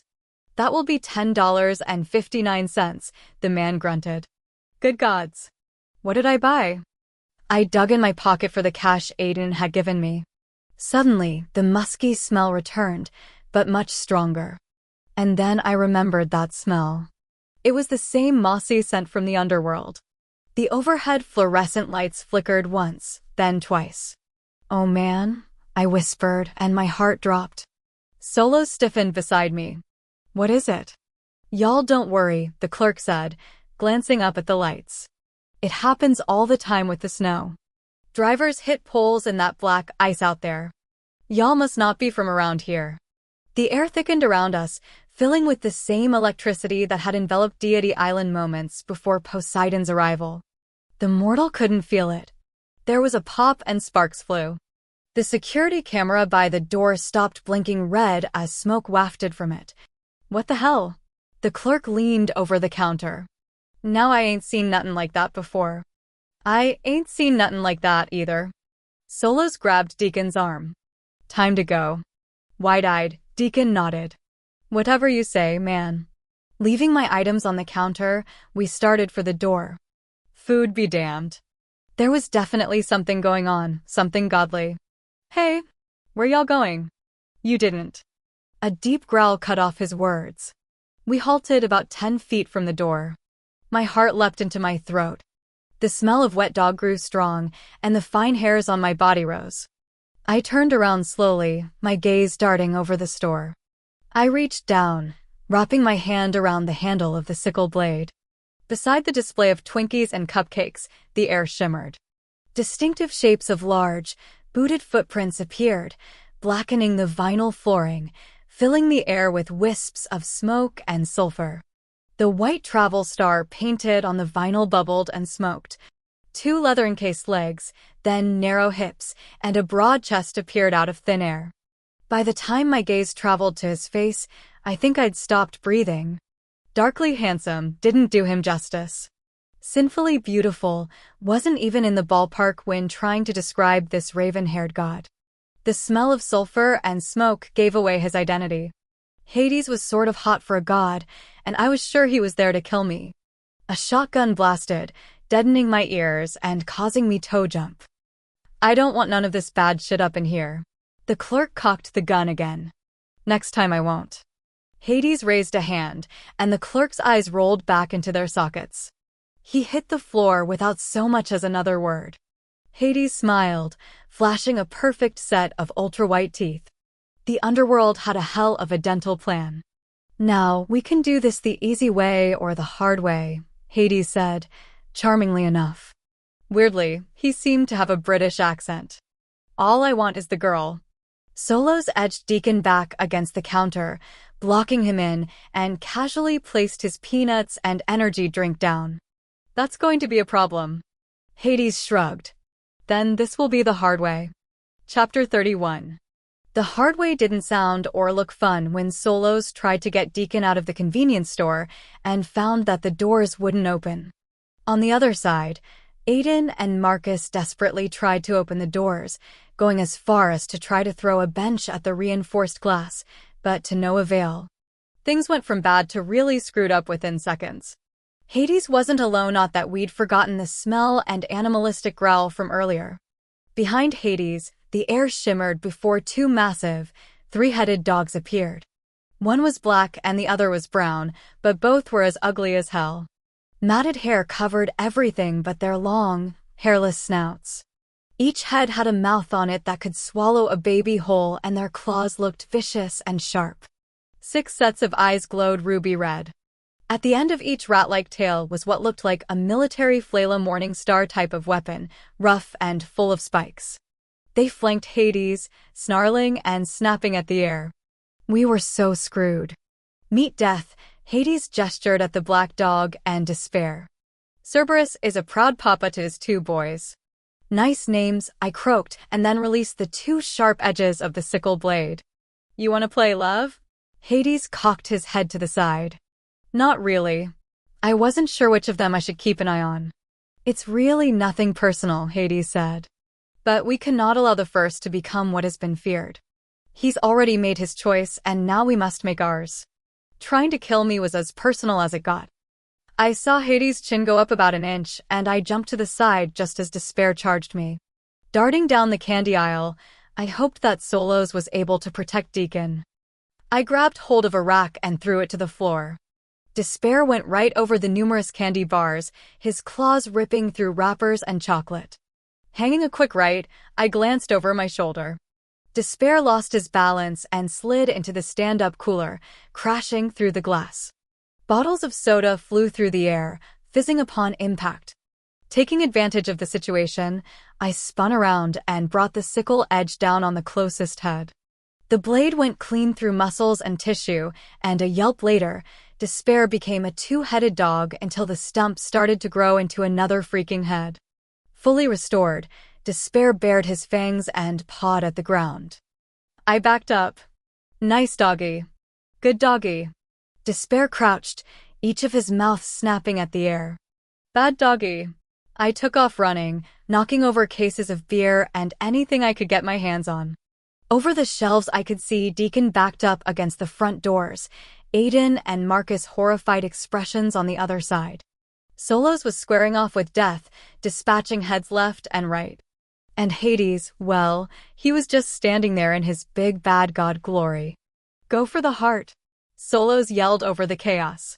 The heart in the chest, Alex. Like, I don't know where the freaking heart is.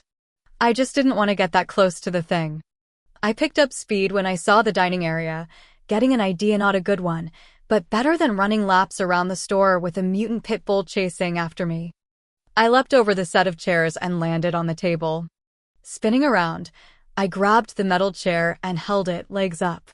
Despair jumped, clearing the mess of chairs, and landed on top of me. He shrieked and thrashed as the metal legs embedded themselves deep into his underbelly. The impact busted the table, and we both went down, his claws narrowly missing my face. All three heads snapped inches from my nose, its hot, putrid breath setting off my gag reflex. Tipping my hips, I rolled Despair and sprang to my feet. Despair flopped on his back, legs flailing in the air. Pushing down the urge to vomit, I jumped on the seat of the chair. My weight sent the metal spokes down, piercing the protective plate of bone. A second later, the dog was nothing but a pile of shimmery, blue dust. Lifting my head, I whirled around. One down. Hades let out a roar of fury that shook the shelves and sent overpriced items of every shape and size falling to the floor. And then he vanished. Well, that was easy. I flipped the blade, watching Solos dodge one of Death's heads. Did you see that? Hades totally just chicken-o'-crap. Shelves flew through the air, chairs and tables slid across the floor, flung aside by an unseen force. The floor shook under my feet as I backed up. That was about when I remembered that Hades could become invisible. Terror washed through me like a dark, oily wave of heat. No fair, I said, and then whipped the sickle blade through what I hoped was an empty space. An invisible hand caught my arm and twisted. Crying out in pain and surprise, I dropped the sickle. Hades reappeared. Sorry, love, all is fair in war. A blinding light filled the store, followed by a popping sound. Then something zinged past my cheek. I caught a glimpse of silver before Hades released my arm and snatched an arrow out of the air. Artemis, that wasn't very nice. Hades snapped the arrow in two and tossed it aside. You could take an eye out with one of those things. The soft feminine laugh that followed sounded like wind chimes. A few feet behind us, legs widespread and a silver bow in one hand, stood Artemis. Instead of the white chiffon many goddesses were known for, she wore straight-up combat boots and hot pink camouflage pants. A white tank completed her badass ensemble.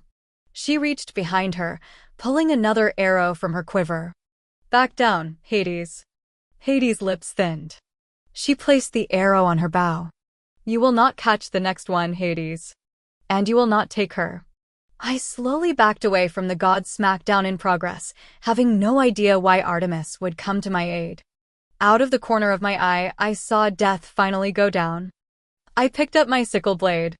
Hades stepped forward, tile peeling and smoking under his boots. Why are you intervening, Artemis? You know what will happen. All of us are at risk. That is my twin's lineage standing there, and she belongs to us. Artemis pulled the arrow back, tossing her waist-length blonde hair over her shoulder. Which means she is my flesh and bone. So I will say it one more time just in case Persephone has befuddled that brain of yours. Stand down. My mouth dropped open. Apollo's lineage? Oh nah, hell to the no. I do not care if she is the heir to the bloody throne, Artemis. We must prevent the first from gaining complete power. Artemis' fingers twitched. She is not to be harmed, Hades. That is it. An incredulous look settled over his darkly handsome face. I would not harm her, not really. I could take her to the underworld. It would not even hurt. Artemis, we cannot allow this threat to continue. Be reasonable. And I cannot allow you to hurt her. It is not up for discussion. So you would risk more destruction?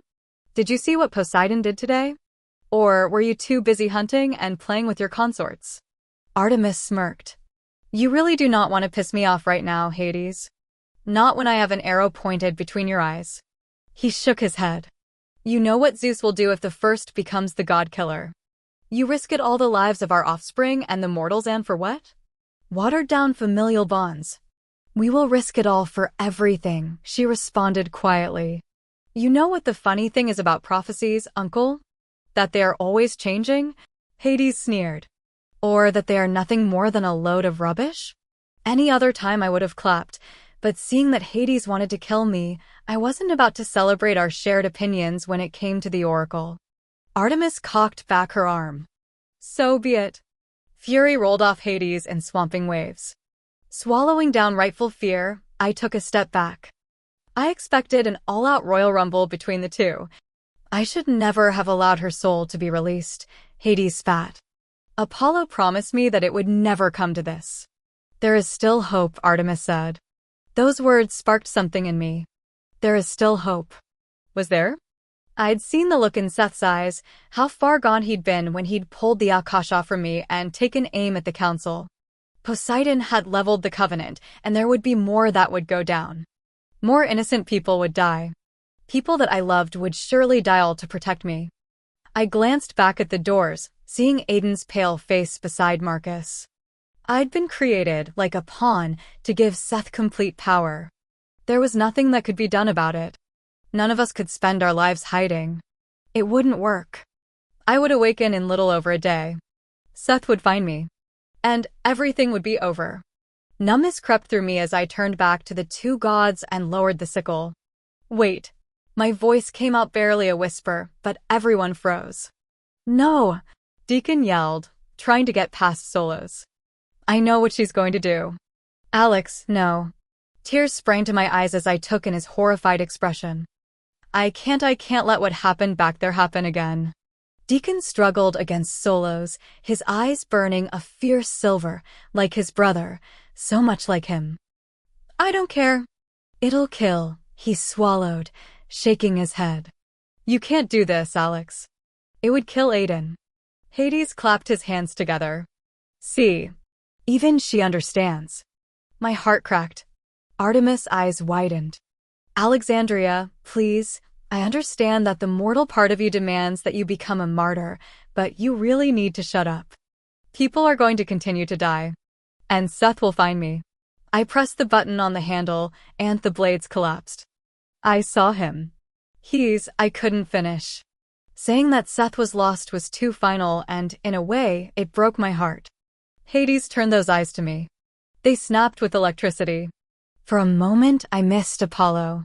At least he toned down those eyes around me, making them seem normal. Hades would do no such thing.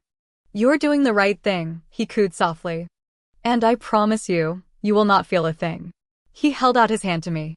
It will be easy, love. The crack in my chest spread, and I blinked back tears. This wasn't fair, but it was right.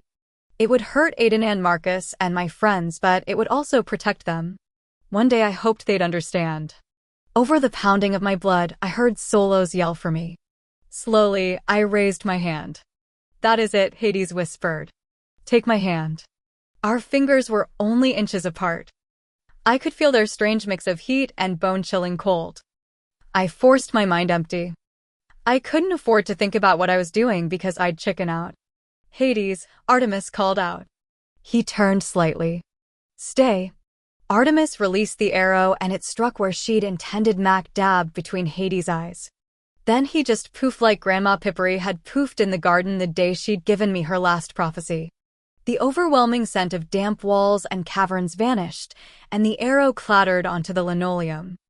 I clamped my hand over my mouth to stop my scream. Did you kill him? No, Artemis scoffed. I just put him out of commission for a while. She lowered the bow and flicked her wrist. The front doors swung open. Marcus and Aiden rushed in, coming to a halt when they spied Artemis. Neither of the pure seemed to know what to do. Artemis replaced the arrow back in her quiver and gave Aiden a sexy little grin. They just keep getting yummier, she purred. Too stunned to get jealous, I stared at her. Why? He was right. I'm too much of a risk. I understand that. Artemis focused on me with all-white eyes. My brother has not risked the wrath of Zeus to protect you, for you to just throw your life away. I tried to ignore the cyclone of fury building behind me. Dealing with Aiden was not something I was looking forward to. I don't get it. No one can hide me forever. Seth will find me, and then what? He'll become the god killer, and another god is going to freak out and wipe out an entire city. Artemis glided toward me, her elegant movements completely at odds with her combat princess attire. Or you will turn the tables on the first and all those who think they can overthrow the gods. What do you mean? Marcus spoke, flushing a bright red when Artemis turned to him. He bowed deeply and then straightened. How can Alexandria turn the tables? If Seth so much as lays a finger on her once she awakens, he will become the god killer. Not necessarily, she replied evenly. I blinked rapidly. Care to explain that? Artemis smiled. Impossibly, she became more beautiful and creepier. It is true that my brother holds affection for you, but you are a valuable asset to us. Some wish to see you dead, it is true. Hades will be back eventually, as will the remaining Furies. But you will awaken soon, and you are stronger than you realize. All my normal smartass responses would probably earn me an arrow in the head, so I had no idea what to say. She stopped in front of me. When she reached out and clasped my chin with smooth, cold fingers, I wanted to flinch away. She tipped my head back. You have a reckless sort of passion about you. It guides you. Some would see it as a weakness. It's not, I whispered, unable to look away. No, she studied me as if she could see into me, through me. You have the eyes of a warrior. Her hand dropped and she took a step back. Prophecies always change, Alexandria. Nothing in our world is set in stone, and power never flows just one way. The key is finding a way to reverse it. Then she just disappeared. I touched my chin. The skin tingled. Slowly, I turned to Aiden. You should have seen those dogs. Aiden grabbed both my arms, his eyes like liquid silver. I could tell he wanted to shake me. He'd seen through the glass what I'd tried to do, and Artemis had pretty much thrown me under the bus. As he stared at me, it was like he'd forgotten everyone else in the store, that my uncle was there, his brother, and Solos. He was that angry. Don't you ever think about doing something so stupid again? I looked away. I'm sorry. I understand that you thought you were doing the right thing, he said through clenched teeth. But you weren't, Alex. Sacrificing yourself was not the right thing to do. Do you understand me? Marcus placed a hand on his shoulder. Aiden, this is not the place. We need to go. My breath caught as my eyes darted between the two. I just don't know how we're going to win this. No one wins if you kill yourself, Marcus said quietly. We must go. Drawing in a deep breath, Aiden dropped his hands. His look warned that there would be a later, most likely the moment we stepped back in the car. Solos waited by the door, his sharp gaze narrowed on Aiden as he took a sip of his energy drink. Are you okay? Aiden asked Deacon. He nodded slowly. Yeah, I'm great. Nothing like witnessing a death match between gods when I'm trying to get some Cheetos. My lips twitched. Poor Deacon. He clutched that bag to his chest, too. The cashier's soft snores were the only sound. Remembering the whole purpose of coming to this place, I hastened back to the counter. What are you doing? Aiden asked. I dropped some cash on the counter and grabbed my bag. I'm hungry. Aiden stared a moment, then a slow smile crept across his face. Maybe I wouldn't get bitched out too badly. On the way out, he picked up a package of Hostess cupcakes off the floor and caught my look. Me, too, he said. At least I paid for my stuff. Chapter 32. I did get bitched out a lot. And I deserved it. Aiden had been through the ringer when it came to me lately. He understood WHYMY motives, but he didn't agree with me. But I knew what I'd been thinking, and it still made sense. I didn't want to die, but I didn't want to see anybody else hurt when handing myself over would stop everything. Halfway into the second part of the trip, as the tires ate away the miles, he grabbed my hand and held onto it. He hadn't forgiven me, but he didn't want to shake me anymore. That was progress. I still wasn't sure if Artemis shooting Hades in the head was a good move or not by the time we reached Athens. Tall pines and mounds of snow greeted us when we reached the lodge nestled at the edge of the national forest. Without Marcus and the air element, there would have been no way that we would have made it up the remote road. Even so, it took him over an hour to clear the road. The lodge was magnificent, made of logs and surrounded by a wraparound deck. If I hadn't been so exhausted, I would have appreciated its beauty much more. Do you know that Athens is one of the most haunted locales in Ohio? Solo said as he opened the door. She doesn't believe in ghosts. Aiden lugged our bags over his shoulder, cheeks flushed from the cold. I could barely feel it. All I wanted was a bed to sleep the rest of the day away in. Really? Solos grinned. We'll have to take you down to the old Athens lunatic asylum and see if that changes your mind. Sounds like fun, I murmured, watching Luke and Deacon usher Leah inside. How will we be safe here? What's stopping any god from carpet bombing us? Solo's brows furrowed. We're safe here. How so? Look up there. Aiden shifted the bags and pointed above the front door. Carved into the wood was the same S-shaped rune that was on my neck. Apollo said no god who means ill will against persons in this house can pass through. The invincibility rune. I rubbed the back of my neck absently as I stepped over the threshold. Didn't know you could just rune up a house. That's pretty handy. Inside was just as beautiful. Wide windows let in the last of the sunset, and the wood floors had been buffed until they shined. It sort of reminded me of the cabin in Gatlinburg. I shuddered. You okay? Aiden whispered, coming up behind me. I swallowed. Yeah, I'm just really tired. Solos showed us to the rooms. Leah was placed downstairs, along with Marcus and Luke. Deacon grabbed the loft above the rec room, and the rest of us got rooms upstairs. Everyone huddled in small groups or, like Marcus, stared out one of the windows, appearing lost in deep thought. Aiden carried my bags into a cozy, rustic-looking bedroom and placed them by the bed. Turning around, our gazes locked. Since the day I'd left with Seth, we hadn't been alone together. The car ride didn't count. We'd been running for our lives after witnessing a tragedy. Kissing and touching hadn't been on our minds. It kind of returned with a vengeance then. He crossed the distance, cupping my cheeks in his hands. They were elegant fingers, but calloused from years of training. I loved his hands. He angled his head to mine, his lips hovering just within distance. Later, he promised, and then he pressed his lips to mine. The kiss was gentle, sweet, and way too quick. My lips tingled a while after he'd left the room. Later? How could there be a later, in a house full of people?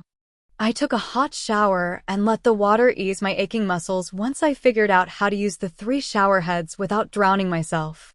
Afterward, I changed into sweats and sent the bed a yearning glance on the way out of the room.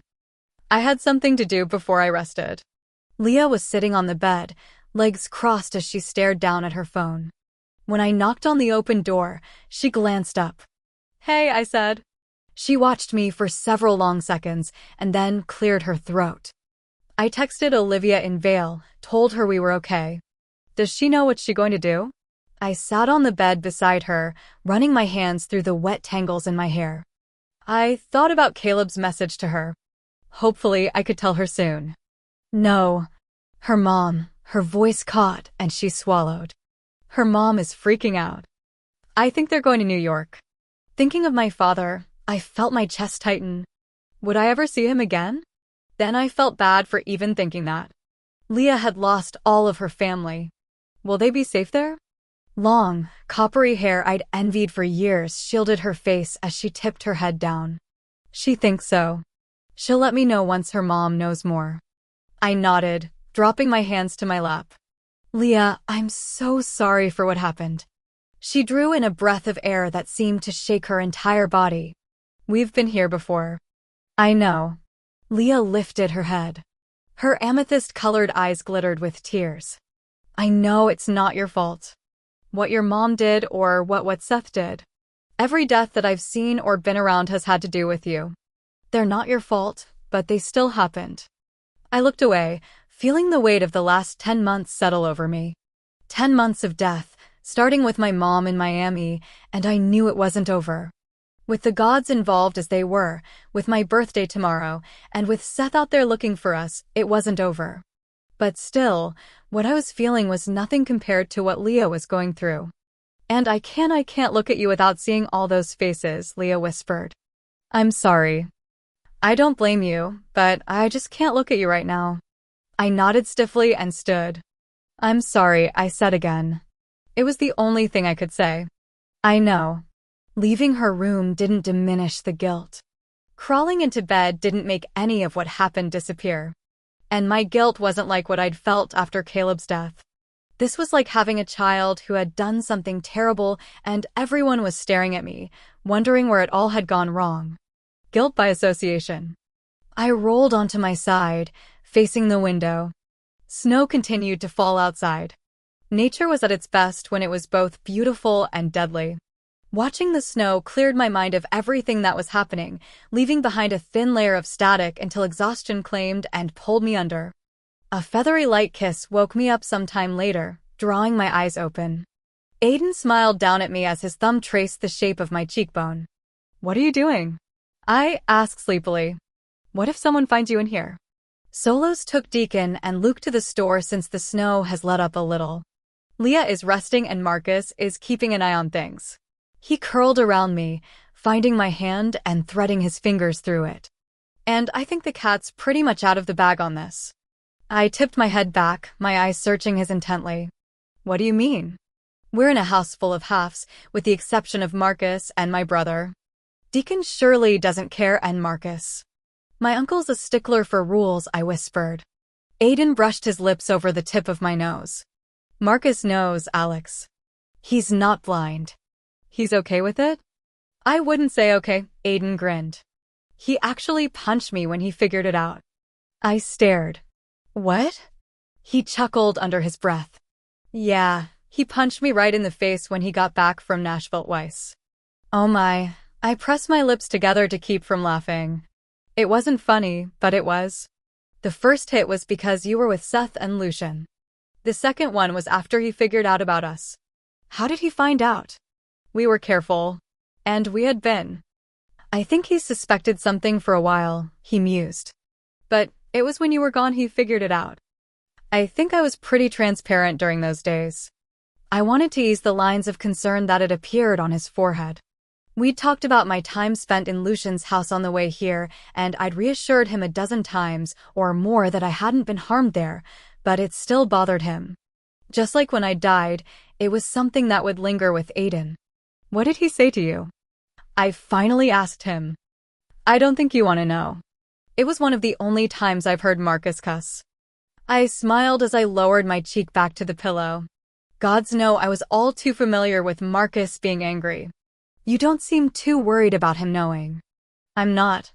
Right now, there are more pressing issues to focus on." Wasn't that the truth? Part of me wishes tomorrow wouldn't come. He kissed the top of my head. "Everything will be okay, Alex." "I know." I closed my eyes and snuggled in. "I just don't know what to expect, you know? Will I automatically turn into a super badass tomorrow or something? Or will I be accidentally blasting people with Akasha? Or would I connect with Seth? That I didn't want to put into words. Whatever happens, you'll still be Alex, you'll still be Agape Mao, my life. Just don't ever scare me like you did today, okay? We're still in this together." "To the end?" "To the end," he whispered. Damnable tears rushed to my eyes. I was such a girl, but those words were perfect, what I needed to hear. "Let's make plans again." I liked that. My brows rose when he laughed again. "What?" "It's just that you are the last person who plans anything." I grinned, because he had a point. "But I like these kinds of plans." "Okay." He moved his thumb along the inside of my palm. "I've been thinking about the future, our future." I loved the sound of that, our future. When Aiden said it, it seemed possible. "What did you come up with?" "It's more like something I've decided." He pulled his hand free and smoothed back my hair. "Let's say everything blows over with the compulsion thing, okay?" "Not likely," but I nodded. "I don't want to stay in our world." I caught his hand, lowering it to where my heart pounded as I twisted around in his embrace. "What? What do you mean?" Thick lashes shielded his eyes. "If we stayed in this world, the Hematoi world, we couldn't be together. There will be some who don't care, but it's too much of a risk, even if we did manage to get assigned to the same area." Air left my lungs as I stared at him. "But if you left, you couldn't be a sentinel anymore, and you need that." He looked up, meeting my eyes. "I do need that. Being a sentinel is important to me, but it's not my world, my life, or my heart. You are. And I want you in my life, really in my life. It's the only way." I suddenly wanted to cry. Again. I couldn't even form a coherent word, and I knew he could feel my heart slamming itself against his palm, but I didn't care. Aiden leaned in, brushing his lips over mine. I love you, Alex. I'd give it all up for you, and I know you've been thinking about it, too, but that's up to you. Could I give it up this almost inherent need to become a sentinel? Could I let go of the desire driven by years of having duty ingrained in me, and the need to somehow make up for what had happened to my mother? Leaving this world would require assimilating back into the mortal world, something I had totally sucked at for 3 years. Old fears rose in that moment as years of never fitting in, of always being the freak, flashed before me. Mortals, for the most part, were naturally uncomfortable and drawn to us in the same breath. It was hard being around them, always pretending. But I had been thinking about a future that didn't include the Covenant or being a sentinel. I just never thought it could be possible, but when I looked into Aiden's eyes and saw only love for me, knew I could do it. We could do it. Aiden was worth it. Our love was. Living like a mortal had choked me before, but now it could provide the type of freedom I yearned for. And together, anything seemed possible. Tipping my head up, I met his silvery gaze. I could always tell what Aiden was feeling by the color of his eyes, and right now, he was laying everything out there and still giving me the choice. Yes! I could do it, I whispered. I would do it. A shudder rocked Aiden's body. I was almost afraid you'd say no. Misty-eyed, I cupped his cheek. Day-old stubble grazed my palm. I could never tell you no, Aiden. Not that I would ever want to. But what about Deacon and Marcus? How can we do it? I think they could know. We could trust them. There were so many what-ifs with this plan. How could we escape the Covenant and the society that probably would be very unwilling to let either of us go? We needed a plan, a good one if we even had a chance to make it work, but right now, the idea itself flooded me with warmth and so much hope. And hope, it was a fragile thing, but it kept me going. Aiden lowered his head, bringing his mouth to mine. He made a sound in the back of his throat as the kiss deepened. The tentative touch gave way to something infinitely more. When he rolled his body, fitting it against mine like a warm blanket, my heart thundered. I was feeling so much and not enough, never enough. There was a yearning, devastating and raw, that would never go away. I lost track of Aiden's hands and how many times we kissed as our bodies moved, and in those moments, we finally found a way to make time stop. Chapter 33. Nothing amazing happened on my birthday. All morning, everyone watched me as if they expected me to sprout a second head or start floating to the rafters. And I didn't feel any different from last night. No additional marks of the Apollyon popped up. The existing ones didn't tingle. I tried to levitate a chair in the kitchen, it didn't happen, and I just felt stupid afterward. By the afternoon, the whole awakening thing seemed very anticlimactic. Hey, Aiden popped his head into the bedroom. You busy, birthday girl? I looked up from the magazine Luke had brought back from the store. No, I'm just sort of hiding. Aiden closed the door behind him quietly and smiled. Why are you hiding? Shrugging, I closed the magazine and tossed it to the floor. I kind of feel like an Apollyon failure. Why? He sat beside me, eyes a soft heather gray. Everyone keeps watching me, waiting for something to happen. Earlier, Marcus stared at me so long his eyes crossed. And while Solos was making lunch, he asked if I could heat up the soup with the fire element. Aiden looked like he was trying not to laugh. I smacked him on the arm. It's not funny. I know. He drew in a deep breath, but his eyes danced with mirth. Okay. It is kind of funny. My eyes narrowed on him. I can take you, you know? He leaned over, lips curving into a wolfish smile. You can't take what you already have. A heady feeling came from knowing that, but I socked him on the shoulder anyway. Stop trying to sweet-talk me. I have something I wanted to show you. He reached into his pocket and pulled out a small box. And then you have to come downstairs and stop hiding. My eyes were glued to the box. It was plain white, but there was a red bow tied around it. Thoughts of jewelry stores danced in my head. What is that? Aiden placed it in my hand. It's your birthday, Alex. What do you think it is? I looked up, meeting his gaze. You didn't have to get me anything. I know. I wanted to. I slid off the lid, hooking that soft material of the satin ribbon with my pinky. Upon opening the box, I immediately choked up. Oh, wow. This is so beautiful. Nestled against more satin, a dark red crystal had been intricately designed into a rose in bloom, carved as if the petals were reaching up toward the sun. It hung from a delicate silver chain that complemented its beauty. I plucked it from the box. Lights winked and danced off the precious stone, and it immediately warmed to my skin. Aiden, it's where did you find something like this? I made it. The tips of his cheeks flushed. Do you like it? You made this? My eyes widened. I breathed a little harder. It was remarkable that he could craft something so astonishing. I love it. When did you make something like this? A while back, he said, cheeks reddening further. After you gave me the pic, actually. I wasn't sure I'd ever get to give it to you. I mean, I just started making it one day, and the more it took shape, I thought of you. I was just going to leave it in your dorm, but then everything happened. He trailed off, looking contrite. I'm just going to stop talking now. I stared at him wordlessly. Are you sure you like it? Climbing to my knees, I threw my arms around his neck. I clenched the rose in my hand as I kissed his cheek. I love it, Aiden. It's perfect. Beautiful. He laughed softly, gently untangling my chokehold. Here, let me help you put it on. I popped around obediently and held up my hair. Aiden clasped the chain behind my neck, letting the crystal rose settle above my chest. The weight of it felt wonderful. I reached up, running my fingers over the delicate edges. Then I sprang around and tackled Aiden. Laughing, he caught me before we both tumbled off the bed. I guess you do like it. I pushed him down and kissed him. I love it. I love you. Aiden reached up, tucking my hair back as his molten stare pierced me to my core.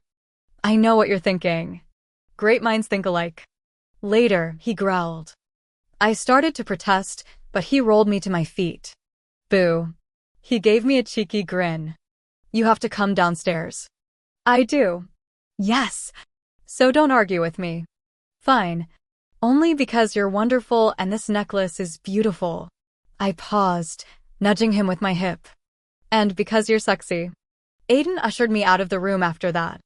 Before I reached the stairs, I tucked the necklace under my shirt. People may know or suspect something, but I wasn't about to broadcast it, even though I wanted to shove the necklace in everyone's face and make them coo over it. I followed Aiden into the kitchen. My steps slowed as I saw everyone gathered around the table. What's going? Deacon and Luke stepped to the side. Happy birthday, they cried in unison. My gaze fell to the table. There sat a birthday cake, decorated with 18 burning candles and Spider-Man. Yep, it was Spider-Man. Red and blue tights and all. It was either that or My Little Pony, Luke said, grinning. We figured you'd appreciate Spider-Man more. Plus, he's all wicked cool with the whole climbing building stuff, Deacon added. Maybe one day, when you decide to awaken, you'll be just as cool. I lit the candle, Solo said, shrugging. All by myself. I gave them the money. Marcus folded his arms. Therefore, I was the key part of all of this. And we got grape soda. Luke gestured at the bottles of soda. It's your favorite. This is wow. My eyes found Leah, sitting behind Solo's. Her hair was pulled back from her face, eyes still swollen. She caught my eyes and smiled just a little. This is great. You guys are awesome. Really? Deacon grinned. You've got to blow out the candles and make a wish. What a wish for? I smiled. That was easy. As I crept to the table, I blew out the candles and wished that all of us made it out of this alive, including Seth. I want the spider web. Deacon yelled as I stepped back, producing a supersized knife. Yikes. I stepped back into Aiden. It's her birthday. Luke took the knife from him. She gets to pick what piece she wants first. I laughed. It's okay. He can have the spider web. I'll take the head. We set about carving the cake and passing around grape soda. I was overwhelmed by everyone. I hadn't expected much of anything on my birthday except weird looks, but this was amazing. It was easy to forget about everything and what today symbolized. Here, surrounded by friends, things were sort of normal. Normal for a bunch of halves and pure celebrating a birthday. Okay. It wasn't normal at all, but it was just my kind of abnormal. Huddled around the table, we laughed as we shared cake and grape soda. Leah perked up a little, nibbling on the frosting. The boys continued to give me crap about not awakening yet, which Aiden tried to put a stop to. It was cute watching him try not to be overly defensive or protective of me. Not like I needed him to, though I think it was just second nature to him. He was the same with Deacon when Deacon wasn't wielding a 6-inch knife. Toward the end of the birthday celebration, there was a distinctive pop. From the rec room. We all twisted around. I prayed the rune worked on the house, because there was definitely a god here. Apollo strolled into the kitchen. The first thing I noticed was that his eyes were blue and not that creepy white. How is my birthday girl? For some reason, I blushed to the roots of my hair. Doing good, Grandpa. He smirked as he slid into the seat beside me, easily prying the knife from Deacon's fingers. I do not look nearly old enough to be what I am to you. That was true. He looked like he was in his mid-20s, which made it all the freakier. So when were you going to tell me that you spawned me? I did not spawn you. I spawned a demigod centuries ago who eventually spawned your mother. Can you guys stop saying spawn? Asked Luke. Apollo shrugged as he carved off an edge of the cake. He handed the knife back to an oddly subdued Deacon. I did not find it necessary to tell you. It is not like I am going to be bouncing little Alex babies on my knee. The soda caught in my throat, and I almost spit it back up. Someone chuckled, and it sounded like Luke. Yeah, that's not going to happen. My sister should have kept that to herself. He took a bite of the cake, made a face, and then pushed his plate away. Our familial tie is not what is important here. I frowned. You know what, guys? Solos clapped his hands on Deacon and Luke's shoulders. I bet I can take you both at air hockey and make you call me Mama. Luke snorted. Not likely. Solos dragged the boys from the room, but Leah sat back in the chair and folded her arms. Her eyes dared anyone to tell her to leave. Now that was the Leah I was familiar with. Do you remember when you went to Marcus after Grandma Pippery passed on? Apollo reached for the bottle of soda. Yes. I handed him a cup, wondering where he was going with this. Kind of hard to forget that day. Humph. He sniffed the top of the bottle, shrugged, and then poured himself a small amount. Well, then you should also realize that there is another oracle. I glanced at Marcus. He arched a brow as he leaned against the counter. What does this oracle have to do with this? He asked. I thought of Carrie. But didn't she pass on too?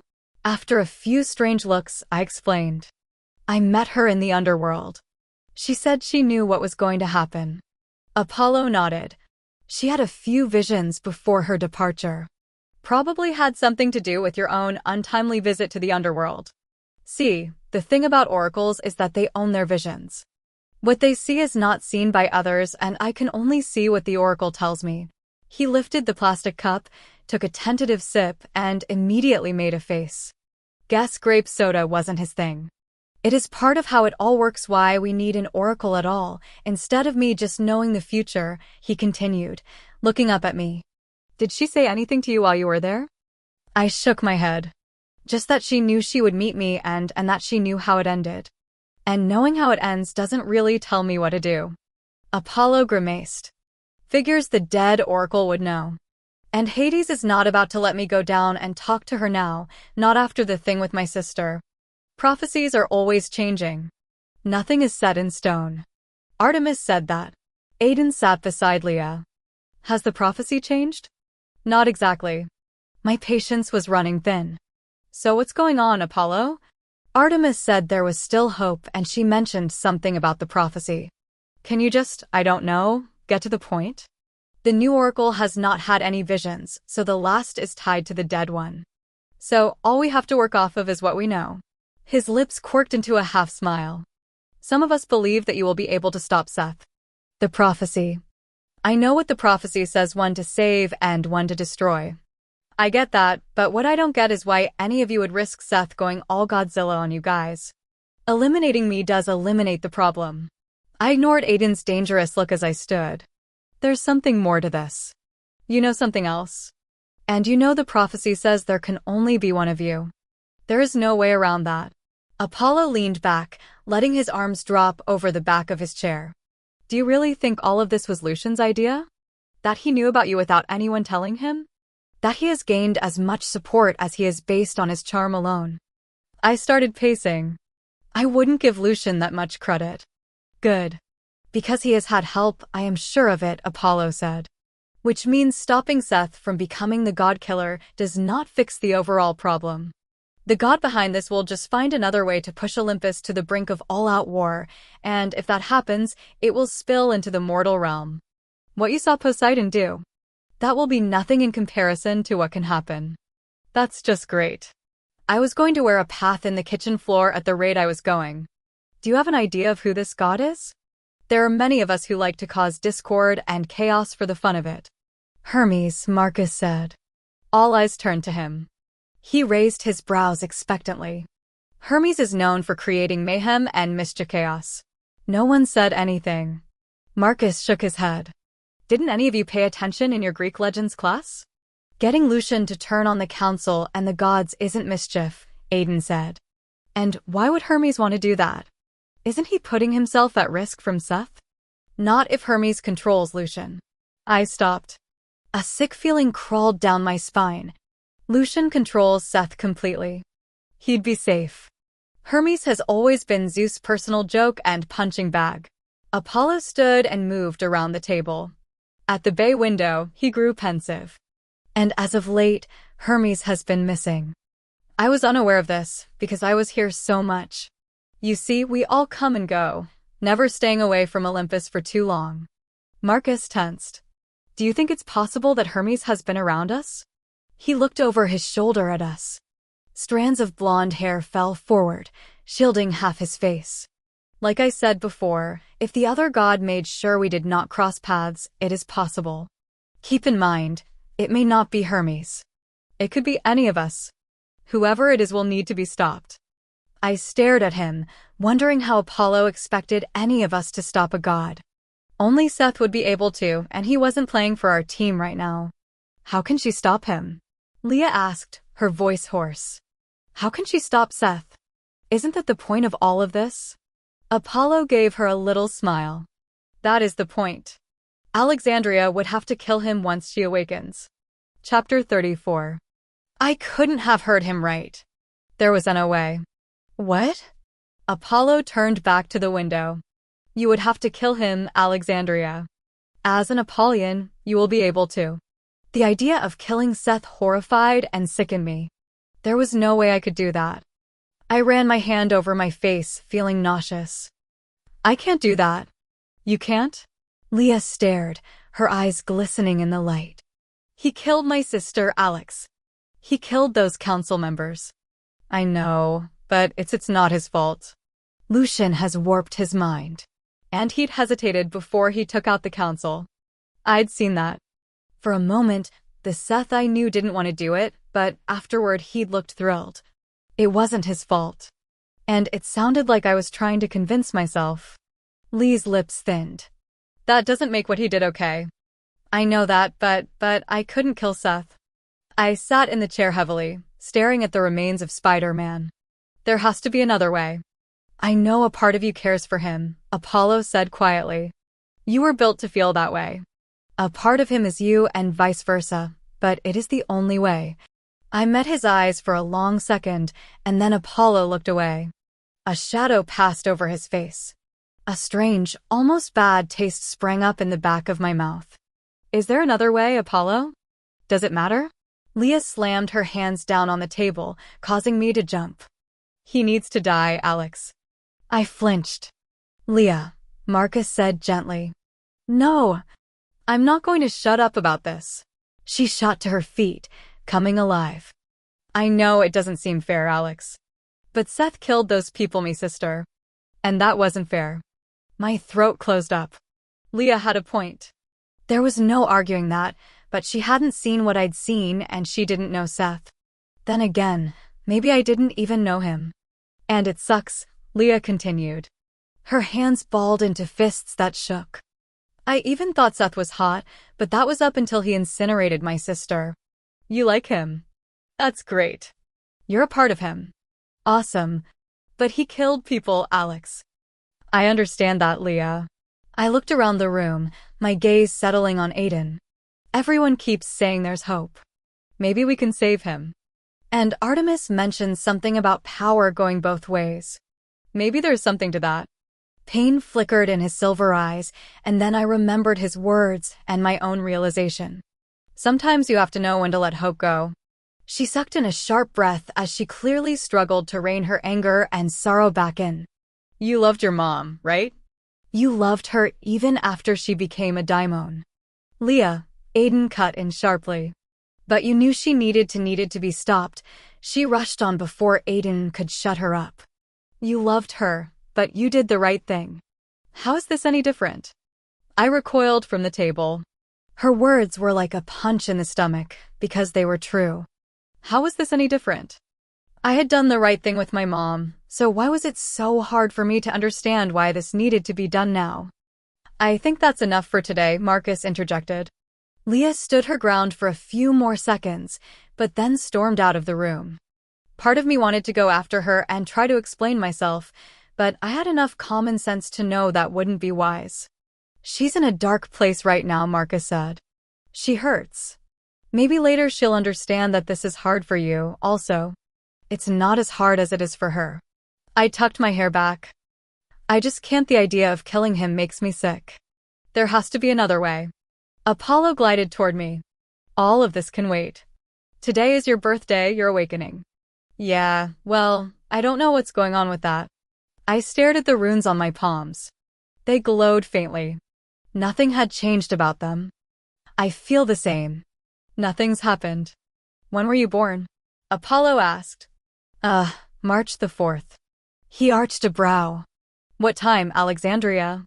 What was the time of your birth? I pursed my lips. I don't know. A dubious look crossed Apollo's face. You don't know what time you were born? No. Do people know that? I was born at 6:15 a.m., Aiden said, trying to hide his grin. Deacon was born at 12:55 p.m. Our parents told us. My eyes narrowed. Well, no one told me or I forgot. Marcus? Apollo asked. He shook his head. I don't recall. Well, you obviously have not hit your time of birth yet. Apollo pushed away from the window. I think we have had enough serious talk for the day. It is, after all, your birthday. A time for celebration, not making plans for battle. I shuddered. You will be fine.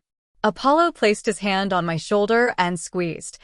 That was the closest offer of comfort I'd probably ever get from Apollo, and that was fine with me. You do not feel the bond from where we are, so he cannot connect with you. You will be fine. I kept watching the clock. When had I been born? I had no clue. It was almost 8:30 in the evening, and not a damn thing had happened. Maybe I was doing something wrong? Stop it. Aiden grabbed my hand, pulling it away from my mouth. Since when did you become a nail-biter? I shrugged. We were sitting on the couch in the small sunroom. Outside the window, it looked like a winter wonderland. Night had already fallen and moonlight reflected off the untouched snow that covered the deck and trees. Do you think I'm weak? I asked. What? He tugged me over so that I was in his lap. Good gods, you're one of the strongest people I know. I glanced at the closed door, but then figured, oh, what the hell. Allowing myself to relax, I rested my cheek against his chest and pulled the rose out from under my shirt. I don't feel very strong. Aiden settled his arms around me. Because of what everyone was talking about today? I traced my fingers over the edges of the rose. Leah had a point, you know? I faced down my mom, but I can't do that with Seth. Apollo was right. He placed his chin atop my head. He's a part of you. In a way, it's different than what happened with your mom. It is different. My mom was a daimon, and there was no coming back from that. I sighed, closing my eyes. I saw Seth's face as I begged him, the indecision in his eyes. He's still in there, Aiden. There has to be another way. And I think Apollo knows, but he's not telling us. Then we'll talk to Apollo. He mentioned the oracle, and maybe something has changed. He shifted slightly, and then I felt his lips against my forehead. But if there isn't another way, then I have to face it. I know. I just want to make sure before we decide he needs to be killed. Aiden placed one of his hands over mine. Maybe we need to go see this new oracle. Who knows? She may be able to tell us something, visions or not. That is if we can get Apollo to tell us about her. We will. I smiled up at Aiden. You're amazing. He grinned. What makes you say that? You're easily the most Sapow. I hissed as I jerked my hand free from his. Something stung me. He straightened a bit and grabbed my wrist. Alex, you're bleeding. Tiny pricks of blood covered the top of my left hand, but that wasn't what I was staring at. There was a blue glyph taking shape, forming something that looked like a music note. My pulse pounded as I sat up quickly, scanning the room. A clock shaped like an L showed that the time was 8:47 p.m. It's happening. Aiden said something, but another burst of hot, fiery pain stung just below that mark, and blood beaded on my skin. I pulled free from Aiden, my legs shaking as I stood. Oh my gods. Alex, he came to his feet, eyes wide. What can I do? I don't know. I gasped as pain shot across my arm. Right in front of my eyes, more blood appeared. Just tiny drops, as if I was under a tattoo needle. Oh gods, the marks are like tattoos. This hadn't happened with the other mark, the one Seth had brought out early. Gods, Aiden reached for me, but I backed away. He swallowed as my eyes met his. Alex, it's going to be okay. My heart was racing double quick. Pure terror flooded my stomach. The marks would be everywhere once complete, and it was coming so fast.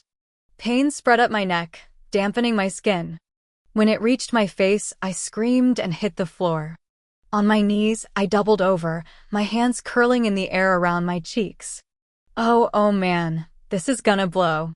I struggled for air. Aiden was beside me immediately, his hands reaching for me but not coming into contact. Just take a deep breath, Alex. Breathe with me. My laugh came out strangled. I'm not having a baby, Aiden. This is sharp bites of pain swept down my back and I screamed again. I placed my hands on the floor, trying to draw in a deep breath. Okay, I'm breathing. Good. You're doing really good. Aiden inched closer. You know that, Agape Mao. You're doing great. As my back bowed, it didn't feel that way. I'd rather face down 100 ether-starved daimons plus a legion of instructors than this. Tears leaked from my eyes as the marking continued lower. My legs gave out, and with Aiden's help, I lay down on my stomach. The door opened, and I heard Marcus. What the oh my gods, is she okay? My face hurt too badly to stay like this, but the skin on my back felt raw. Shit. She's awakening, Aiden said, voice tight. But the blood, I heard Marcus move closer. Why is she bleeding? I eased onto my side. I'm being tattooed by a giant, mother fu. Another strangled scream cut off my words as a different type of pain settled in, moving under my skin. It was like lightning racing through my veins, frying every nerve ending. This is wow, Deacon said, and I pried my eyes open. There was a whole audience by the door. Get them out of here. I screamed, jackknifing on the floor. Gods, this sucks. Whoa, I heard Deacon murmur. This is like watching a chick give birth or something. Oh my gods, I'm going to kill him. I could feel the beads of blood breaking out under my jeans. I'm going to punch him. Everyone leave, Aiden ground out. This isn't a goddamn show. And I think he's like the father, Luke said. Aiden rose to his feet. Get out! A few seconds later, the door closed. I thought we were alone until I heard Marcus speak. She's my niece. I'm staying. I heard him come closer. Is it supposed to be like this? I don't know. Aiden's voice sounded strained, near panicked. Alex? Okay, I breathed. Just don't talk. No 1 inch it moved up my front, searing my skin. I jerked up, hands shaking. Holy crap. I couldn't breathe. Pain was everything. I was going to kill Seth. Not once had he told me that the awakening would feel like this, like the skin was being filleted from my bones. My body buckled as another wave of pain rippled through me. I didn't remember hitting the floor or Aiden pulling me into his lap, but when I opened my eyes, he was there, above me. Skin somewhere, where I wasn't sure anymore, caught fire. Another mark was being tattooed. I couldn't hold the cry back, but when it leaked from my lips, it was nothing more than a whimper. "It's okay. I'm here." Aiden smoothed the hair off my damp forehead. "It's almost over." "It is." I gasped as I stared up at him, squeezing his hand until I felt his bones rub. "How in the fuck do you know? Have you ever awakened before?" "Is there something?" My own hoarse, weak scream interrupted my tirade. "Oh gods, I'm so sorry. I didn't mean to cuss at you. It just... I know. It hurts." Aiden's gaze drifted over me. "It can't be much longer." I squeezed my eyes shut as I curled toward Aiden. His soothing gestures helped ease some of the pain. I stiffened as blinding light flashed behind my eyes. A rushing filled my ears, and I could suddenly see the blue cord so strongly in my mind. It was like a switch had been thrown. Information rushed me all at once.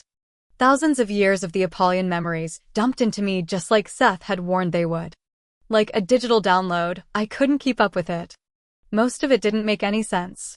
The words were in a different language, the one Aiden spoke so beautifully.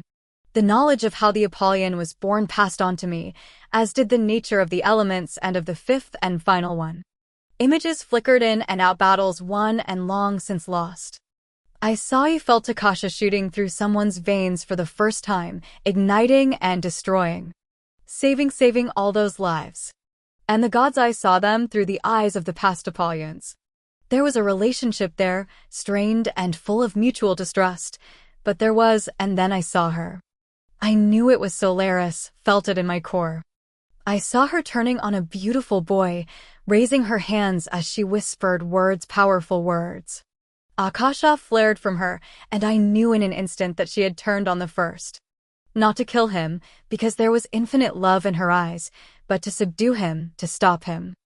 I grasped at the information, but it moved on through the years until the first. The cord was snapping, rushing out through space and distance, seeking, always seeking. I couldn't stop it, didn't know how to. An amber-colored glow covered everything. In a burst of swirling lights, a hazy face came into focus. The natural arch of his golden eyebrows, the wicked tilt to his lips, and slant of his cheekbones were all painfully familiar. I couldn't tell where he was. He shouldn't have been there. We were too far apart. But at the end of the cord, I saw Seth and I wept.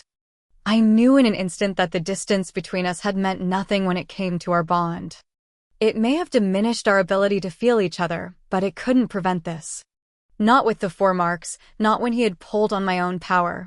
And I also knew Seth had planned this just in case I fled. A pulse of light went through my cord, and I felt him breaking through my shields, filling me, becoming a part of me. It took just a second, and I was surrounded by him. I was him. There was no me in here, there was no room. It was all about him, always had been. I couldn't breathe anymore. He was there, under my skin, his heart beating next to mine. His thoughts were mixing with my own until all I could hear was him. He opened his eyes. A light that had never been there before glowed from behind them. Seth smiled. Light crackled and flashed, and the world fell away. I was shaking now. I was being shaken. The pain receded slowly, leaving behind a raw stinging that covered every inch of my body. That, too, faded as my body was rocked back and forth. There were voices droning in the background, overshadowing the soothing words being whispered. I inhaled deeply, breathing for what felt like the first time. There was so much in the air around me. The heavy scent of pine tainted the edges. I tasted spice and sea salt on the tip of my tongue. Agape Mao, open your eyes and talk to me. My eyes fluttered open. Everything looked different, sharper and magnified. Lights dazzled and colors shimmered in amber. I focused on the man cradling me. Eyes the color of heated silver stared down at me. They widened, pupils dilating. Shock shot across his striking features. No, that one word sounded like it had been torn from the depths of Aiden's soul. A popping sound filled the room. Footsteps encroached upon us. Shapes came into focus, one burning brighter than the other. Apollo peered over Aiden's shoulder and swore, "Let her go, Aiden." His arms tightened around me instead, holding me close to his chest. To the end, I thought, foolishly brave and loyal to the end. Let her go now. A door slammed shut somewhere behind the shining god. She's connected with the first. The first me whole purpose for existing. Mine. My other half.